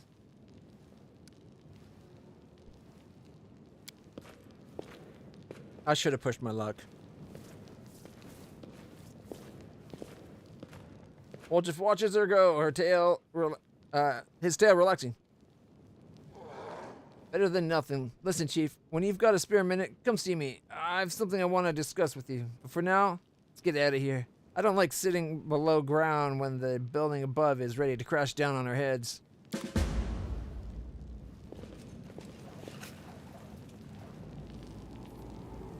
Can we open this? Do you think Charisma would forget to lock a vault with a pile of money in it? You should be so lucky. If you want to clear the cobwebs out of them pockets of yours, you're gonna have to try a bit harder. What do we have here? Tread lightly. This is my kind of work. I'm here. Where else would I be? Alright, we got an agate, a citrine, and a forked whatever. And a jade, and 2 agates. Not that the agates are worth anything in this game, but hey.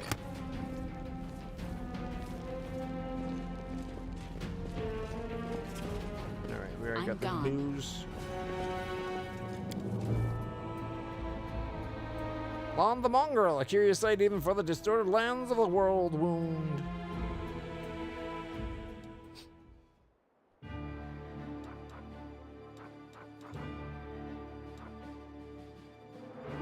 Okay, Woljif wants to talk to us. Take an hour.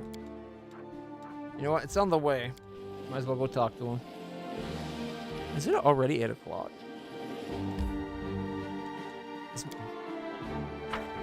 Part of me wants to switch over to Alyssa because I've been really enjoying that Resident Evil style horror game, but I'm really enjoying this.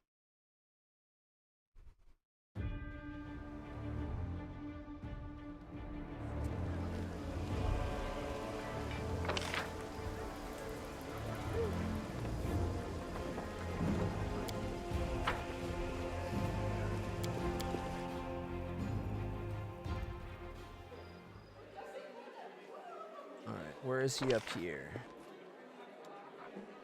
Oh, diff.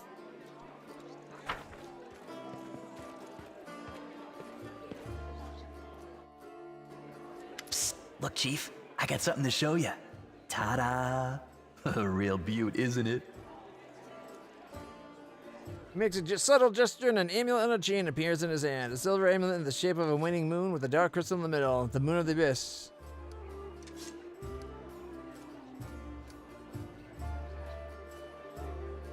Okay, he had the amulet, but he did not betray them. You were searched by the guards. Where did you hide? You know what? Maybe I don't want to know. It's on a chain, so he just pulled it out from that with that jade.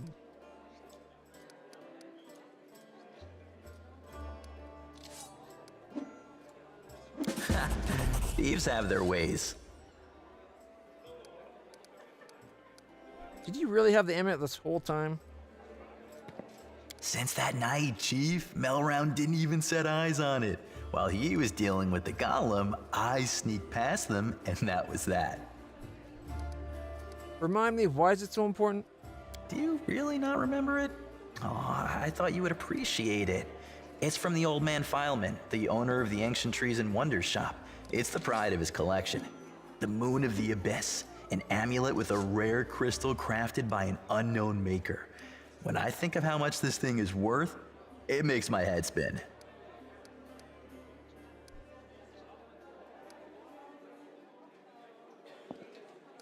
Why didn't you give it to Charisma? What? So she would slay me right away, you mean? You saw how antsy she was over Canabras and all this. So I did it. I took the Moon of the Abyss. But I didn't go to Erebeth, and Big Sister wouldn't hear my explanations. She doesn't have the time. I even thought I'd hide the moon somewhere, and then when all the noise had died down, I'd go get it and make a run for it. I'm sick of the thieflings, and they never appreciated me anyway. So you did betray them. Oof, that cuts me deep, Chief. You and I saw who the traitor was. It's just that when we robbed the shop, I went in first and took what I wanted. Nothing wrong with that. Although, of course, I did think about hiding the moon and just taking myself off somewhere warm when all this blows over, but only because I want to see the world. Is it a crime to want to travel, huh? Is that what counts for treachery these days?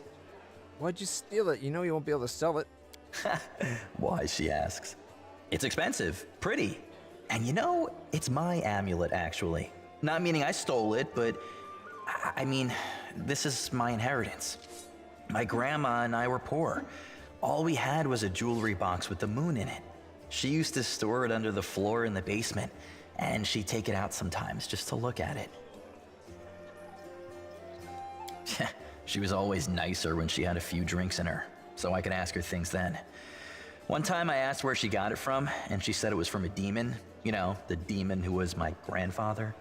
He said the moon was to be passed down. My ma was good for nothing and nobody, so that's why Grandma decided to keep the amulet for me. She used to say it would be mine when I grew up. But she couldn't wait until I grew up. She squandered my inheritance when she became a drunk. Took it to Fileman's shop and pawned it. He gave her some coppers for it, and she didn't even haggle. Just grabbed them and ran back to the tavern before last orders. I'm sorry, coppers? If it's really that valuable, surely the old bastard would be like, here's a single gold, a few gold or silvers at least. I've been going to Fileman's to look at the moon ever since I was a kid. He chased me away, but I just kept going back, so eventually he gave up. He didn't skimp on security. The place was like a fortress, so he wasn't worried about a street rat like me pinching anything. Even when I got more skilled, I couldn't get any closer to it. One day, I had no one to go with. Another day, there were only oafs who'd never stolen anything more than a church donation box. But when Charisma had planned everything out, I realized I had a chance to get the moon and move away from here. Maybe to Garen. I hear it's warmer there. I've stayed with the family for too long. Risking everything for some shiny trinket.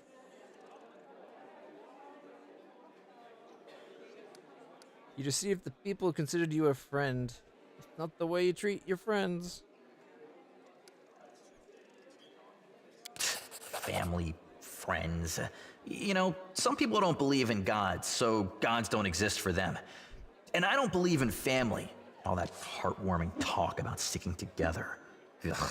People like to say those things, but when push comes to shove, Sister Charisma used to say that us tieflings were one family, and you see how that turned out. And did you hear that excuse for an apology?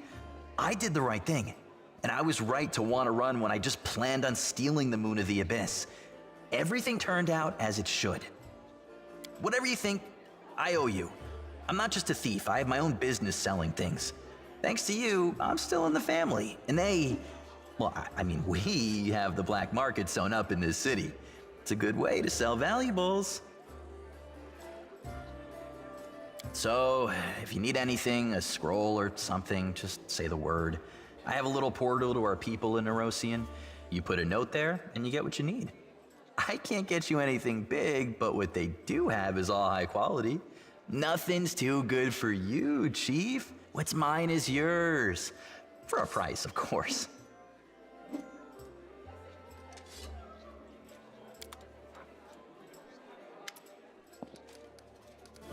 Are you staying in the party or just waiting for a chance to run off? Hey Chief, how about letting me go? Why would you need a thief in your party? What if I rob you in your sleep? I mean, I'm not going to for now, but what if I get a rush of inspiration? Let's see what you get from your thiefling connections. Breaks and tap again. Look, Chief, thieflings have all the best things. Poisonous dart, that's 8,000? Whenever this +1 dart confirms a critical hit on an enemy, the target must make a successful fortitude save, DC throw 13, be poisoned for a D3 con damage per round for 3 rounds. A stock of purity.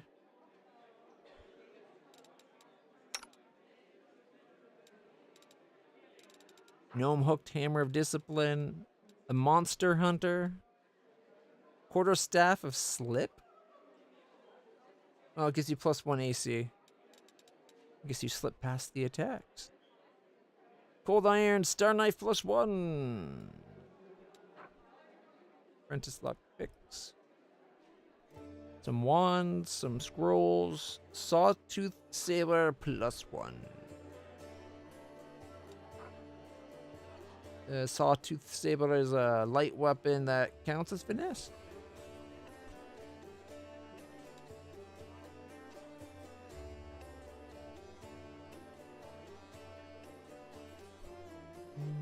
Get holy water. Not great options if you ask me.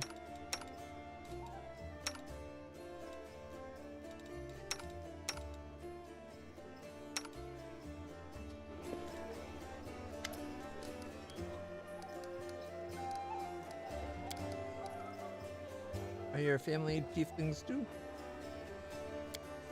My family is an interesting story, actually, but I don't tell it to just anyone. My father and mother had a bakery. Their life was great, but the gods never blessed them with any children. One day, my mother went to the river to wash some clothes and saw a basket floating downstream. Inside the basket was a baby, adorable and chubby and fast asleep. It was yours truly. In my hand was a note spritzed with expensive perfume that said, "Take care of my little angel." My mother brought me home and said she and my father realized right away that I was heaven sent. Didn't he say that the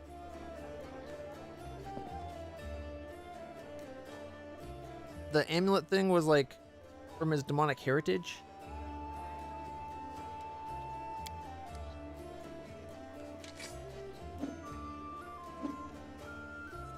They raised me as their own. When I turned 15, my mother showed me my baby blanket. It was embroidered with the coat of arms of an unknown kingdom, all in gold thread. Ever since, I've been looking for my real parents. But it's not easy. Traveling takes money. So if you have a few coins, I'll pay you back as soon as I find my real family. Give you my word.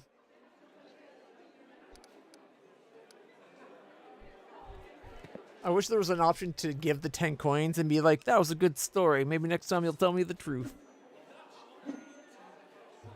Because that's clearly bullshit.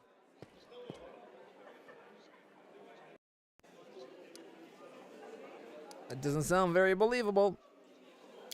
Seriously? Usually everyone just believes everything I say. People love stories like that. You know, cute baby, a basket, a blanket. What's not to love? They look at me different. As if I'm worth more just because the sheets I spit up on might have had a fancy coat of arms on them. He laughs bitterly. If I was really a prince, I wouldn't be sitting around here, I can tell you that much. I'd have already gone to take what was rightfully mine, and then I'd come back with an army so I could watch the guards and merchants who pushed me around all my life bow and scrape before me. But that's not going to happen. Want to hear the real story? The true story is boring. My family is human, both my father and my mother. They used to live in a village nearby. I forget the name. When my ma had me, my old man got so mad he almost killed her. Pinned her to the wall and started asking questions like why his son had horns and a tail. Well, my ma told him that her mother, my grandma, used to fool around with the demon. When he heard this, Daddy Dearest got drunk, trashed the house, and then took off. I don't remember any of this, of course. My grandma told me. I was about 3 years old when my mother brought me to Kennebras, and left me with my grandma. She said to her, "You and your demon have ruined my life. Now you handle them." Then she left. Haven't seen her or my dad since. She did leave a blanket, though. That part was true, but my grandma burned it because it was infested with lice. It wasn't even good enough to be used as a rag. You think after all that, my grandmother saw the light, felt rightly ashamed, and kissed my horns? I wish. Grins nastily, his yellow eyes flashing. People used to give her trouble for fooling around with the demon. She wasn't welcome anywhere, so she got angry. Normal kids get bedtime stories, see? But the only tales I get told were how my dad was worthless, my ma was a slut, and I was demon spawn that no one cared about. She only kept me so I could help around the house and steal things she needed. So that's the truth.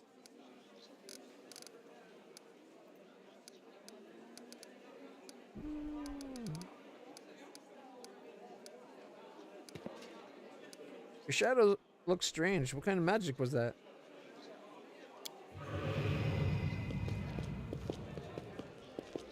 Ladies and gentlemen, roll up, roll up. No dark magic, no fraud. A trick without any deception. Snaps his fingers and blue flame engulf him. The shadows that was previously lying calmly at his feet grows, floating in the air behind him. It is the shadow of a huge horned winged demon with claws. Ta-da!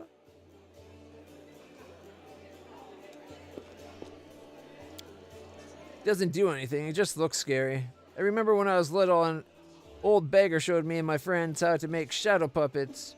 You put your fingers together in front of a light and it makes the shadow of a deer or a dog or a dove on the wall. I tried so hard, I wanted to make the best shadow, and I did. It just happened. Funnily enough, that's the last time I had any real friends. They tried to stone me later, screaming at me, calling me a demon.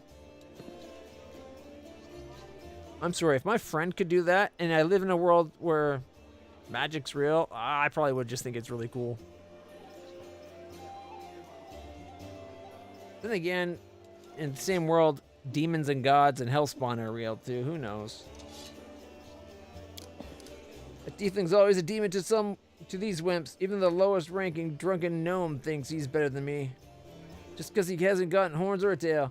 Poorest beggar and the filthiest gutter thinks he's better than me. Most people would never show their shadow again after the first time. But I don't care. If stones start flying again, I'll just run. I'm used to it by now. It's a harmless illusion. You shouldn't show it to anyone. People hate what they don't understand. I don't like it. Demon magic's nothing to be proud of.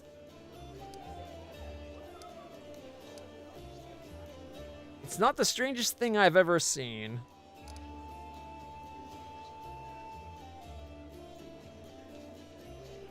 It's just, okay, it's a harmless illusion, but you shouldn't show it to anyone. People hate what they don't understand. I don't like that option.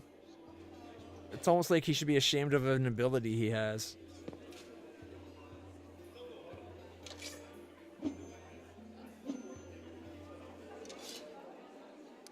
I think I'm going to have to say chaotic. Looks formidable. If I lose my good standing or my lawful standing, that would suck. What about the blue fire? That's my favorite part. It doesn't burn at all. If I had a coin for every time I've caught a beating for my little show here, I'd already be proposing to Galfrey. But still, I don't want to give up something so beautiful.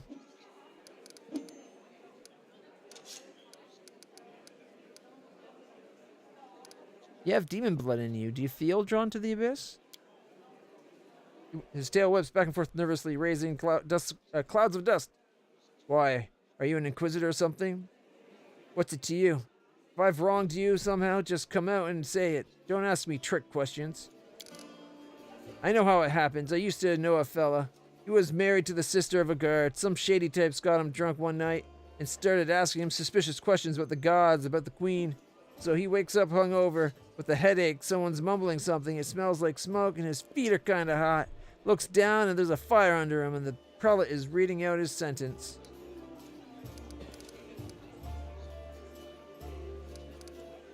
Alright, we'll let it go for now.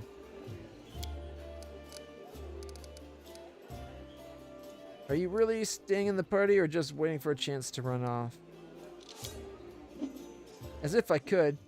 There are demons and dangers around every corner. Don't you worry, Chief. I'll work off my debt, honestly. I won't stab you in the back or go on the run with your money. If you buy my wares, I won't have to leave at all.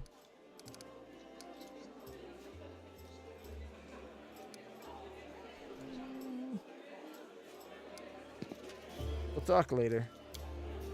Whatever, you feel to do as you please. Alright, let's actually look at what it is. He's only chaotic neutral. He's just in it for his own good.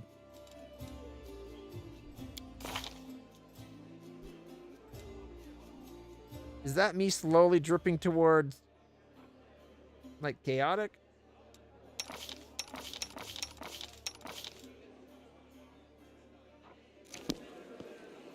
Alright, apparently we have fatigue.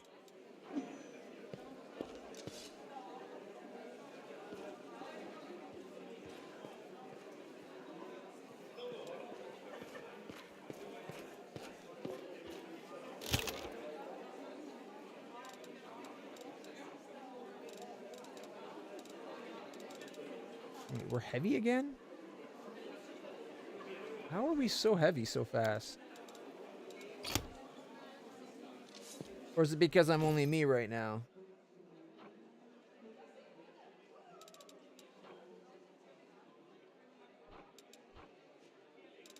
Yeah, you know what? Here. We don't need all 24 of these. We can split it.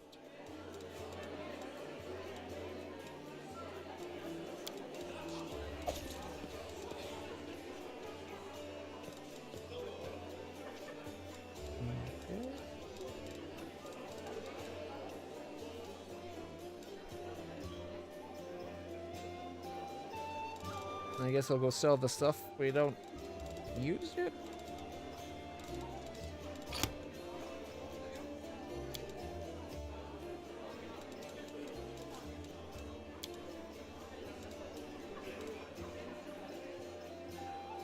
Eating a hearty meal provides you with a +1 cooking bonus on all skill checks. Choose a potion to craft.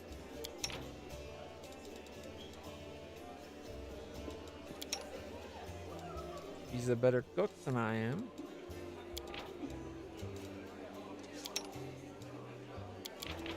I guess we can't scribe. Can he scribe?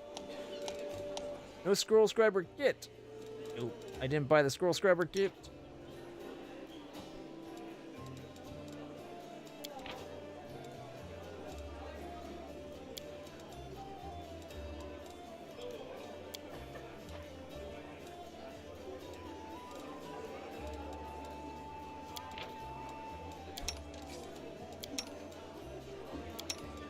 How do we get it so, or is that the potion we'd be making? Those rolls are unavailable. 13 hours?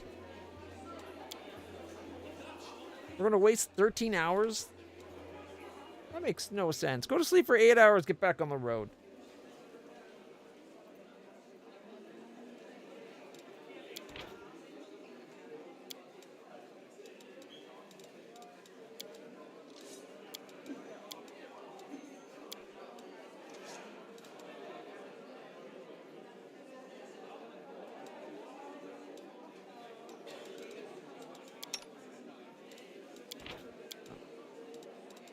Yeah, that's right.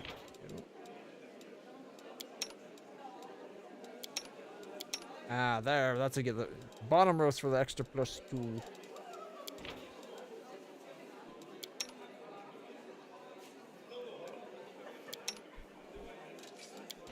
Can't actually make any scrolls right now, anyway. Maybe next time. Okay, begin resting.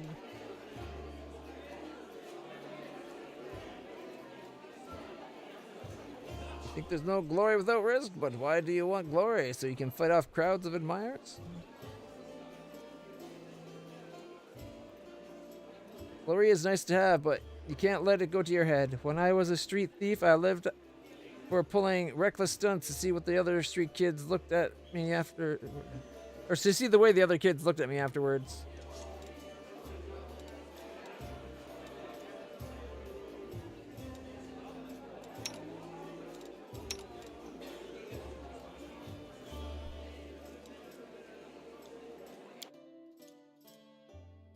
No. All right. We got hearty meal for 24 hours.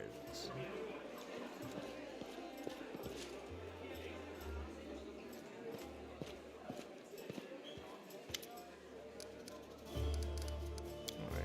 I was wondering if we could report to her what we found out about the gnome underneath the building. Guess not.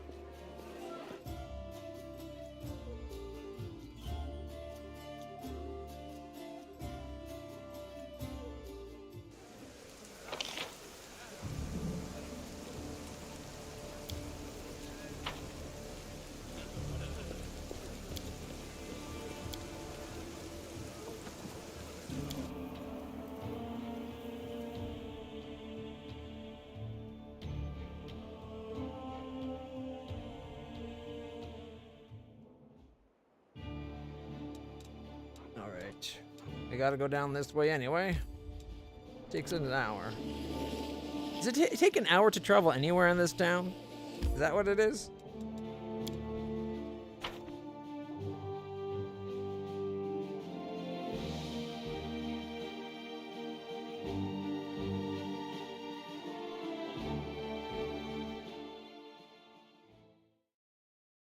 All right.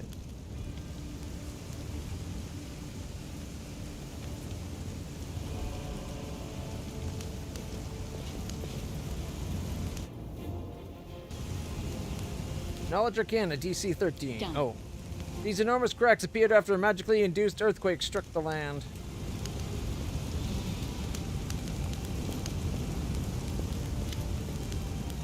No, I'll tell you everything. Just don't hit me. I never stole nothing. I only just joined the Thieflings. The Thiefling gestures back the way he came, as if he can explain something. It was all them, back there. They found an underground passage to the Grey Garrison. They've been nicking stuff out of there ever since. Low down thieving toe rags. That's what they are.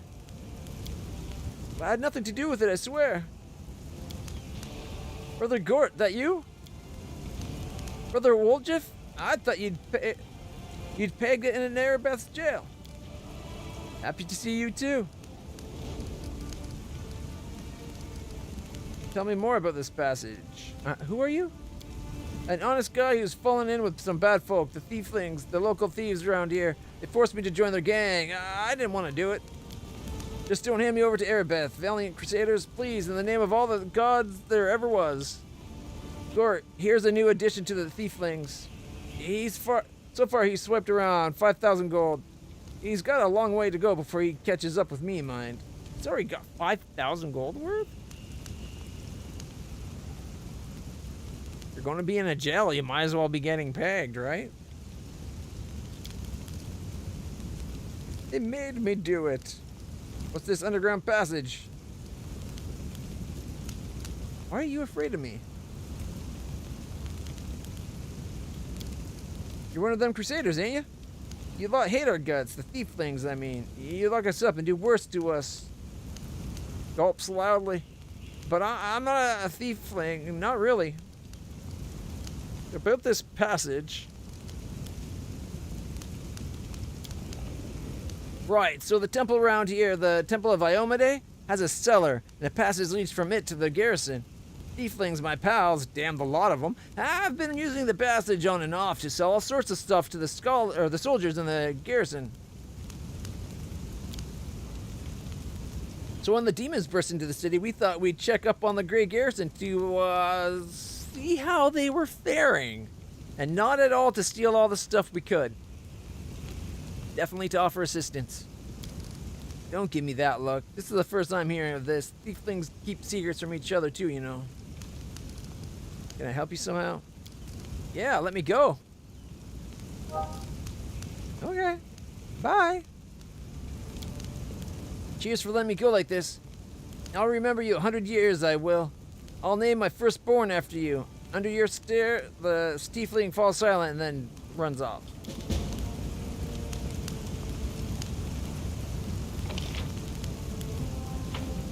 I'll watch your back.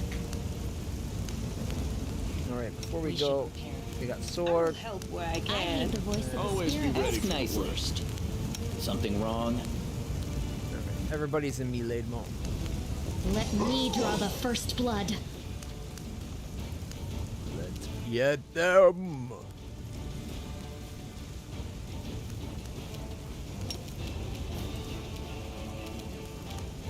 Sleep. Yeah, that's one.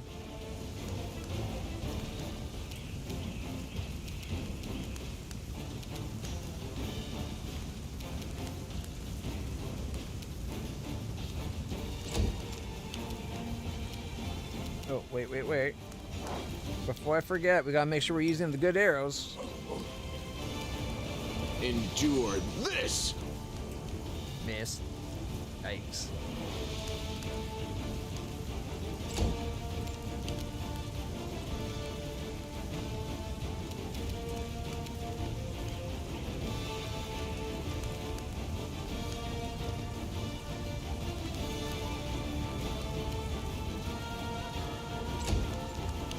My turn? Charge! Missed by one.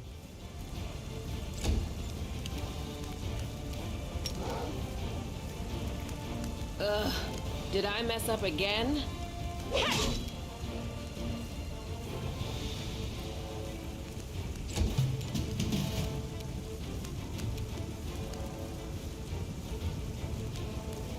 Just outside of her range, of course. Sleep. Oh, it got a 19. Yeah, I don't think it's tired.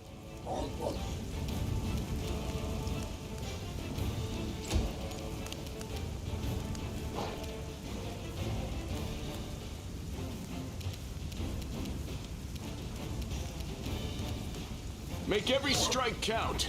13, 11.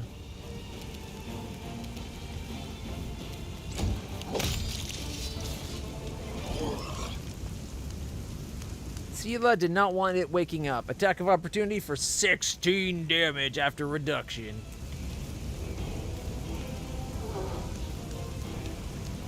Let us be careful. We got ourselves a golden signet and 9 gold.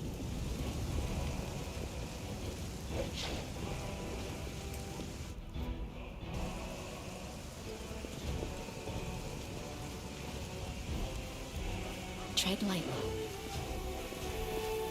They will break against our resolve. Oh. He saw us.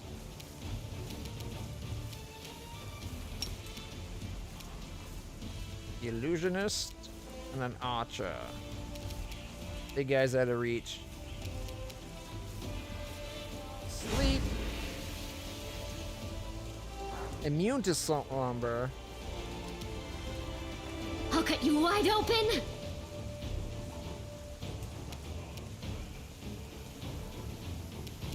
The spirits demand your blood. Yep, immunity. The illusionist is immune to sleep. I should have read that better.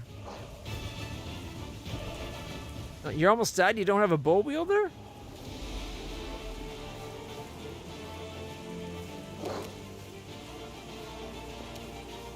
They do have their advantages.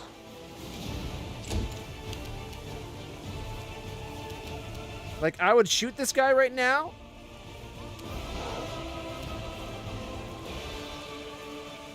Except he's got the mirror image that'd waste an arrow. You've crossed the wrong mongrel. When I could just explode him from there. Yeah, you don't have to rub it in that you took the demon kitty. Spider Cat, Wendu and Wendog would have been a great addition to our party. Oh shit. Wasted good arrow. I regret not having them.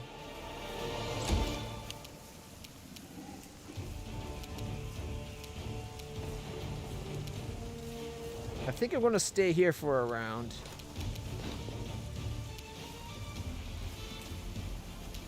Into the fray!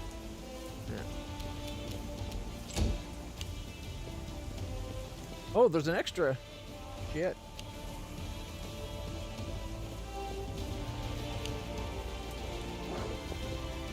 The rookie marauder.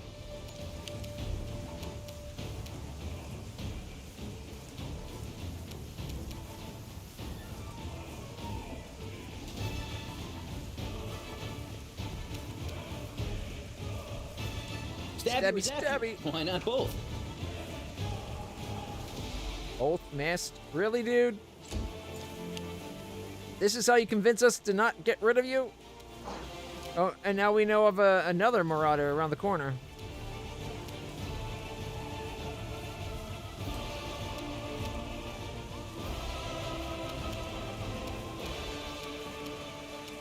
Aim carefully. 4 hull damage. A dual throwing axe beast. So with things like throwing axes, don't you have to worry about running out of ammo, or do they just give you automatic as though they return to your hand? So that would be kind of weird. Unless you get something that's enchanted with returning.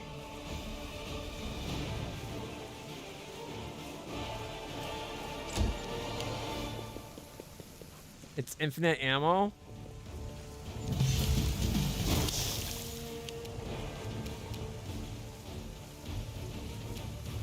It's a little upsetting. He runs out of the good arrows.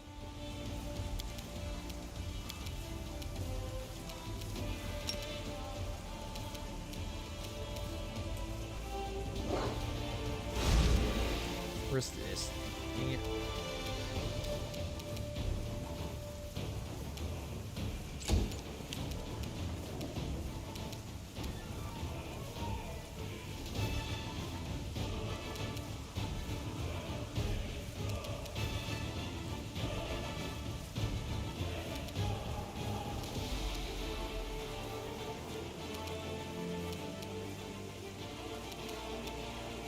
You won't survive me.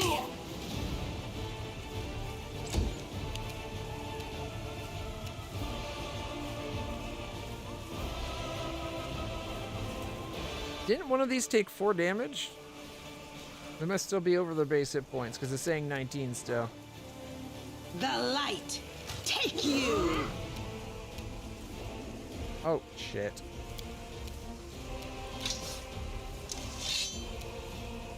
I forgot to take her off her bow.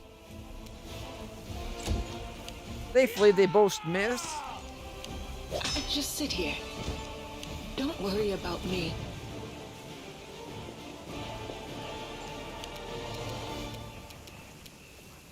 Distract them from me. 9 and 9.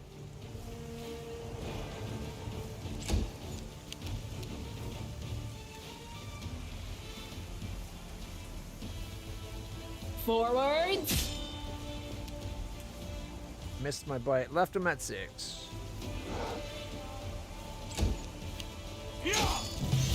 Critical hit for 11. You are today's sacrifice! Left him at 1? Seriously?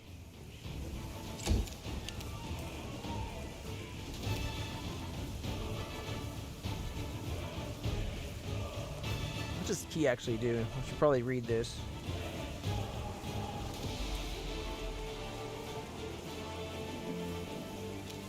So does the key, does that mean when I do my bow, that's the same thing? Spend it to guarantee full damage from my bow?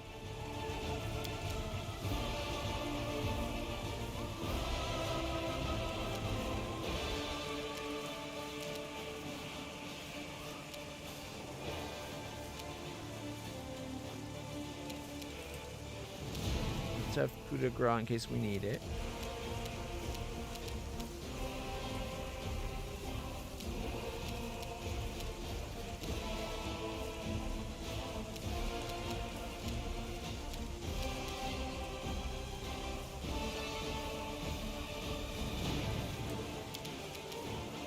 Endure this!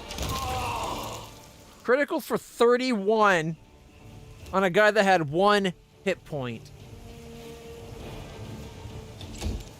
This game hates me. It's all your fault.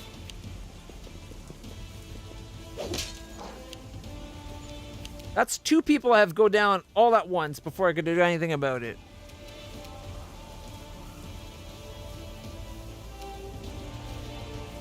A solid plan.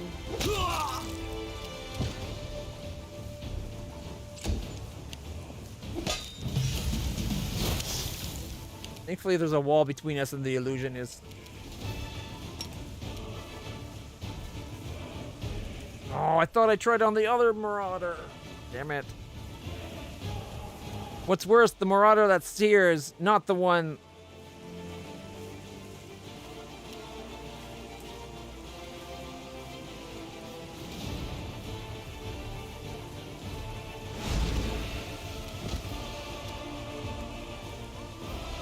Go for their hearts!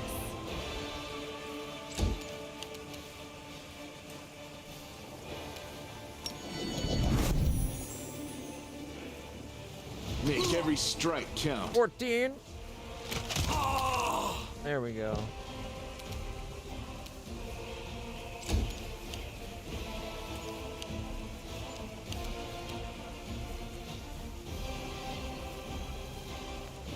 Attack! 5 and a miss. Critical hit for 8.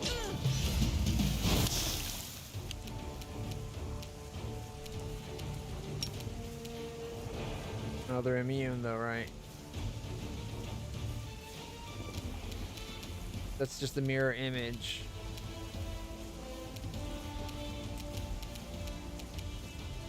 I'll cut you wide open! Ooh, 2 damage.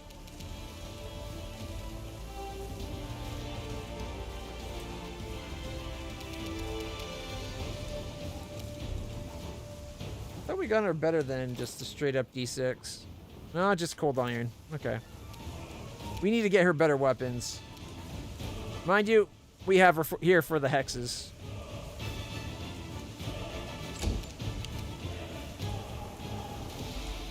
You've crossed the wrong mongrel. Hey, bye-bye mirror image.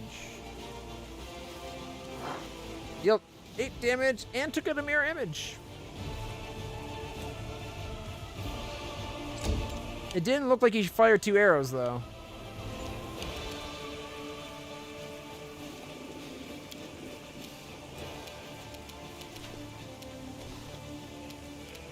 Aim carefully. I would have hit, but the mirror image took it.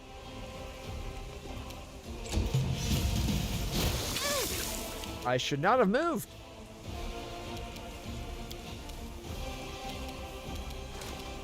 The spirits demand your blood.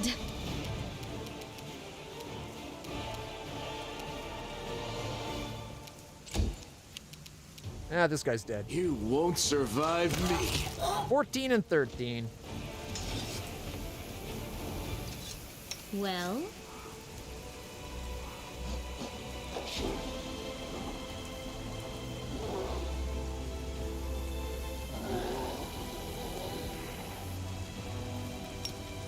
Magritium Turinos.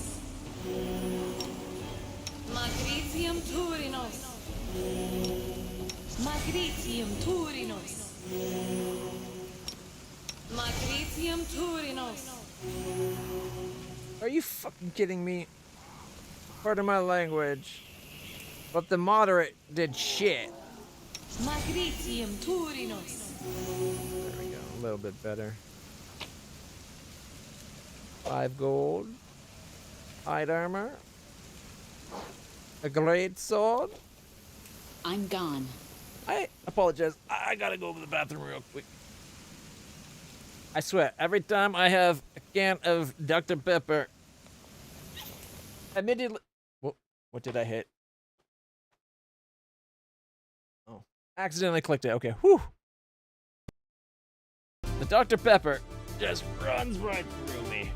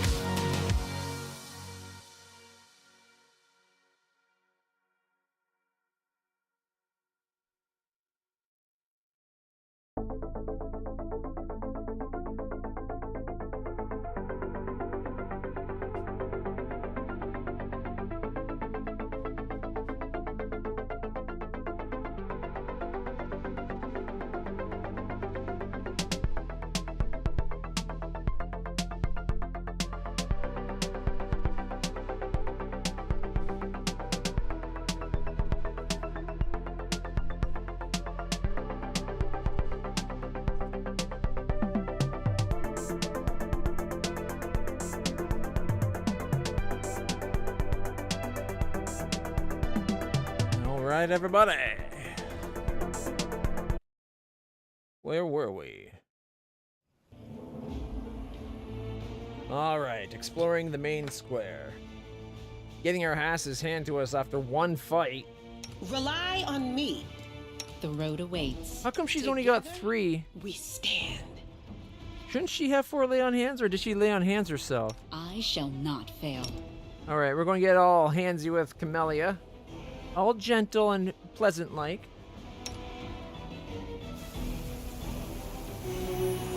See, she got 4 extra hit points. She kind of liked it.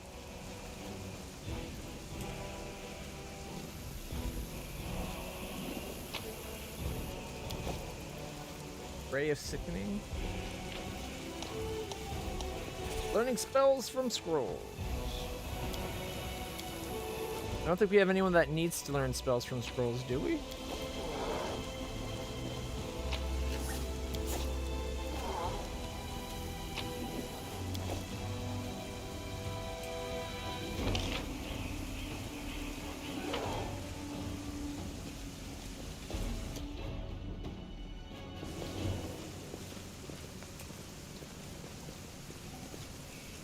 %, chance. This is my kind of work. We got a cure light wounds and a light mace. And one whole gold. Follow my steps.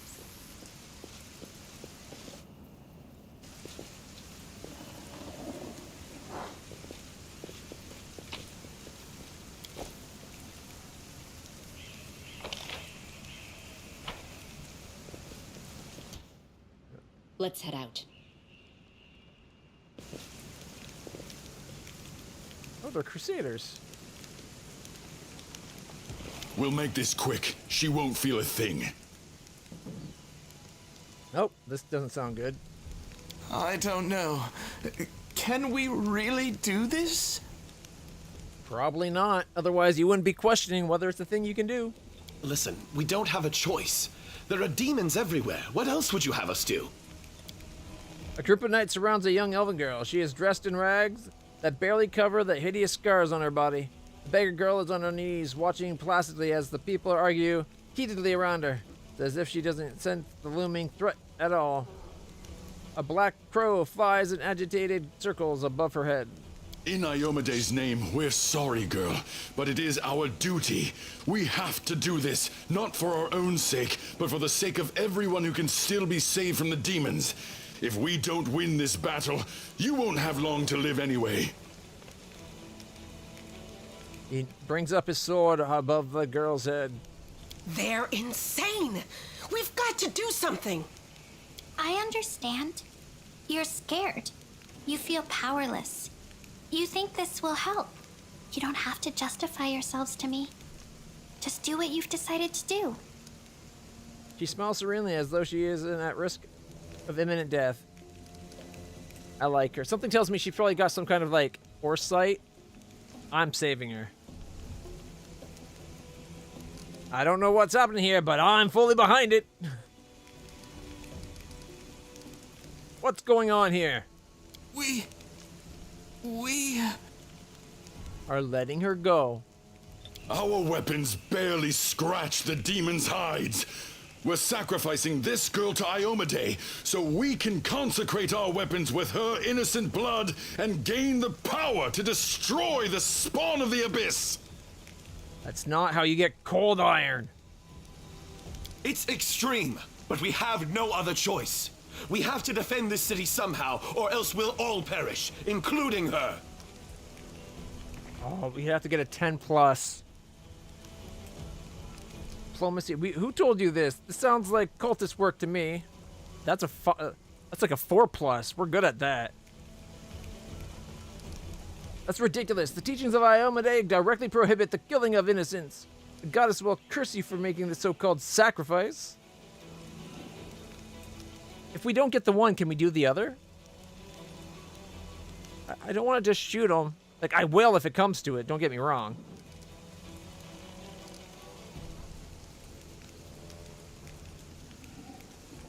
Exactly. What were you thinking? The goddess would never allow this.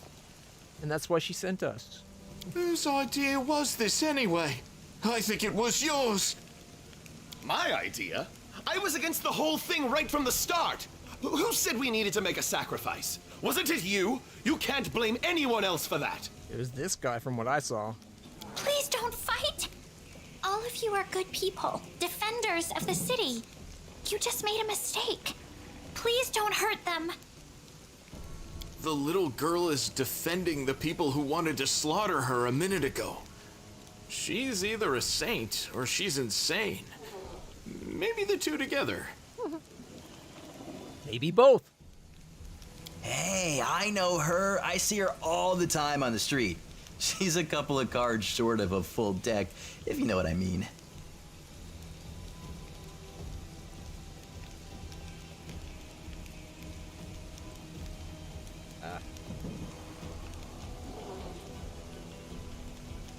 It's weird. Felt like something was walking across the lobe of my ear for a second there. I hope there wasn't a spider.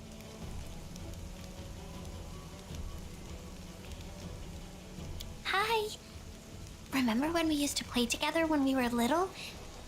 But then you went and got all big. And I stayed the same for some reason. Because you're elf. Huh? I played with you? Pull the other one. You did. We played tag and hide and seek. Then you and the bigger boys came up with the game where you all threw stones at me. You laughed so hard. It made me happy too. But then you grew up and went away to do grown-up things. Want to play with me now? For the love of... Canabris is too damn small. Go to Defender's Heart Tavern. That's where the survivors are gathering, and don't even think of doing anything so disgusting ever again.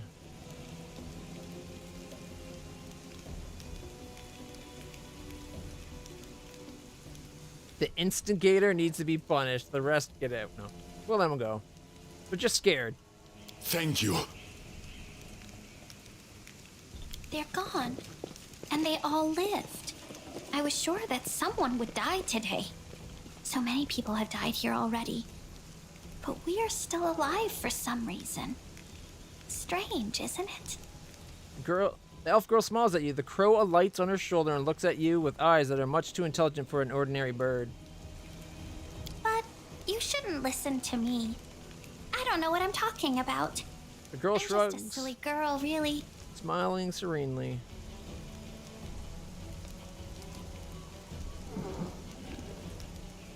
I don't think you're an ordinary girl, and that crow you have there, it's not ordinary either. No, don't be silly. I'm very ordinary. Well, I know different types of tricks, but Soot taught me those. Soot's probably the bird. Now Soot here, she truly is unusual. She's clever and she can talk, but only to me. She teaches me magic tricks and lots of other stuff. I don't know what I'd do without her. Who are you? Call me Ember. I live here, on the streets, for many years now. But there's nothing to say about me. Magic tricks, you say? You could prove useful when fighting demons. And I'll be able to protect you from insane soldiers on the street. Come with me. I must have misheard. This girl? Join our party? What could we possibly want with this dirty little beggar? Well, for one, we could take 5 minutes to bathe and clothe her in clean clothes, and she could look as good as you for all you know. Sure. Let's go. Besides, worst case scenario, and I'm saying absolute worst, we're being kind of evil dicks. She's an extra target that takes the heat off us. We'll make things right. Besides, she's not nearly as tiny as she looks.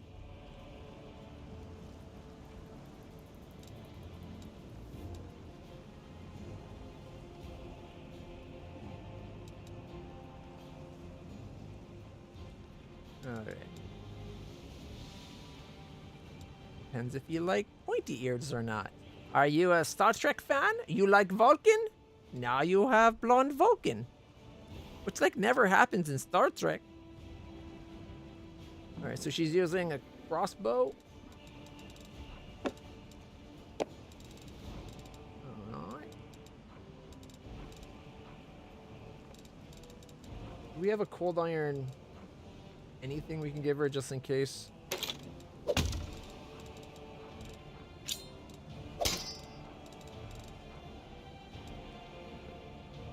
She's got -1 strength, but +3 on her dex. +3 charisma. -3 attack if she uses the Masterwork Dagger. Blackened.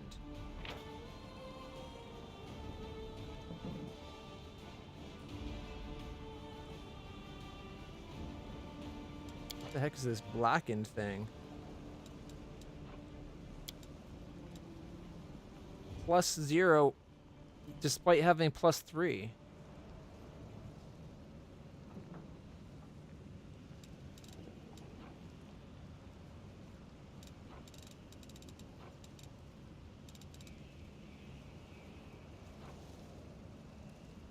We gotta figure this blackened thing out.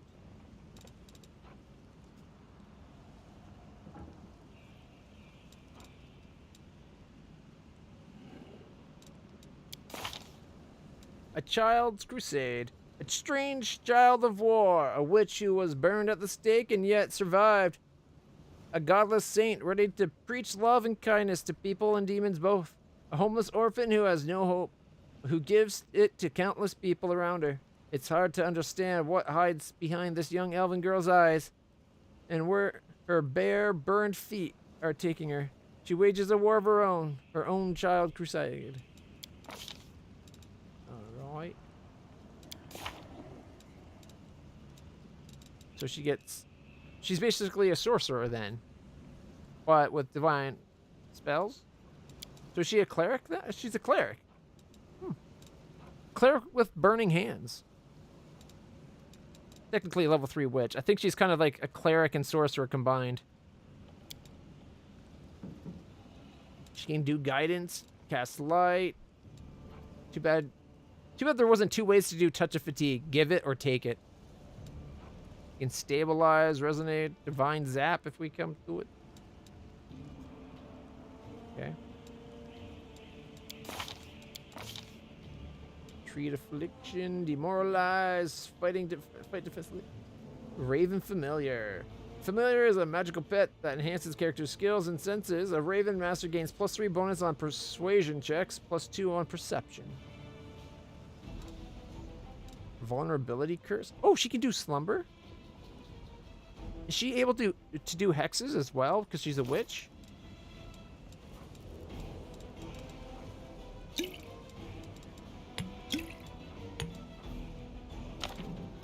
What's that? Mage armor. She's got 13.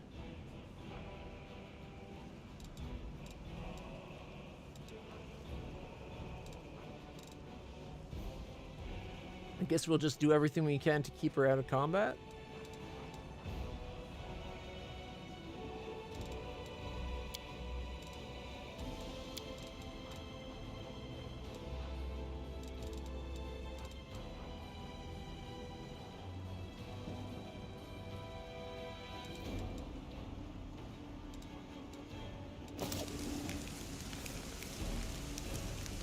Trust in yourself.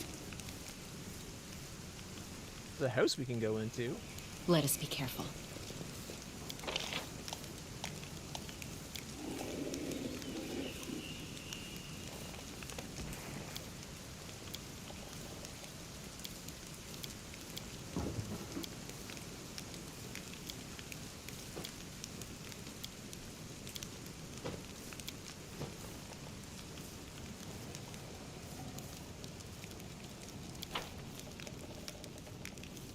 Tread lightly. He's going to be super spongy, like squishy. Can we retreat already? Is that swarms? Oh hell no! Get me out of here! I don't want to go anywhere near swarms. I hate swarms so much.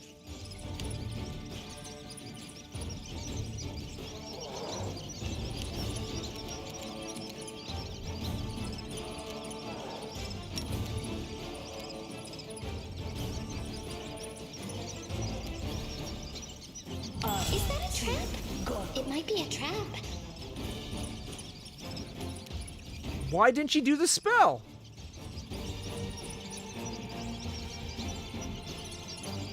I apologize. I'm not losing a round of combat with someone with a bunch of swarms. With someone that has like no AC and only 20 hit points. I don't get what it said she was casting.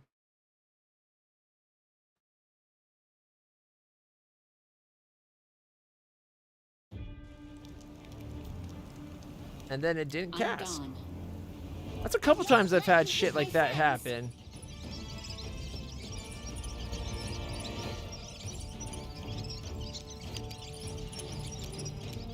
Ooh, can you make swarms slumber?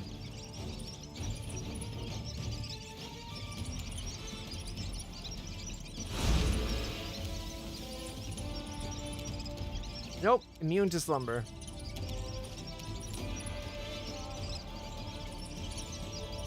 Did I miss it? Oh, there it is right there.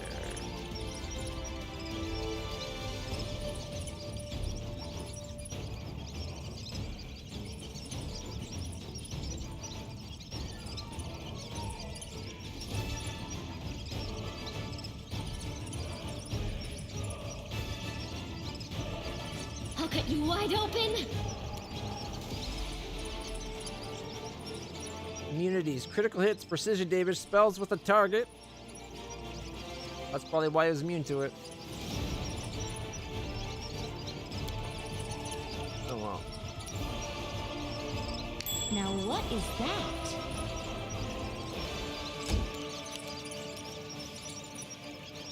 Cover me, all right?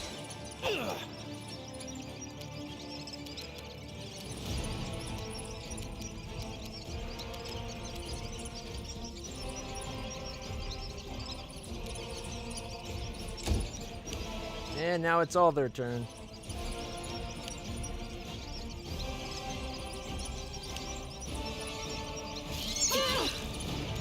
Ow. I really hate swarms.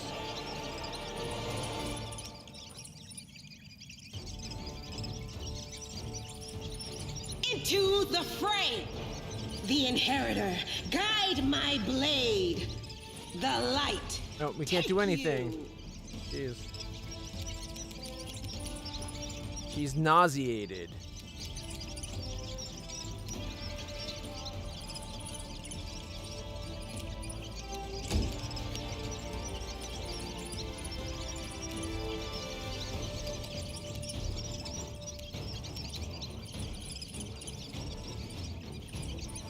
You've crossed the wrong mongrel.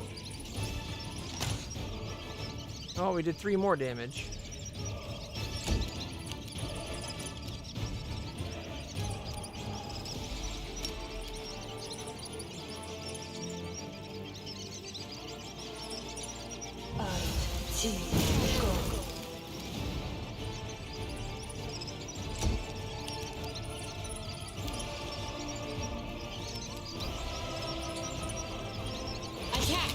Okay, we've got 1 down.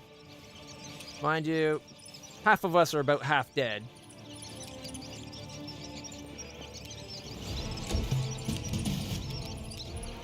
The spirits demand your blood. 1 damage.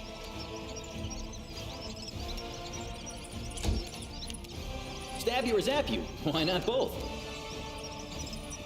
Can't do either, you're nauseated.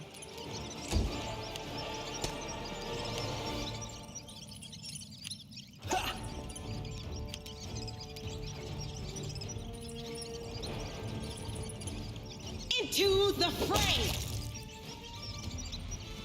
She just did 9 damage.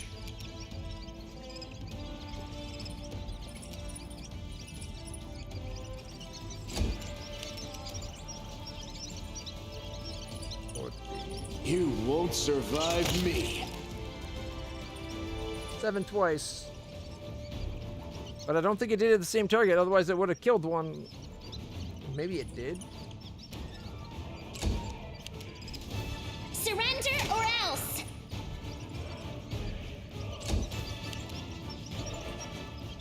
Aim carefully.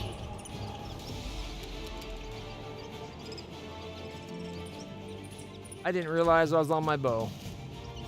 You are today's sacrifice! Distract them from me.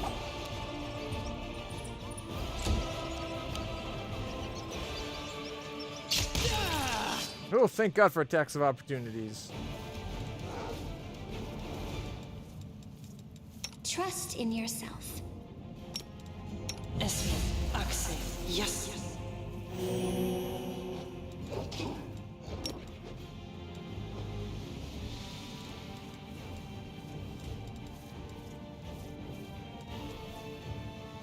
Esme, Axel, yes. Esme, Axel, yes.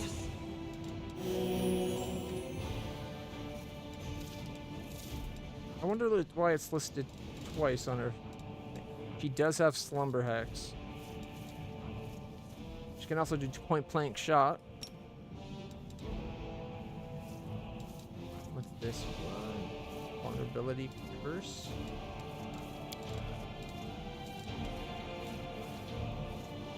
Divine Zap, D3, save for half.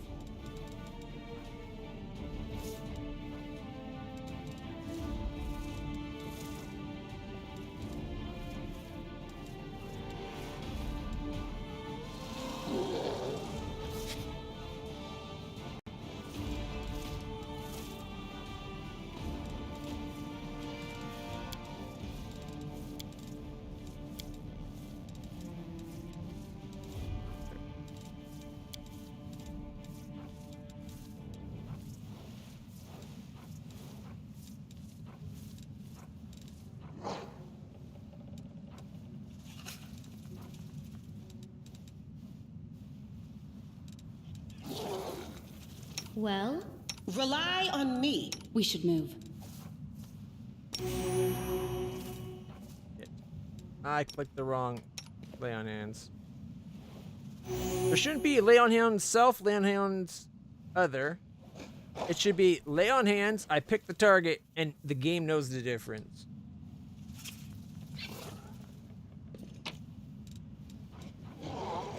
Seasoned wings and thighs. Ooh. We getting barbecue wing recipe?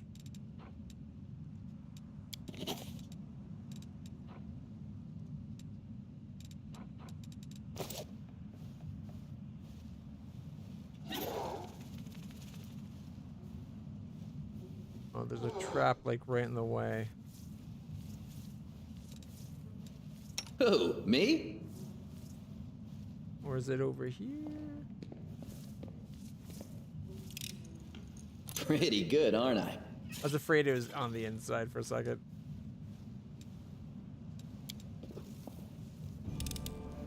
This is my kind of work.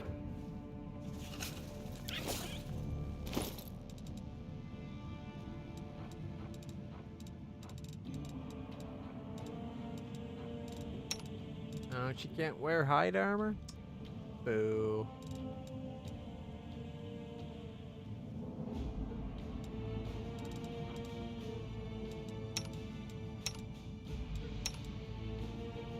I thought I had a 20 armor class.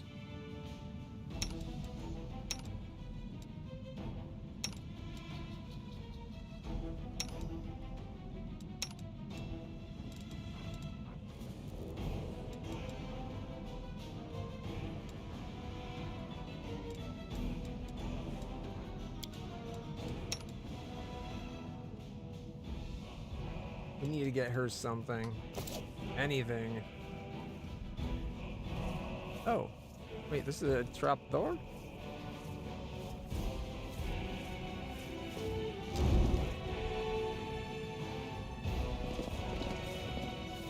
Oh. Follow my steps. Gain knowledge DC 20 ritual. Tactical retreat.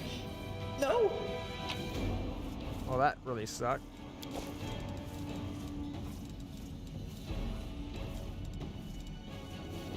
Incomplete summon, like magic circle for a summoning ritual.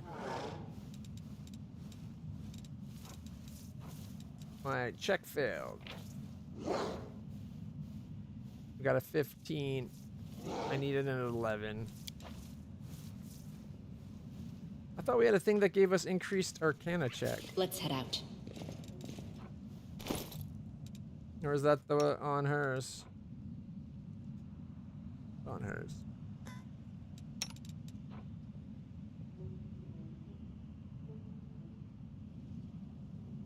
+1 bonus on knowledge.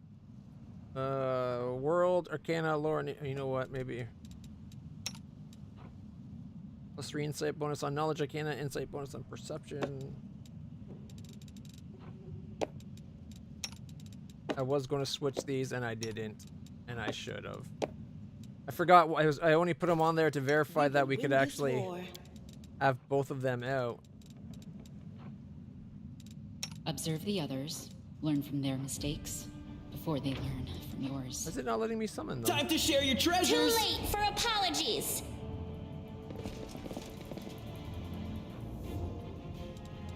Yes? Ask nicely. We'll make things right. Esmith, Axel, yes. Esmith, Axel, yes. Open your heart to me. Yeah, I don't think they're gonna do that.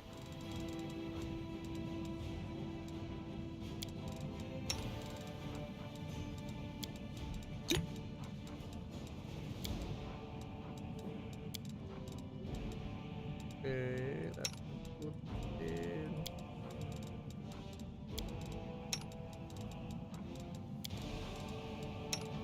He's at 12. Getting shit rolls on our dice or our cure lights.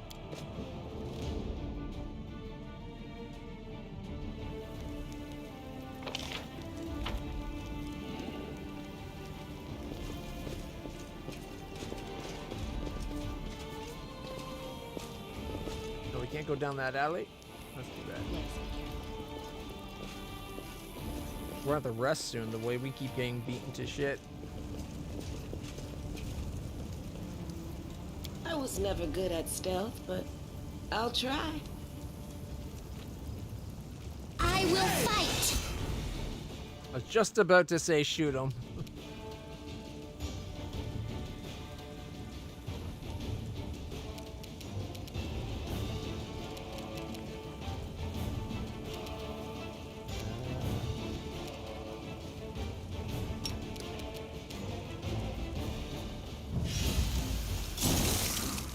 Missed Ray of Frost.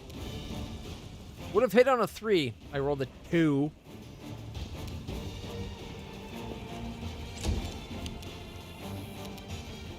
He's already got a crossbow out. Heck it, let's slumber.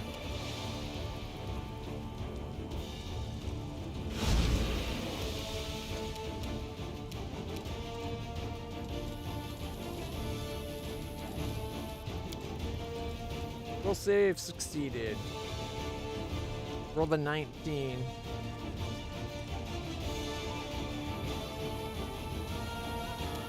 Four points over what we needed.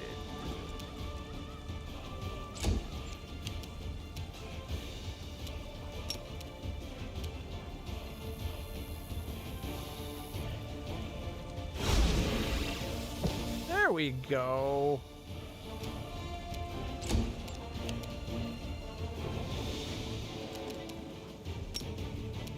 Sila.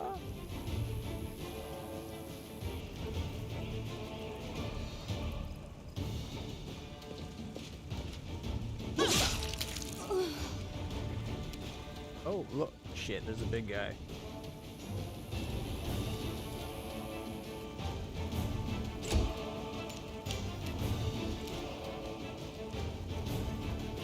Why can't I charge? Exactly?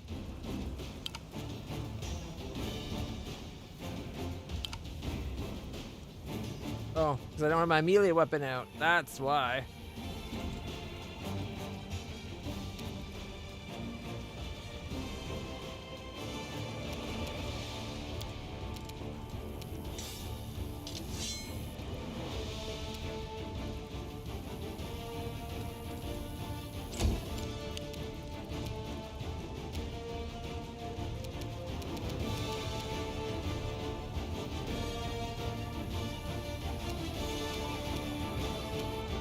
Endure this. Oh! I don't think he likes competition as an archer. He just did 42 damage? What? He crit? Yeah, he critted. Triple damage. On his 3d8, he rolled 24. He got 3 8s on his crit. That's hilarious. It's awesome. I love it.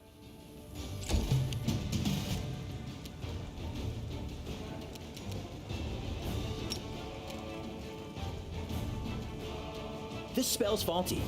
No, really. Wasn't trying to get you to spell anything. Cover me, all right? 12 sneak attack.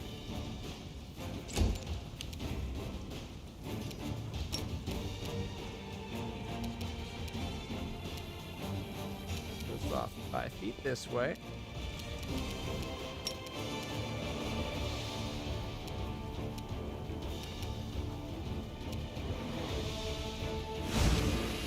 Oh, he went down hard. Rolled a 1 on his resist.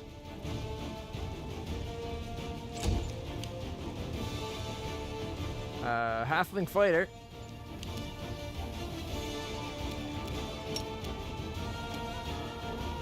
Sleep. Ooh. 2 points over. I think he was running away. Did we scare him that badly?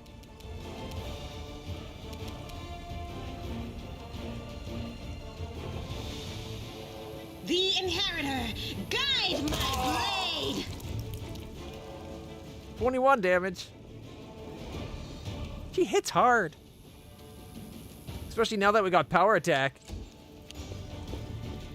Yeah, you better run. We're coming for you, Tiny. They don't like being called tiny. All right, 2 attacks. Forwards! Miss. A bite hit, but clearly did not get the crit.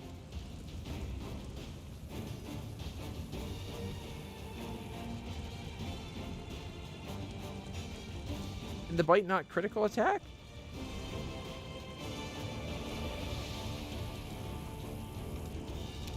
A nat 20 should have a crit even as the bite, shouldn't it?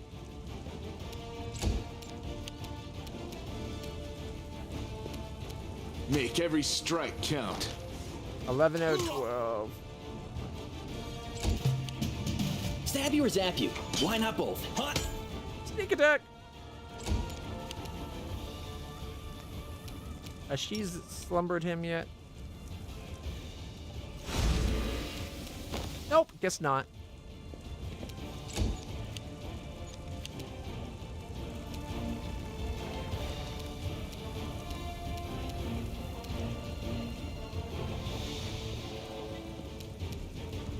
I'll hit you!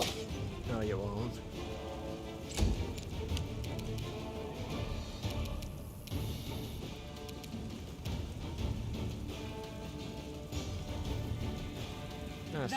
Screw it. Let the Marauder come back.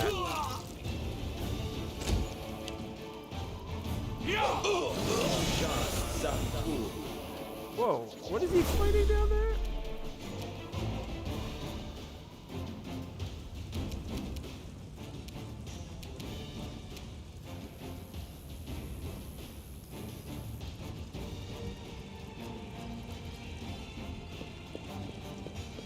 He went down to fight the neophytes? Am I attacking robbers that are kind of on our side? Or are they all fighting the Crusaders together?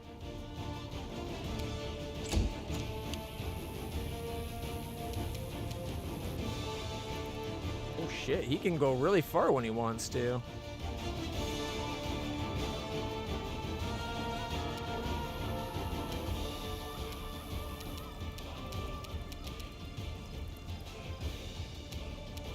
Just move 40.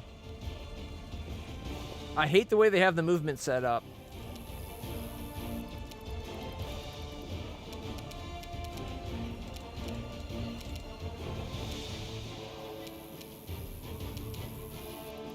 And do we not have line of sight? But screw it, we're coming all the way in. Smite evil! Okay, yeah, no, the neophyte is definitely fighting the Marauder.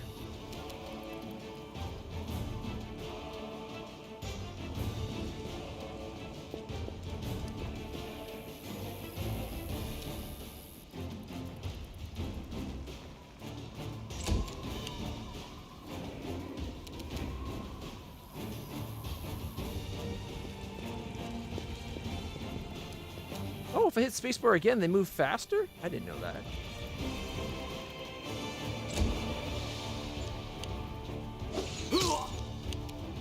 Five damage. Neophyte Cleric deals 5 damage to the Marauder.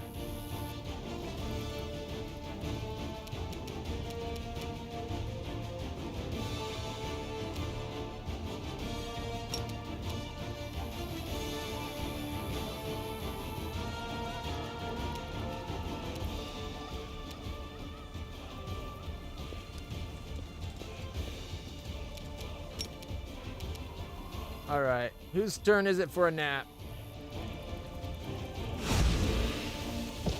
Yeah, 2 hex slumbers? Oh, this is awesome. Sheila's way back there. Yeah!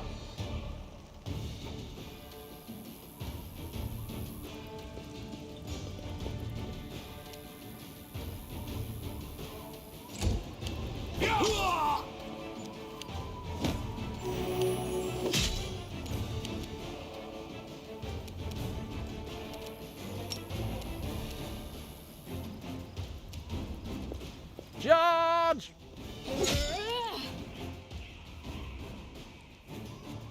As soon as his rage turns off, he's going to be feeling that.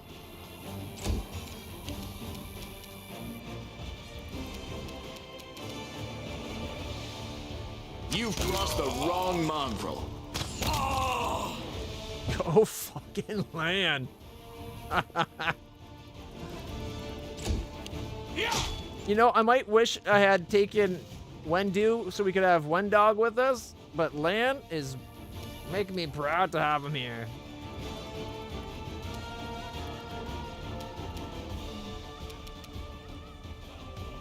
Distract them for me.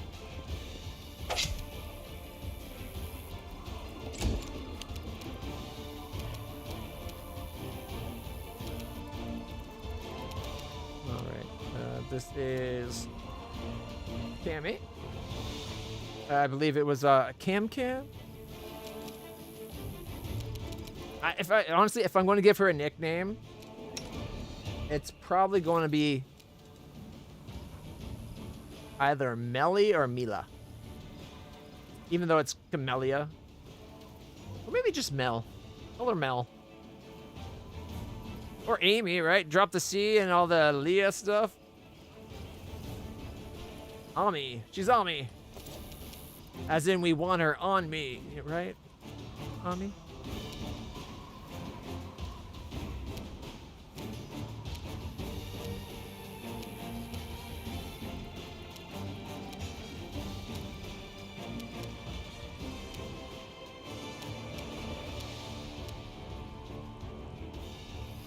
Okay. Roll doesn't do anything. Alt does it. Shift does the 5-foot step thing, but I don't want that. Oh no, I don't want that. Like it up. Okay.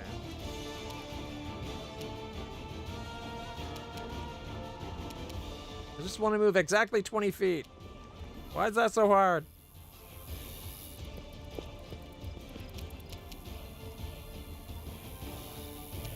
Didn't get sight on him.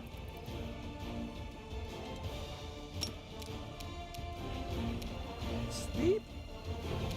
No. Guess we gotta get him in visual range. Clerics! Ow. Channel negative energy, huh?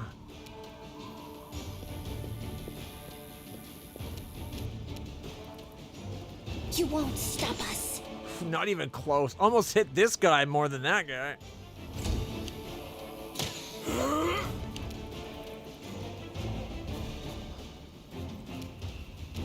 Okay, again.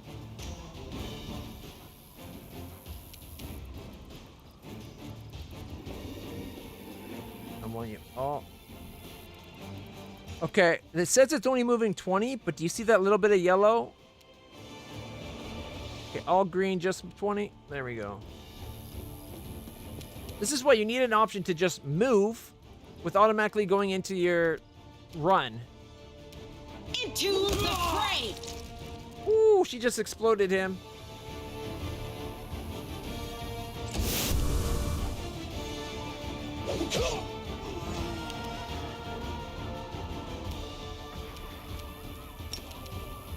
Can't charge.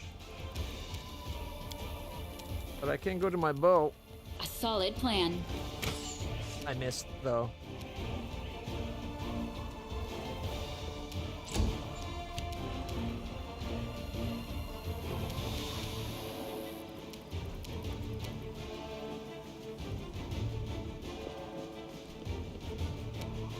You won't survive me.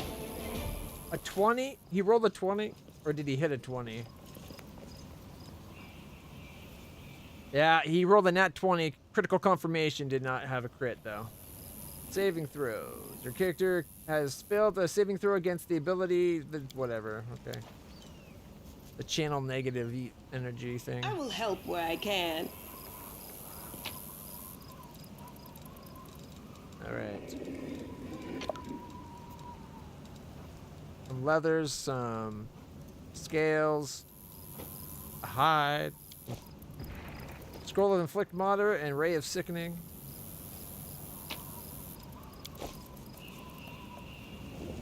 Tread lightly. Some loot.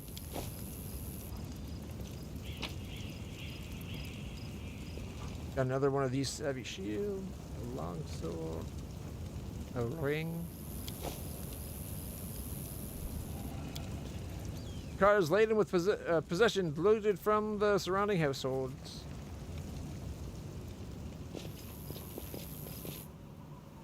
Alright, you know, that's a pretty good fight. She might not be good at, like... You're a good person. I like you. I like her. Ember might not do a lot of damage fighting, but the slumbers, it's adding up. And she heals, which is nice.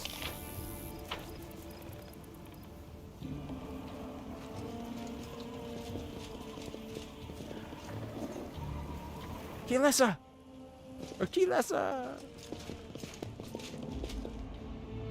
That's the friend we're looking for, right? The elf hunched up next to you is clutching a small but deep punctured wound. Her appearance is quite remarkable. Her skin is blacker than any Galrundi's. Her teeth are fanged and her hair is gray as a crone's. Her crimson eyes glare at you with a gleam of malice. What are you looking at, soldier? Like what you see? Probably. Oh wait, no, this is that cultist we're looking for, isn't it? I know who you are. Keylessa. I remember. All right, so this isn't the person we're looking for. This is that guy hunting her down.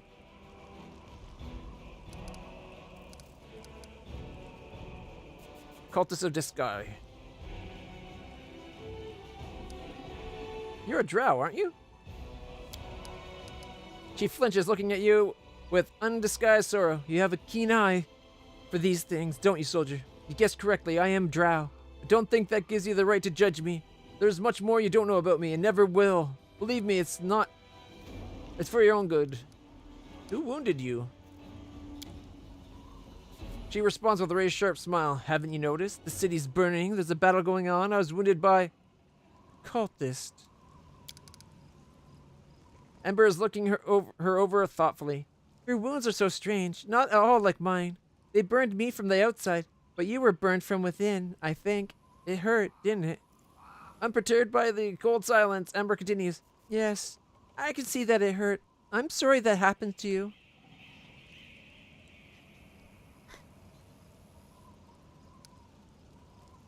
I can heal you. With a resolute shake of her head, she barks, Don't. I can handle it myself. I don't like it when strangers cast a spell on me. If we do good...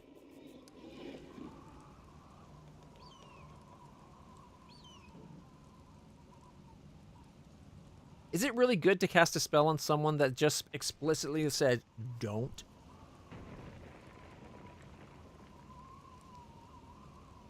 Plus, what if she's not actually drow?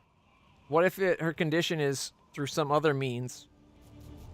Whereas makes it so that healing energy would actually hurt her. It could be the thing that kills her.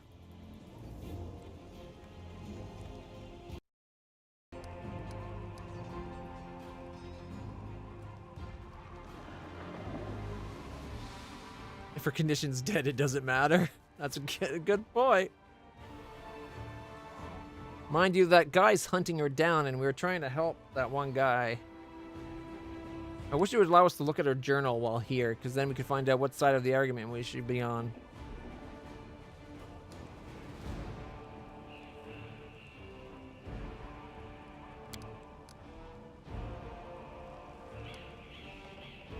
Who are you?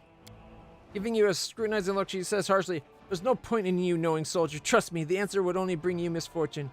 It still wouldn't be of any use to you. I'm a wanderer you won't ever meet again.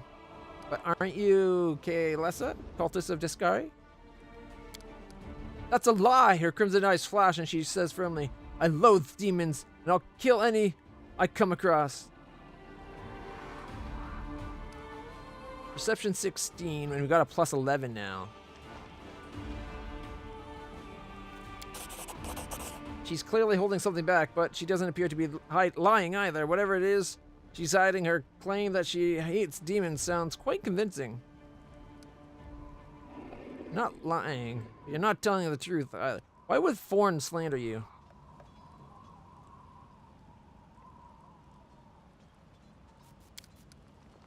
Her expression hardens further, oblique and unflinching as the words on a tombstone.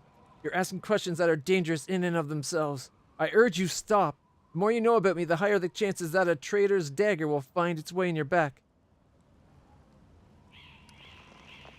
You're not lying, but you're not telling the whole truth. What? Was I supposed to pour my heart out? She looks at you defiantly. You have your war, soldier. I have mine. You're fighting chaos and madness, and I'm fighting lies and hypocrisy. But we are both willing to die for our cause, aren't we? I believe you. Thorn's at the defender's heart. Should keep clear.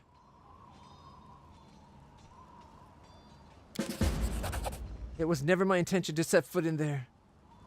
Farewell, soldier, and thank you for believing me. If she had a picture frame, I would have tried recruiting her, but she didn't have one. I'm gone.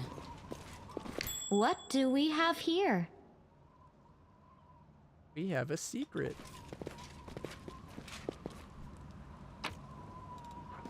Moonstone, jade, and agate. Alright.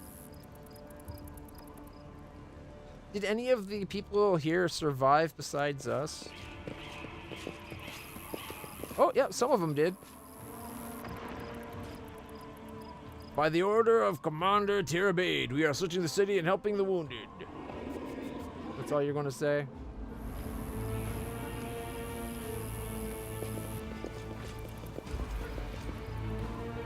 Let's head out.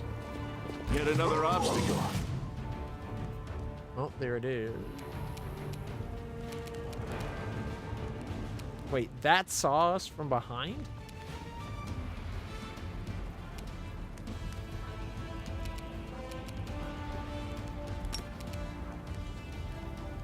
Charge! Ugh. Sneak attack 17. Oh, it's got one of these things.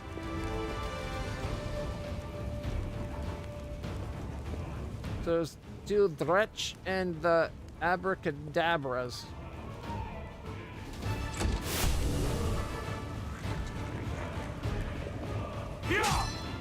Headed for the one that wasn't hurt, dumbass.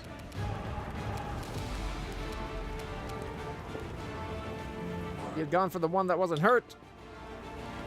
Would have left it for us. The Inheritor, guide my blade.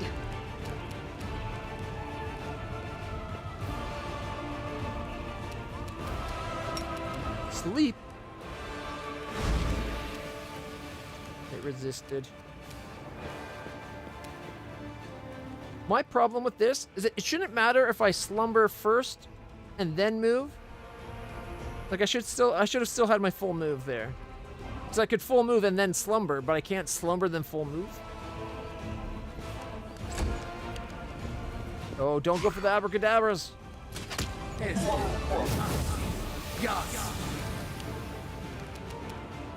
got my bow on, right?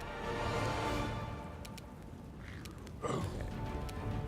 I will go a full 20. And then I'm going to shoot the oh, I don't have the right kind of arrows for that. Darn it. Attack!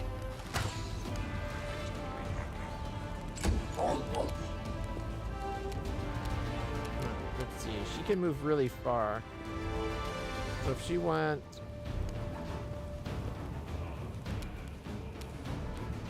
Let me go, say, 30. And then we can slumber.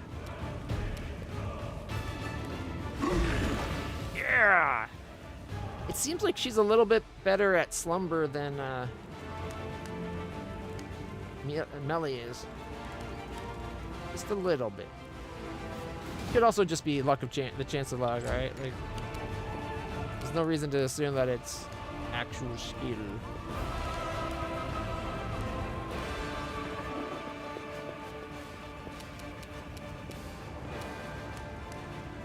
Is the abracadabra at a range? Oh, apparently, yes. Endure this! 2 damage because of reductions.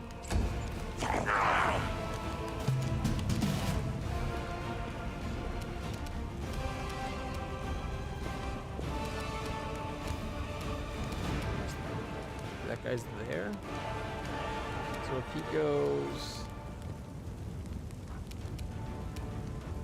here, hopefully that's out of the cloud.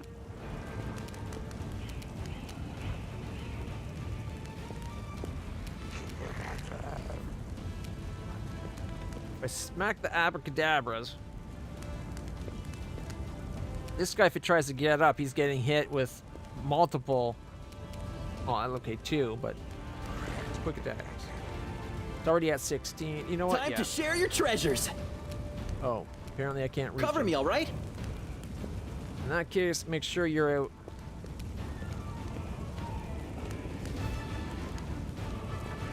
You won't be able to do the attack of opportunity there. At least he's out of the fog. Those stinking clouds.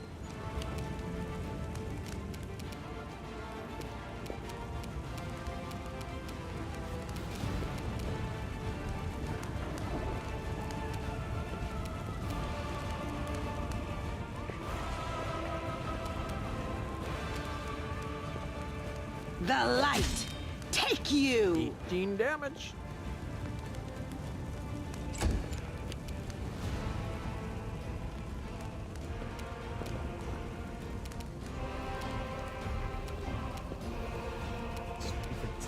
Clouds.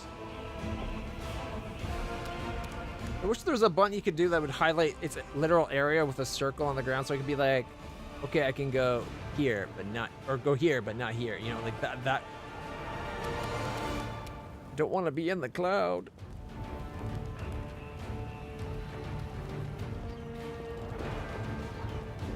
Slumber. Oh, we got the big guy! Abracadabra down, bitch!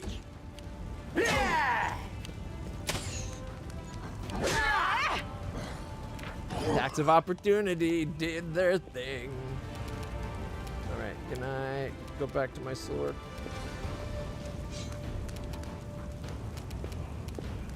And how far can I walk?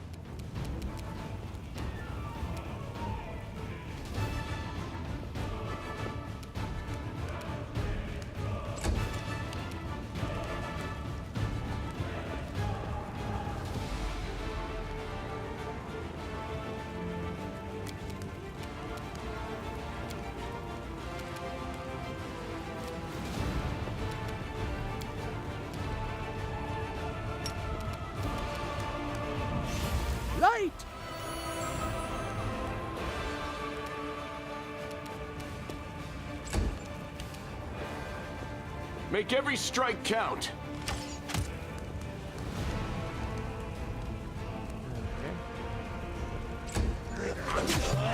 And he tried to get up, so we really took him out.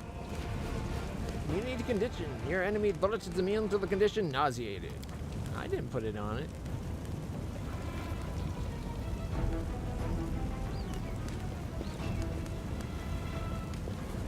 Oh wait, did I give somebody else nauseated? Yeah, she got just in range of the stinking cloud.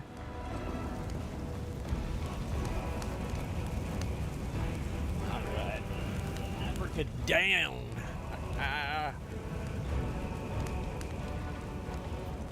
Build the bridge out of the debris.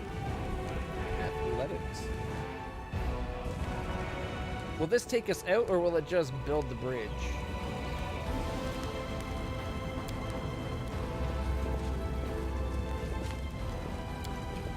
Thanks, Lan. You're so awesome, Lan. Alright, so it just gave us a way to actually go across. We gotta finish exploring the area we're in, though. Oh, are we almost done?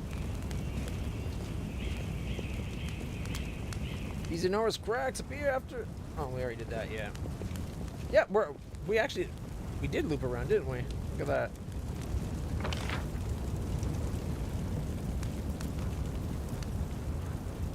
Okay, we went into the house. Areas to leave.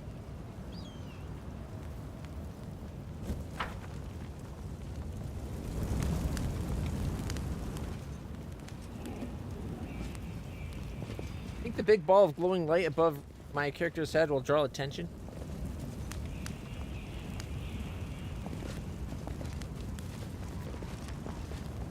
Get across.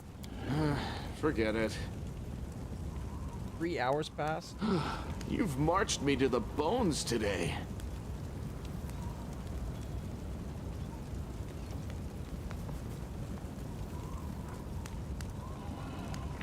We rolled a 2. We have a +9. We needed a 10 to get across. The mongrel. I'm sure they mean us no harm, right?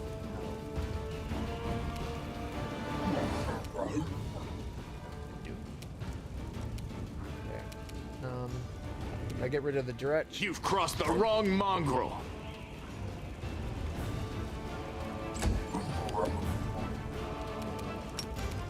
Leap. Oh, he made his save.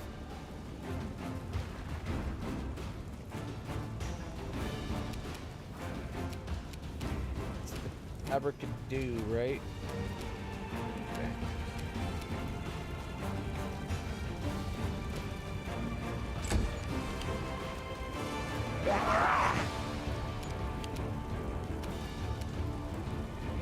My turn.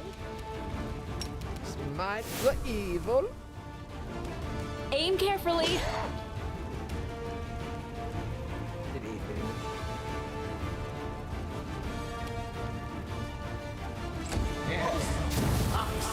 Yes. See, that's what I wanted to avoid. He can't do anything. He's retching.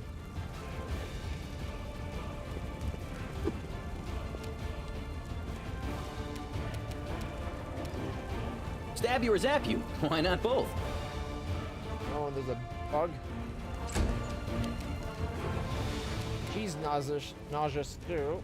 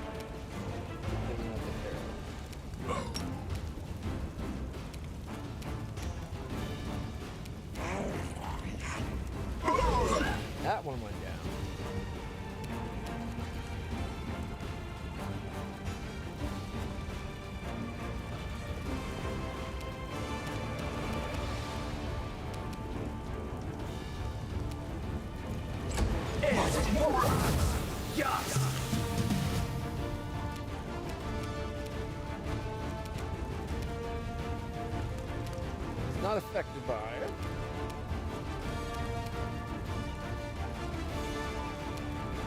Can't tell if he's in that thing's range or not. To try to get out, definitely is.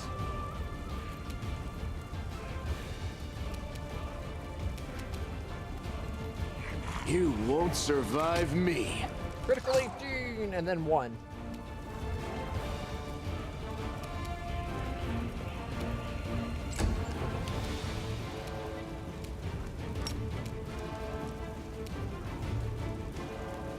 Sleep. Type made save readily. I feel faint. Ow.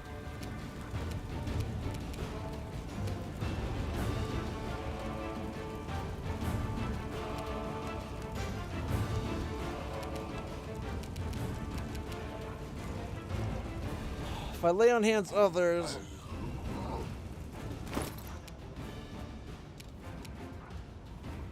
it's nauseated.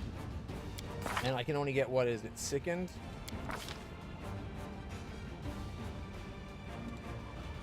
Yeah, I can only do sickened. Nauseated is level 6. So quick action to touch myself nicely. Forwards!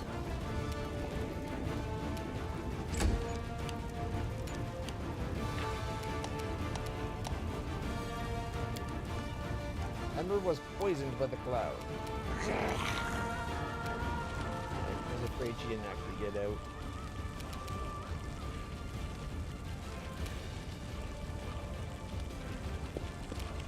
Distract them for me. Time to share your treasures.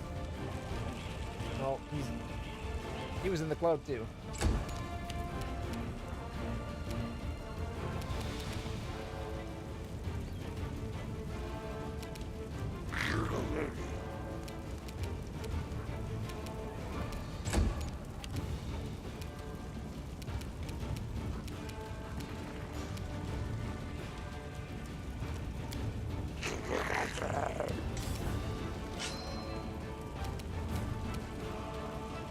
Go for their hearts!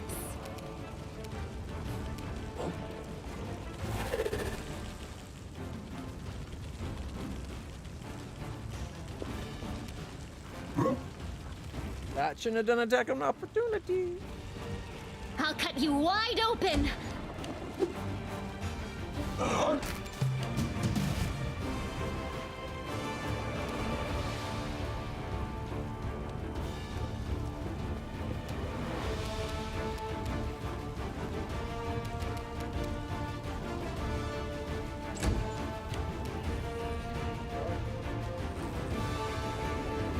Can't do anything because she's nauseated by this thing.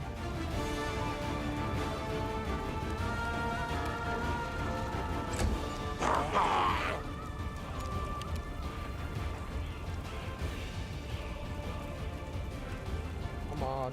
A solid plan. Hey, we got him! And then I can take a little step forward so if that the one we put asleep tries to get up. Attack of opportunity.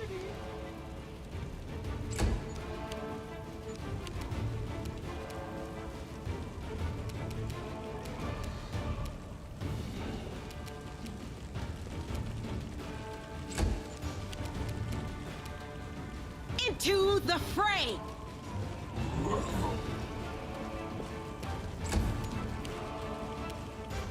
The spirits demand your blood! Crit miss.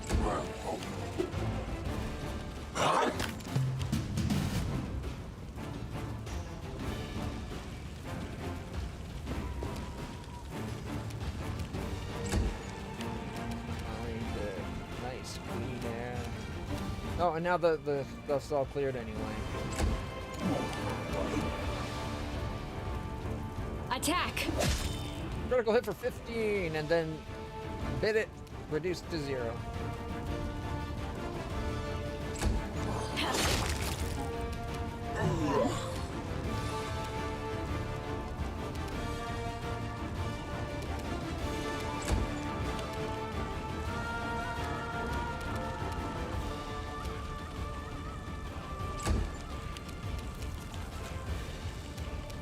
You are today's sacrifice! Ooh, 1 damage.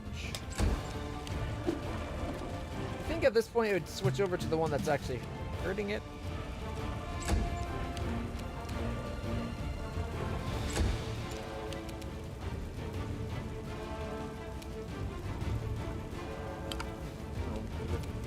Aim carefully!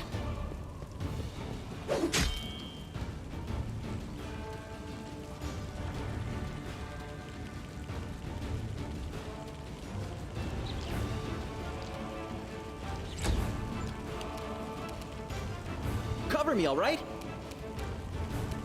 Stab you or zap you? Why not both? Shouldn't he have done 2 attacks? Whatever. The Inheritor! Guide Go for my their blade! Ow.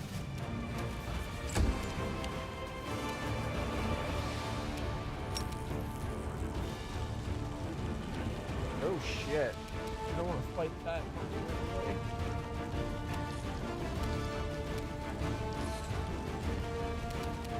Surrender, or else!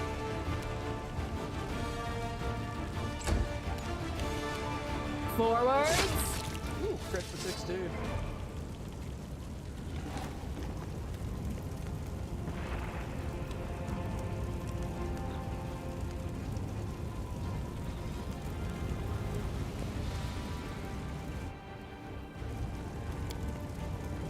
Can't set up a... Oh wait, was there a spot that I could set up the camp? Apparently enemies are too close.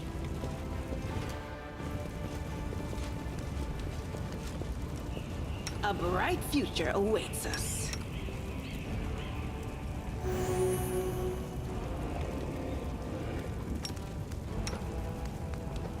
Get rid of some of these peaks.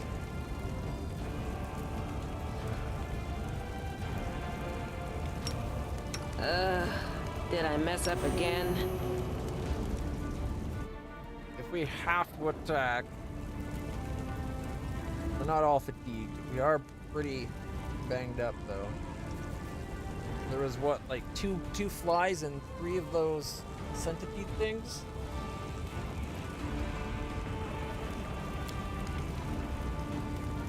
Yeah, it still won't let me. It knows they're right there. Tread lightly.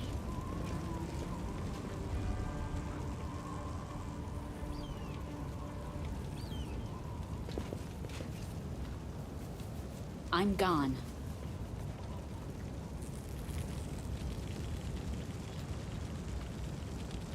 Always be ready for the worst.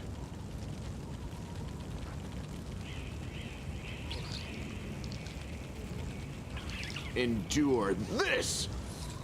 Save the last one for me. 1 down.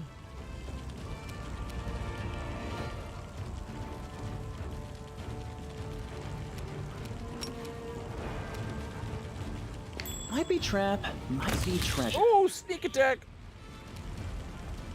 It's God.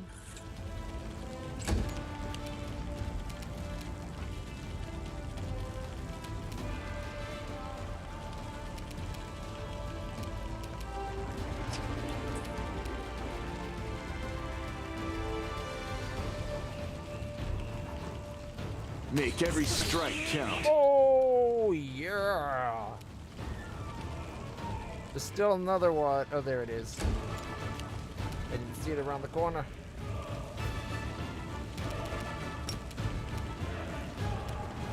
Just out of reach.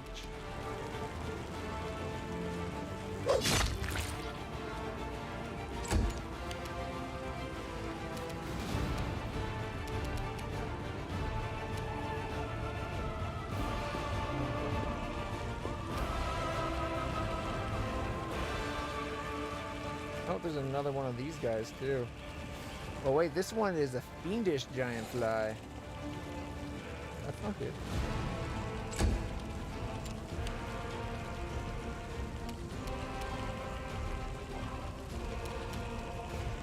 There we go.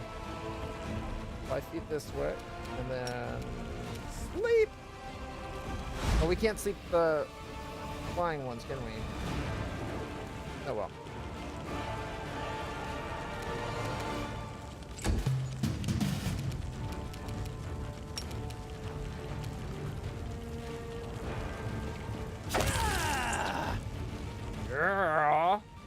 what I'm talking about.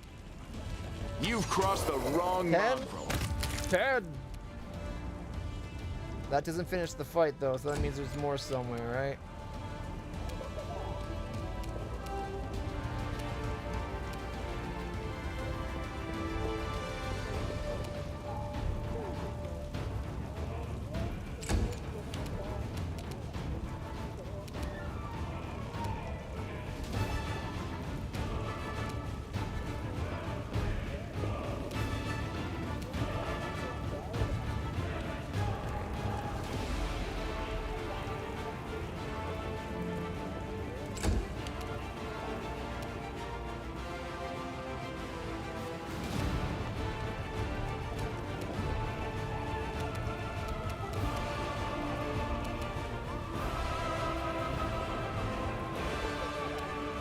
Big shiny light.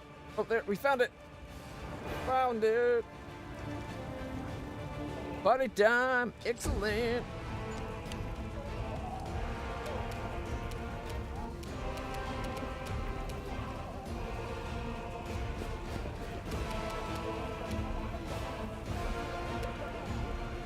I'll cut you wide open. Mind affecting. That's gotta be mind affecting, right? Anything that would be prone.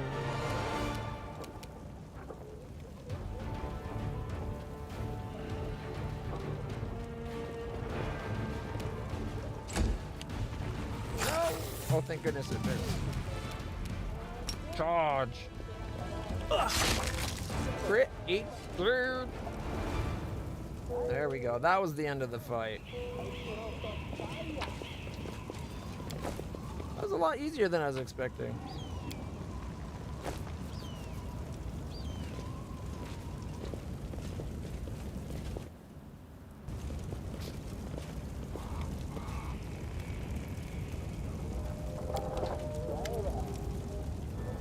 Roll them the actor. Even the huge pile of junk isn't enough to block out the exclamations coming from beneath it. Reveal, O dearest darling beauty mine, why didst thou turn thy gaze on me? Pray tell, thy husband I called friend a time, but love is like an ocean, friendship a well.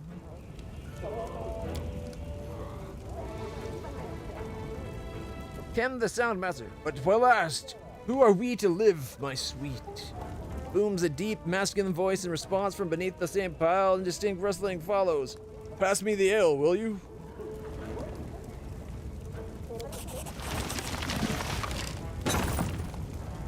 Succeeded.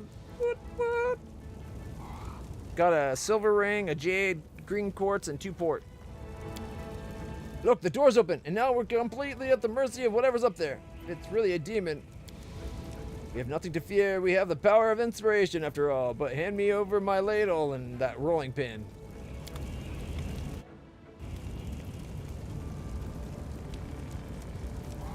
Grandma Gretlin, the director.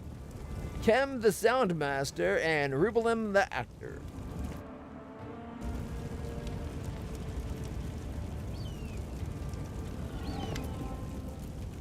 Now look, it's not a demon at all. Greetings, kind friends and rescuers. I am Grandma Gretlin, theater director. These are the members of my company. Granny? That's not a ladle. That's one of the props for the Malevolent Lich performance. The one Tina made. It's a scepter or something. She made it out of my ladle. She wanted to use a broom handle, but I put paid to that daft idea. Just the dwarf with dignity. Oh, I've seen your show. You're very funny. Especially your play where the woman slowly climbs onto the chair while singing and then falls off again. She claps her hand in delight. Well, it is actually a great tragedy about unrequited love. The chair, you see, it represents a tower of rock rising up above the raging sea. Like the finger of a giant, and the woman, she isn't supposed to fall, but rather gracefully cascade into the swirling abyss below. Just like I showed her 100 times. But I'm glad you like it, dearie. What were you doing down there? We were rehearsing. Our art distracts us from the fear and panic. Really? When I'm scared, I eat. We tried that too, but our supplies ran out. But art! Oh, art is eternal. Can you get somewhere safe? Oh, don't worry about on our account. We'll be going to the basement in the next street. That's where our lambkin is. We're not afraid of demons with lambkin around. Lambkin?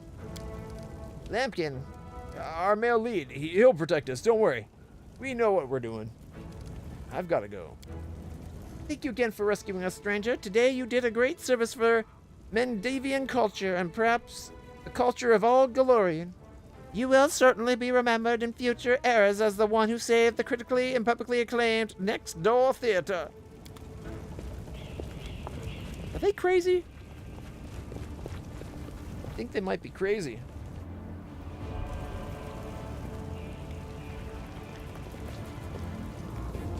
Follow my steps.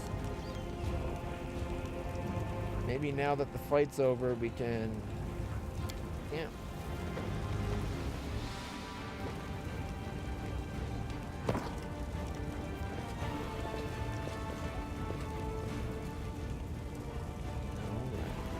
Ooh, we got an abyssal corruption thing.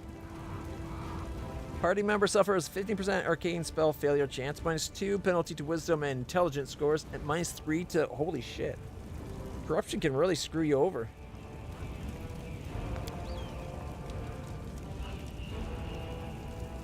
Alright, we got +9, +15.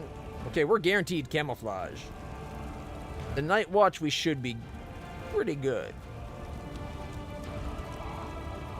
However, I don't like our best odds up here. That's our best we can do? She's +7, and I give +2.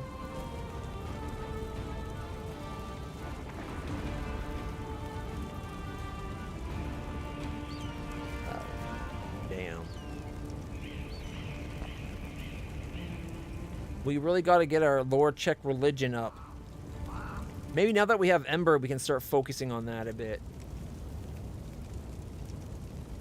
Weakens by 1/3. On a failed check, it grows at full strength. So it's going to keep growing no matter what. Hey, Lady Muck, you eat the last crispy wing every single time. Every time! I've seen you! I eat precisely as much as is appropriate and necessary, whereas your plebeian gluttony is revolting. We failed.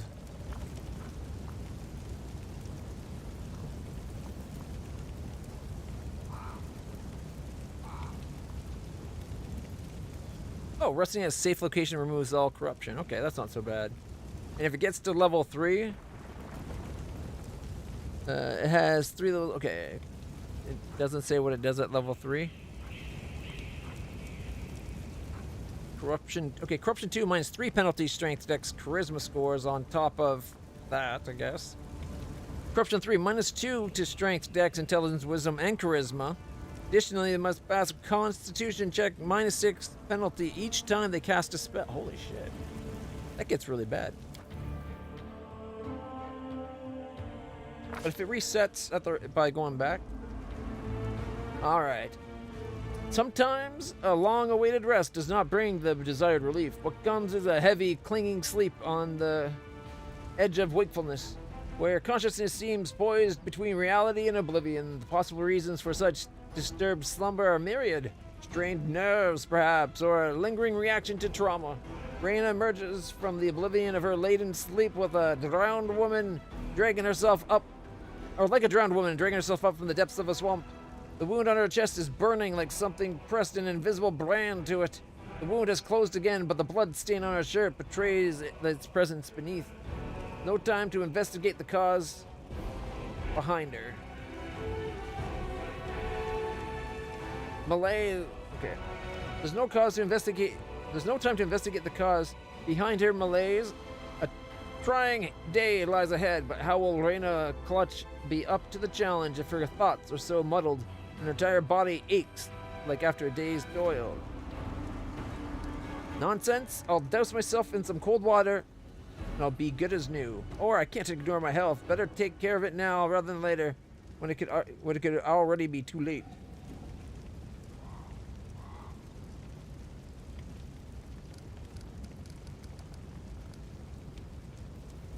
I don't...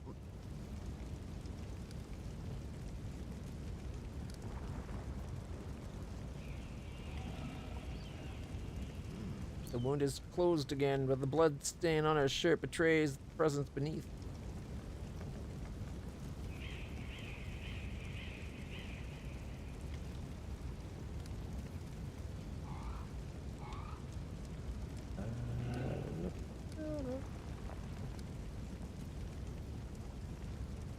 I'll douse myself in some cold water, and good as new. As if a veteran adventurer could be frightened by a bad dream. A splash of cold water enlivens her senses and the wariness abates, retreating to the depths of her subconscious, leaving the path open to return the next time Reyna seeks refuge in sleep. She recalls that she slept peacefully in the Defender's heart. Perhaps a priest can explain what's happened.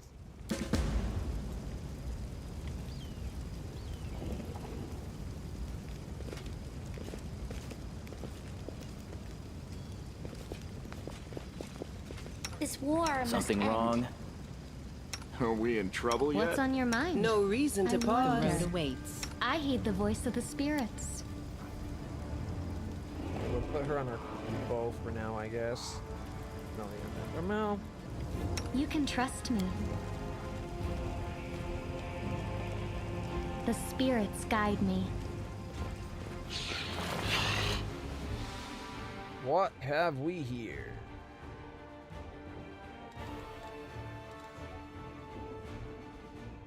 Let's head out. I'm all ears. I won't let you hurt my friends. Alright, we have ghouls. That's bad news. Distract them from me. Level 2 1. Okay, they're only level 2 ghouls.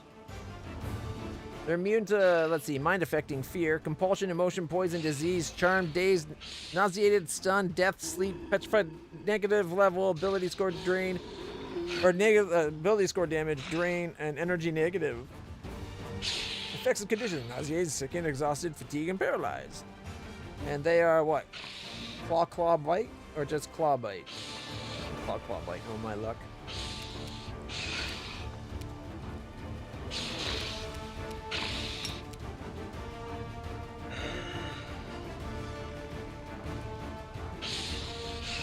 Are they all the same? Even though they look kind of different? This spell's faulty. No, really. Okay, we can't charge.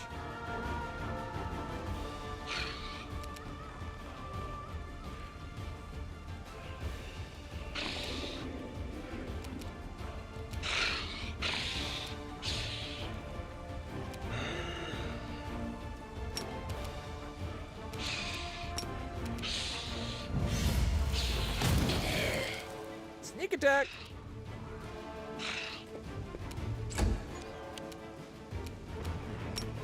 And again...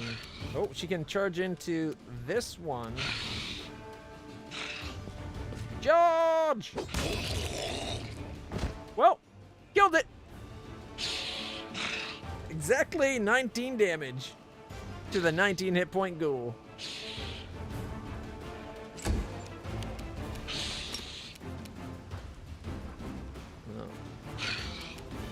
I could charge to my friend, but I don't want to attack my friend.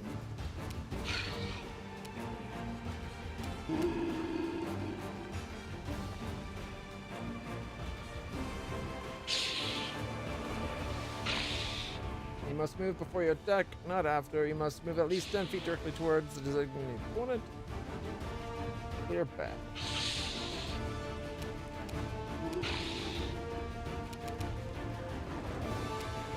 Just come up normally.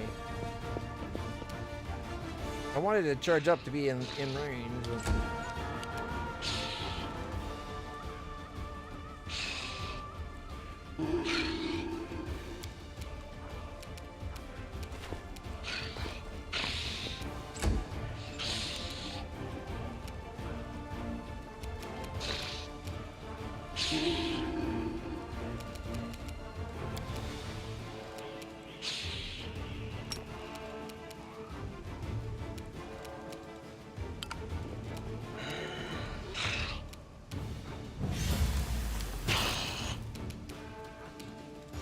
1 damage because it was reduced.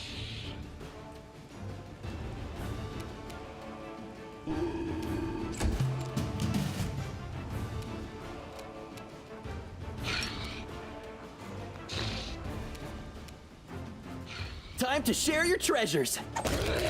Sneak attack. Got it. Ironically, the extra damage we did with everybody else was key to that killing them. Too close to charge. You're next, and you get the hit. The lights take you! Oh, 13. Of course, they're immune to the dark energy damage. That would have been the extra D6.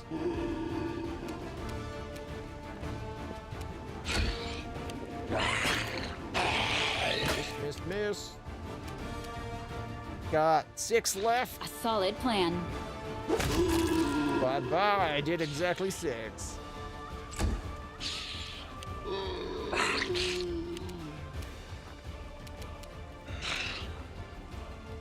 The spirits demand your blood.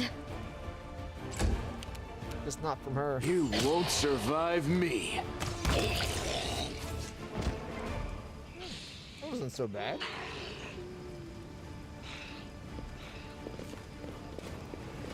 Let us be careful.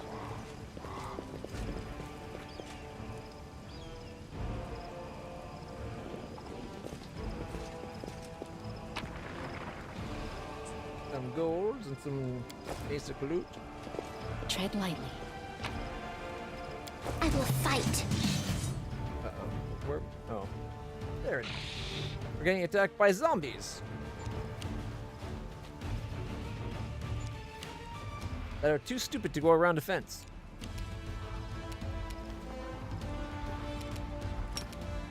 And it's not a direct path. Into the fray! Hey! Oh, crit miss.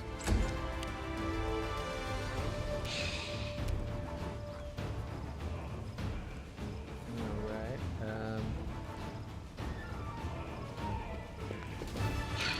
move up a bit. And apparently I can't do the Light of Angels.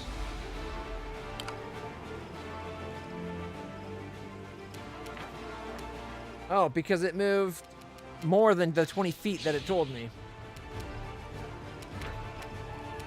I hate that it does that so very much. Maybe there's a setting I can change that'll keep it from happening.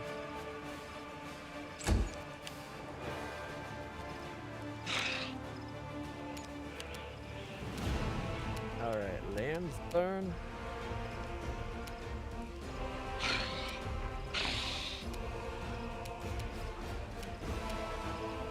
Endure this! Got damage reduction. 5 over slashing. Okay. That's fair. We're doing piercing damage, so of course we're not going to get through slashing damage reductions.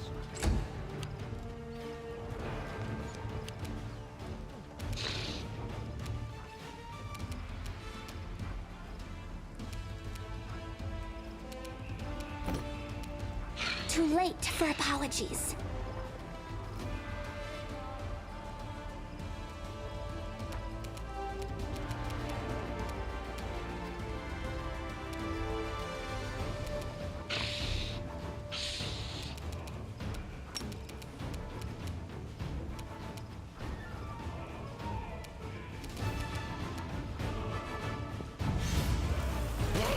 Divine Zap!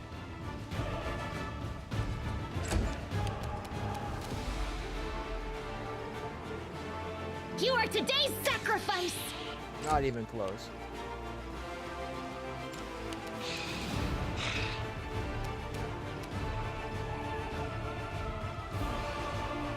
Cover me, all right? Got it.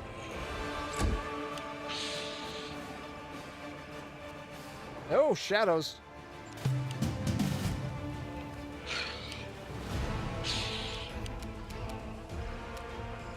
The Inheritor, guide my blade. Level 3 undead. They can move 40 feet. AC 15. Can't be tripped, nauseated, sickened, exhausted, fatigued, paralyzed, prone, sleep, petrified, disease, blah, blah, blah, blah, blah, blah, blah. The light take you. Immune to the extra d6 damage, but...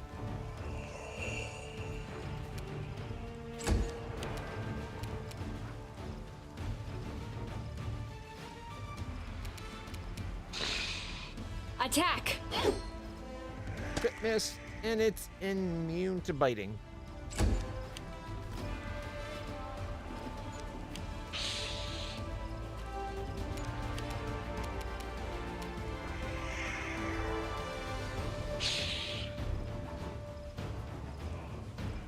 Make every strike count. Oh, wait, it's immune. You've crossed the wrong mongrel.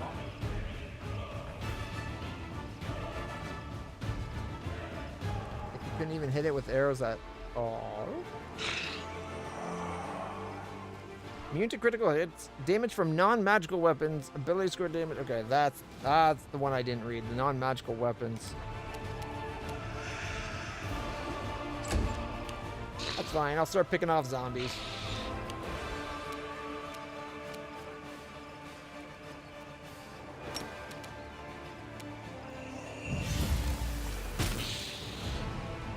For one.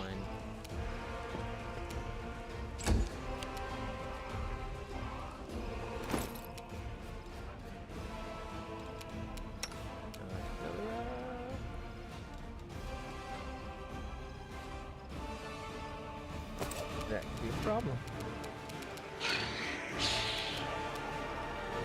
My spirit weapon, it makes it as though her weapon is +1, right?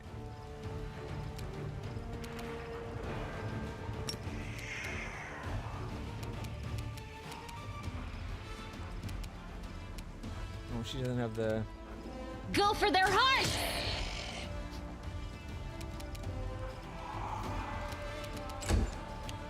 She's gonna be useless in this fight.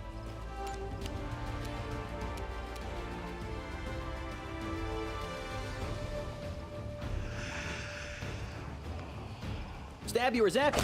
Why not both? Ah, sneak attack.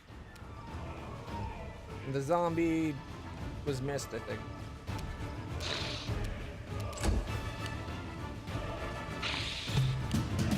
Can't you just die already? Are they just picking a target and sticking with it? Because into the fray. It just totally walked to get it into attack of opportunity.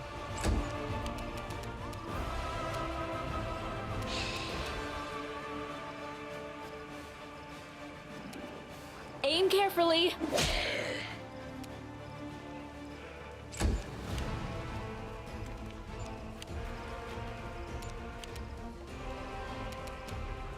You won't survive me. You down.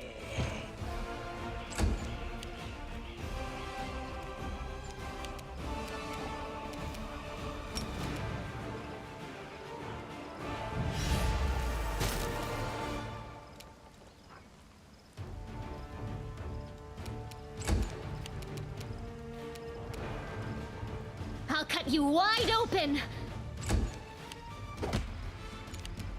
Oh no, they're actually starting to attack back. Distract them for me.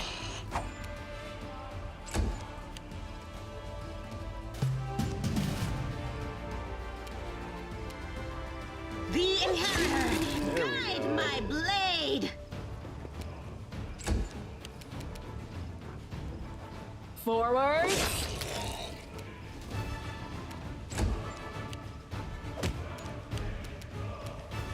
Endure this. I'll hit you. She won't. The spirits demand your blood. Oh, she did. For 0 damage. Time to share your treasures. The light take you. Okay. up for a second, guys. Soot is restless. I wonder why. Well? Magritium Turinos. Magritium Turinos. There we go. Got more from the Cure Light than we did from the Cure Moderate. I hate when that happens. I'm gone.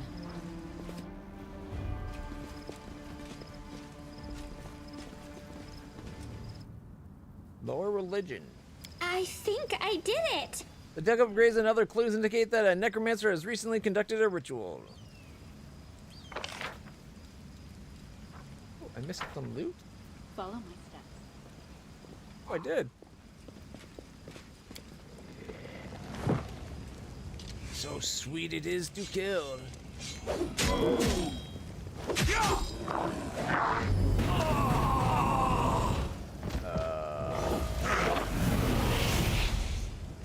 What?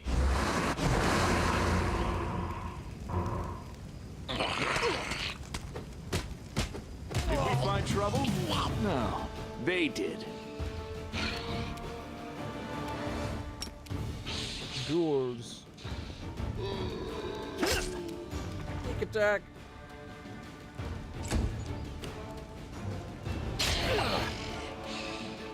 Reaction.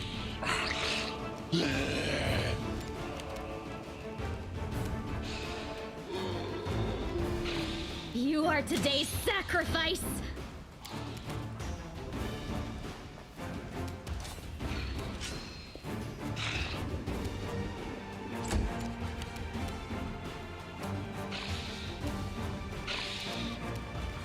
Make every strike count. One down, and the other one missed, I guess. Trini, you got a shot at 2 shots? Oh. A solid plan. 5 and 4. Note to self: don't fight ghouls. They taste like shit. Into the fray. Oh, Sela missed. That 2.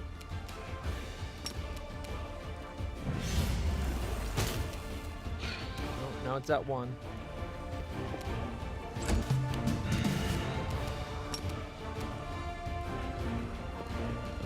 No, I should hit the other one. Would have killed him.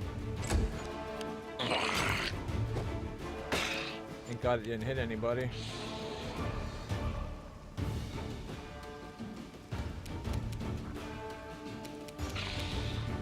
Go for their hearts! You've crossed the wrong mongrel. Attack! There we go. What was that thing that came down and made the ghouls, though? Just don't blame me. This is my kind of work. A large person and a pearl.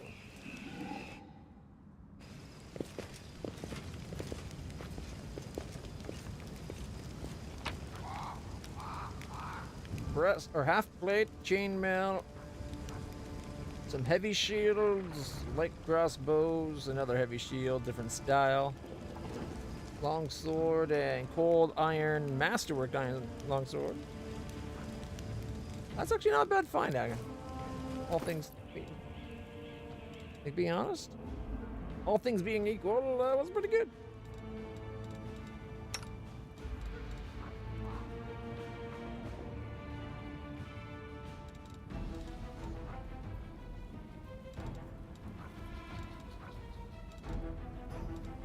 I wonder. +6 +6.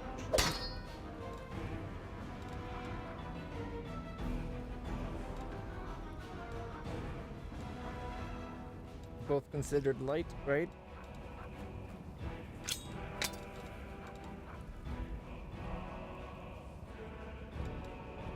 So we do a D6 +1 plus a D6, and then the other one's what?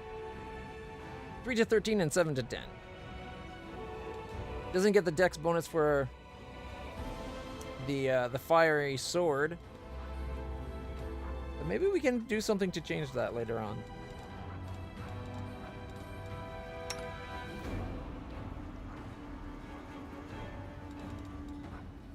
And that masterwork dagger can now be the one we just took off. Cold ironwork master daggers. So now she has a way of actually hurting demons if we come across them. Although we can do it with the bow, but honestly, ideally, we don't want her going in there and fighting them anyways. But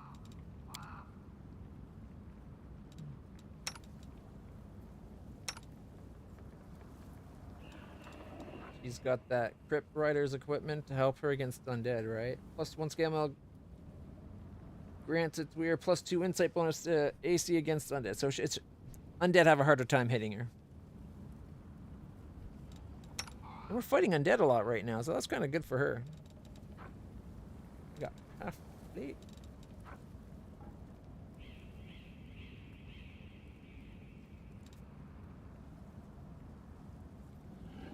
Yeah, if she had better AC, maybe. Not half fleet.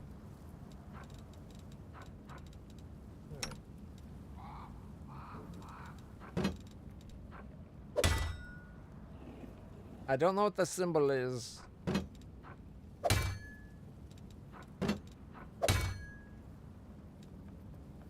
If the red was purple, I'd be down.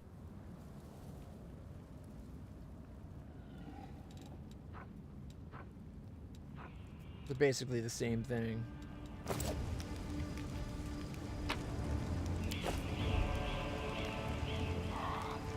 Let's head out.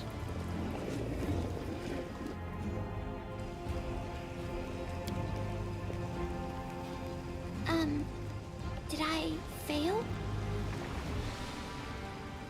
Apparently...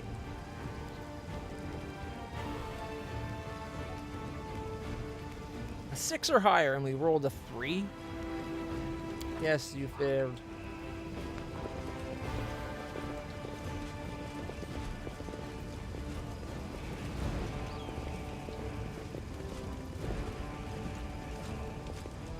Let us be careful.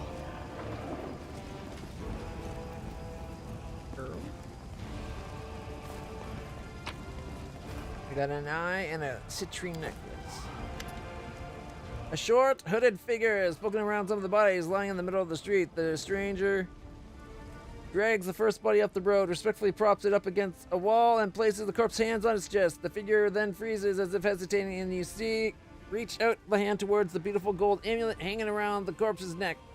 Stretches his hand back, hesitates, then reaches out again. Well, look what we have here. Looting corpses, are we? Trying not to, though. Like, they're collecting them and trying to be respectful, I think. What are you doing here? The stranger almost jumps out of their skin and hood falls from the head. Under a mop of red curls, a round halfling face looks up at you. Oh, phew! I thought you were demons. Good day to you, good lady. Sela's eyebrows lift in apparent surprise. Curl? Is that you? The halfling looks at Sela and smiles broadly. Oh, Lady Sela, you're alive! Goodness me, that's the second bit of good news on an otherwise lousy day. What was the first? Stick around and see for yourself. You know the person, Sela? Meet Rimvi, better known as Curl. Hails from Kenabras, and he fights in the Condemned. One of a kind, a rogue with a heart of gold. Sela smiles, then adds a little more seriously. Curl, it's probably none of my business, but you should ask yourself if what you're about to do is right. Halfling cheeks flush and hides his hand behind his back. I didn't. I just thought. It doesn't matter. Can you tell me about what's going on in the city? I'm afraid not, good lady. I just left the Defender's Heart. Before that, I was holed up in there. Too scared to leave, although spending all that time under Commander Arabeth's nose sure was something. She's a strict one. Whew. And when she gets nasty, or when she gets antsy, don't even start. I've had enough of her breathing down my neck to last me a lifetime. What are you doing here, robbing corpses? No. No. Rimvi Curl may be a rogue, but he doesn't loot corpses. I just need to get these poor lads' bodies off the road. My friend and I are on a terribly important mission. We need to get through.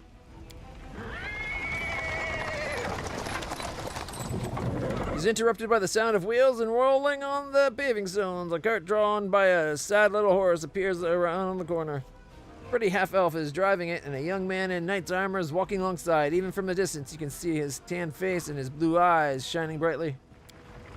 Curl the halfling straightens up. See? Terribly important, very heroic mission. My friends and I are saving a beer cart from the demons. Healing of the Hound Hearts. As he's speaking, the newcomer notices you, and the knight cries out in jubilation, Sela! I never thought I'd see you again. Thought you were headed to the main square, the center of the demon attack. Half-elf smiles warmly at Sela. It's Jana Eldor. Hey, friend. Glad to see you're all right. When we got separated by the crowd at the celebration, I knew right away that something was wrong. And when demons appeared all of a sudden, I realized that was the reason why I'd been so anxious. I couldn't find you among the dead in the square, so I kept my hopes up. And I was proved right. Sela's face lights up with joy. So, you're the other bit of good news Curl was talking about. You and Jen are alive. Actually, by good news, I meant that we found the beer cart. Sir Elin and Jenna being alive amounts to a quarter of a bit of good news. Well, maybe half. Beer cart, how about sharing with us? I'm sure we could all do with a drink. Aren't there more important things to do in the city than saving other people's property?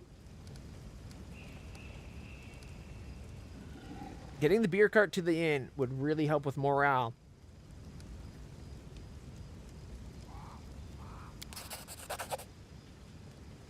Certainly. Give me your flask, friend.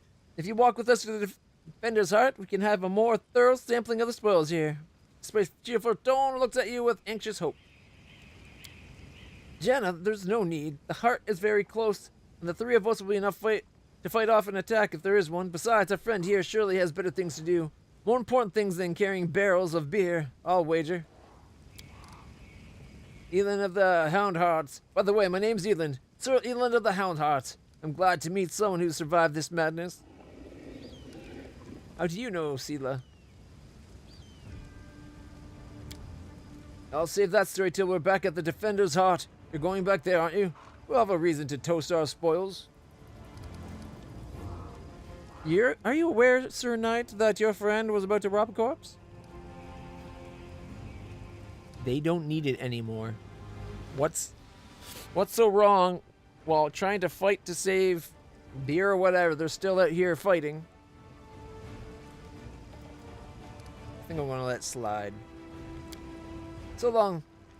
We're sure to meet again, either in the city or at the Defender's Heart. Sure you will. Come to the tavern. We'll celebrate the valiant rescue of this barrel together. Alright, Sela's friend survived.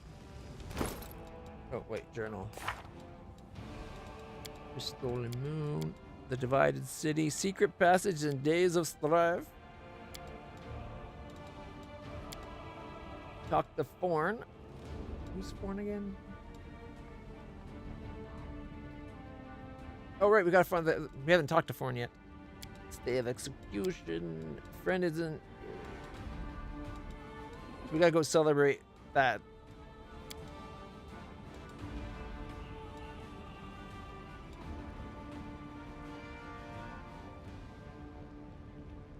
Okay, that's done.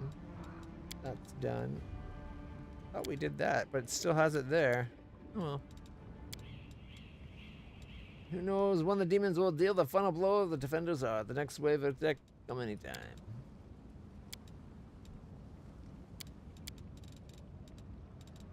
Gorham Family Secrets.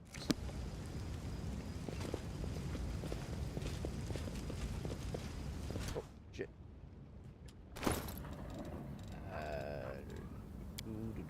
We're gonna go buy the heavy stuff.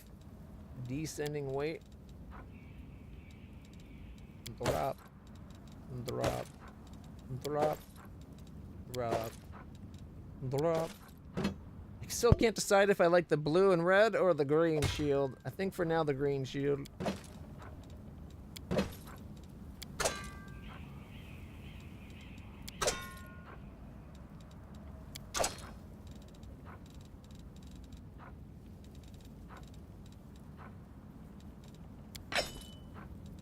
Alright, 3 good enough. The heartbeat quickens.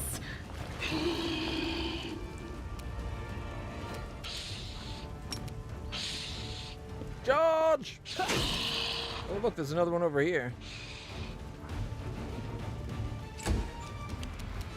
All right. Better sword out.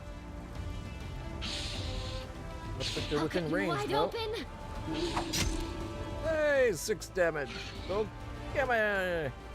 Cam. Mela!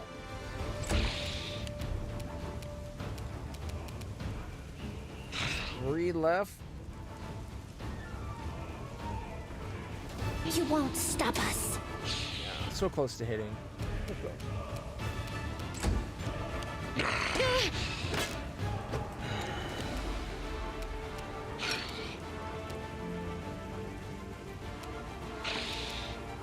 Ugh. Did I mess up again? 40.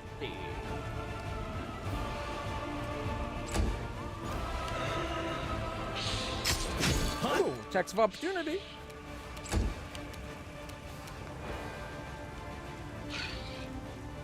Aim carefully. Got it. And then I bit the other one for 4. Yeah. Cover me, all right? 13 sneak attack. Stab you or zap you? Why not both? The spirits demand your blood. 4 damage.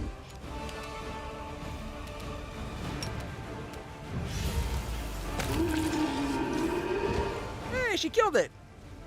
Go, Ember. Tread lightly. See, we're not just keeping her around because she's weird and fun, spooky. Nature check. I am helpful. These corpses were gnawed to the bone by ghouls whose teeth were likely the cause of death.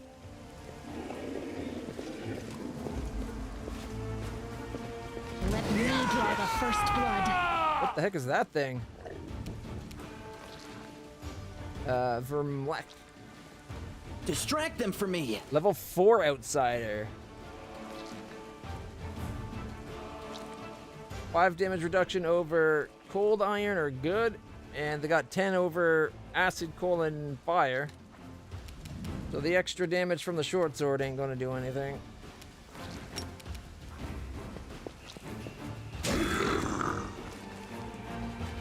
Neophyte wizards.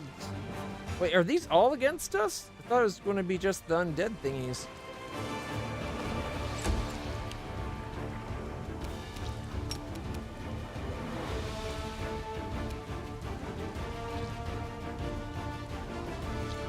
Okay, why didn't you do the... Surrender or else.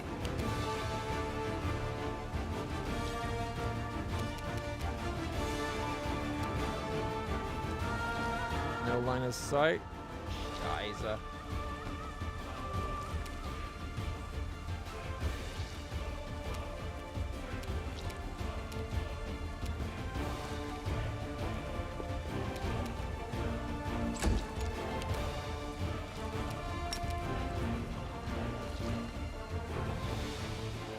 Oh, they got a barbarian and a wizard.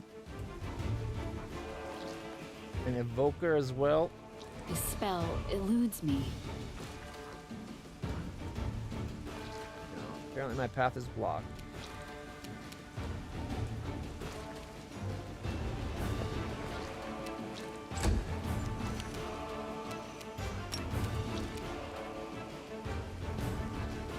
Sleep! Oh, it worked!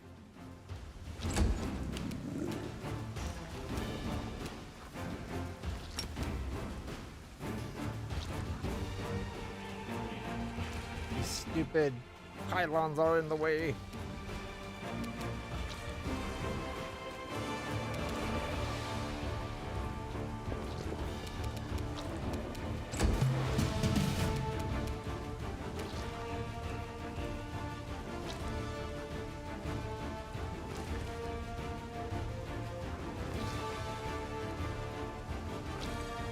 Time to share your treasures.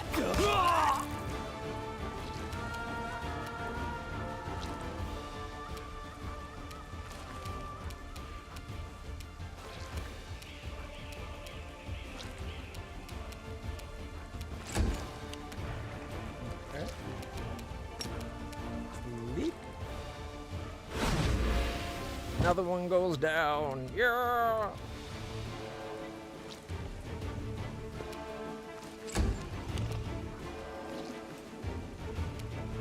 You won't survive me. 6 and 9. Not bad. It's 15 damage, leaving it with only like 10, but it's its turn. Ow. Ooh. That could have been worse. Could have been so much worse.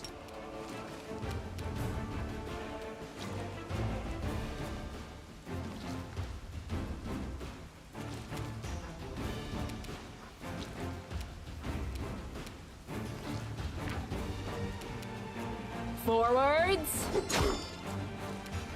Missed on my bite. Still, not bad.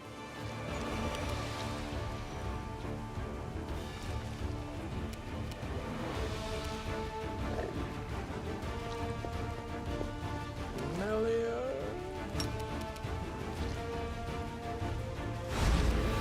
Slumber the Barbarian. Oh man, we're nailing these slumbers today.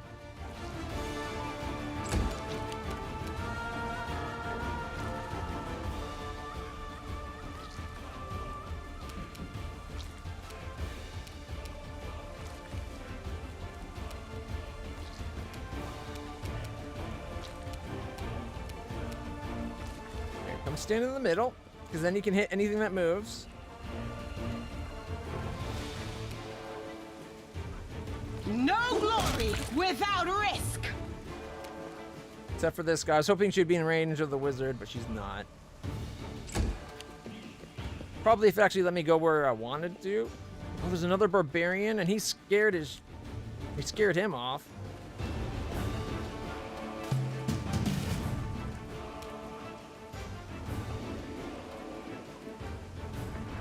Cover me, all right? 8 and a miss. We need to... That way if this guy gets up, he gets stabbed.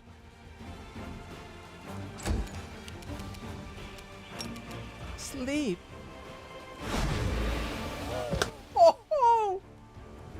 Yeah, baby!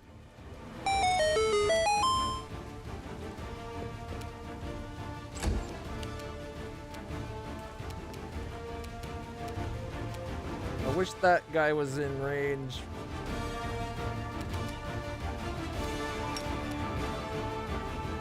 But to get in range, he needs to go further than my little walk can get us.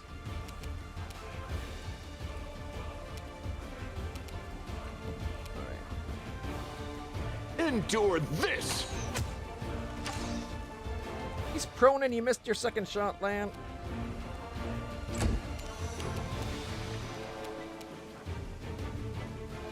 A solid plan.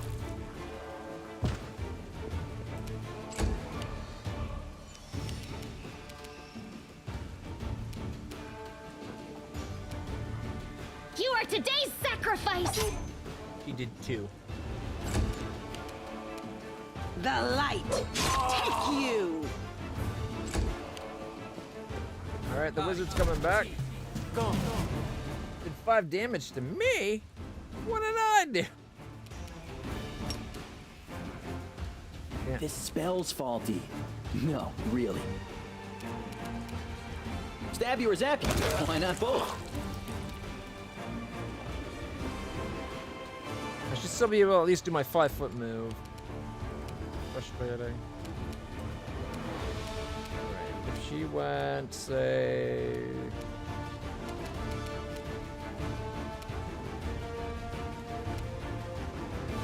$29 feet. Could we say slumber on the wizard?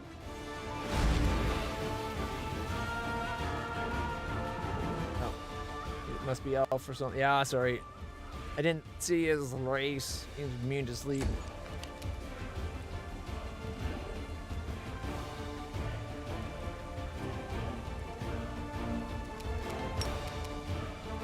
Make every strike count. Did you see that? Crit! 34 damage? Damn.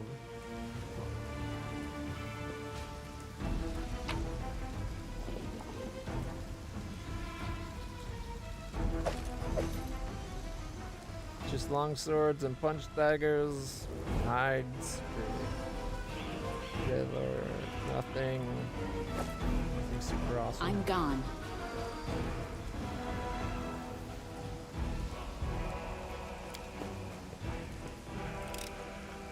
You asked me.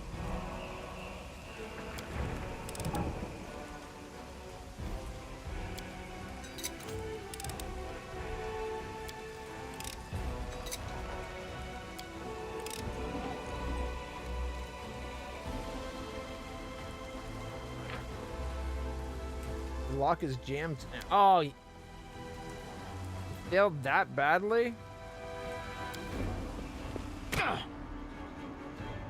8 minutes to break it. And it broke everything in it. Except for magical scraps, which is worth 1. So yeah, everything broke.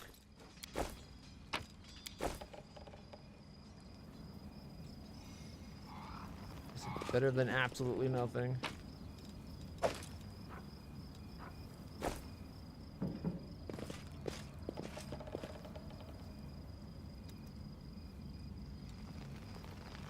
Oh! We can adopt! We get a kitty!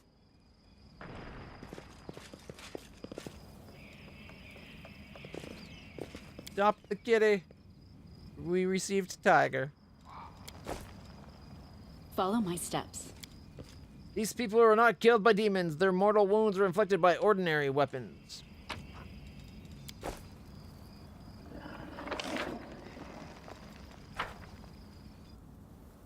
Okay, let's see. We gotta find this kid here.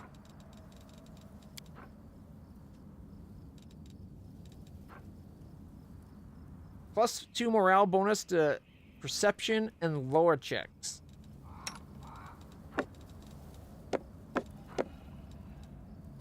Trust in yourself.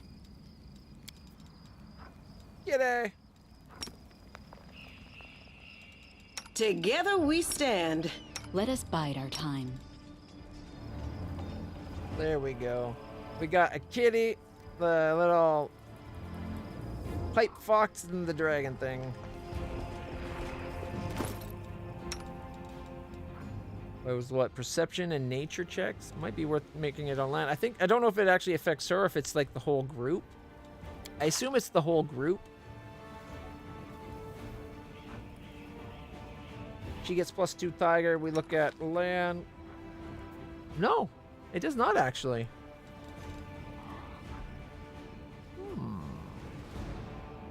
She's up.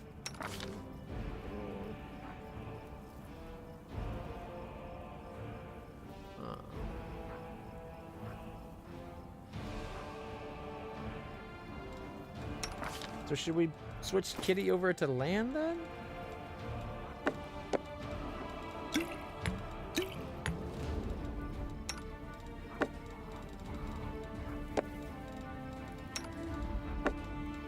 He's the one with the oh,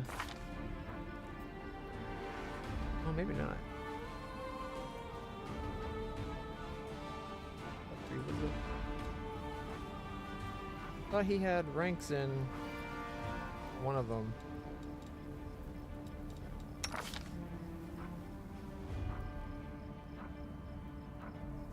Yeah. You know what? Camellia. All right. So inventory.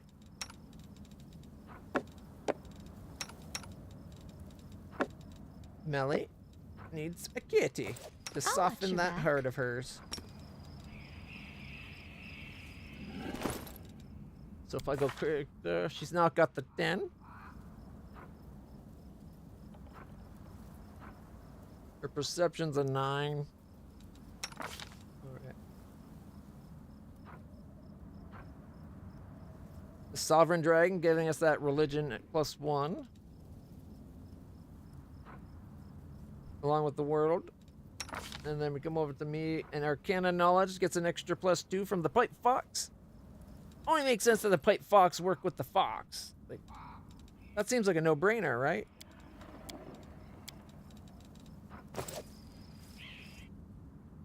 Alright. Feels like an attack should happen. Something's happening. Hear me, take heed. The hordes of the abyss march on. The walled stone is the target. They must not be allowed to capture it. The consequence will be disastrous.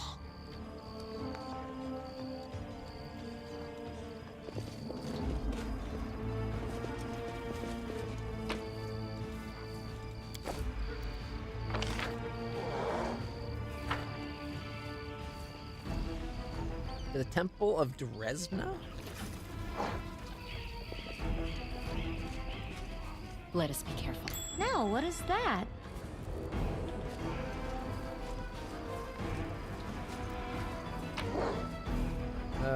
A bunch of alcohol.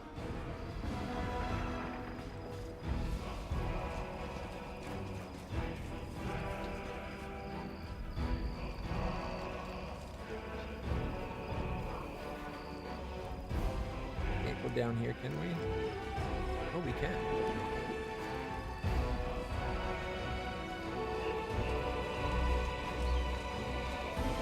Oh, that's a lot of blood.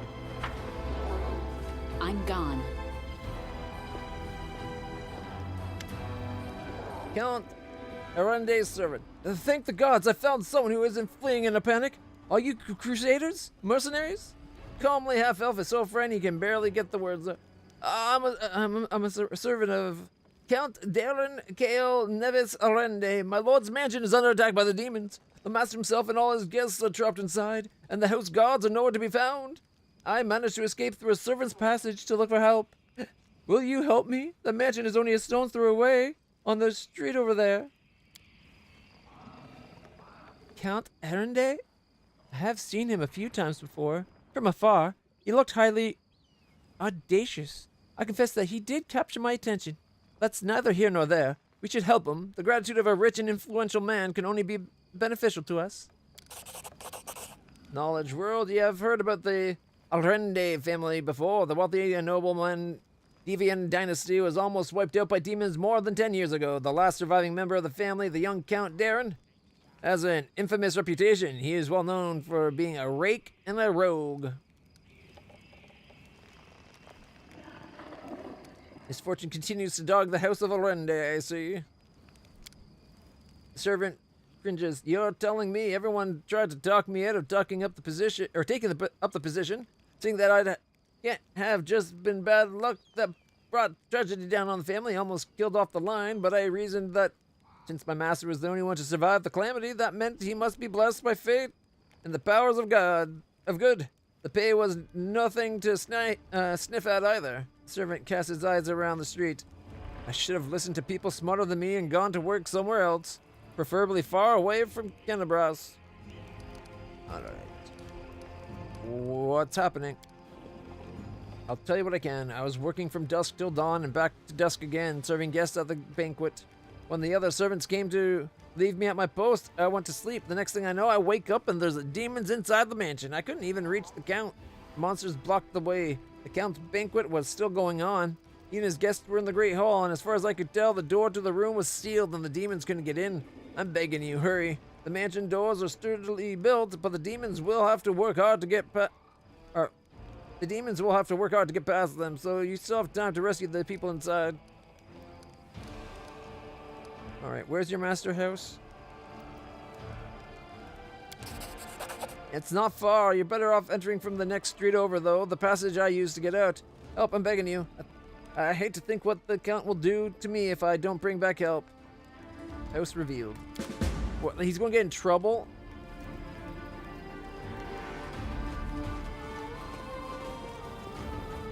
There's a stranger up here. Judging from the size of the blood stain, the body of something truly enormous was dragged over these cobblestones. Kalendalev, most likely. I was about to say, probably the dragon.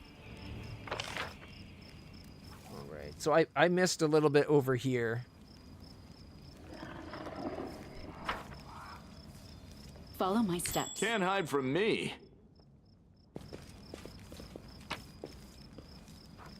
Apprentice lockpicks.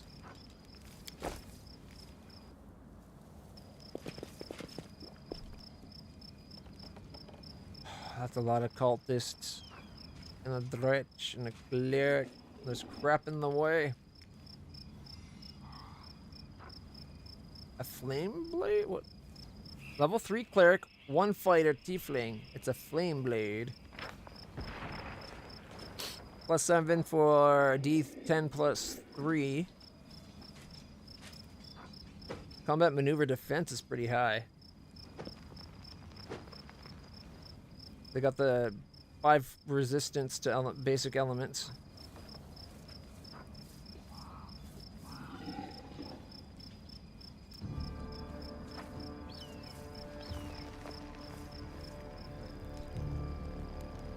If we were to... I'm sure they mean us no harm, right? I was going to be like, if we were to leave this to later. Yes.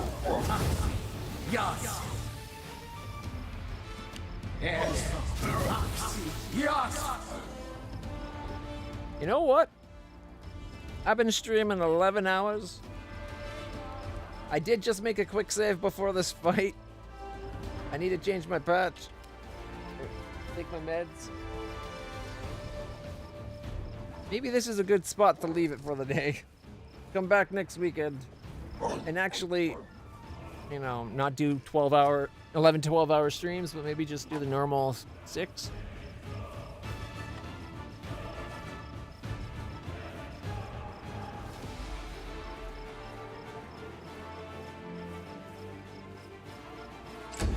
Whoops. Well, he's fucked up anyways. Oh, but she's not. Ah! 19.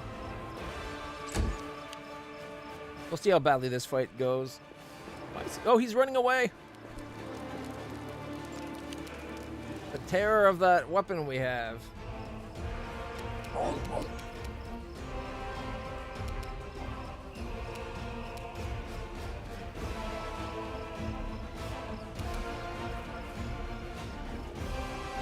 Melia will go this way.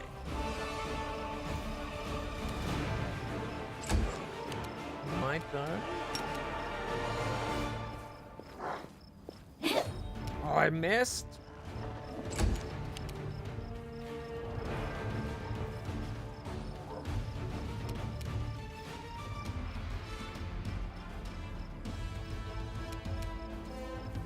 That looks like it'd be out of the gas, right?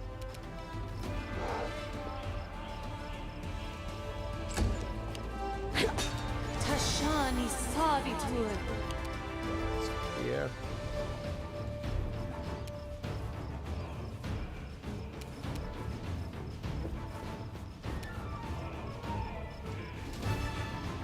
Only Woljif left in there.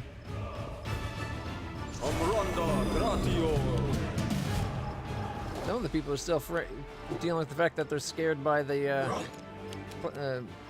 glaive attack.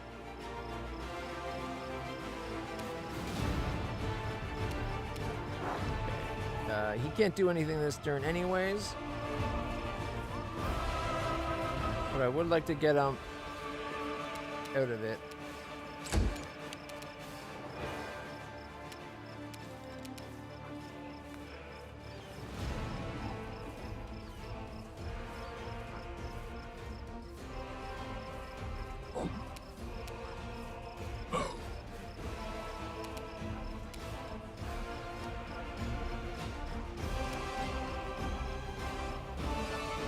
Is that the one that ran away?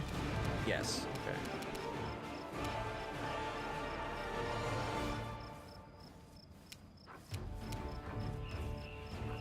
Okay.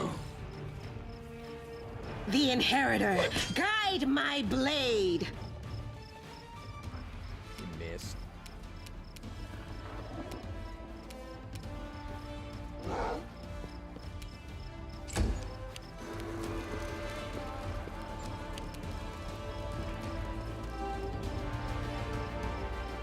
Still suffering its effects for a couple more turns. 24 more seconds, apparently.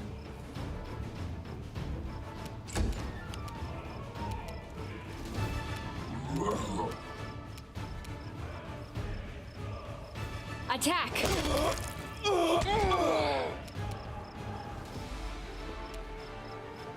I got the big guy down.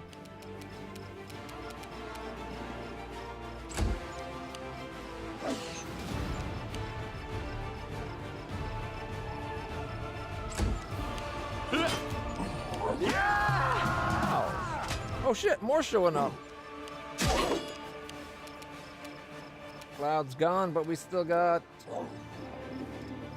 another round.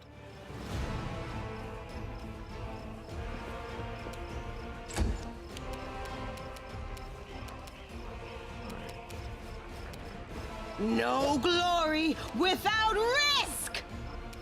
Tashani Savitur.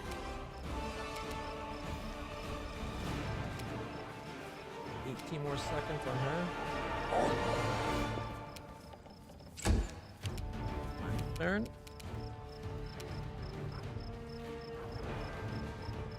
Aim carefully. Oh, my bike got reduced to 0.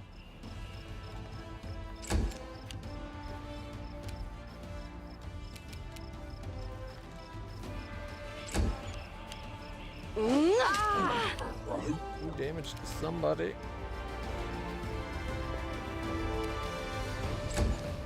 Alright. Ow. Whoa, what was that? This'll leave a bruise. Hila's almost down. Stinking Cloud has 12 seconds left. Now Bane for 58.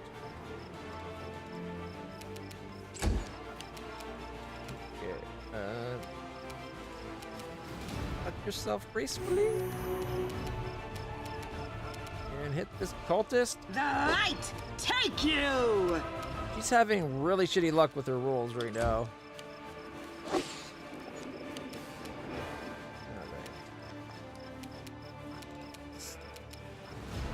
12 seconds left to Stinking Cloud.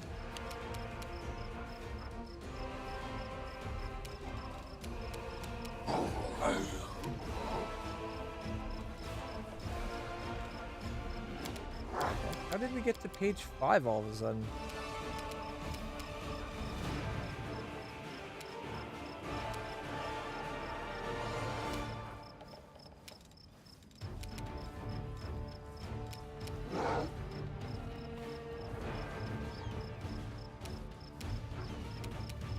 Forwards. Left it at 3. 12 seconds left. I thought he only had 6 seconds left or something like that.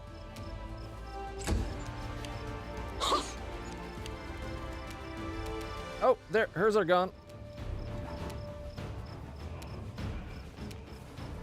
But it's not going to let me slumber. Apparently, the nausea wearing off. All that mean is that she doesn't have, or she's able to do it next turn. That's stupid. And I'll just sit here. Down. Sila's drop. Don't worry about me. Yeah.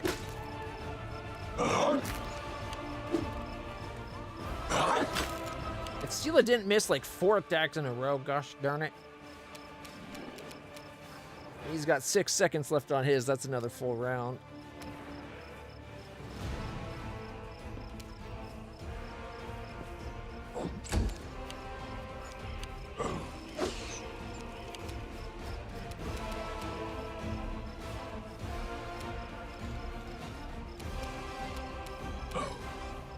Another 6 seconds on her.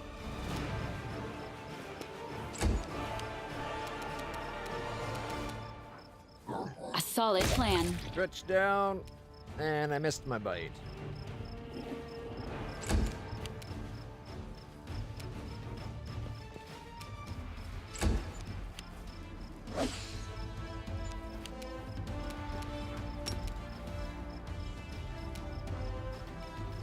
Slumber.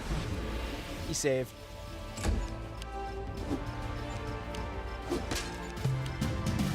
Just sit here. Don't worry about me. I'll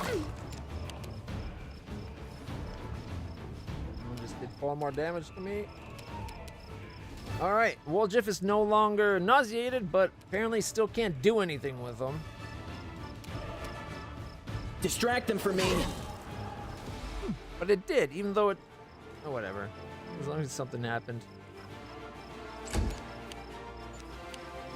Alright.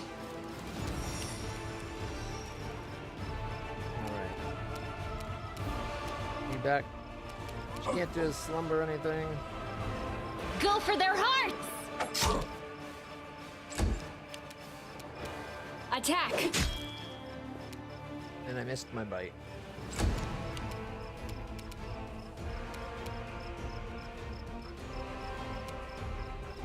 Okay, point blank shot comes off and you hit him from here.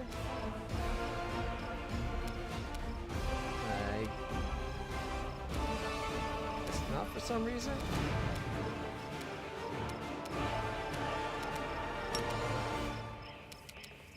You've crossed the wrong mongrel.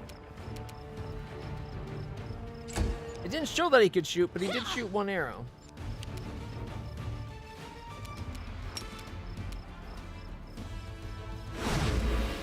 Made the save. I'll just sit here. Don't worry about me. That's the little shit doing the channeling. Time to share your treasures. Miss and a miss.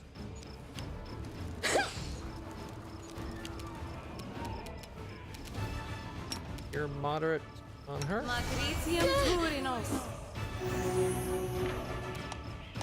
Not get much for how much she took.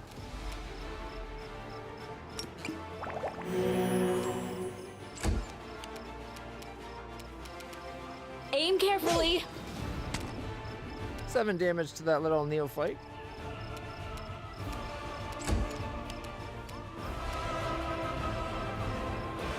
You won't survive me.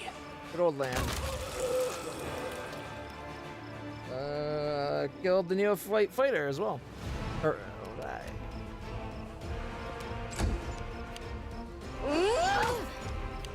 Wow, 3 damage to melee? I done that. Alright, Amber. Think you could...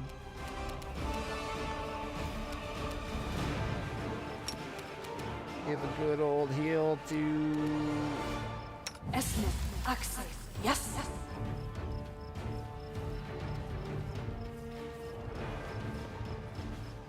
It did it. It didn't.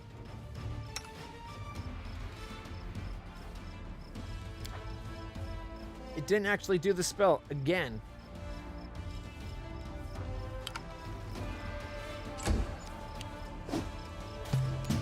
Cast it, but didn't cast it. Cover me, all right?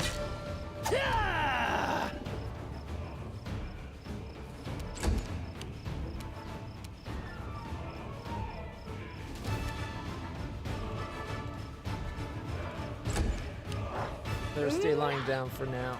We gotta... I'll cut you wide open! Forwards! Hit for 3. Endure this!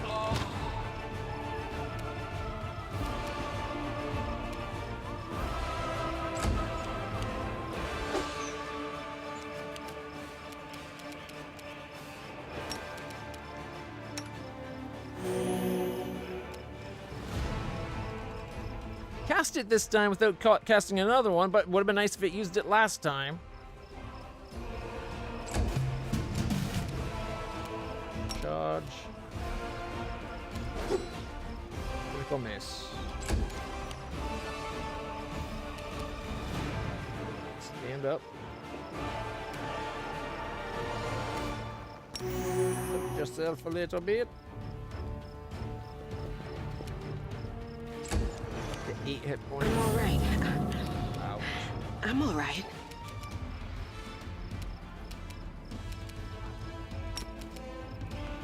Magritium Turinos. Okay.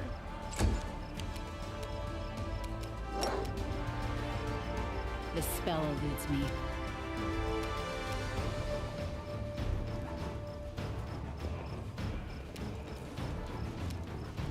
Yourself as quick action. Make every strike count. Your performance is lacking. Both of You them out. are lacking. Damn.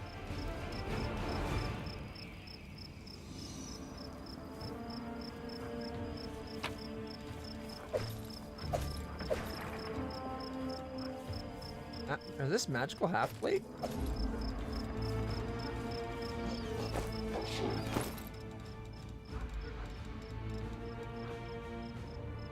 No, yeah, half plate plus 1.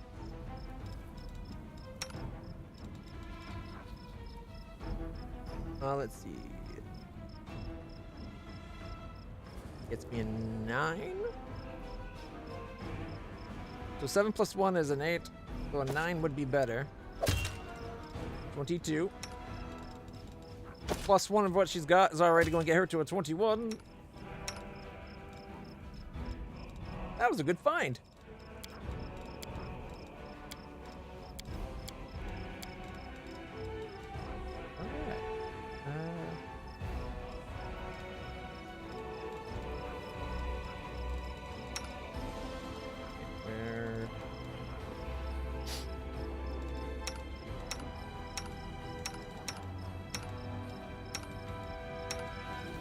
Could wear the hide, but we got better armor on her anyway.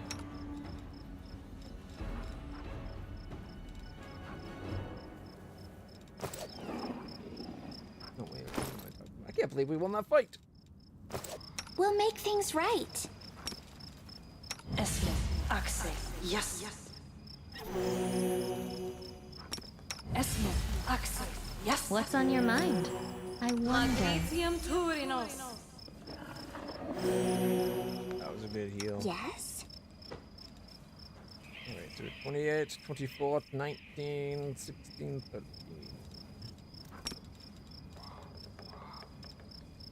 Esme, Axel, yes.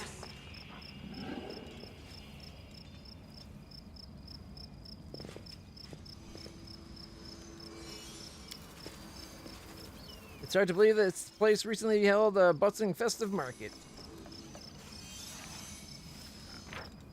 Alright, we're gonna call it there, everybody. Where's Danger? Danger Will Robinson. Alright. Thank you so much for hanging out, everybody. Hope you enjoyed the day. We will be back next weekend, specifically Friday. And Saturday, Sunday will be more of this. And Friday night, I think we're going to focus on maybe starting a new game in the morning and finishing Alyssa at night. Although it might just start with Alyssa and go from there. We'll have to see. Until next time, everybody, hit that like, subscribe, share, follow, whatever it is. And we'll see you next time.